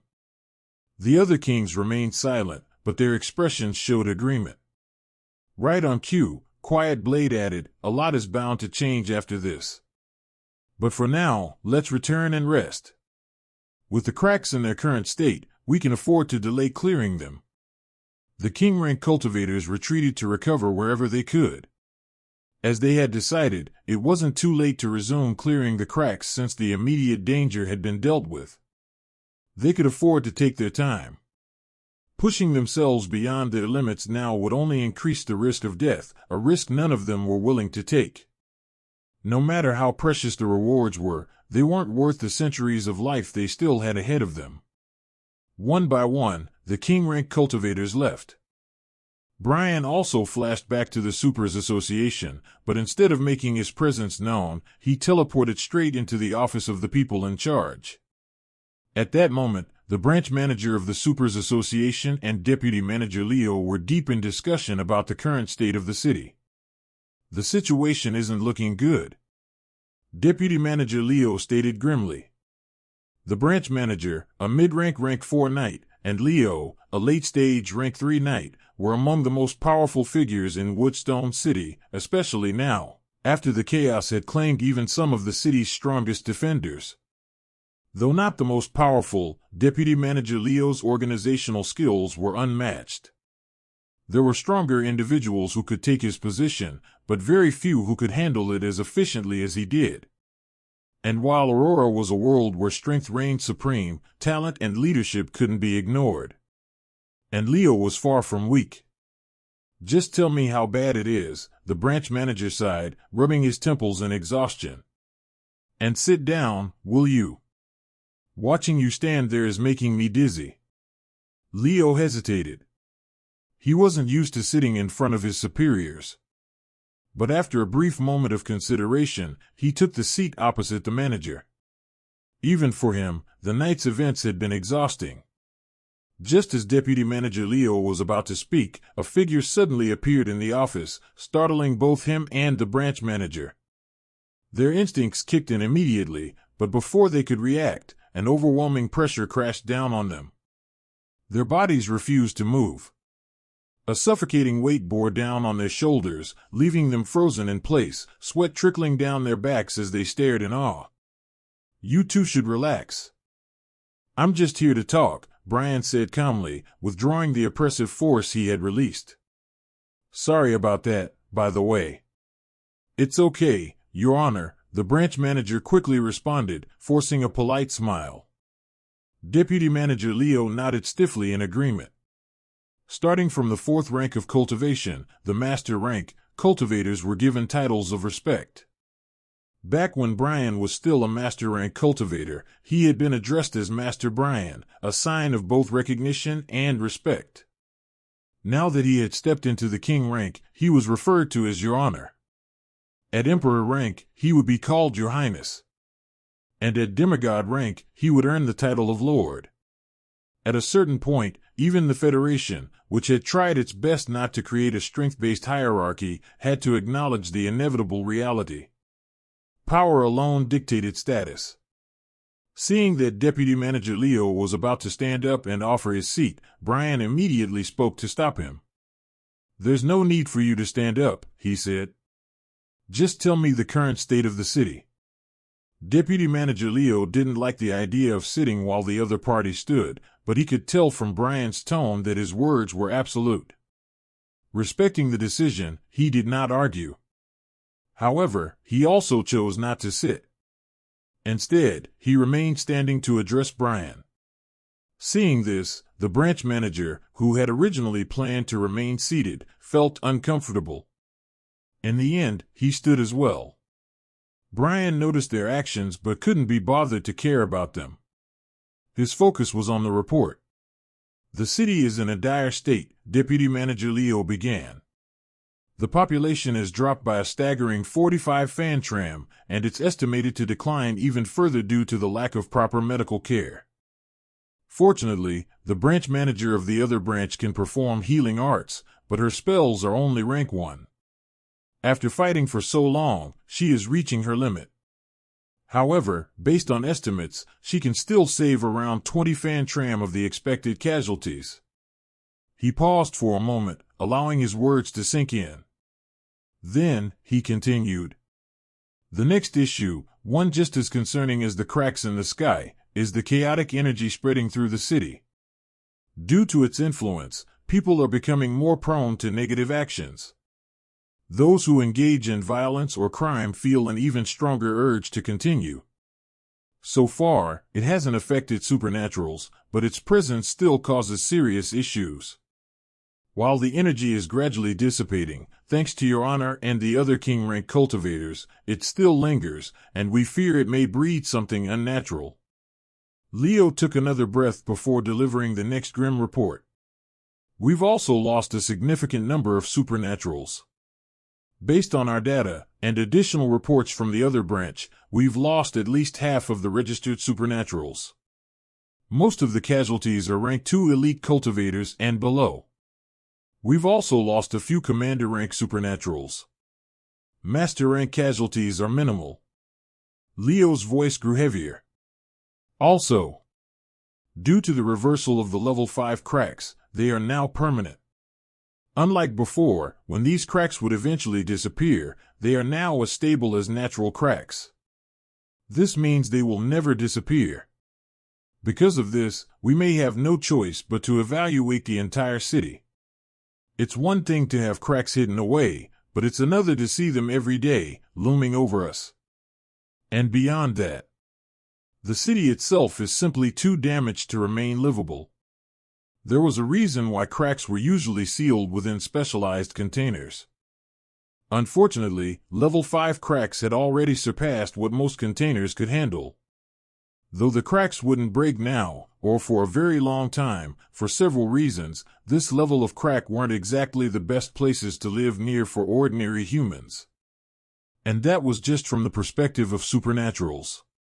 Only the surviving government officials truly understood how devastating the situation was for the general public as a whole. Brian and the branch manager continued listening to Deputy Manager Leo's report, which seemed to contain more bad news than good. After he finished, silence filled the room for a moment. Brian finally spoke. "We've done what we could and can only do what we can. As for the city's evacuation, that isn't something that can happen in a day or two, so there's no point in overthinking it. I'll find someone capable of completely isolating the cracks. If the method is strong enough, evacuation may not be necessary, but that's for the city government to decide. In the meantime, investigate any clues regarding the demon's involvement in this." The fact that similar incidents occurred in other cities, though rarely as severe as ours, marks the first time in a long while that a top race has directly attacked our realm. Brian sighed. "I'm exhausted. We'll talk later." With that, he disappeared, leaving the two managers in silence. A few seconds later, Deputy Manager Leo couldn't hold back his thoughts. "Branch Manager, do you think we're heading into another race war? Has it ever ended?" "Ah, that's true. I understand what you mean, though," the branch manager continued. "This is one of the few times in a long while that a top race has openly, well though indirectly, attacked us. If war truly breaks out against a race of this level, it will be nothing like the battles we've fought before with weaker races." Deputy Manager Leo remained silent, absorbing the weight of his superior's words. The branch manager finally sighed. "In the grand scheme of things, only the strongest decide the fate of a realm." "True," Leo agreed. Back in his community, Michael summoned his undead back into the real world, reinforcing the forces he had left behind to continue clearing the area. He then freed the people sheltered inside the vine domes he had created for their protection. Afterward, he handed the potions he had brought to his neighbor, the one with the rude nephew, so they could be used to heal the injured and provide some relief from the pain. Though the man was a supernatural, Michael still took the time to explain how to use the health potions properly, detailing their potency and effects. Fortunately, no one had died. That meant Michael never had to find out whether he would have felt guilty for not acting sooner. After all, he should have done this before leaving the community again for the second time, right after resolving the issue in his apartment building and with that neighbor. Now, a semblance of peace and order filled the blood-soaked streets. With his sharp hearing, Michael occasionally picked up the sound of sobs from various people, regardless of age or gender, but since they weren't his family, he didn't care. With his mind at ease, he finally took the time to bathe and clean himself. By the time he was done, dawn had arrived, and daylight had brightened the city outside. Changing into a set of clothes that felt noticeably tighter on him, Michael sat on the chair in his room and pulled up the notifications, the ones he had received after killing his first supernatural and the 4 humans. However, something about the notifications seemed strange. There were no stars. "You have killed a level 25 Aurora human mage. You have gained 2,855 EXP. You killed 5 levels higher than your own, earning a 6x experience multiplier. You have gained 17,130 EXP. You have killed a level 9 Aurora human knight apprentice. Times 4, you have gained EXP. There were no stars. Additionally, a title appeared beside the human's name, as if it was used to differentiate a race. Michael wasn't unfamiliar with the concept of races, but looking at the notification before him, it seemed that the humans here weren't just a singular group but rather a distinct branch, categorized separately despite being human. He immediately had the urge to test Undead Revival on one of the corpses but forced himself to stay calm. Why didn't humans have stars? What did that mean for his talent? What conditions needed to be met for a being to receive no stars? Did the absence of stars signify that humans in this realm had no potential limit, that as long as they had the opportunity, they could continue advancing indefinitely? Michael briefly considered whether this was the same for other races, but since he hadn't encountered one yet, the thought was short-lived. Things are getting interesting, haha. The word slipped out before he realized it, excitement bubbling to the surface as he got lost in thought. He quickly composed himself, dismissing the panels in front of him. Now, he needed to decide what to do next. First and foremost, his family. Now that his mind was clearer, a chill ran down his spine. Had he not awakened, had he not taken leveling up and evolving his undead seriously, he could have lost his family. He could have lost his own life. He had been lucky to have enough strength, but this incident made him crave even more power. It also made him realize how vulnerable his family was. As much as he wanted to avoid the thought, his mind moved too fast to ignore the reality. There were things beyond his control. Something tragic could happen to his family, and no matter what, he wouldn't be able to blame himself. Yet deep down, he knew he still would. That was why he wanted to give his family power. The fastest way would be to use his talent on them, but that would require them to die first. Michael froze at the thought. How did that idea even cross my mind? Shaking his head, he considered other options. One thing was certain, he no longer wanted to live in Woodstone City. This incident was the perfect excuse to leave. Before he awakened, Michael had always wanted to see more of the world beyond what was shown on the internet, the hologram technology, the hovercars, the wonders of civilization. Woodstone City was too backward to showcase the true potential of this world. There had to be other cities with higher-level cracks and stronger supernatural branches. Some could provide him with more opportunities to gain experience points and other interesting corpses, while others could offer better security, even if their protection was meant for the general public rather than him or his family. At the very least, there had to be cities better than Woodstone. Then there was the possibility of making his family stronger. It might be difficult for Aunt Mia to step onto the supernatural path at her age, but Lily still had plenty of time. Even if she had terrible cultivation talent, just like Michael himself had before his awakening, with enough resources, she could be force-fed, drug-enhanced, and turned into a prodigy. Michael planned to make this a reality. There was no guarantee that anyone could awaken, or at least, no method Michael was currently aware of, but he firmly believed that with the right conditions, it was possible to forcefully push someone to the point of igniting a life seed. If the circumstances were ideal, it could work. As for the possibility that Aunt Mia might not be able to light a life seed even with ample resources, several thoughts ran through Michael's mind. For one, since he wanted her to live a long life, he would have to find methods to prolong it. The idea that such things didn't exist never even crossed his mind. If demigods, beings more powerful than that mysterious figure in blue who had cleared the city's crisis in an instant, existed, and if supernaturals themselves could already live for extended periods, then Michael had every reason to believe that there were even greater resources out there in the universe, resources that could extend the lifespan of ordinary humans. Of course, they would likely be incredibly difficult to acquire. Then there was another idea he personally liked, reserving a contract slot for his family and filling it with powerful undead that could change their size. For now, though, these were just ideas. He had other matters to take care of first. A moment later, Michael reached for his phone and reread the message the association had sent him just before he entered the bathroom. Thanks to his efforts in preserving the building, the water system was still intact. The crisis in the city has calmed down, but supernaturals are still encouraged to remain cautious and stay aware of their surroundings. If you notice anything unusual that needs reporting or encounter a situation you can't handle, please reach out to us. Additionally, for the next 3 days, the association will be purchasing the corpses of defeated monsters at 3 times the market price as compensation for your service. More rewards are still being considered.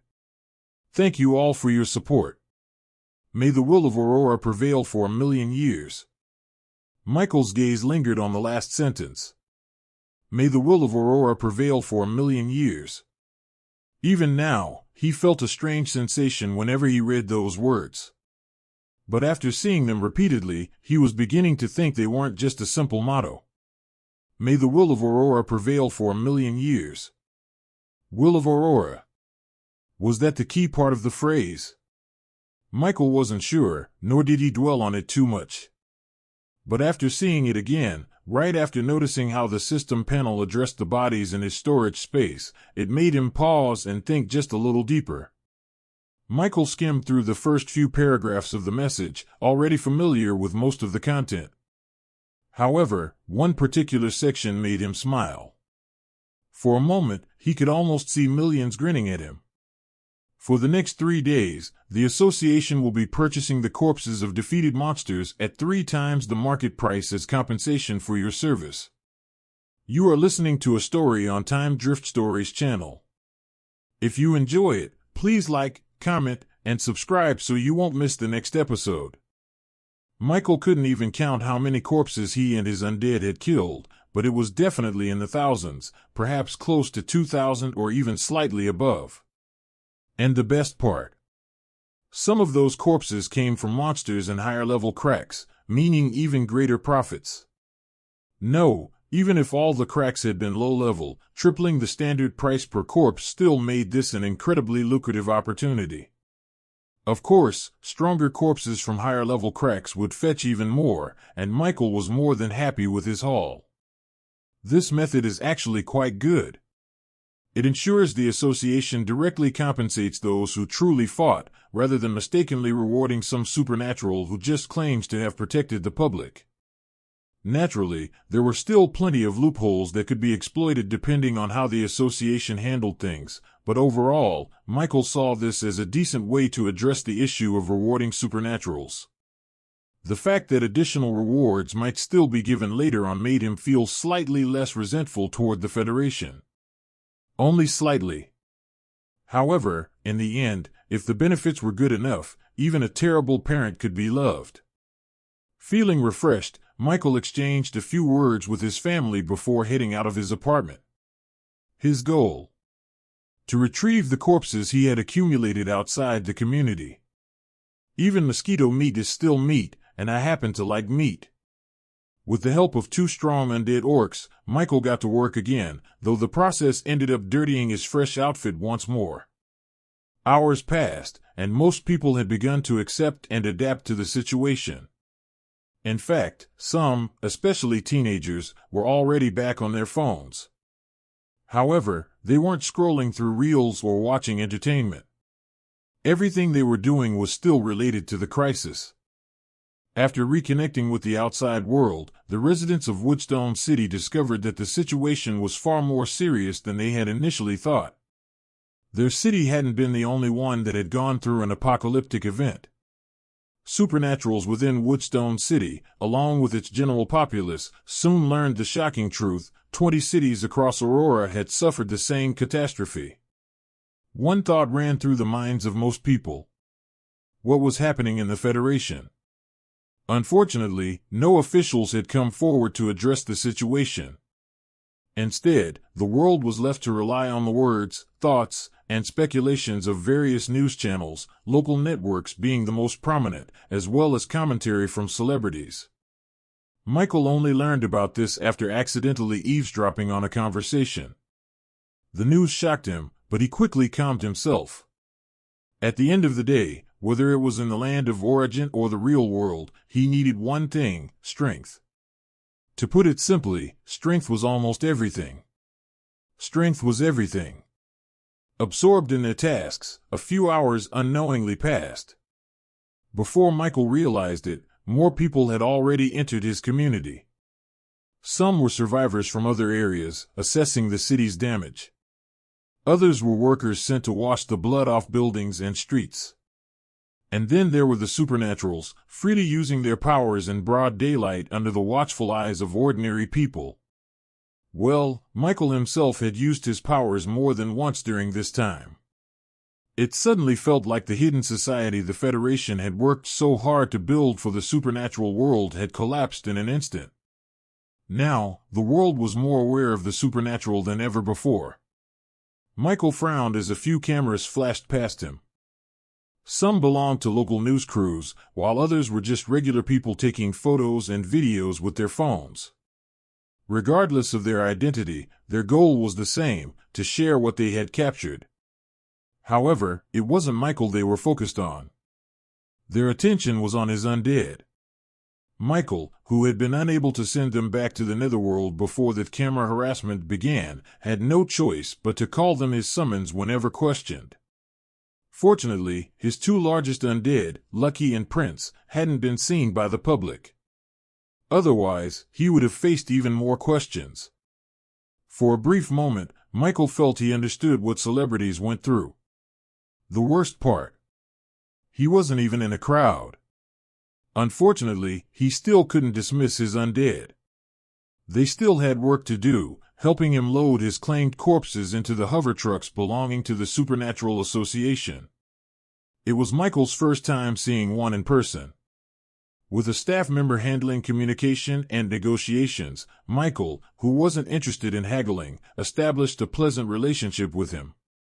The man even used his connections to prioritize transporting Michael's loot ahead of others. Because of this, Michael missed the opportunity to return to the land of origin and fill his open contract slots before the daily evolution point refresh. In the end, he still gained 40 evolution points, bringing his total to 71. If he chose to accumulate and save his points, he could evolve one of his undead into a 1-star extraordinary rank creature. But that was something to consider later. For now, Michael happily sent off the association staff and checked his account balance. $15, $354, $526. He was rich again. Wait. That wasn't right. He still had $2 million before the transaction, so technically, he had already been rich. Michael felt conflicted. The moment he got his hands on something he really needed, he knew he'd be back to his broke days in no time. Shaking his head, he glanced around once more, conveniently ignoring the cameras pointed at him. Just as he was about to head back to his apartment, something caught his eye. Michael frowned. Some creeps were taking pictures of his clueless female orcs. Under the astonished eyes of the public, Michael and his female orcs vanished into thin air.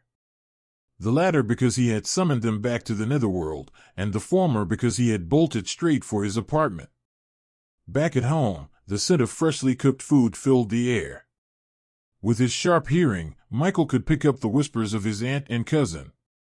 Thinking for a moment, a smile crept onto his face. No one knows what can happen, so.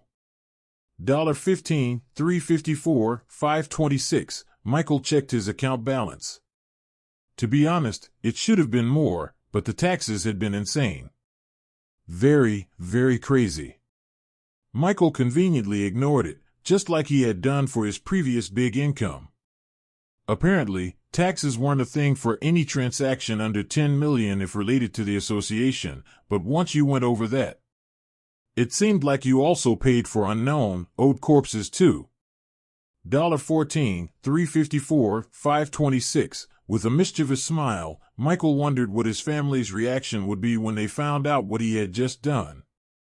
However, he had barely stepped into his room when he heard a scream. 2 screams. "I need some money, brother Michael. I'm too broke." Ha ha ha ha. Watching the two rush into his room, Michael burst out laughing. This was exactly what he wanted to see. Not perfect, but a happy and healthy family.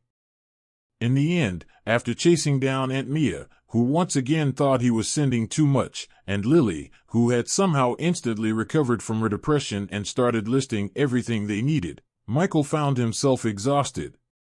He still didn't understand why he needed to buy a bag of all things, but after all the fuss, he decided to take a short break.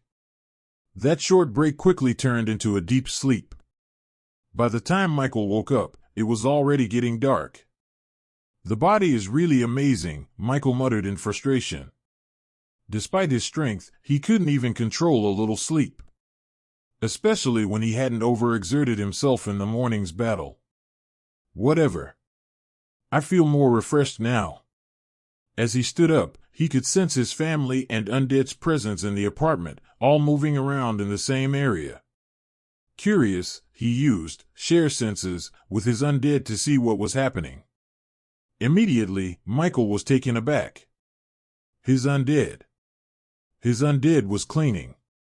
And not just cleaning, but doing it extremely well. Beginning's movements were trained. Precise. A little unsettled, not because he disliked it, but because it was so unexpected, Michael canceled share senses. With how much time Beginning has spent in the real world doing various tasks, it's probably one of my smartest Undead now, right? It seemed possible. But after a moment, Michael shook the thought away. Since he himself felt the need to refresh, he decided to do just that. As the water ran in the bathroom, several thoughts about what he was about to do next in the next few hours crossed his mind. But first, he wanted to talk to his family about moving out. He didn't think they'd refuse. "You want us to move?" Aunt Mia repeated what Michael had just told her. She was about to instinctively refuse, questions like why forming in her mind, when she suddenly paused.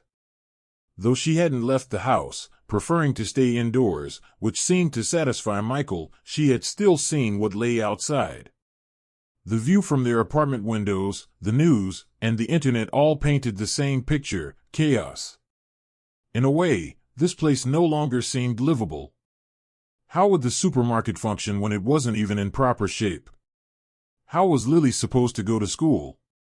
Though the holidays were approaching, from what Aunt Mia had seen, the city's restoration, if it even happened, would take months, if not longer. And even then, it was unlikely to return to how it was just yesterday. Thinking about it this way, moving out actually made sense. Michael watched his aunt deep in thought but didn't interrupt. If she had immediately spoken against his idea, it would have led to a debate. But her silence meant she was seriously considering it. Michael knew this much about her after years of living together. Of course, just because she was thinking it over didn't mean she had agreed. But that didn't change anything for him. If she objected, he was ready to switch into debate mode. To give his family a better life and ensure their safety, Michael didn't mind spending time, even half the night, convincing her. And he knew Aunt Mia well enough to expect that if she disagreed, she would argue her point logically, not just reject the idea outright. Fortunately, it didn't come to that. Her next words brought a smile to Michael's face. "Maybe moving out really isn't a bad idea," she admitted before adding, "but where would we even move to?" Michael had an answer. There was no specific answer. "I don't know yet." Aunt Mia gasped slightly at his response, but before she could comment, Michael spoke first. "But I'll find one, don't worry, Aunt Mia. What I have in mind is a place that can provide better security for you guys and more." By the time Michael finished speaking, a determined expression had taken over his face, and his aura grew serious. Aunt Mia's words caught in her throat. A moment later, she sighed. It was just as she thought. Her boy was growing up. Though he didn't say much, a part of her feared that maybe she and her daughter were holding him back. A part of her wanted to tell him that he didn't have to worry so much about them and should focus on himself. But she couldn't. She knew that as they grew, both Michael and even her own daughter would eventually go their separate ways. But she didn't want to be the one to push him away. She still wanted their presence. So, for now, she said nothing. "In any case, I trust you." She trusted Michael. He had always been an intelligent and reliable boy. Michael's serious expression softened slightly at Aunt Mia's words. He didn't show it outwardly, but inside, he felt really good. Ignoring his cousin, who was hiding behind her bedroom door eavesdropping, Michael stood up from the sofa opposite Aunt Mia and spoke. "I'll get it done, Ma. Just give me a little time. But in the meantime, We should start preparing. Also, for the next few days, use her for the house." As he spoke, Michael stretched out his hand. A greenish-black summoning circle appeared in the center of the room, and a figure emerged from it. Aunt Mia let out a startled cry at the sudden appearance but managed to calm herself quickly. Click. Squeak. The sound of a door opening followed. Lily burst out of her room, only to freeze in shock at the big sister now standing in the room. Aunt Mia shot an angry glare at Michael, who scratched his cheek in mild embarrassment. Though he had done something similar before, summoning that big guy to help clean the house, back then, everything was happening too quickly. The chaos from the cracks had numbed their ability to react properly. Now that things were calmer, her reaction was only natural. However, the sudden appearance of the undead wasn't the only thing that surprised Aunt Mia. "She's quite pretty. Can she speak?" Aunt Mia asked hesitantly. According to her nephew, these strange beings were all his summons and were extremely strong. But this was the first time she had seen one that wasn't intimidating, if she ignored the height. "Not yet," Michael replied in an odd tone. To be honest, he wasn't sure if his undead would ever be able to speak. But who knew what was possible in this world? He didn't deny the possibility. In fact, he even hoped that such a reality would one day manifest. "Okay, go and rest. I'll use her." Aunt Mia felt a little odd saying this, as the being in front of her felt almost human, aside from the white eyes and gray skin. Michael nodded. He figured that since keeping his undead active seemed to gradually increase their intelligence, there was no harm in letting his aunt make better use of them when they were idle. In fact, all of his summonable undead were currently outside, still guarding the apartment building and the community. Seeing that everything was fine, Michael turned to head into his room, only for his cousin to call out to him just as he was about to enter. As for Lily, Michael's respect for her had only grown. Despite everything, she was still able to stay active. Even after learning the truth about her friend on the upstairs floor, when the officers came to arrest the animal responsible, she still tried her best not to sink into sadness. Michael didn't know what he could do for her, but he was glad she was holding on. "What do you want?" Michael asked, turning to look at his cousin. "That big guy has a name, right? Beginning, I believe." "What's her name?" Lily asked, gesturing toward the female orc in the sitting room. Michael paused for a moment before a wide smile appeared on his face. "Lily. Her name is Lily, Lily." Thinking about what happened a few seconds ago made Michael smile again. Finally, his bad joke actually became a good one for him. Aunt Mia's twitching eyelids at the revelation only made it better. After having fun, Michael calmed himself down and turned to the best issue at hand. The land of origin. Before the event with the demonic cultivators, Michael, who had just discovered civilization, wanted to head there after performing several rounds of undead summoning on his undead. From then, he would decide whether or not to evolve the ones the skill had successfully affected. Commander Necromancer, Specialist Necromancer, and Horde Necromancer. Michael identified himself as the last one since the more undead he had, the more beneficial it was for him, literally. But he also knew that due to his talent, he could be whatever necromancer type he wanted. Commander Necromancers focused on commanding a smaller group of high-tier undead, valuing the strength and potential of each individual. This path prioritized quality over quantity. Their weakness was their limited numbers, and their strength was their high-quality undead. Though they would eventually have more summons as they leveled up, in a power-matched event, they would only have a few undead to use. However, this was of little concern to Michael. With his talent, he did not need to focus on specific undead for certain situations. All his undead could potentially be excellent at all times. This meant that Michael could not only be a Commander Necromancer, but he could also be a Horde Necromancer at the same time, creating a rare hybrid. It could even extend to specialist necromancers who focused on specific types of undead, such as mages, tanks, or assassins, to create powerful synergies within their forces. With his talent, Michael could do it all, as long as he had enough evolution points. That was the main requirement, and unfortunately, it wasn't easy to fulfill. I'll still check out that place I saw in the land of origin after I'm done with everything. It should still be nighttime, so it's only better. After making his decision, Michael had one last thing to do. Undead summoning. Following the appearance of a magic circle, a towering orc shaman emerged from it. It was the female orc that could manipulate water. Perhaps it was because of the recent chaos, but Michael did not feel too safe leaving his body exposed in the real world when his consciousness was in the land of origin. Even Lily, whom he had summoned, had been given a command to obey his aunt, and to protect the apartment and the people in it alongside beginning. The female orc in front of Michael now was his personal protection for his real-life body while his consciousness was in the land of origin. Hopefully, her protection wouldn't be needed in the end. Relaxed and calm, Michael laid on his bed and connected his consciousness with his body in the land of origin. A moment later, in the dark night, a pair of green eyes opened.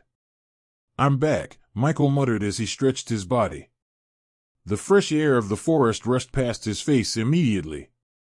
Once again, Michael felt that limitless sensation of extreme freedom he always seemed to have in the land of origin.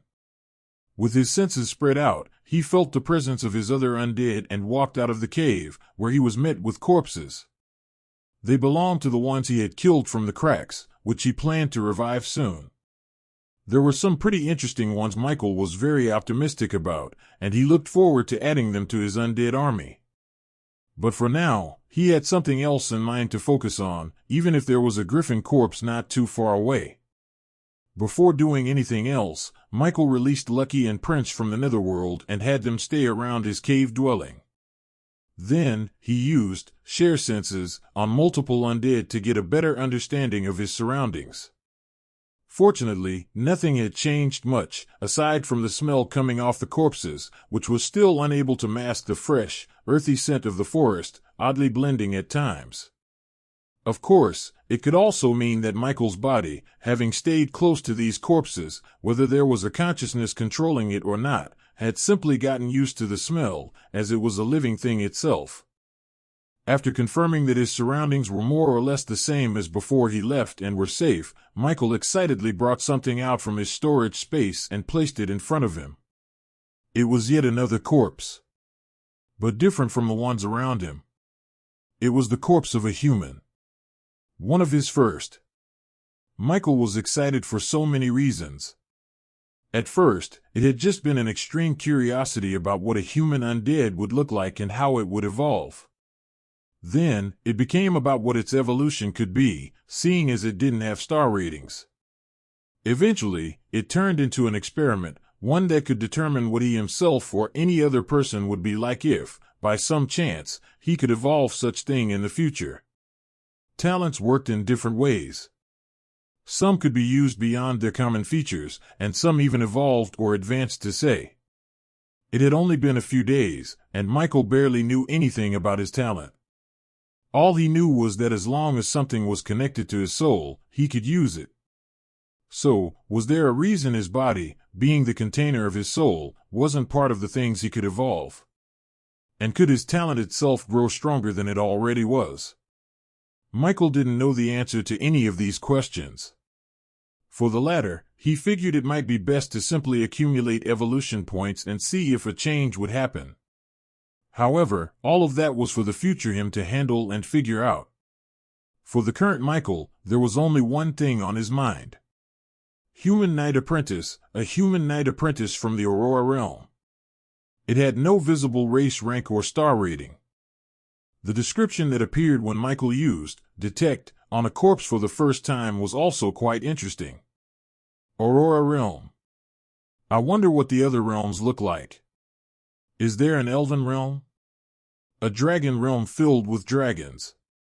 Heavens, I wonder how they look like. And Michael stopped himself from saying it aloud.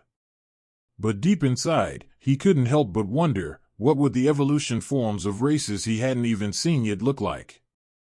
The thought was a little dark, since, due to his subconscious reasoning that only dead creatures could be evolved, he had imagined these races he hadn't even seen yet as corpses. Michael shook the thought out of his head and immediately used Undead Revival on the corpse in front of him.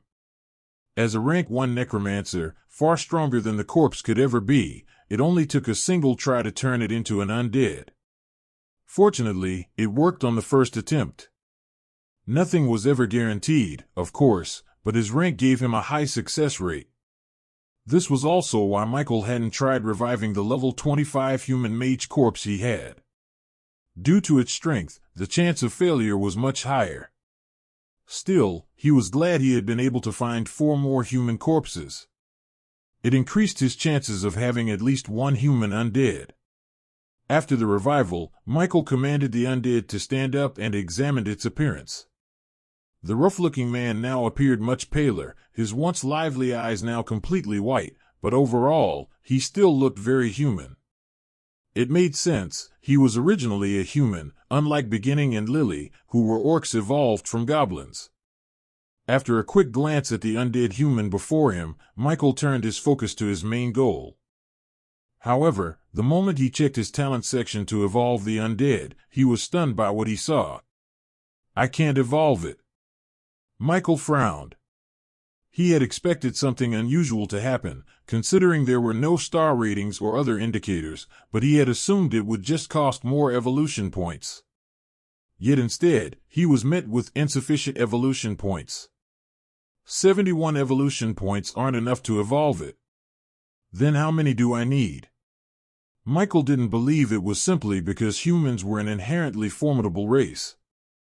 At least, he had never thought of himself as formidable before awakening, and the undead in front of him didn't seem any stronger than he had been back then. Still, he wasn't one to jump to conclusions.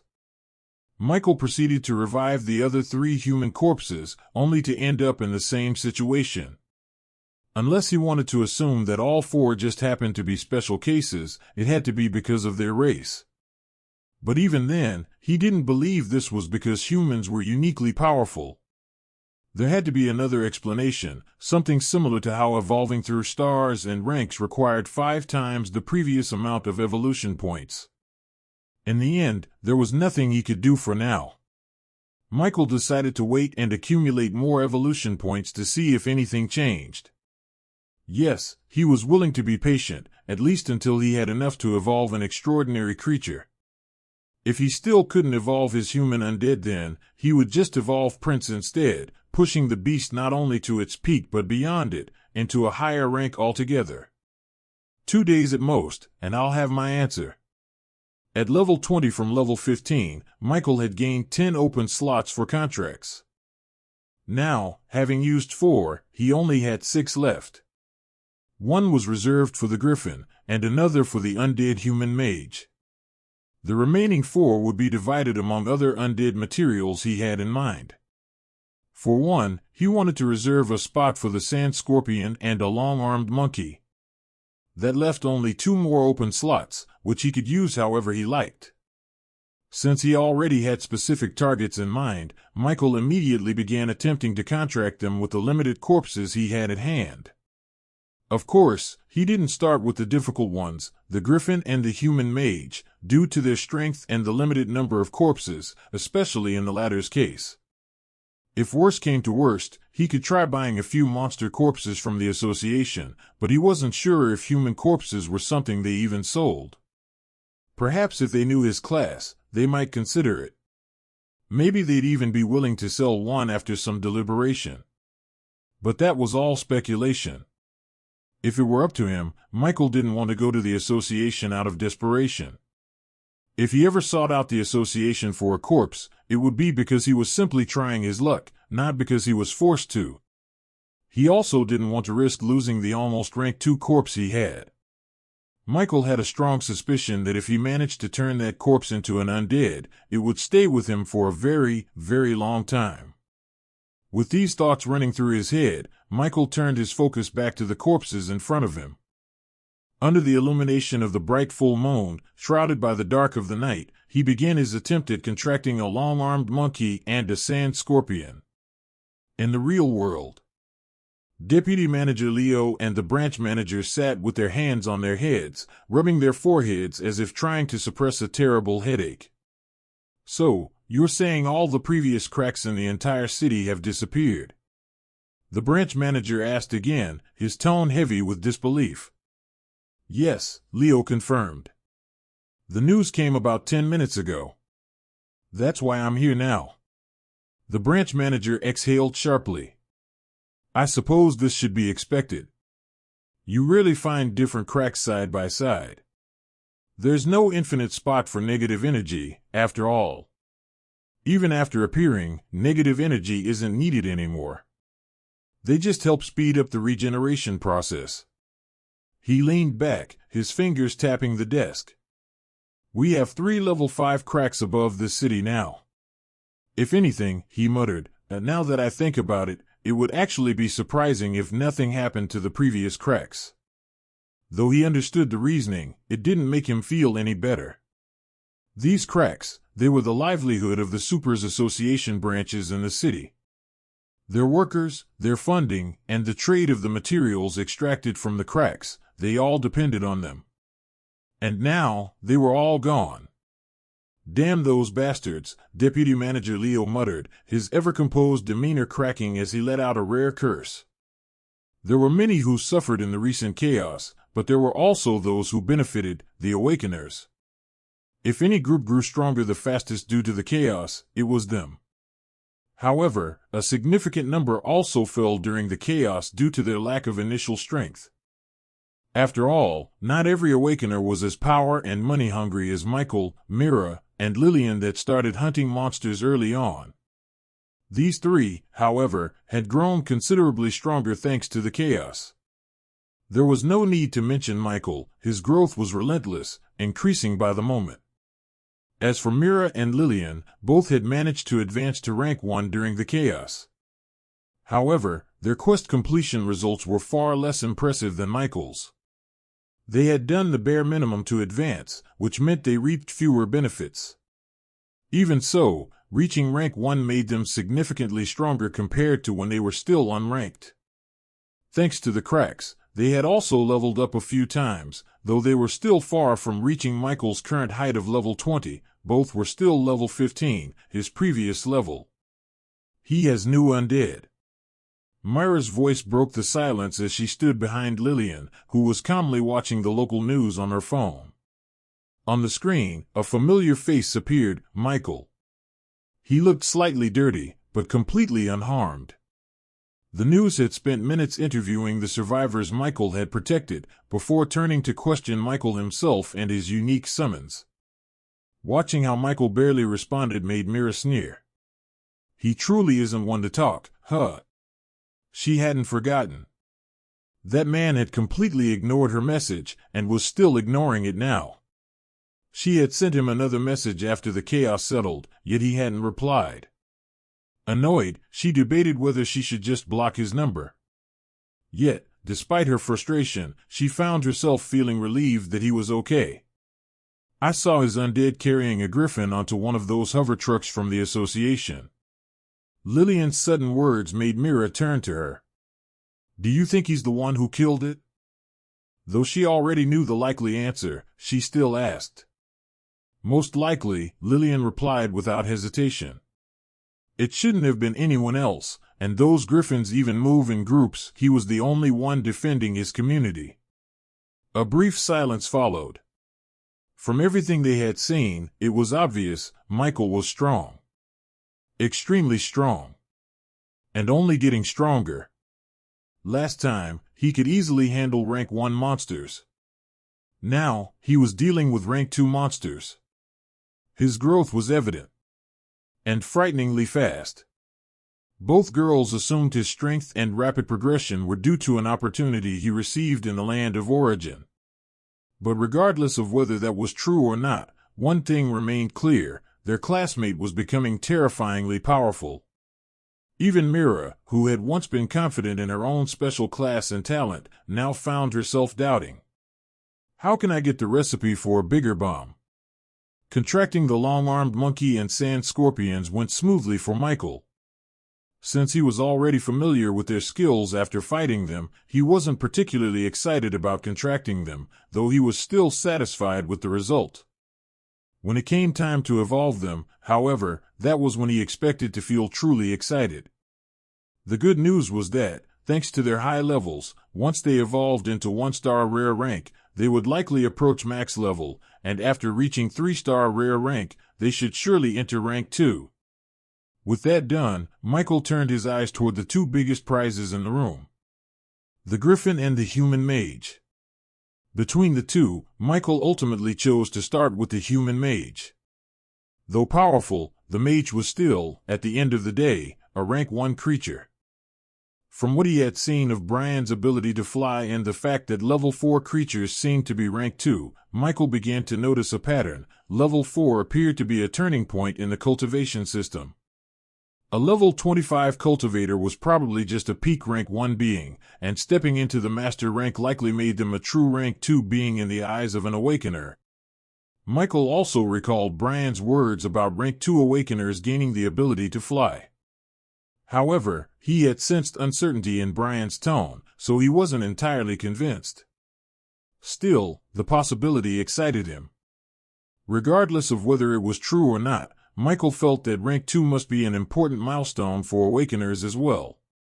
Perhaps, at higher ranks, the power difference and unique abilities granted by each rank became even more pronounced.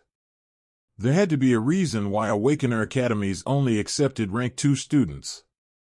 It could only mean there was something special about that rank. But whatever it was, that level was still far from him. Setting aside those thoughts, Michael focused on the task at hand. He was about to attempt Undead Revival on the dead human mage. His mana reserves were still high, so he didn't increase it outright. In any case, he had more mana than the human mage had when alive. With that in mind, Michael immediately got to work.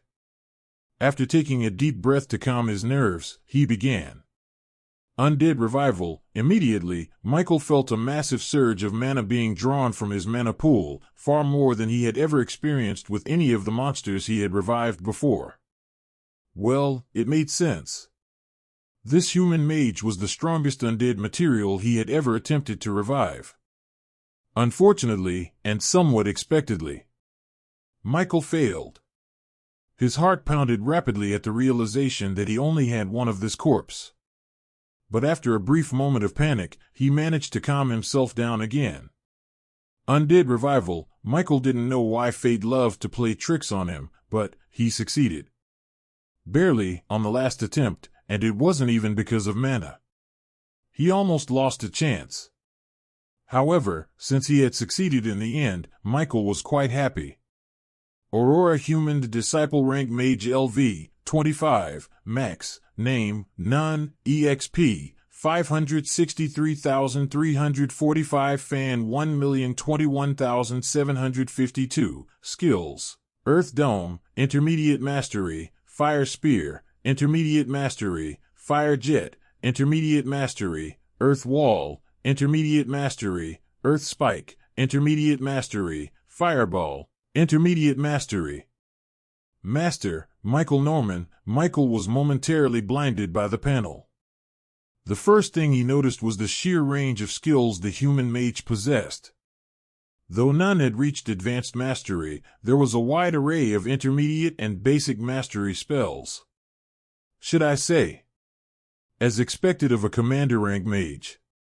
It was an undeniable fact. The spell models used in the Aurora cultivation system were likely more advanced than the skills most awakeners, at least the new ones, wielded.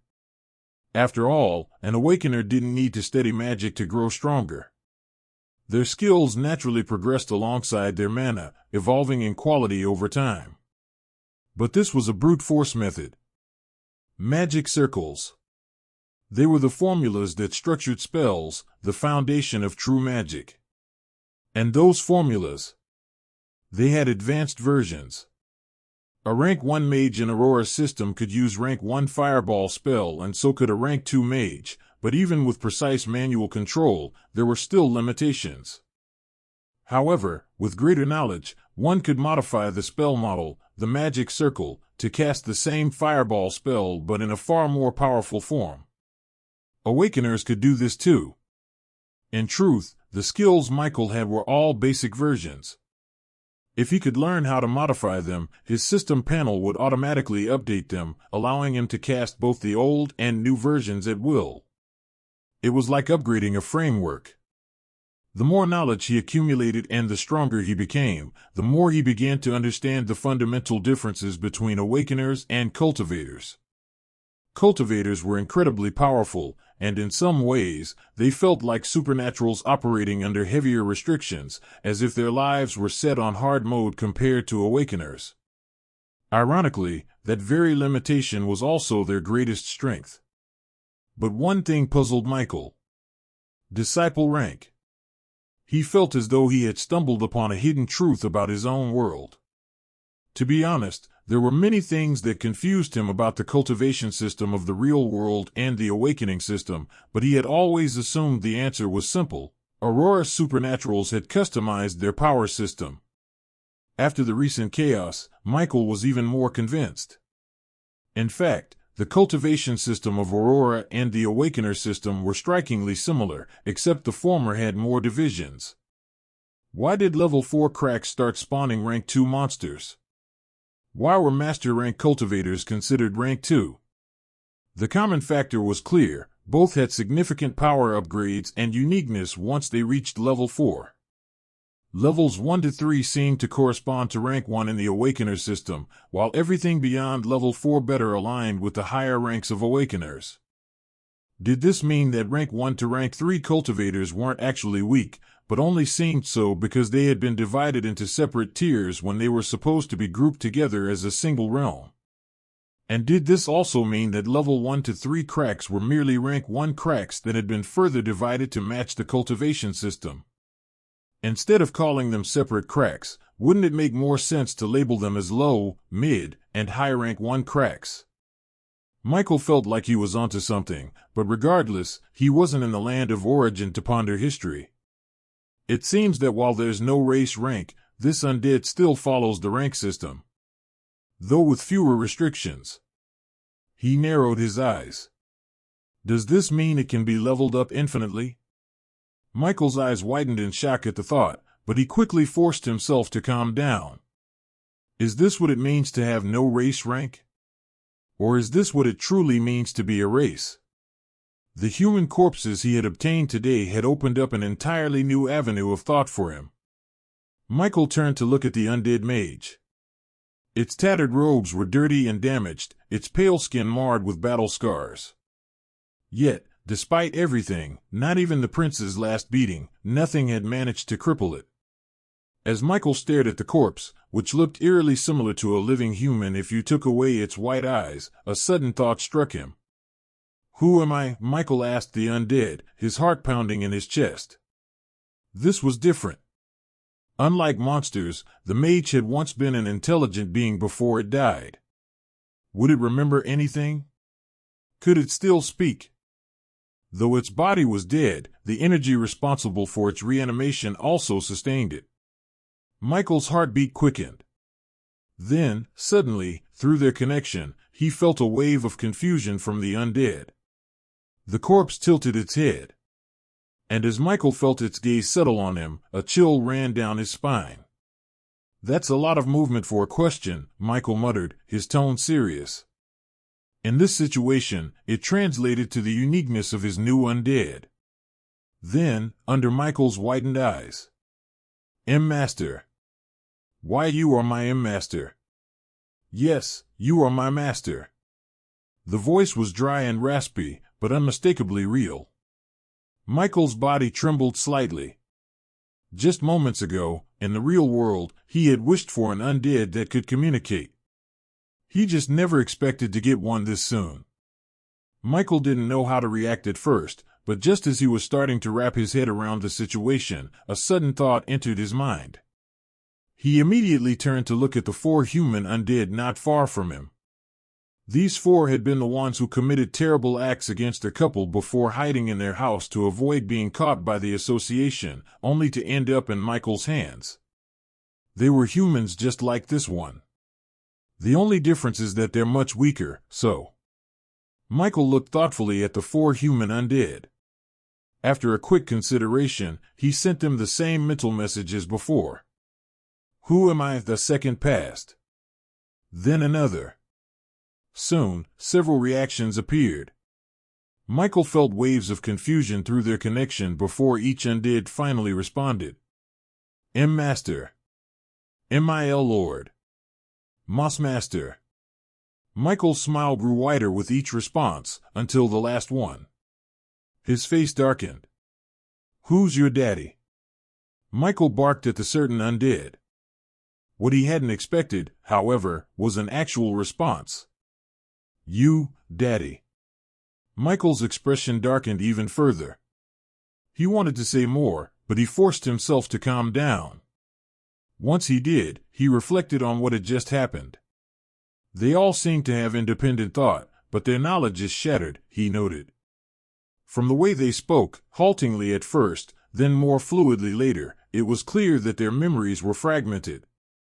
The fact that they each addressed him differently further supported this. Still, under the influence of their shared connection, they all recognized him as their master, regardless of the title they chose. Unfortunately, I can't evolve any of you, Michael muttered regretfully. He checked again, but none of the 5 human undead had any evolution options available. At least, not right now. Michael studied the 5 carefully.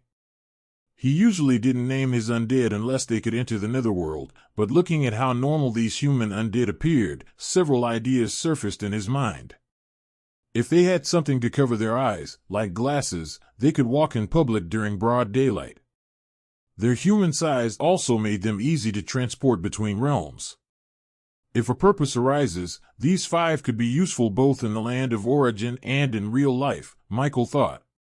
Compared to his other undead, who either had odd appearances or were still developing their intelligence, these ones seemed more adaptable and picked up information quickly. As these thoughts raced through his mind, Michael set the human undead aside and turned toward his next objective. After so long, though ironically, he hadn't even been a supernatural for a full week, it was finally time to have a flying undead. With what he had in hand, Michael hoped he'd be lucky with Undead Revival this time. After quite some time, it was finally time to check his progress. Name, Michael Norman. Class, Adept Necromancer. Level, 20, EXP, 76,718. Fan 134,551. Strength, 31. 92. Agility, 43. 66. Constitution, 33. 22. Intelligence, 115. 0. Attribute points, 60. Skills, Undead Summoning, Undead Revival, Detect, Basic Shot, Share Senses, Spearmanship, Acid Shot, Bone Spear, Slow Curse, Bone Armor, Corpse Explosion, Talent, Infinite Evolution, Class Skill, Contract Slot, 47. Fan 50, Gift, Mark of Origin. Michael's stats hadn't improved by much. As he grew stronger and his stats increased, the boosts from his class and race felt smaller in comparison. Of course, even a single point now could be equivalent to 10 points when he had first awakened, so they weren't useless. If anything, his growth was now more steady rather than explosive. This was why, at a certain point, when leveling up became harder, attribute points became one of the most precious resources for an awakener. Even most of the most balanced stat build enthusiasts eventually had to abandon that path if they wanted true strength. In the end, stats became a serious issue for all awakeners. This was also why dying in the land of origin was painful, even though it wasn't a real death.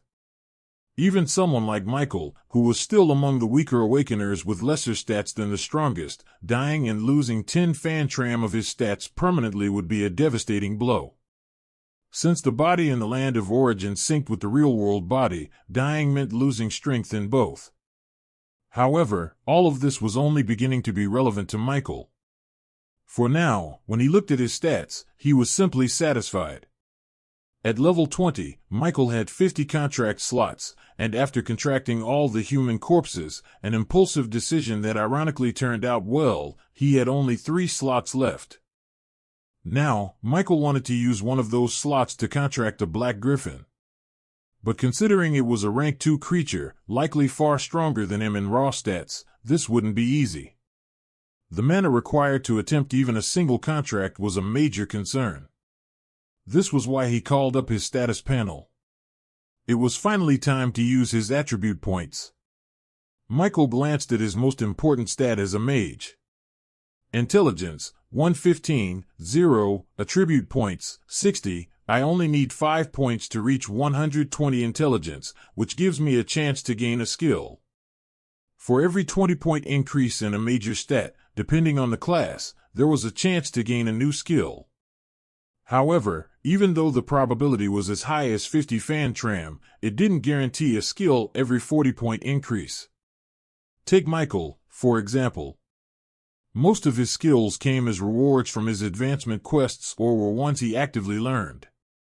The number of skills he had gained purely from increasing intelligence was surprisingly low. Unfortunately, he was even more unlucky when it came to the rare chance of gaining a skill from other stats that weren't a major focus for his class. Since intelligence would get the largest share of his points anyway, spending 5 right away didn't seem like a bad idea. Without hesitation, he made the adjustment. Intelligence, 120, 0, attribute points, 55. As always, Michael waited for a while to see if a new notification would appear. He wasn't very optimistic, but the next moment, when another panel appeared in his view, a happy smile formed on his face. Your mana is overflowing. You have gained the skill, Blind Curse, another curse skill. Michael was surprised. More than surprised, he was happy. Finally, it seemed like Lady Luck had decided to smile on him. Without hesitation, he checked the skill's description. Based on his understanding of his other curse-type skill, if this one was anything like that, he already had a good idea of what it could do. Blind Curse, Basic Mastery, Proficiency, 0, 5 Fan Tram. Blind Curse reduces the target's vision, impairing their ability to perceive their surroundings. Duration, 8 seconds. It's just as I thought, Michael muttered, a slight smile forming at the edge of his lips. Against an opponent of similar power, this skill, like the slow version of its series, had its limitations. However, even the little it could do was enough in a high-stakes battle. Michael hadn't tested it yet, but he believed that if he used both of his curse skills simultaneously on a single enemy, their combined effects might result in a qualitative change. Even if that change lasted only for a moment, at his current level, a single second could decide the outcome of a fight. I wonder if I'll get more curse skills in the future, he thought hopefully before shifting his focus back to his stats. After increasing his intelligence, he immediately felt the change. His mana pool expanded, increasing his overall mana capacity, though there was no improvement in quality. Looking at the 55 attribute points he still had left, Michael considered his next distribution carefully. For a mage, the importance of agility was closely linked to intelligence. Not only was it his second highest stat, but he also enjoyed the speed, reaction time, and flexibility it granted, especially since it made wielding his spear easier and more effective.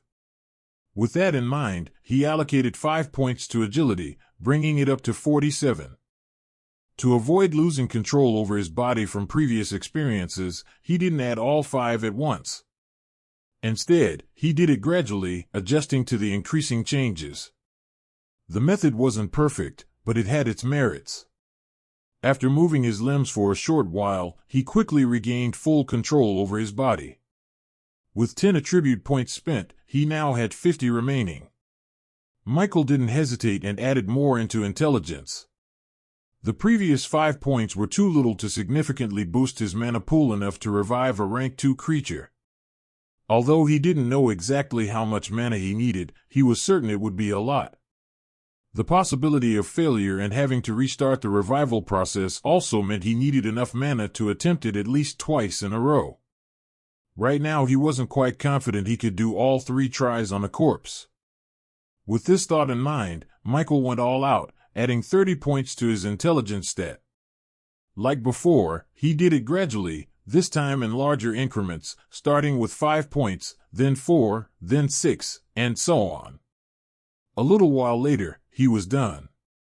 His intelligence stat now stood at 150, an amount nearly 150 times that of an average human, at least in raw numbers. But more importantly, the quality of his intelligence was much higher than any normal person's. It wasn't just a quantitative increase but a qualitative one.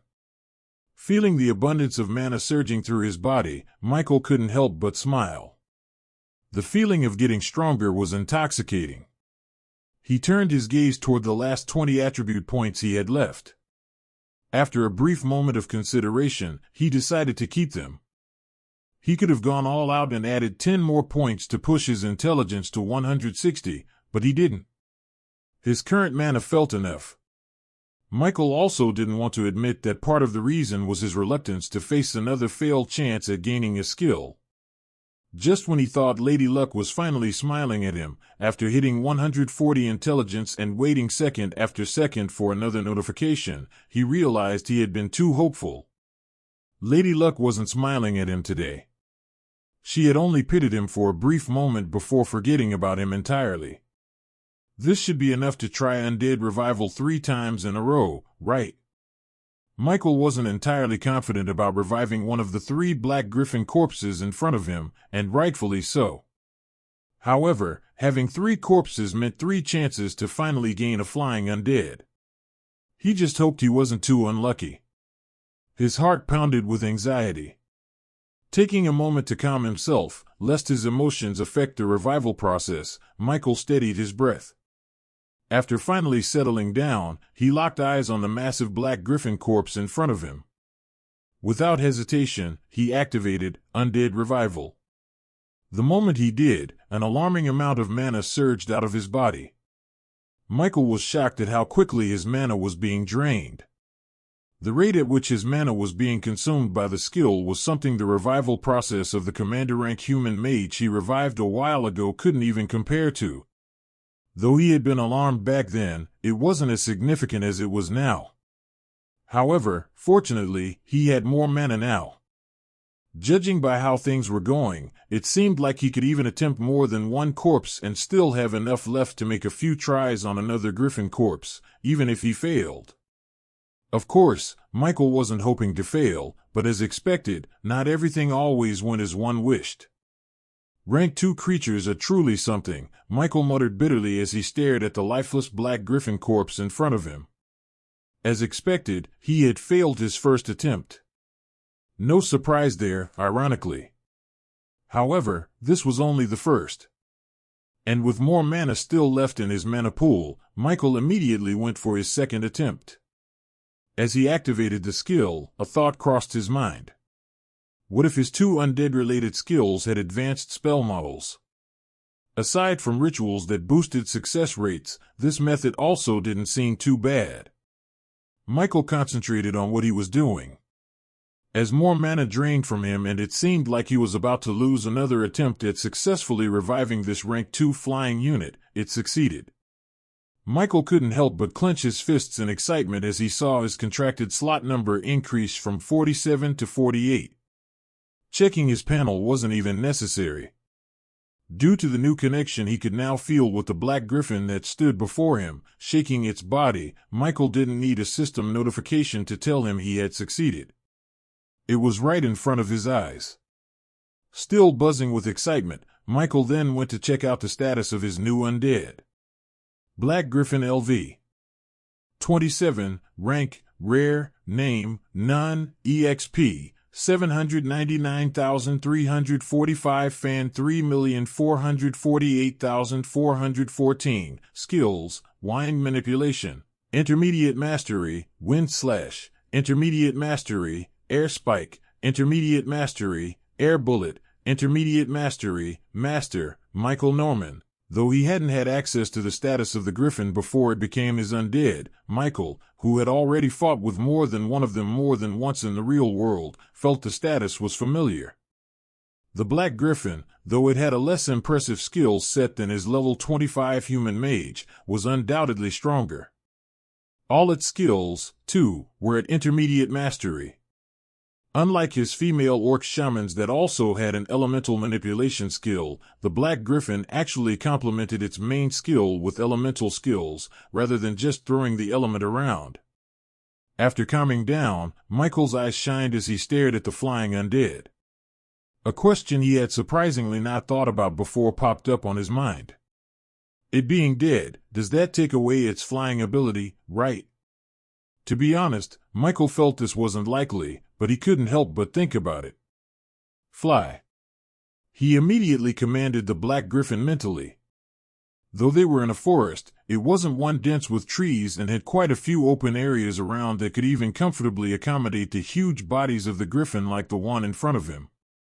The moment Michael gave his command, the undead in front of him did not hesitate. It crouched down and added strength to its four limbs. After doing so, it gave itself a powerful jump and threw itself out of the coverage of the surrounding trees. Under Michael's intense gaze, he watched as the undead griffin spread out its wings and flapped them, creating a gust of wind, and shot up to the sky. It twirled around in the sky for a moment before coming to fly above Michael's location. It was in the air. It didn't fall. Michael's calm heart once again started beating fast. Just a few days ago, he had fantasized about having a flying undead, and to think he got one so soon. Ha ha. A sudden thought appeared in Michael's mind. This undead. The black griffin flying above him. He wanted to ride it. For most people, the immediate response to such a term was evil. Michael had been no different before he became a necromancer. A part of him had once thought he'd be stuck with rotting, foul-smelling corpses and brittle skeletons. Fortunately, that wasn't the case. His undead weren't decaying husks that looked like they'd fall apart at any moment. To be honest, all of them exuded a certain kind of strange beauty. Like the black griffin soaring through the sky now. Under the moonlight, it looked exceptionally picturesque. I must have been too close to nothing but corpses these past few days to think like this, Michael muttered. And it wasn't like he was wrong. If there was one thing he had been far too familiar with this past week, it was dead bodies. Hundreds upon hundreds. Until they reached thousands. If his pre-awakening mindset had remained the same despite everything he had witnessed in such a short amount of time, that would have been the real surprise. Since he had already decided to ride the undead griffin, Michael wasted no time. Adding strength to his legs, he launched himself forward. His first step took him onto a tree branch. Using it as a foothold, he propelled himself again, soaring toward the highest branch of another tree. And with one final push, Michael burst out of the dense forest canopy and into the night sky, where he landed gracefully on the griffin's back. The body of the undead griffin was massive. Even with his tall frame, Michael felt small on its back. Since this was his first time riding a flying creature, it took him a few seconds to adapt to the up and down movement of the griffin's flight. However, once he did, Michael no longer hesitated. He gripped the griffin's neck area tightly with both hands and gave it a mental command. The moment the griffin received the command, it reacted instantly. It dashed straight into the night sky. The speed was incredible. Michael was caught off guard as everything below blurred past him in an instant. Before he knew it, he and his undead had already soared above the clouds. "Stop here," Michael commanded, and the griffin obeyed immediately. Michael wasn't a genius in science, but he still knew a few things. The higher the altitude, the thinner the oxygen. And right now, above the clouds, it should be nearly non-existent. At first, Michael thought he would be affected. He was about to order his undead to descend immediately. Then he paused. He took a breath. He felt nothing. Not in the sense that he was suffocating, but rather, He didn't feel the need to breathe at all. A realization dawned on him. I guess it's to be expected. I'm not exactly an ordinary human anymore. If someone with more than 30 times the constitution of a normal human still had the same limitations, then the supernatural world would be nothing but a scam. Since he could breathe just fine, or rather, didn't need to breathe at all, Michael was in no hurry to descend. As for his undead, it was a dead being. Oxygen was irrelevant. And even if it had been alive, at this level, it likely wouldn't have been affected either. Now that he was high above the ground, Michael could see much farther than he ever could from the surface. This world is huge. Honestly, he would have thought the same even if he were still on Earth. At a certain point, everything just looked endlessly vast. But what truly caught his attention were the traces of civilization in the distance.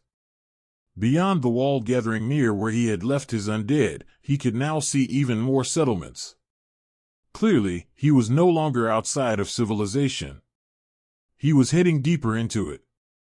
Michael recalled something and turned to look behind him. In the direction he was looking, far in the distance, lay the ruins that had served as his initial arrival point in the land of origin. Due to the vast distance, he couldn't see anything, but he knew the direction was right. A thought came to Michael. For a moment, he considered flying there. But just as quickly as the thought appeared, it vanished.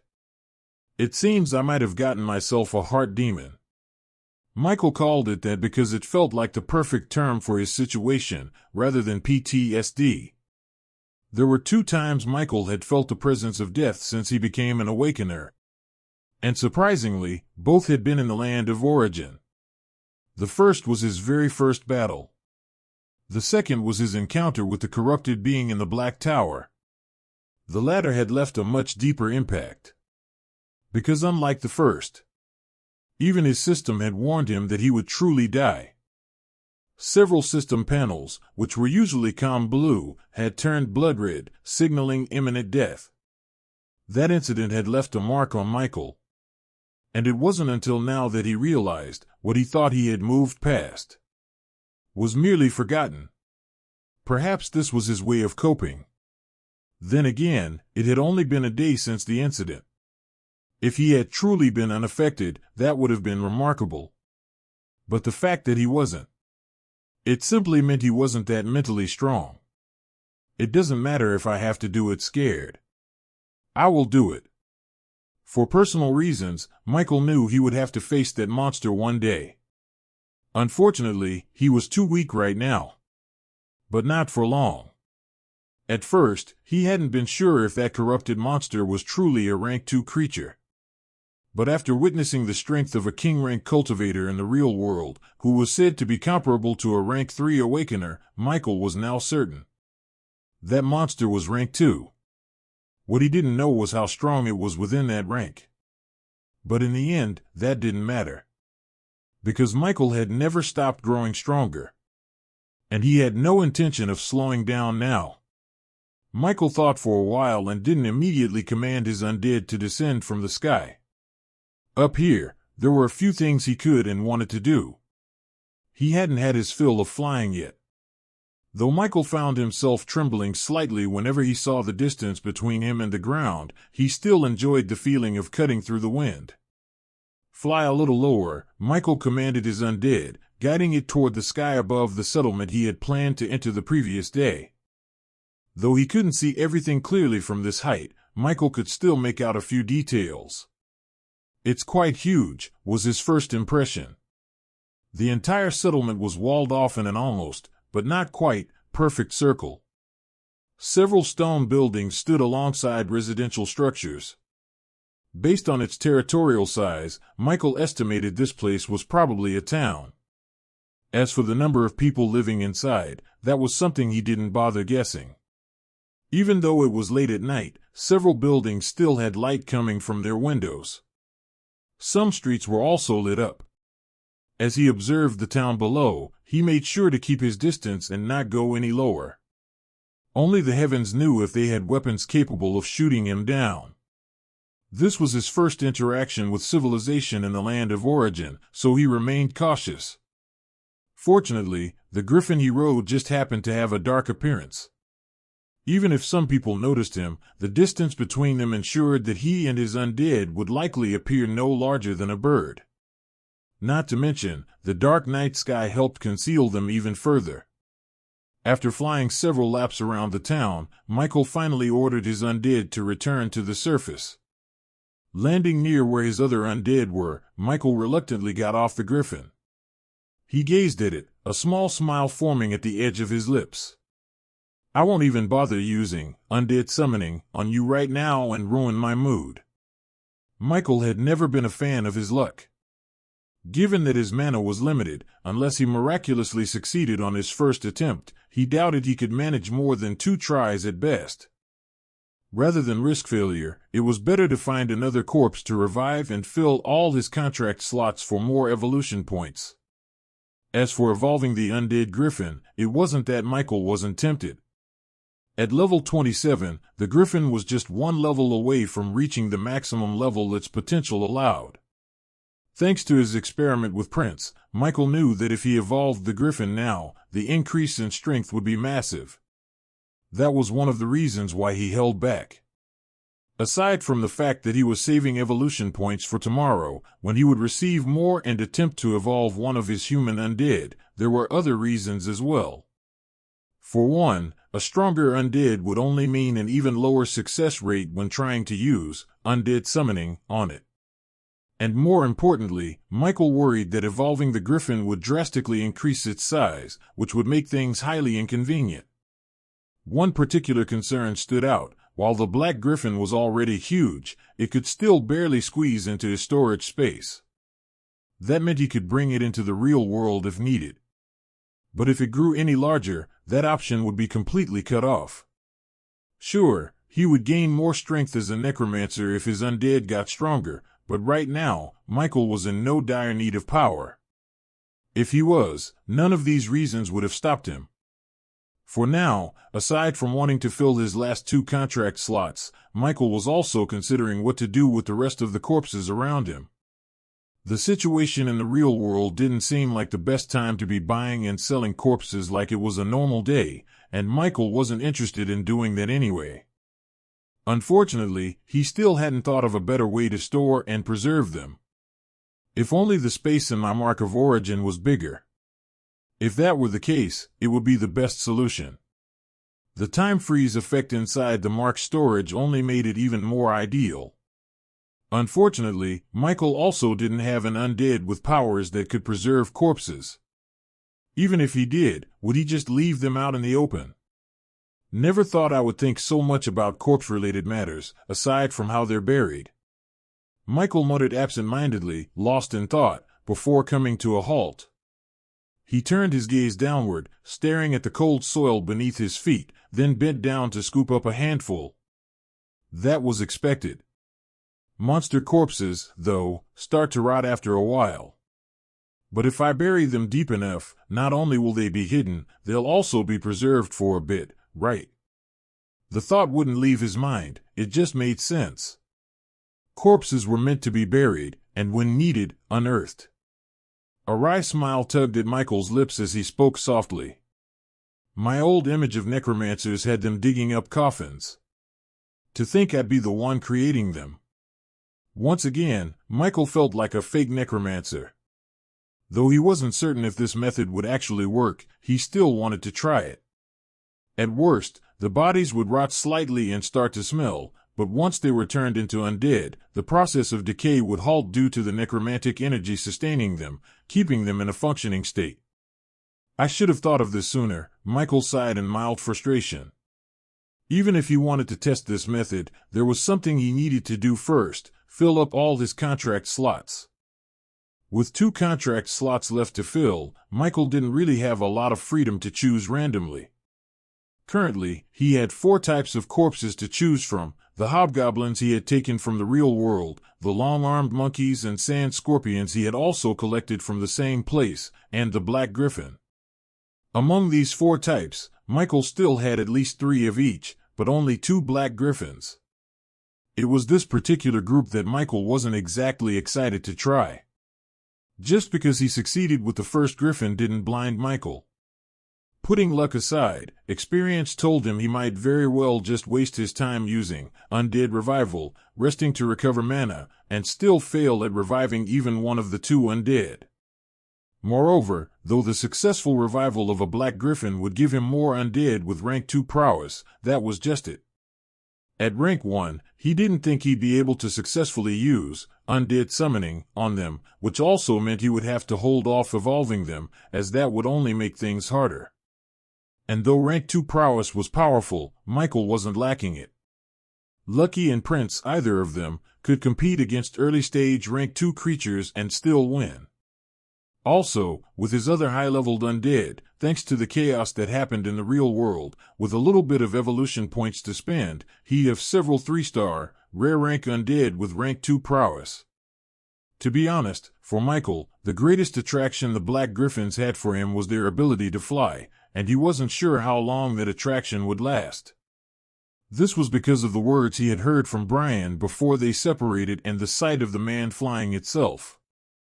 Unfortunately, the forum didn't provide much detail about the power increase or uniqueness of rank 2 awakeners compared to rank 1 and unranked awakeners, aside from the greater increase in stats and more skills gained. As for flying, Michael wasn't sure, but he hoped that would be the case. With his mind not truly set on attempting to revive the 2 black griffins, Michael turned to the other 3 types of corpses he had. He could always attempt to revive the griffins later, when he was stronger and at a higher level. After thinking about it for a while, Michael chose the last 2 monsters he wanted to use to fill up his contract slots, the long-armed monkey and the sand scorpion. Though they both only had 1 skill each, which were interesting, the main reason Michael chose them was because he had enough orcs in his army for now. Michael wasn't a specialist necromancer. Though he'd love to have more than one of the same undead in his army, it wasn't to the point of obsession. If he saw 5 birds and 5 lizards and particularly loved birds, he'd choose 3 birds and 2 lizards. The only time he'd choose only one was if he was too broke. At that point, the cheaper option just looked far more attractive. After making his decision, Michael didn't waste any more time and immediately started using Undead Revival on the corpses of the long-armed monkey and the sand scorpion. It wasn't until more than half an hour later that Michael was done.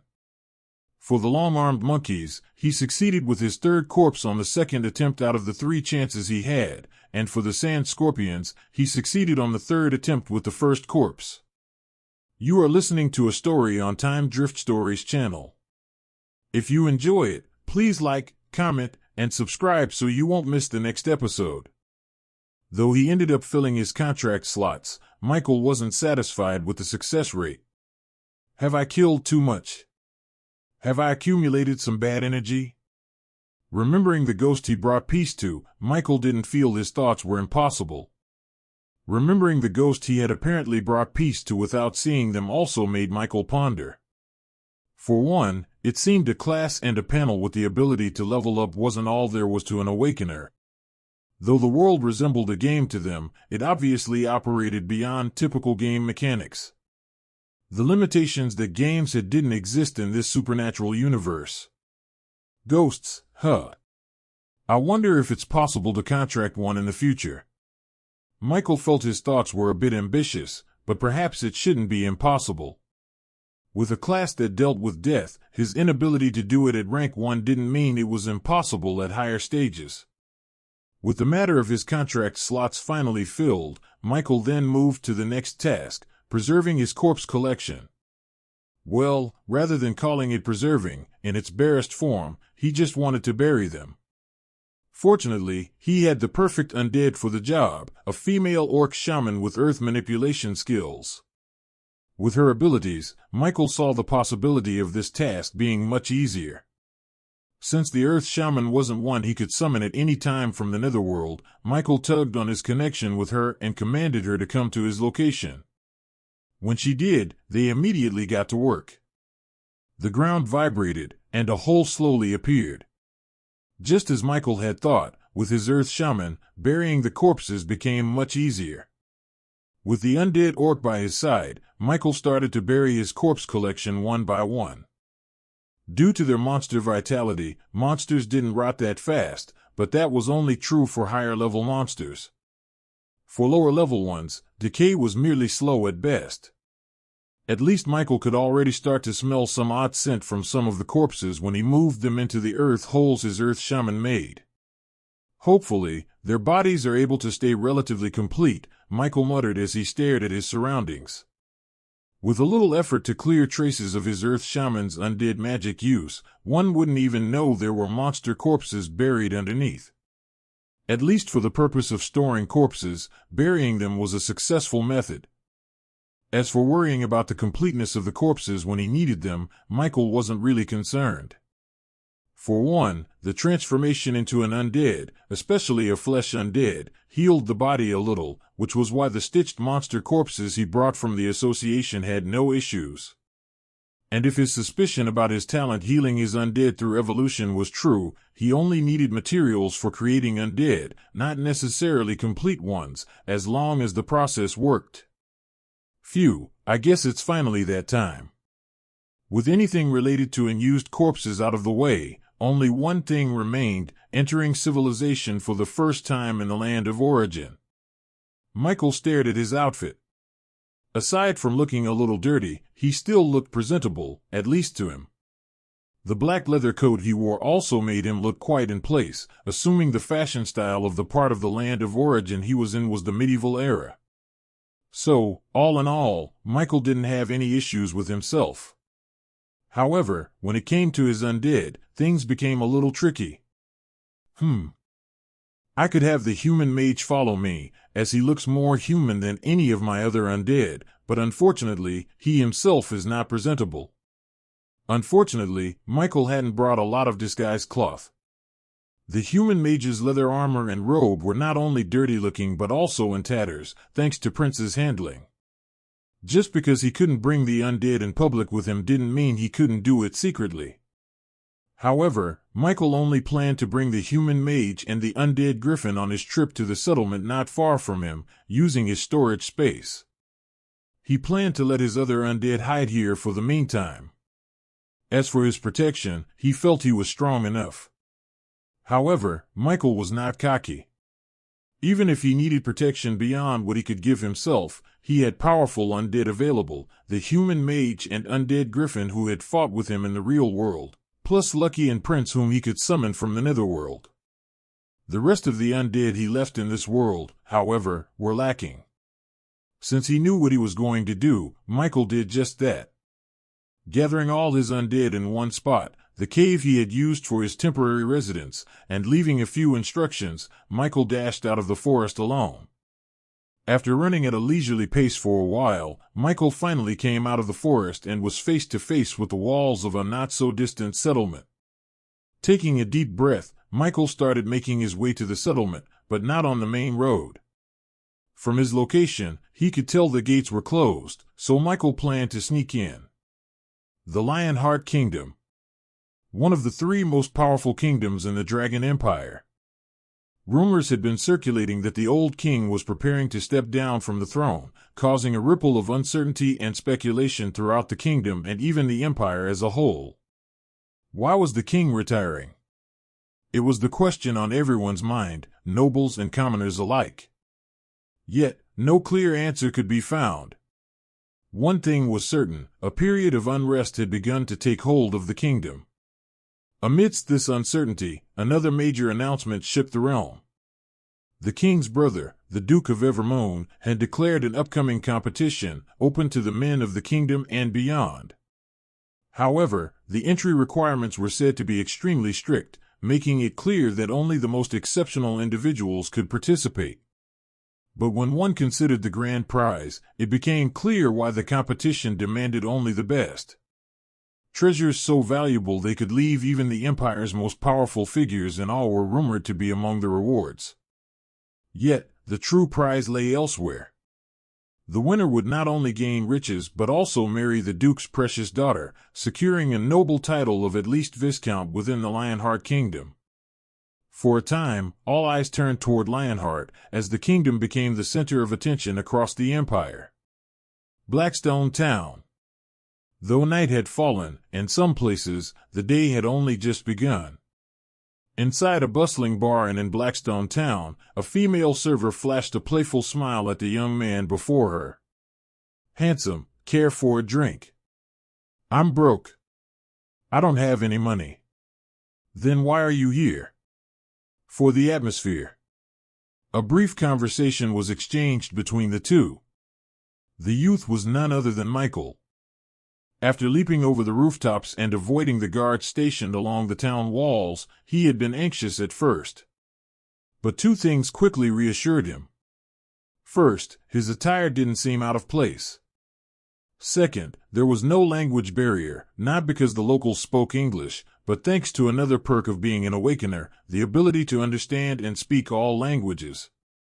Much like the sensation of using a skill, the knowledge of the local tongue came instinctively when conversing with natives. However, there were limitations. One still had to practice the accent and learn the language properly to read and write it.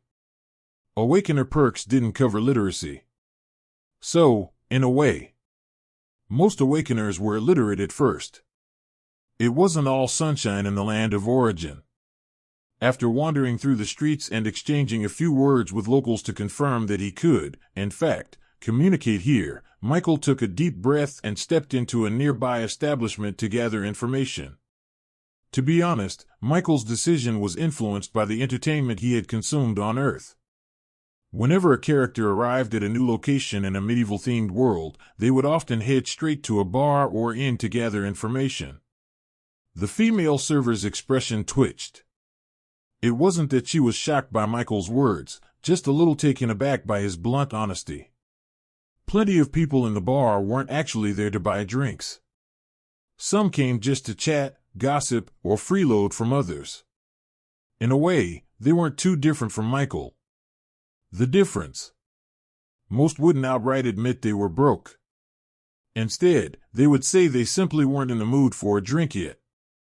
Even Michael was surprised by his own words. Though he appeared calm on the surface, deep down, he was anxious. The quick-paced conversation with the server had been a result of him simply blurting out whatever was on his mind. But since he had already spoken, he could only pretend everything was normal. Fortunately, the server didn't make things more awkward. After giving him an odd look, she moved on to another table. Michael sighed in relief and shifted his focus back to observing his surroundings. Near the counter, a man was performing, a singer, or maybe a bard. Michael wasn't sure what to call him.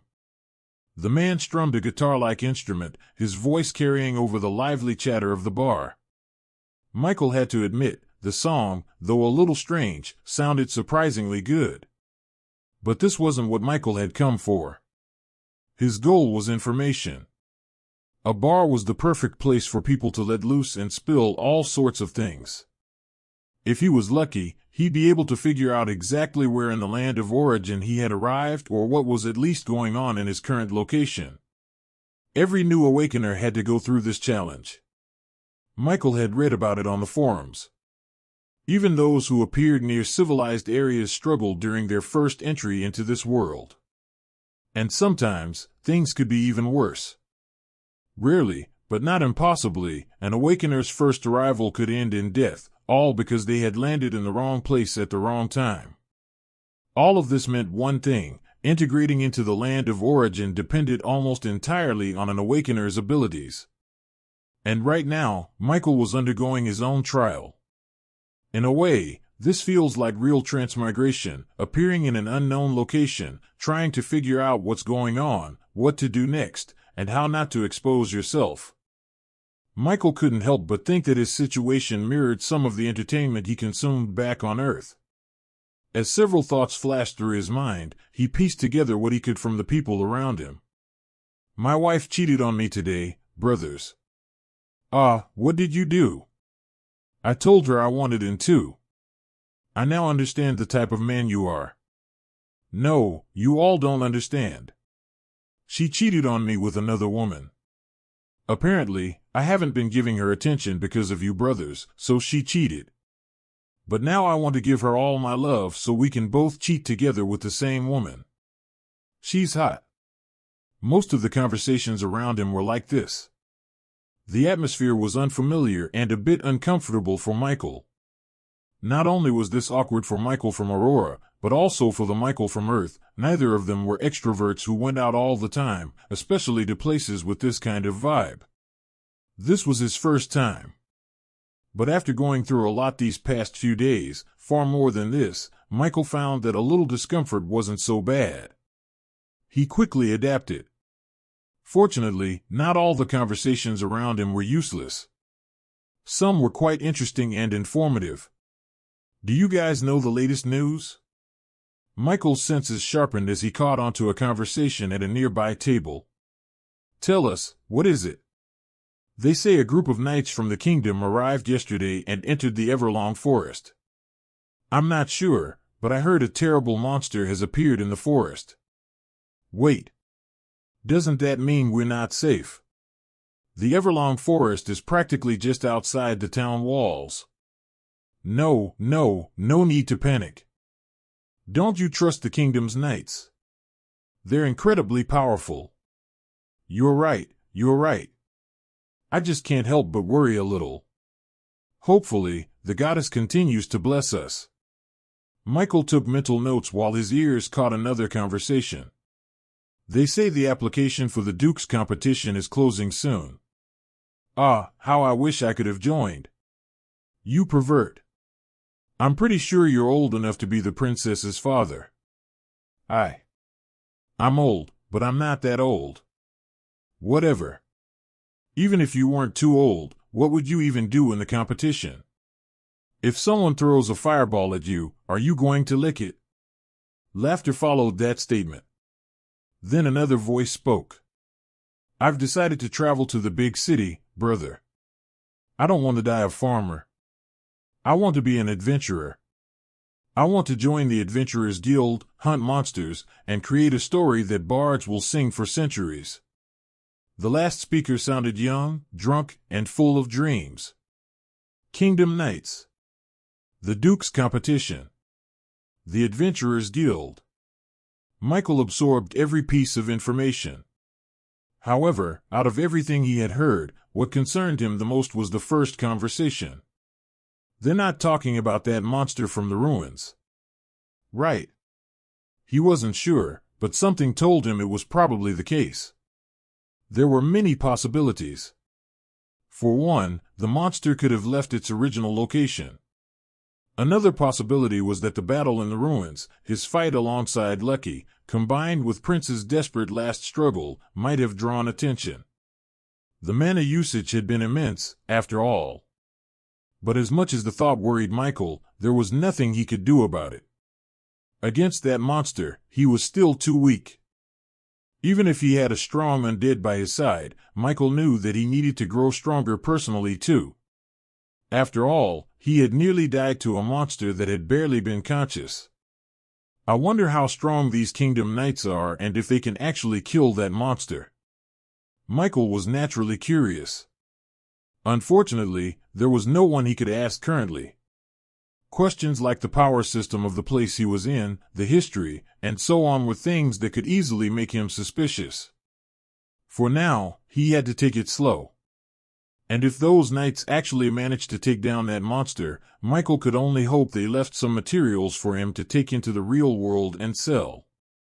It would be better if they left the tower building one and just took the monster. Evidently, even with millions in his account, Michael still prioritized profit over revenge. As several thoughts flashed through Michael's mind, he continued listening in on the conversations in the bar before heading out moments later when he felt he had heard enough and was already drawing attention as the only guy at his counter table who also didn't order any drinks. To be honest, Michael would have loved to order some. He saw the bar serve warm milk plus meals with meat, but unfortunately, a millionaire on Aurora, a broke man in the land of origin, was what he was. Outside the bar, Michael entered a dark alley and flashed away from his location. A moment later, he appeared outside the settlement walls. In that short moment, Michael had run through the city, and aside from one feeling he got from the building in the settlement center, nobody else gave him a feeling of threat. This and the fact that there were also no other noteworthy establishments to enter again made him realize he needed to change his approach. Not only did he lack money, but he also lacked identity. This is going to be a problem. I need money if I want to integrate better into civilization, more importantly, an identity with some form of background I can use anywhere, but the issue is I don't even know where I am. The fact Michael also sensed a presence not any weaker than him individually also made him realize that this wasn't a place he could act like a tyrant in. And not that he planned to. However, it did make him know that there were at least people as strong as him in this place he found himself in, maybe as long as he didn't bring his strongest undead out. That youth mentioned something like an adventurer. Based on his following words, if I register in this guild I assume is some form of organization almost everyone can join if they're capable, that should provide some form of identity for me, right? Michael seriously pondered his next step, and he felt this was most likely the path he'd end up taking. He came out of the settlement because he didn't see any need there, and as he didn't also have a place to stay, he figured it was best he came back outside. But what do I do now? At this point, Michael felt if he actually wanted to make actual progress in integrating into this world, he might need to interact with the people of this world in the daytime and not nighttime. Just as Michael was falling deeper into thought, he suddenly sensed a presence and turned to look in a certain direction in the forest he was in. Oh, I didn't think you'd notice me even with my concealing magic. You're quite strong, boy. Who are you? From behind the cover of a tree came an old man whose back was slightly hunched, and he had a black staff that strangely had red, glowing vines on its body with a small, slightly glowing dim orb on top of its end. The man had a white goatee and long white hair and was dressed in a long, red robe that covered his body. A mage. Michael wondered. Though on the surface, he looked calm, he was already on guard. The old mage's aura felt familiar. It was exactly the one he had felt in the middle of the settlement he was just in. Who are you? Michael asked calmly. Oh, I should be asking this, the old man replied. When I came to this town yesterday, I didn't feel an aura this strong. You can't blame me for thinking something suspicious is going on when I suddenly felt one this late at night, and one that seemed to be peeking around as well. As the old mage spoke, the smiling expression on his face slowly became serious. Michael could sense a huge amount of mana, no less than his own, coming from the other party, which made him serious as he gradually returned the action, managing to score an expression of surprise from the other party, which Michael caught. However, what surprised him was why the man, who suddenly seemed ready to fight, started to calm down. He doesn't want to risk fighting. Michael wondered, but he didn't lower his guard. His hands were already stretched out a little, ready to summon Lucky at any given moment. Before the old mage spoke, Michael beat him to it. From the other party's previous words, he could tell where he had gone wrong. His intention of searching for information in the city had been too obvious. People weaker than him might not notice, but it was a different story for people with similar power or certain capabilities. I apologize, since it seems my intention has been misunderstood, which caused you to raise your guard. I mean no harm, Michael said. If your excellency says this, then I have no reason not to believe, the old mage replied. I hope you forgive this old man and don't blame him for his intention. I was assigned by the king to guard this place, and I'm not trying to be rude, sir, but your energy doesn't really give the best impression. The old man said with a bow, adding, I wonder which family of the empire your excellency is from. Are you also here for the Duke of Evermoon competition? For a moment, Michael was confused, but immediately, he understood what was happening a second later. It seemed like someone had mistaken his identity. Surprisingly, the most powerful force in the empire, unlike what most commoners thought, wasn't the royal family. They were certainly among the most powerful, but if one were to take away their command over the subjects they ruled, they were only so powerful and, in fact, were weaker compared to some forces. One such example was the Adventurers Guild. Not only did it have its traces all around the Empire, but it also had its traces beyond the Empire. Then there were some families that also had powers that could compare to the Empire's royal family and not lose out. These forces were so strong that some even had histories longer than the Empire. And something that these forces were usually known for was their ability to birth monstrous geniuses or cultivate them. What Michael didn't know was that the old mage had mistaken him as one of these monstrous geniuses. This was not Aurora, though rare. There were hundreds of thousands of awakened just like Michael, but the land of origin, which resembled a game, didn't give its natives the ability to see the world as one. Michael's age and power gave the illusion that he was just monstrously talented. A grand mage below age 20. At first, the old mage had thought that Michael, due to his dark, eerie energy, was part of the demonic cults that had been growing rampant in recent years, but when the lad unleashed a good part of his mana, the mage was finally able to recognize Michael. This lad wasn't like those bastards. Instead, he just happened to have the extremely rare element of darkness. Unfortunately, it shared some similarities that one could misinterpret if they were not careful. After finally realizing the truth, the old mage then came to his senses after hearing Michael speak.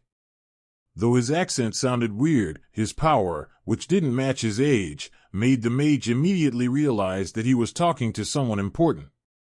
And if there was a chance the person in front of him was also old but just looked young, then there was nothing wrong in giving the other party respect. Having a strength of his level with the rare element of darkness was enough reason to give the other party respect. Meanwhile, Michael, who had gotten his identity mistaken, cautiously cast Detect on the old mage after a thought. They did not seem to be extremely different in terms of equal strength, so the other party shouldn't notice his peeking. Fortunately, that had indeed been the case. Lionheart Kingdom Grand Mage LV-29, Michael was immediately shocked. With his experience from the past few days, he could tell there were several ways to gauge someone's strength, and one way was either through the quality of their mana or the quantity. The mage in front of him seemed to have about the same mana quantity as him, though with slightly worse quality, so Michael had assumed the other party was at most in the max level of rank 1, but oh how greatly mistaken was he. Though he still looked calm on the surface, Michael was extremely on guard inside. With the other party's level this high, he'd need to take out all his powerful undead to match him. Michael also felt a little annoyed. To be honest, Michael recognized a few weak points of his. For one, he had only been a supernatural for only a few days, and his knowledge about his new reality was severely lacking in many ways. Then there was the other one he felt more frustrated about, his lack of skills. It might seem like he had a lot, but Michael knew they weren't enough. Aside from a few, some weren't exactly useful against similarly matched opponents. At least against a true expert like the human mage in his storage ring right now, Michael would lose 8 times out of 10 at least. With his skills, he'd be able to struggle for a while, but that was just it. He'd still end up defeated because, at the end of the day, there was still a gap, especially for the one in front of him who was even an entire rank of power above him. Michael also didn't know if the power system of the part of the land of origin he was in right now allowed their supernaturals to fly at rank 2, but if it did, he was royally screwed if the two parties fought one-on-one. This didn't mean he was scared, though. For one, he was never supposed to even fight an enemy one-on-one, as that would mean disrespecting the other party. He was a necromancer, so he would fight like one. If one undead alone was enough to take care of multiple flying griffins, then Michael believed that he could do the same with just one mage. However, it would likely be more difficult. After all, this was a human, and it could think and use its brain, unlike the 3 griffins that came from the cracks and attacked simply. Though Michael felt the other party might have given him an amazing identity based on the Your Excellency address the other party had used, though curious and tempted to pretend, Michael didn't use it. It was too risky. How was he, who didn't even know his left and right here, supposed to pull off the identity of an amazing person? Michael loved to be delusional at times, but that didn't really mean he was truly delusional. I don't belong to any family, so please don't use that address with me and make things hard for me, Michael said, but he didn't notice a different reaction from the other party. And sure enough, the words that came next showed that the other party didn't believe him. I wonder what your surname is, the old mage said. Michael sighed mentally. He really didn't know what was going on, but since he had spoken the truth and the other party didn't want to believe him, then who was he to not ignorantly use this identity laid before him? The Lionheart Kingdom was very strong as a force, not only in the empire it served but in the southern border of the continent as a whole, with 1 great mage and 2 great knights, 3 grand knights, and 2 grand mages, and several dozen advanced mages and knights in its court. And this was only for the court people knew about on the surface. The old mage in front of Michael just happened to be one of the 2 public grand mages of the kingdom. A day ago, a strong mana wave that seemed corrupted, like that of the demonic cult members, was sensed by an adventure team who had entered deep into the Everlong Forest for monsters and natural treasures. It's a rule in the kingdom that any sight of the demonic cult should be reported, and as there was a reward based on the significance of the report, most people loved reporting fast without hesitation. This was what happened. However, it was a little tragic as the team of 5 adventurers had planned to investigate more, only to come back with a single member. The other 4 members were sacrificed, but due to the presence of evidence and the fact that even with 2 advanced knights in the team, they were still crushed. The kingdom officials that might have taken a little bit of time to confirm the news immediately ran here. If a team with 2 advanced knights couldn't get back in one piece, then it was obvious a stronger team had to be selected, which was why there was a grand mage this far away from the kingdom capital. I'm Mike. Michael gave out his name, at least part of it. So it's Sir Mike. I'm Grand Mage Lien. Michael's eyebrow raised slightly at the title the other party had given himself. 1. It was either he was blowing his own horn, or 2. He was really that important. Recalling the news he had heard of the Kingdom Knights, Michael felt it was more of the latter. Just as a few thoughts flashed through Michael's mind, he heard the old mage speak again. Are you perhaps also here for the Duke of Evermoon competition? The old mage was quite curious about this. Among all the high-ranked mages starting from his rank, he was the one that went out the most, whether summoned or not. These past few days, he had seen a lot of youths, at least more youths than there were supposed to be in the kingdom, and some of these youths were quite interesting. The requirement for joining the competition for the princess's hand in marriage and the other treasures was first, one has to be less than 25 years of age, and second, the person had to be an advanced rank knight or mage. These 2 were tough and strict requirements that one would even rarely find in noble families. This directly screened out a lot of people, making the competition only for the best of the best.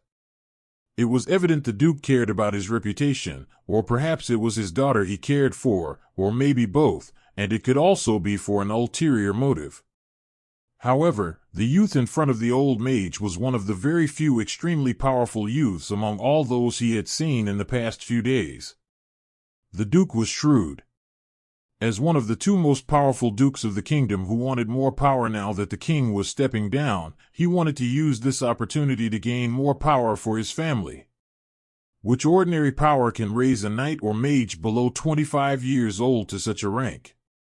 It was almost impossible to see a commoner achieve this with no support, and if he just happened to mess with such a person, it wasn't difficult to manipulate things and take them out. From the start, the competition was never fair. Most people realized this, and there were also some that didn't. Hearing the words of the old mage in front of him, Michael didn't take long to respond. I came to give it a try. However, I'm not from around here, so it's hard to reach the place where the contest will be held, Michael stated. He had listened to quite a lot in the bar, and one thing he had heard was that a certain duke was holding a competition with the hand of his daughter in marriage as the prize, and so on. And other people from outside the kingdom were attracted to it as well. And technically, though he wasn't attracted or interested in the competition itself, he was curious about it. And he was indeed not a native of this place, so technically he wasn't lying, except for the part where he said he wanted to try it. The mouth of the mage twitched when he heard Michael reply. Since the Duke wasn't interested in the throne itself but more power that could be gotten during these times of crisis, the other princes that were also aiming for the throne were after his daughter, and they were certainly not in it to try. But after thinking about it for a while, the old mage felt it made sense. A 20-year-old grand mage. He had the arrogance to treat the competition as fun. However, this young genius seemed to be a little slow about the ways of the world. Maybe this is his first real experience outside, the old mage thought. And technically, he wasn't wrong. Tonight was indeed Michael's first time exploring in the land of origin, at least in its civilization. Just as the two exchanged words, silence reigned for a moment. The old mage was about to say one last thing before leaving when suddenly he and Michael turned to look in a certain direction. "What's that?" Michael thought, a slightly serious expression on his face, while the old mage, not too far from him, had an extremely serious expression. A distance away from them, they could sense the use of magic being cast in a chaotic manner. From afar, it also seemed like a mass of chaotic mana was rushing toward them. The old mage turned to look at Michael and spoke. His tone was grave and serious. "See you next time, Sir Mike." "I'll be leaving first," said the mage. Immediately after speaking, Michael saw the mage raise a finger and stretch out his wand slightly. With the finger moving in the air as he drew a magic circle, Michael watched as a magic circle seemed to appear out of nowhere above the stretched wand. If it wasn't for the fact that Michael saw the veins on the body of the wand light up, he would have really thought those magic circles had appeared out of thin air. So it's possible to eliminate drawing magic circles with gestures. Michael didn't know if his suspicion was right despite what was happening in front of him. Even the human mage in his storage ring now, despite casting spells at an extremely fast pace, Michael was sure he had caught the other party using hand gestures for the spells. However, the old mage in front of him.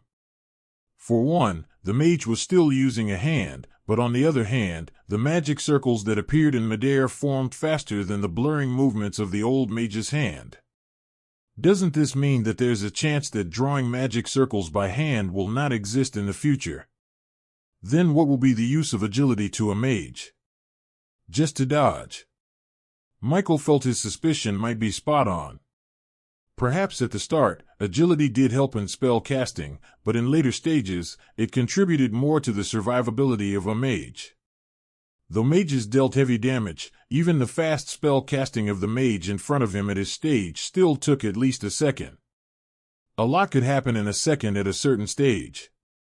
Though several thoughts flashed through Michael's mind in an instant, his eyes never left the movements of the old mage. The moment the magic circles were cast, which was barely a second, they disintegrated into pieces and enveloped the old mage's body, coating him in some sort of aura. Immediately after this happened, the mage's body started to float, and after giving a glance, he levitated away into the sky in a flash. The sight gave Michael a shock. However, it also made him confused. The mages in this world can't fly naturally like they do in Aurora.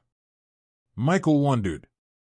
However, a second later, he cleared the thought from his head. The only flying supernatural he had encountered in the real world was Brian, whom he suspected was a king-rank cultivator. The other party's ease of flying didn't mean that supernaturals ranked below him could naturally do the same. He still needed to see more supernaturals in the real world to understand their power system better. The methods used to gain power and cultivate in the real world were said to have come from the land of origin, but it seemed those methods were probably not applicable, at least not in the region Michael currently was. That was not unexpected.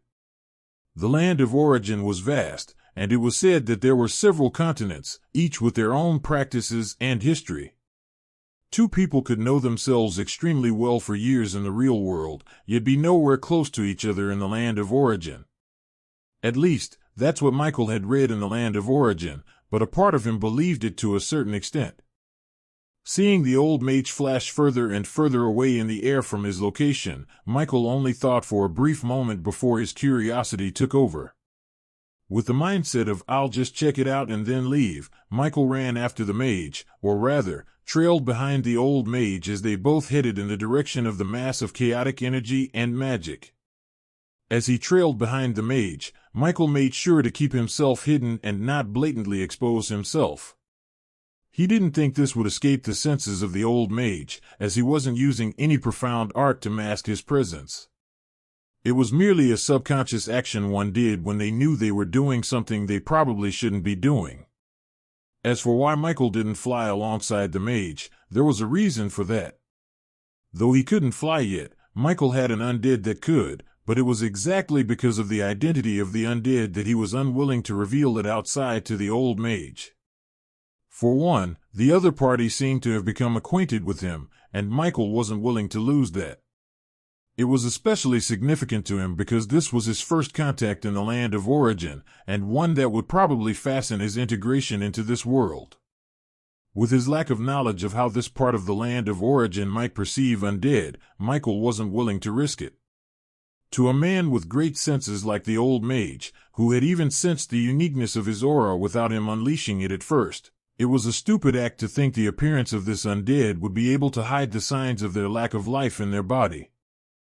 Even if he could tell which body had life and one that didn't, with the old mage who seemed to have decades of experience to boast about, Michael didn't want to risk anything if not necessary. For now, if he needed to fight, then there was no difficulty in playing the part of a spearman for a while. But if he really needed to summon an undead, Michael didn't mind the opinion of others if his life was at stake. It didn't take long for Mage Lien and Michael to arrive at the location they were sensing the mass of chaotic mana from, and the sight left them in shock. Mage Lien's shock originated purely from the sight in front of him, while Michael's shock originated from fear. A traumatic experience that was subconsciously buried deep in him appeared for a moment. Though he wasn't close and was a little far away, Michael could see a large amount of monsters attacking a 20-man group of men in armor. Based on their movements and fighting style, Michael estimated that the men were probably all elite ranked, rank 2, superhumans if compared to his world, based on his experience. However, the monsters they fought all seemed to be early commander rank creatures, which was not only stronger than many in the group but also outnumbered them. If it wasn't for the use of magic, which Michael could see from the lesser armored, dressed men who used magic, if these people were taken out, the group would have been less than half in a few minutes. However, this wasn't what shocked either Mage Lien or Michael. It was the monsters, or rather, the appearance of the monsters. The monsters all had tendrils growing out of their bodies, making them look exceedingly bizarre and wrong, not odd, but wrong-looking. At first glance, it was creepy. If Mage Lien was shocked by the sight below him, Michael felt a little fear at the sight ahead of him. It wasn't fear of the monsters. Though they looked difficult to handle, if Michael was left alone with them with his undead, he didn't think it would take long to clear them off. What made him feel fear was the tendrils growing out of the monsters' bodies. It immediately reminded him of the monster that had almost taken his life in the Black Tower in the ruins that served as his initial location in the land of origin. As Michael watched the scene from afar, he saw Mage Lien in the air start emitting a huge amount of mana from his body. Immediately, Michael could tell the other party was about to cast a spell, and not any weak one. Several magical circles appeared in midair around the old mage in the sky. For a moment, Michael thought the construction of the magic circles felt a bit familiar, and it was just as he thought when he saw the effect of the magic circles when they were activated. Fire Spear. Descend. A low roar echoed in the surrounding area, and Michael watched as rows of fire in the shape of spears fell on the monsters below. Soon, what followed was the sound of explosions. Powerful. That was the only word Michael could use to describe Mage Lien's display of magic. He had seen Fire Spear before from his undead mage, but that one could only conjure 2 at most. In contrast, Mage Lien summoned several with ease. His mastery level must be advanced. Maybe even close to perfect, Michael speculated. He wasn't entirely sure what perfect mastery looked like, as he had never witnessed it himself. However, it was said that at perfect mastery, a spell underwent a transformation, significantly enhancing its effects. While Mage Lien's magic was undoubtedly skillful, it lacked that transformative quality, leading Michael to believe it was at the advanced level. That, or the spell itself was of such a high grade that it appeared to be mastered at a higher level than it actually was. With such power, wiping out weaker monsters was effortless for Mage Lien, no matter how many there were.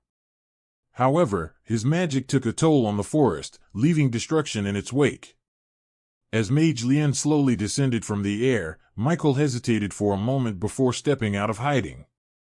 The mage turned to look at him but quickly shifted his gaze away. There was no hostility in his expression, which gave Michael some relief and the confidence to approach. Initially, he had planned to keep to himself after satisfying his curiosity, but the sight of those familiar black tentacles on the slain monsters unsettled him. It made him uneasy. He had no concrete evidence, but he was almost certain they were connected to that monster. Had he unknowingly unleashed something very dangerous? Even though he had been growing more self-conscious lately, it didn't mean he had abandoned his previous values. As he drew closer to the 20 knights, several of whom were barely standing, his sharp ears picked up on Mage Lien's conversation with one of them, a man who appeared to be their leader. What happened here? Did you catch the monster that attacked the adventurer team? Was it the one responsible for all this? Mage Lien questioned in rapid succession. The knight, struggling to remain upright, took a deep breath before speaking. Lord Lien, we did see the monster. But it wasn't alone. His voice wavered, and before he could say more, his body gave out, and he collapsed. Mage Lien frowned but didn't press him further. Instead, his gaze shifted to another knight, one who looked just as exhausted but was still standing. You. Tell me what happened. Yes, my lord, the knight answered. Though clearly drained, he had managed to catch his breath for a few seconds. Whether it was the brief respite or Mage Lien's more measured approach this time, the knight was able to recount everything that had transpired. Michael, now standing in plain view of the 20 knights, listened intently. Some of them regarded him warily, but none acted against him, likely because Mage Lien had shown no sign of disapproval at his presence. Aside from using detect on the knights, Michael paid them little attention and instead focused on Mage Lien's conversation. The knights' levels ranged from 16 to 19, with the first knight Mage Lien had spoken to being level 22. By checking their names with detect, Michael confirmed that the first knight was indeed the leader of the group. No, there hadn't been just 20 men. Originally, they were a force of 50. The 20 present were merely the survivors. According to the second knight, their mission had been to hunt down a special monster, one powerful enough to warrant dispatching a team from the capital. It was a threat beyond what most people could handle, and their journey had taken them this far from the kingdom's heart in pursuit of it. The Everlong Forest was a unique location in the Lionheart Kingdom. For one, no one had ever seen its end, or rather, only those at the level of a Grand Mage or Grand Knight might have. Only individuals of such strength would dare to venture deep into its unknown depths. However, it was precisely because of this mystery that the forest was well known among adventurers. Powerful monsters were not rare within its depths, and the deeper one went, the stronger they became. Those confident in their strength, or those seeking the treasures hidden within the bodies of these beasts, often ventured into the forest, making it a prime destination for the bold and ambitious. Despite its allure, the entrance near Blackstone Town remained largely unpopular. The town's remote and underdeveloped location did little to attract adventurers, especially since the Everlong Forest stretched far and wide, with multiple points of entry across the kingdom. With no special features to set it apart, Blackstone Town was often overlooked. Not wanting to linger in this backward town after living in the capital for so long, the 50 knights, confident in their strength, wasted no time and charged into the forest in search of their target. And they found it. A massive humanoid monster covered in writhing black tentacles. Even from a distance, the aura it exuded made their hearts tremble. It was worse than anything they had ever felt, even more terrifying than the presence of the grand mages or knights they had encountered before. Instinctively, they knew this was not a monster they could handle. Even the grand mage accompanying them wouldn't stand a chance. They decided to retreat. But before they could slip away, the monster turned. A single, piercing screech shattered their resolve. Dizziness overwhelmed them, but that wasn't the worst of it. What truly horrified them was when nearly a quarter of their own men suddenly screamed in agony and turned against them. Betrayal in their eyes. Weapons drawn. Then, as if summoned by that terrible screech, monsters swarmed in from every direction, attacking relentlessly. By some stroke of luck, the massive creature itself did not move to attack them directly. Yet the chaos it had unleashed was enough to almost wipe them out. No, it would have wiped them out had the Grand Mage not arrived in time. Even so, the fact that the Kingdom Knights had managed to hold out for so long before help arrived spoke volumes about their strength. Michael and Mage Lian listened in silence, their expressions dark and serious as the second knight recounted the nightmare they had barely survived. Michael felt a storm of emotions, concern, fear, anxiety. He didn't know how long he lingered on each, but he felt them all. The monster doesn't even need to attack directly to cause devastation. And not only did it move from its original location, but it also seems to need bodies. Because if what the knight said is true, then every time one of them died, a monster would carry the corpse away. Michael and Mage Lian's eyes widened as realization struck them at the same time. If the monster's minions always retrieved the dead, didn't that mean it was still watching?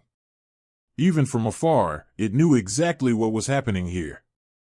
The moment that thought clicked, a chilling screech pierced the air. Their hearts sank. Instinctively, they turned their gazes skyward, and their expressions darkened. A massive flock of creatures loomed above, blotting out the sky. The huge, black, tentacled monster was nowhere in sight, but that didn't bring even the slightest relief. Dozens, no, hundreds, of eagle-like beasts circled above, each radiating an aura dangerously close to First Knight's own power. And they all shared the same disturbing trait. Black tentacles writhing across their bodies. One look was enough to confirm it. These creatures were no different from the monsters Mage Lian had just killed.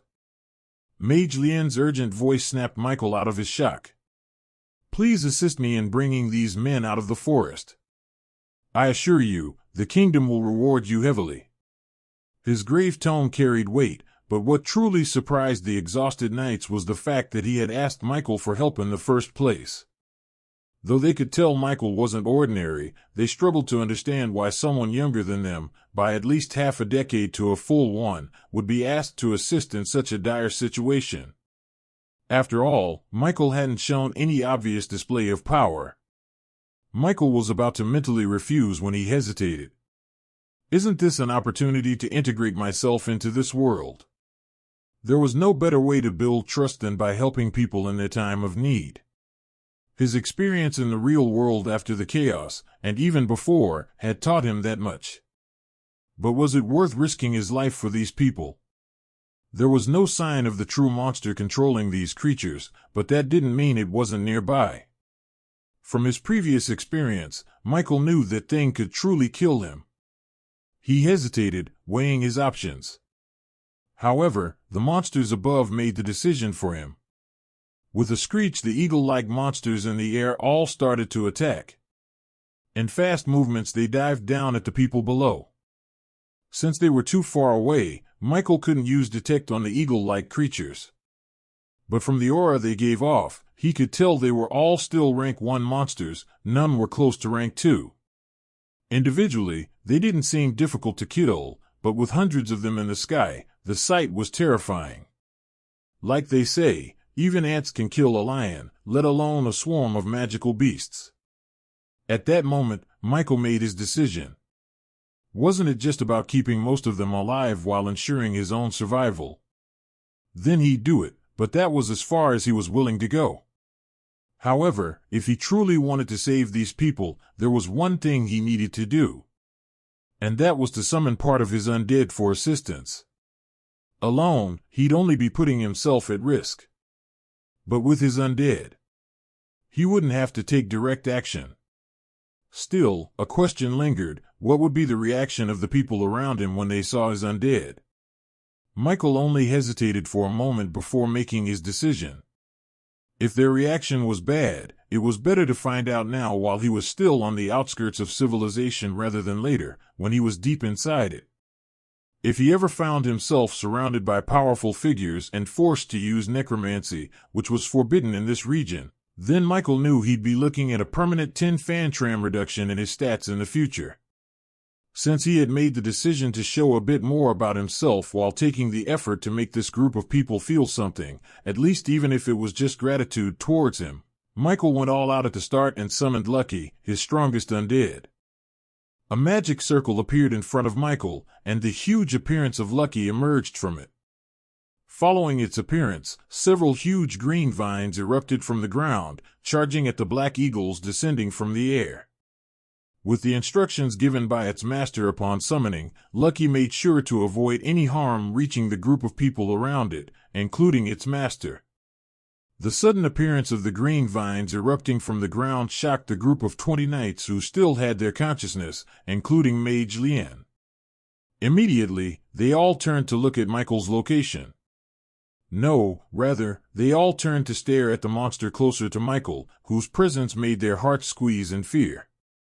Mage Lien, who had worn an expression of extreme seriousness on his face earlier, now had it replaced with shock. As the Grand Mage of the Kingdom, though he knew there were existences stronger than him in this world, like the great knights and mages of the kingdom, he had never considered himself weak. Or rather, only a few beings were capable of making him feel weak. However, he never thought that he would encounter such an existence again. When he had called for help from Michael, it was because he had acknowledged him as someone with a certain level of power worthy of respect. At the very least, the fact that the young man could contain such power at his age was something to respect. However, even though Michael gave him the feeling that they could be equally matched in battle, Mage Lien still thought very highly of himself. After all, he was an individual who had lived for more than 150 years. The experience that came with several decades of battle wasn't something that talent could always override. However, now, in front of Mage Lien's very eyes, was the sight of someone he had barely considered an equal showing his fangs for the first time. An undead. No. He didn't have any other person with him before. This was the thought that ran through the minds of the more knowledgeable people around. Though Lucky gave them a feeling of immense strength, the ones with better sensitivity felt a heavy lack of life from its presence. It was dead. Creatures like this were called undead, and those who controlled them were called necromancers. In the kingdom and the empire as a whole, the use of undead was not banned, merely frowned upon, but necromancers were still discriminated against due to their nature.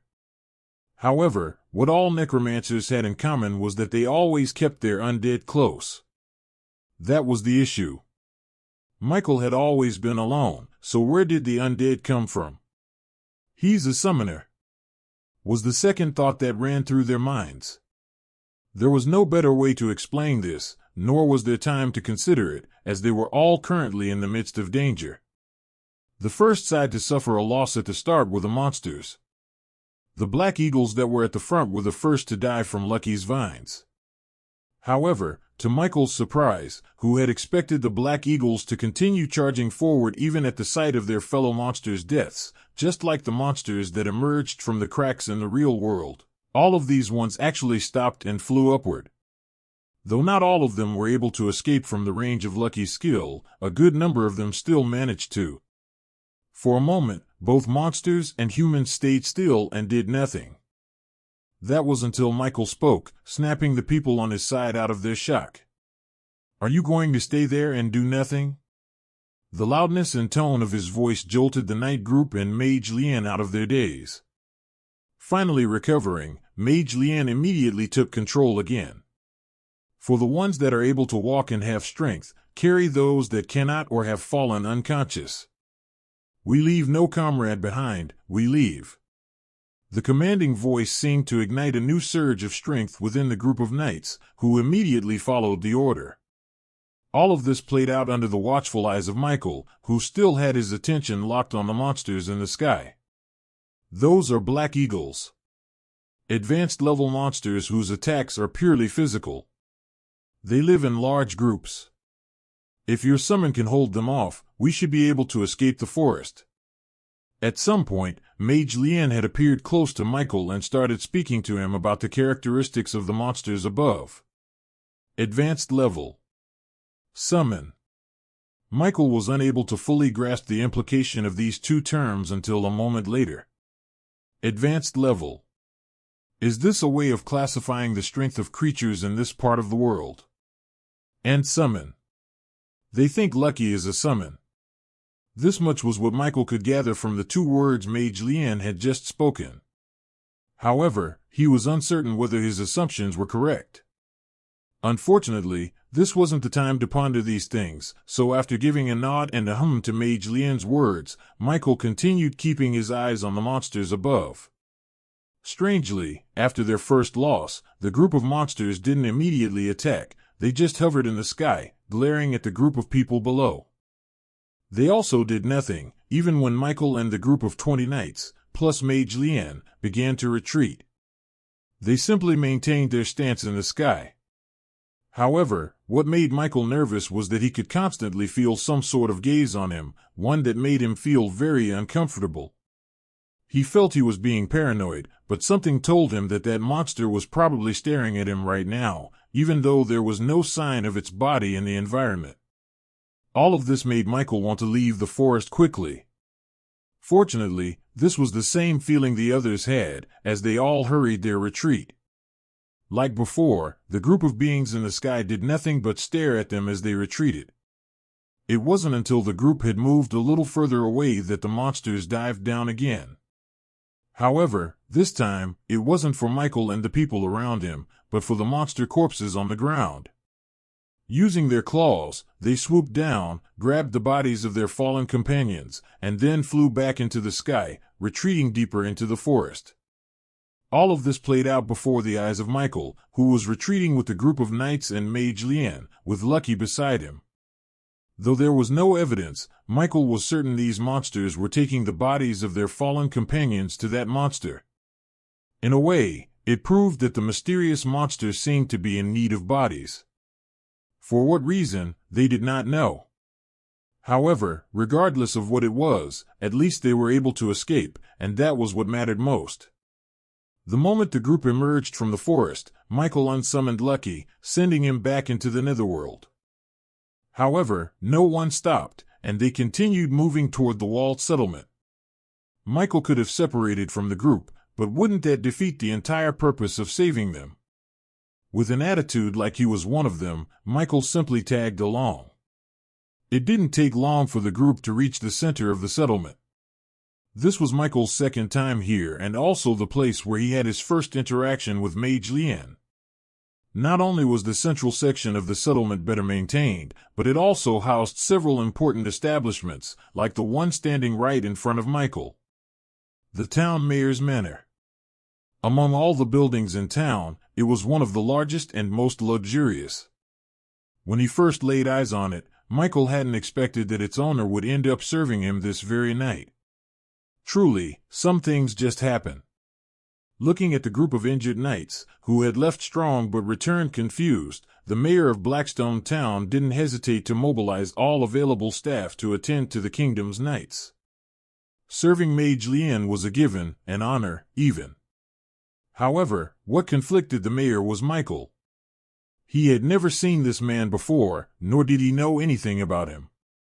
But seeing how the Grand Mage treated him as an equal, and how the knights who had ventured into the forest looked at him with awe, it didn't take much reasoning for the town mayor to realize that this was an extremely important figure.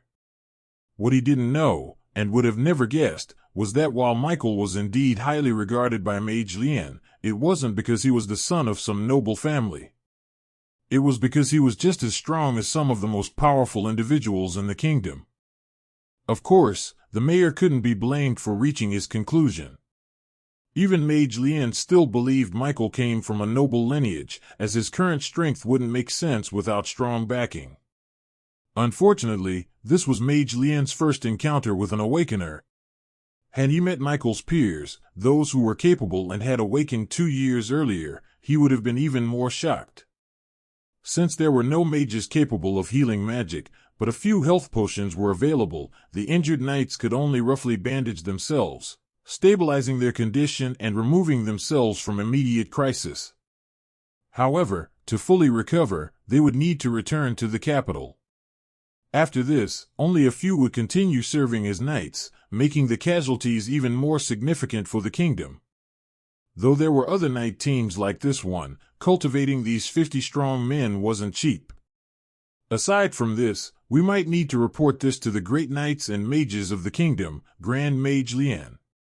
After settling into the town manor, Michael, who had expected to be placed in a separate room or somewhere else, was unexpectedly led to the office of the town mayor, where they were discussing the recent issue. Mage Lien and Michael were offered seats, while the mayor stood by Mage Lien's side as they all listened to the words of the knight captain, who had recovered slightly thanks to his amazing natural recovery rate. When the knight captain spoke, he was a little anxious, careful not to say anything that might displease Grand Mage Lien. After all, despite their different supernatural professions, the other party was still his superior, and if he wanted to ruin his life, it would be as easy as cleaning one's tooth. Saying they needed someone stronger could easily offend him, which made the knight captain feel even more nervous. Fortunately for him, Mage Lien wasn't that petty. "You're right. We'll need at least that level of power. This monster isn't just special, it's extremely powerful. I wouldn't dare say I could take it on myself," Mage Lien stated with a serious expression. To be honest, this was just him saving face. Though he was recognized as a grand mage with godlike abilities in the eyes of mortals, only Mage Lien and his peers knew the true extent of his power. He was strong, but within his rank, he was still just at the beginning. Even so, his power was still rare, and few could compare to him.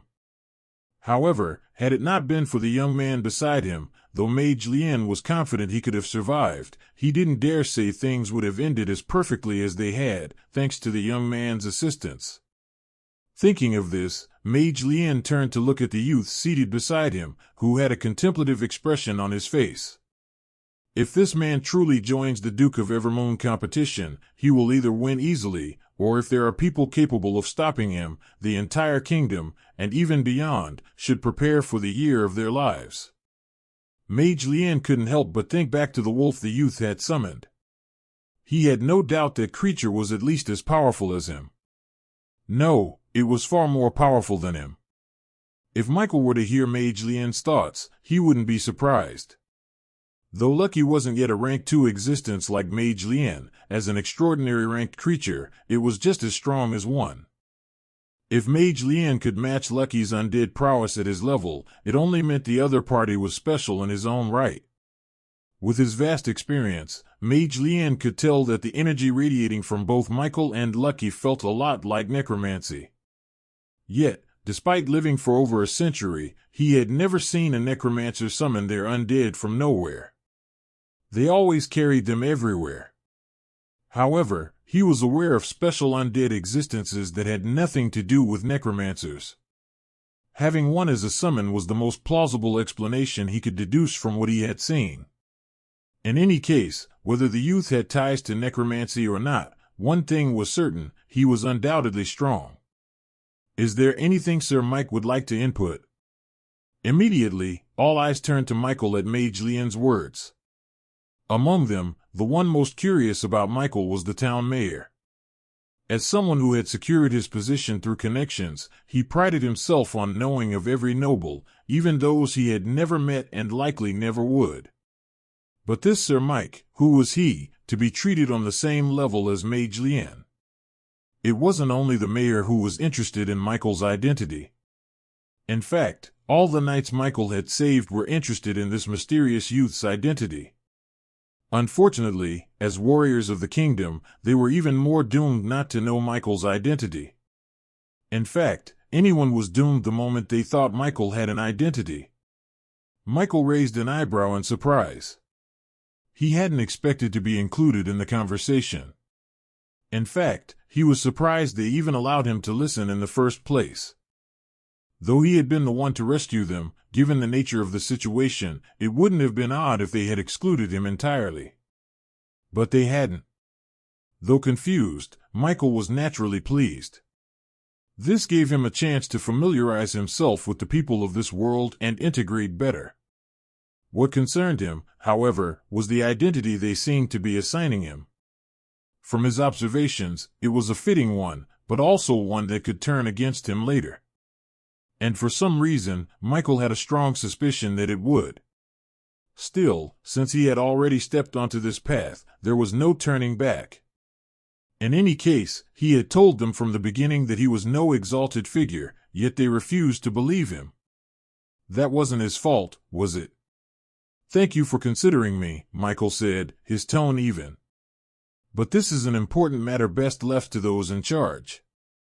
Mage Lien gave a short nod in response. He had expected this answer and wasn't surprised. Not that he would have been if Michael had chosen to speak either. Given his role in the incident, it wasn't unreasonable to offer him a voice in the discussion. Of course, listening was one thing, whether they acted on his words was entirely up to them, the true subjects of the kingdom. Seeing that no one else was going to speak, Mage Lien took control of the conversation once more. "Regardless of what happens next, we need to reach the capital soon. Leaving that monster unchecked could result in many casualties. At the very least, a town this close is in grave danger." At those words, Michael glanced at the mayor and saw the man swallow nervously. Mage Lien wasn't finished. "Fortunately, we now have more knowledge of that creature's power. The loss of Lionheart's brave soldiers was not in vain." As he spoke, Mage Lien turned to look at the knight captain, who seemed like he was on the verge of tears. Even in a fantasy world, being praised by a superior was a satisfying feeling. After years of training under the kingdom, most knights accepted the idea of dying for their homeland. However, that didn't mean they were mere puppets. If they had to give their lives, most at least wished it would be for a just cause, one where their sacrifice was acknowledged and appreciated. Mage Lien wasn't finished. "Though we can't retrieve the remains of our fallen warriors to lay them to rest or give their families the closure they deserve, I promise you this, it won't be long. Their sacrifice will not be in vain." His words carried weight, and the knight captain gradually calmed down.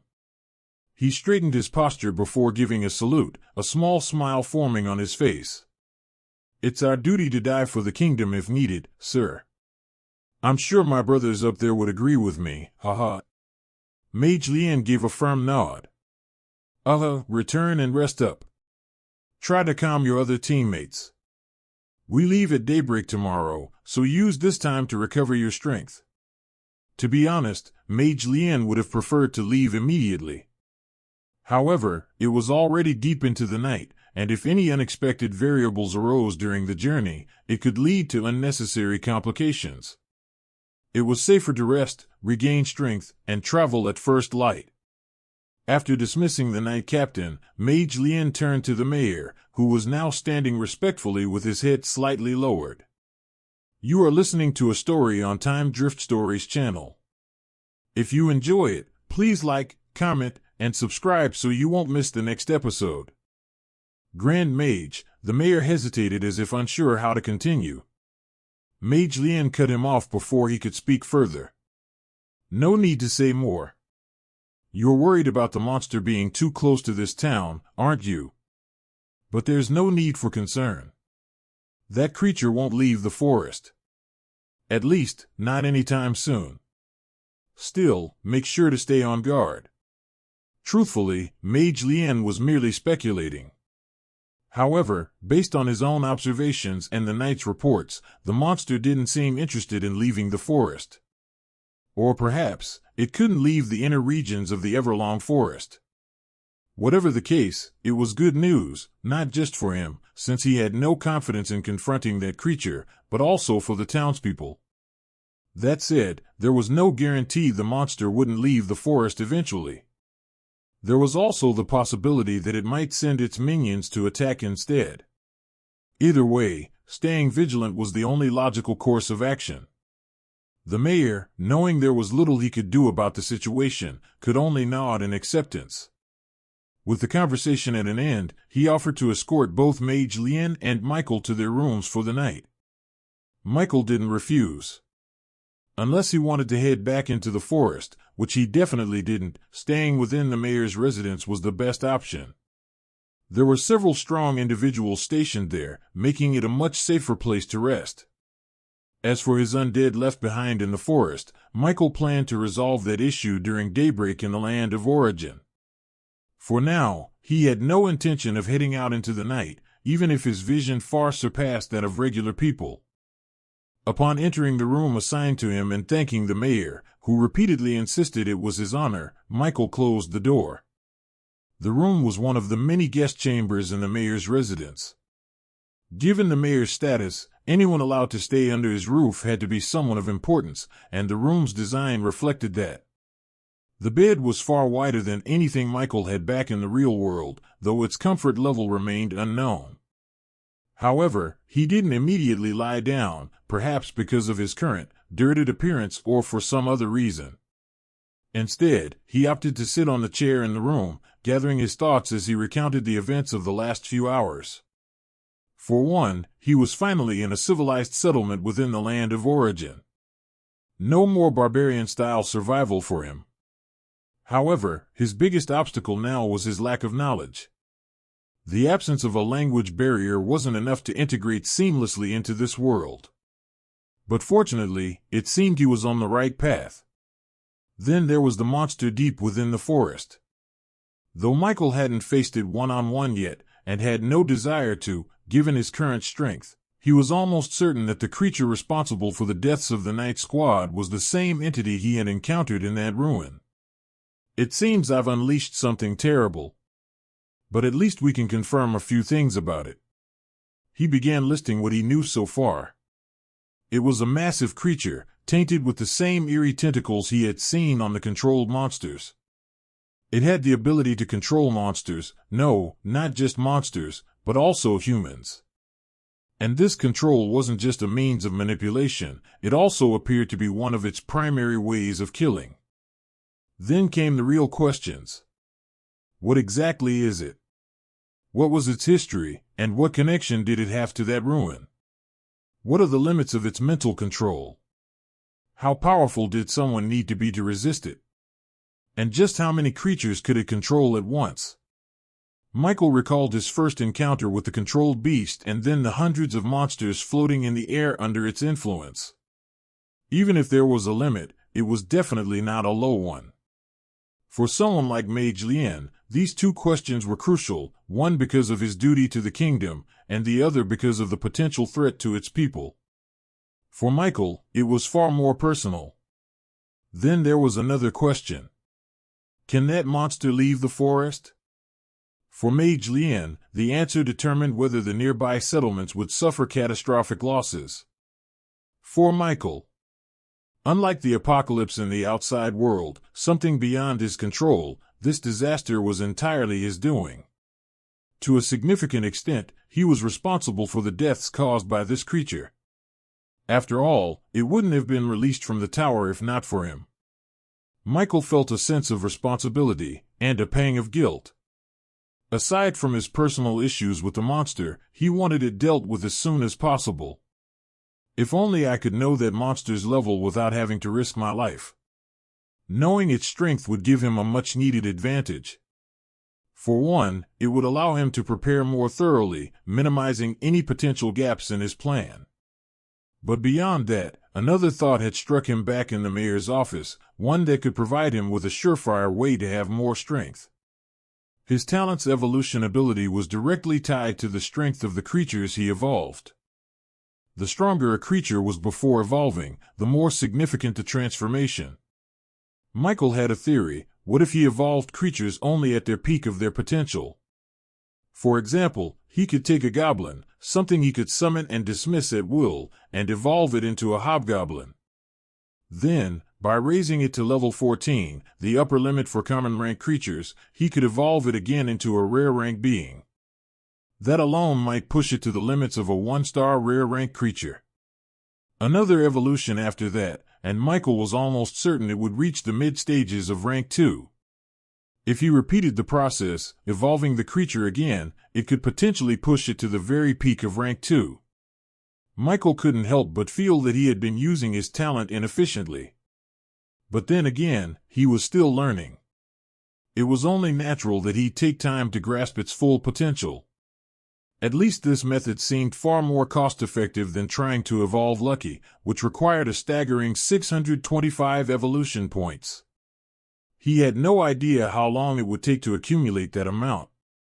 If I don't see any changes when I try to evolve one of my human undead soon, since I'll be reaching 100 evolution points in a few hours, I'll test this method instead.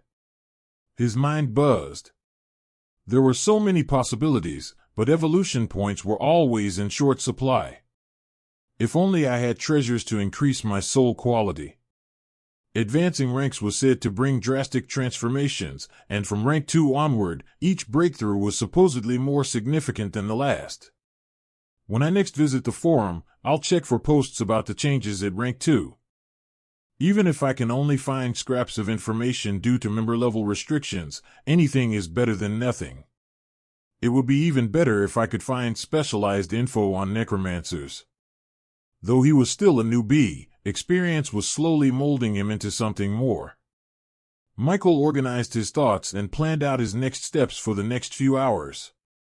Once he was done, he noticed it was time to return to the real world. There was nothing left for him to do here except wait, which he considered a waste of time. Summoning 2 undead orcs by his side, Michael reconnected his consciousness back to his original body in Aurora. A moment later, his eyes opened in a dimly lit room. It's morning already, Michael noted. He had arrived at the land of origin in the dead of night, and after everything that had happened over the past several hours, it was only natural that Aurora, being nearly 4 hours ahead, was already seeing its dark skies lighten. Looking out through the open window at the slowly brightening horizon, Michael dismissed the undead in his room back to the netherworld. He stood up and made his way to the window, gazing at the scene beyond. The silence in the air almost made one mistake it for peace and quiet. But looking at the collapsed buildings and ruined roads outside, Michael couldn't help but think back to the events of the previous day. Feeling energized and unwilling to simply stay idle, Michael considered his options. He planned to visit the Supers Association today to speak with Brian, but it was still too early. Morning visits weren't an issue. He still intended to go as soon as possible, given that he had things to do in the land of origin, but there was a difference between showing up a little after 7 and arriving at 8, 9, or 10. In fact, he wasn't even sure he'd catch Brian at 10, let alone earlier. Not wanting to sit around, he quickly decided how to burn off some of his energy. Opening his window fully, Michael leapt out of his apartment, controlling his movements to land silently. Once on the ground, he turned back to glance at his apartment. A few of his undead were patrolling the area, but he paid them no mind. Crouching down, he gathered strength in his legs and propelled himself upward, landing smoothly on the roof of his building. Had a child seen him, they'd probably point in excitement and shout, "Mommy, look! It's Superman!" Up on the rooftop, Michael took a brief glance at his surroundings before sitting on a concrete structure that resembled a box. He pulled out his phone, which he had taken before leaving his room. At first, he had planned to practice swordsmanship, but a different thought crossed his mind. For some reason, he found himself recalling the mages he had encountered in the past few hours. Though their strengths varied significantly, both the human mage and Mage Lien had demonstrated the full capabilities of magic users in their own ways. Spear training could be done at any time. For the first time in nearly a week since his awakening, Michael finally felt a genuine interest in trying out the methods of cultivation. He pulled out his phone and navigated to one of the first emails he had received from the association after his registration. The cultivation methods of a knight and a mage. The two most popular supernatural professions in Aurora. There were two main cultivation systems in Aurora, the Knight and the Mage cultivation systems. Under these two, several variations existed. Simply put, the Knight path primarily focused on the physical aspect of supernatural power, while the Mage path was more mysterious and energy-based. There was a universal saying, all paths lead to the same end. This applied to the supernatural world as well. At the king rank stage, both knights and mages possessed similar means, with only a few variations in prowess.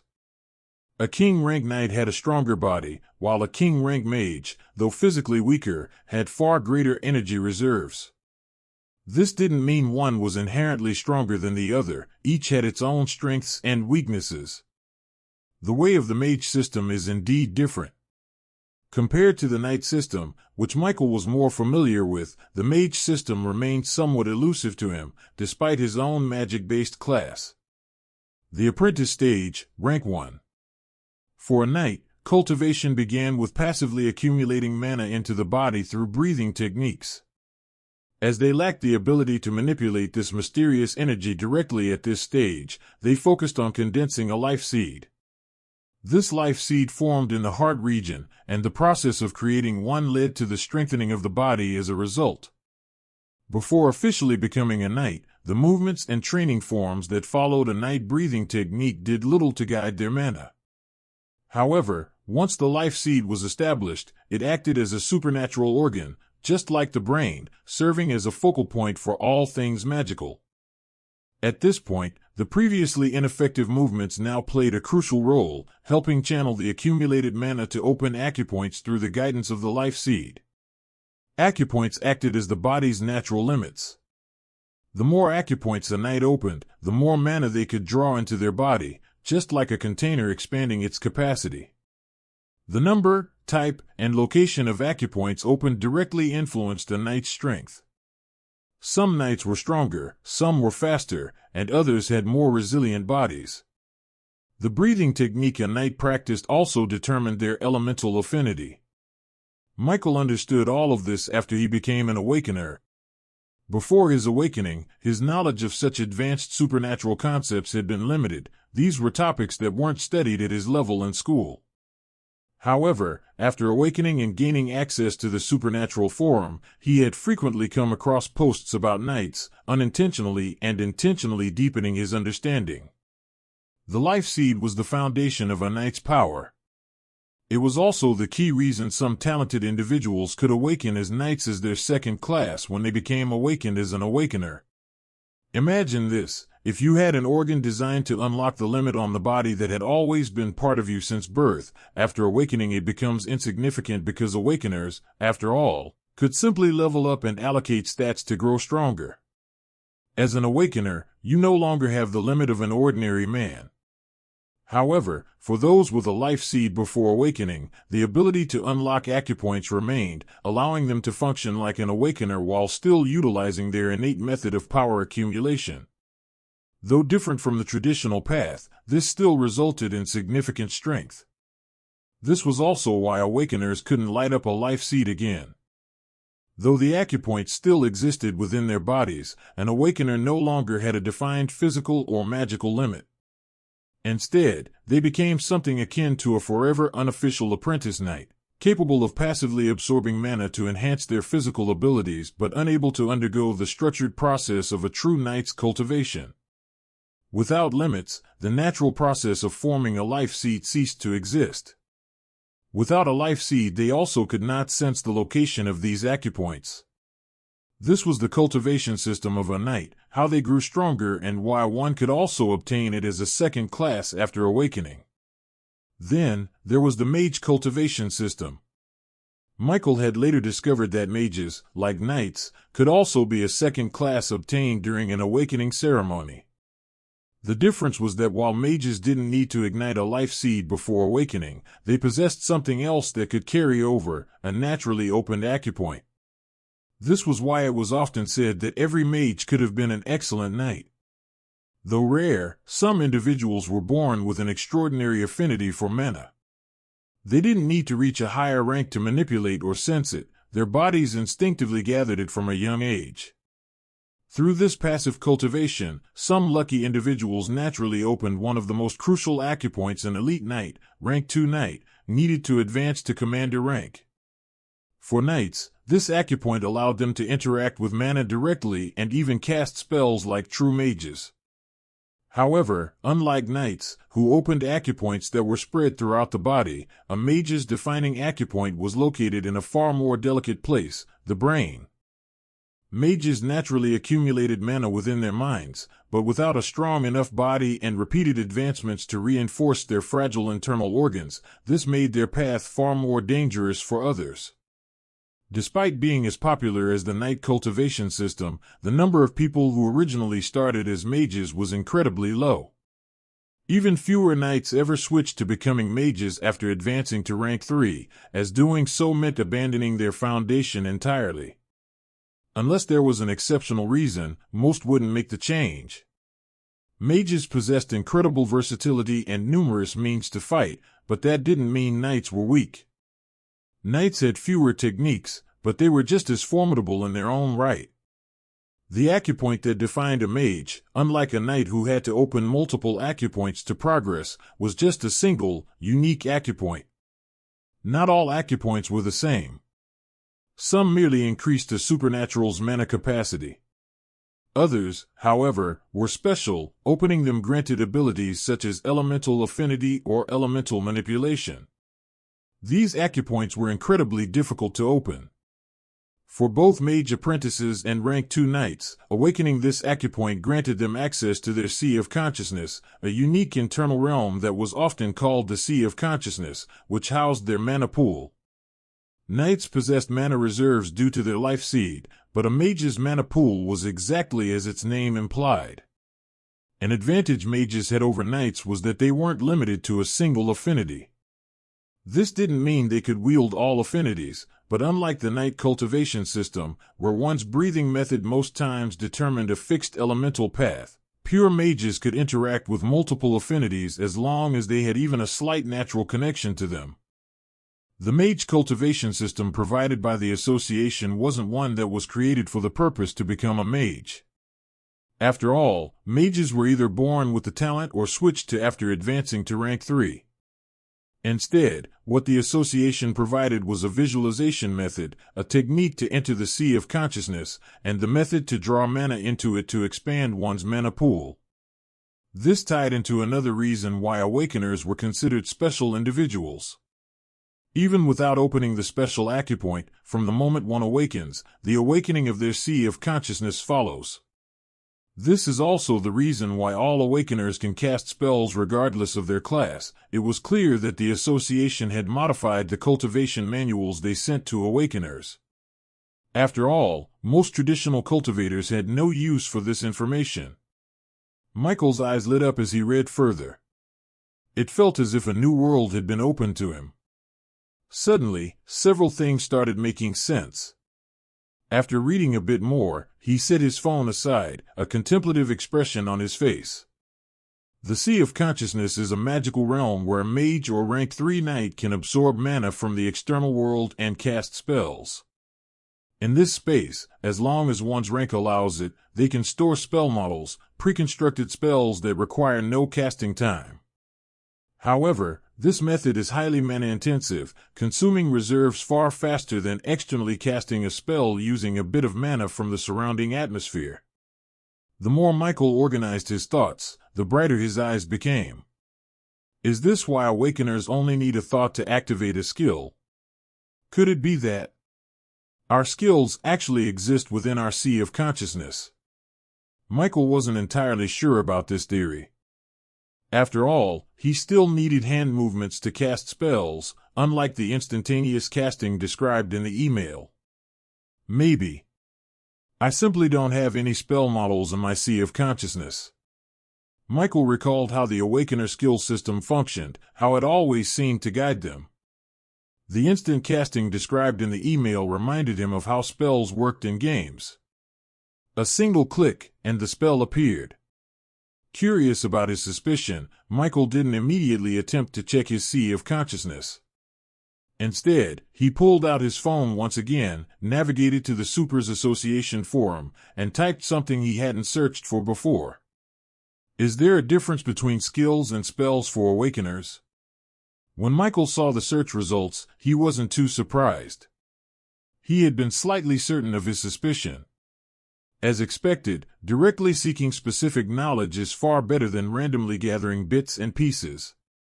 This was one of the reasons he still saw the Academy as a worthwhile goal, even if there was a high chance it didn't function exactly as its name implied. At the very least, he believed it provided structured knowledge about the supernatural world. Whatever its flaws, it had to be better than a public forum when it came to truly understanding the system. Skills are the external representation of a spell model. For traditional mages, this equates to a spell model that is not inscribed in their sea of consciousness. Spells, on the other hand, are the core spells of mages, the ones inscribed in their sea of consciousness that require no casting time. It is said that when an awakener successfully inscribes a spell model, a new section appears in their panel. However, unlike skills, these spells cannot have their mastery increased artificially with the power of an awakener. Their power depends mainly on the quality of the spell model, just like with traditional mages. Michael had always assumed skills and spells were the same. In a certain sense, he wasn't wrong, but he wasn't exactly right either. After reading more, he didn't end up favoring one over the other.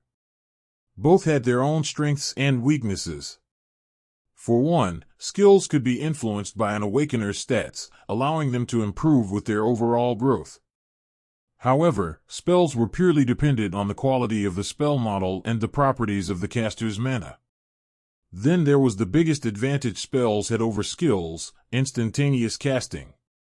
The more Michael thought about it, the more he realized that spells inscribed in the sea of consciousness functioned like trump cards for both awakeners and traditional mages. That said, the main method of casting magic still involved drawing spell models, commonly known as magic circles, using the caster's mana as fuel, with a little assistance from the surrounding atmospheric mana. The more Michael read, the more he understood. Finally, feeling he had learned enough, he eagerly set his phone aside. It was time. Time to check out his sea of consciousness. Michael took a deep breath, steadying himself. Then, following the visualization method described in the mage meditation techniques sent by the association, he closed his eyes and focused. At first, there was nothing, just the faint hum of his own thoughts. But as he continued, a strange pull emerged from deep within him. Something stirred. His consciousness felt as if it were drifting, sinking into an unseen depth. A strange sensation washed over him, like plunging into endless waters, yet he wasn't drowning. A vast, dark space stretched out before him, its surface rippling like liquid starlight. This is my sea of consciousness. Michael couldn't help but feel a sense of awe. The sea of consciousness was said to be the summary of a supernatural. With it, you could know what elements one had, and so on. Due to Michael's low membership level, he would have seen things like laws also being able to be inscribed in the sea of consciousness. However, even if he did see something like laws and was intrigued by it, if he wasn't given more access to more information, he'd never know what it was. My sea of consciousness is filled with darkness. And oh, this strangely solid liquid I'm standing on. Does that mean I have the element of darkness and water? Michael wasn't sure. In the forum and in the meditation technique the association sent, it said that it was better for one to do proper, accurate testing for their affinity. Just because he saw liquid in his sea of consciousness didn't mean it represented water affinity. It could just be there. Cases like this weren't rare. Among the two elements he suspected he had, Michael was more willing, or rather, he knew, he had an affinity with darkness. If not, he wouldn't have been able to cast an undead spell in the first place. Being an awakener, though one could theoretically use spells from other classes, there were times when certain requirements had to be met. This also served as a limitation. For one, You could be a water mage and have the ability to use healing magic but still be unable to use light element healing magic. Or could not cast a fireball like a fire mage, but for physical skills, you might even be able to use berserk as a priest. Even in the Awakener system, compatibility was a thing. Michael turned to look at his form in his sea of consciousness. He looked like a figurine of blue mass floating in the empty dark space. After giving his energy form a look, Michael turned his attention back to his sea of consciousness. Like I thought. There are no spell models here. Michael had expected this but wasn't too worried about the issue. Before he pulled his phone aside again, he had gone to the Super's online store to see if it was possible to buy the blueprints of spell models and saw that he could.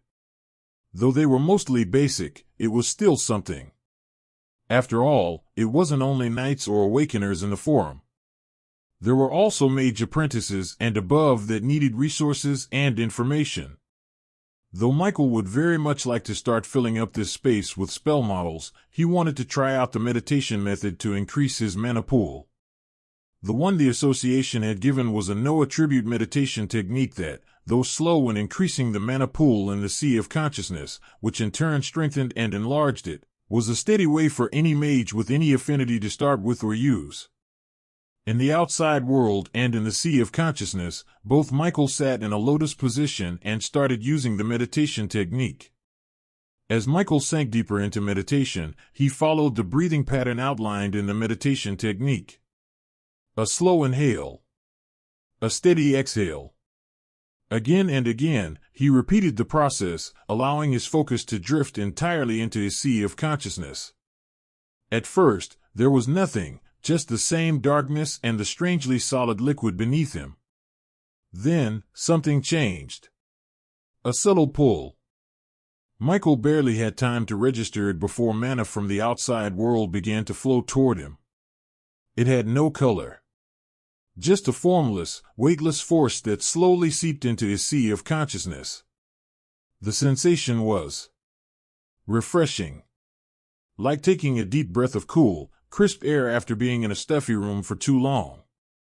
It wasn't overwhelming or forceful, but the speed of absorption was slightly faster than he expected. Michael's eyes, if he had any in this form, would have widened in mild surprise. This is different, he thought. The technique had described a gradual intake of mana, yet his body was naturally drawing it in at a slightly accelerated pace. It felt effortless. Natural. As the mana merged into his sea of consciousness, he could sense a subtle shift, like a ripple expanding across a still pond. His sea of consciousness was slightly more stable. Michael exhaled slowly, adjusting to the rhythm. Also, this difference in speed. It felt a bit faster than what was written in the meditation technique. Is it because of my strength? Michael felt that could only be the reason. When he opened his eyes in the real world for a brief moment, a panel appeared in front of him. You have learned, no attribute mana cultivation technique, no attribute mana cultivation technique basic mastery, proficiency, 1, 23 Fantram, a technique to access the sea of consciousness, strengthen it, draw spell models, and increase mana. At basic mastery, the speed of absorption is normal. I got a skill. Michael was a little surprised, but after a moment of thought, he calmed down. It made sense. After this, I should try my night breathing technique again. It didn't matter if he was going to continue with magic, having the skill was nice. As a few thoughts flashed through his mind, Michael returned to cultivation. He had just checked his intelligence stat and saw no difference. So he decided to cultivate a bit more and see how long it would take before he started seeing the effects. If it took too long, he'd just switch to attempting to inscribe a spell model in his sea of consciousness. Whatever it was, he wasn't a traditional mage, after all. His mana pool was quite big. That was what Michael thought. But what he hadn't expected was that, in the pleasure of drawing mana into his sea of consciousness, he'd lose track of time. It wasn't until the sun laid its first grace upon the world, followed by the ding of a notification, that Michael finally pulled himself out of his cultivation state. The first thing his eyes met was a panel. Your intelligence has increased by 0.0001 point. Your intelligence has increased by 0.0001 points. The edge of Michael's lips twitched as he stared at the notification panel in front of him. He turned to check his status, but the panel didn't even bother adding the increase or showing any sign of such an increase. It was evident. The increase was way too low. I know it's a rankless meditation technique, but isn't this increase too low? Michael felt conflicted. He was happy that cultivation had indeed proven useful in increasing stats, but the increase was so small it almost made him shed a tear in pain. Just like spell models had ranks signifying their power and uniqueness, meditation techniques had ranks too. Among all ranks, one of the special ones was rankless, which either meant it wasn't qualified to have a rank or that it could be used at all ranks. It was clear which of the two the meditation technique from the association belonged to. I knew the association was a bunch of greedy people. He should have guessed it from the start. Since the rank wasn't mentioned in the meditation technique's content, Michael had figured it was a rankless technique. What he hadn't expected was for it to be the worst kind. He had thought the only thing he needed to buy when it came to magic was spell models. Now, it seemed like buying a high-rank meditation technique had to be added to the agenda. I can forget about getting it from the Supers Association due to my membership level, at least until I advance to rank 2. But with my mana pool continuing to grow, even after advancing to rank 2, I don't think even a master rank 4 in the Aurora cultivation system, technique will be able to increase my mana significantly in a stable yet slightly fast way. As for getting a king rank meditation technique, Michael didn't even consider it. He knew that after advancing to rank 2, it would take a long time to reach the next rank, so at that point, cultivation would be quite useful for him. Only a rank 5 meditation technique would provide the rapid pace he envisioned. However, knowing that meditating was at least working put Michael in a good mood. Even if the increase wasn't much, the calming pleasure that came with meditation was great. Still, this experience made him value his attribute points and the stat increases that came from leveling up as a human necromancer even more. Knowing it wasn't appropriate to cultivate any longer, Michael stopped. There were other things he needed to do.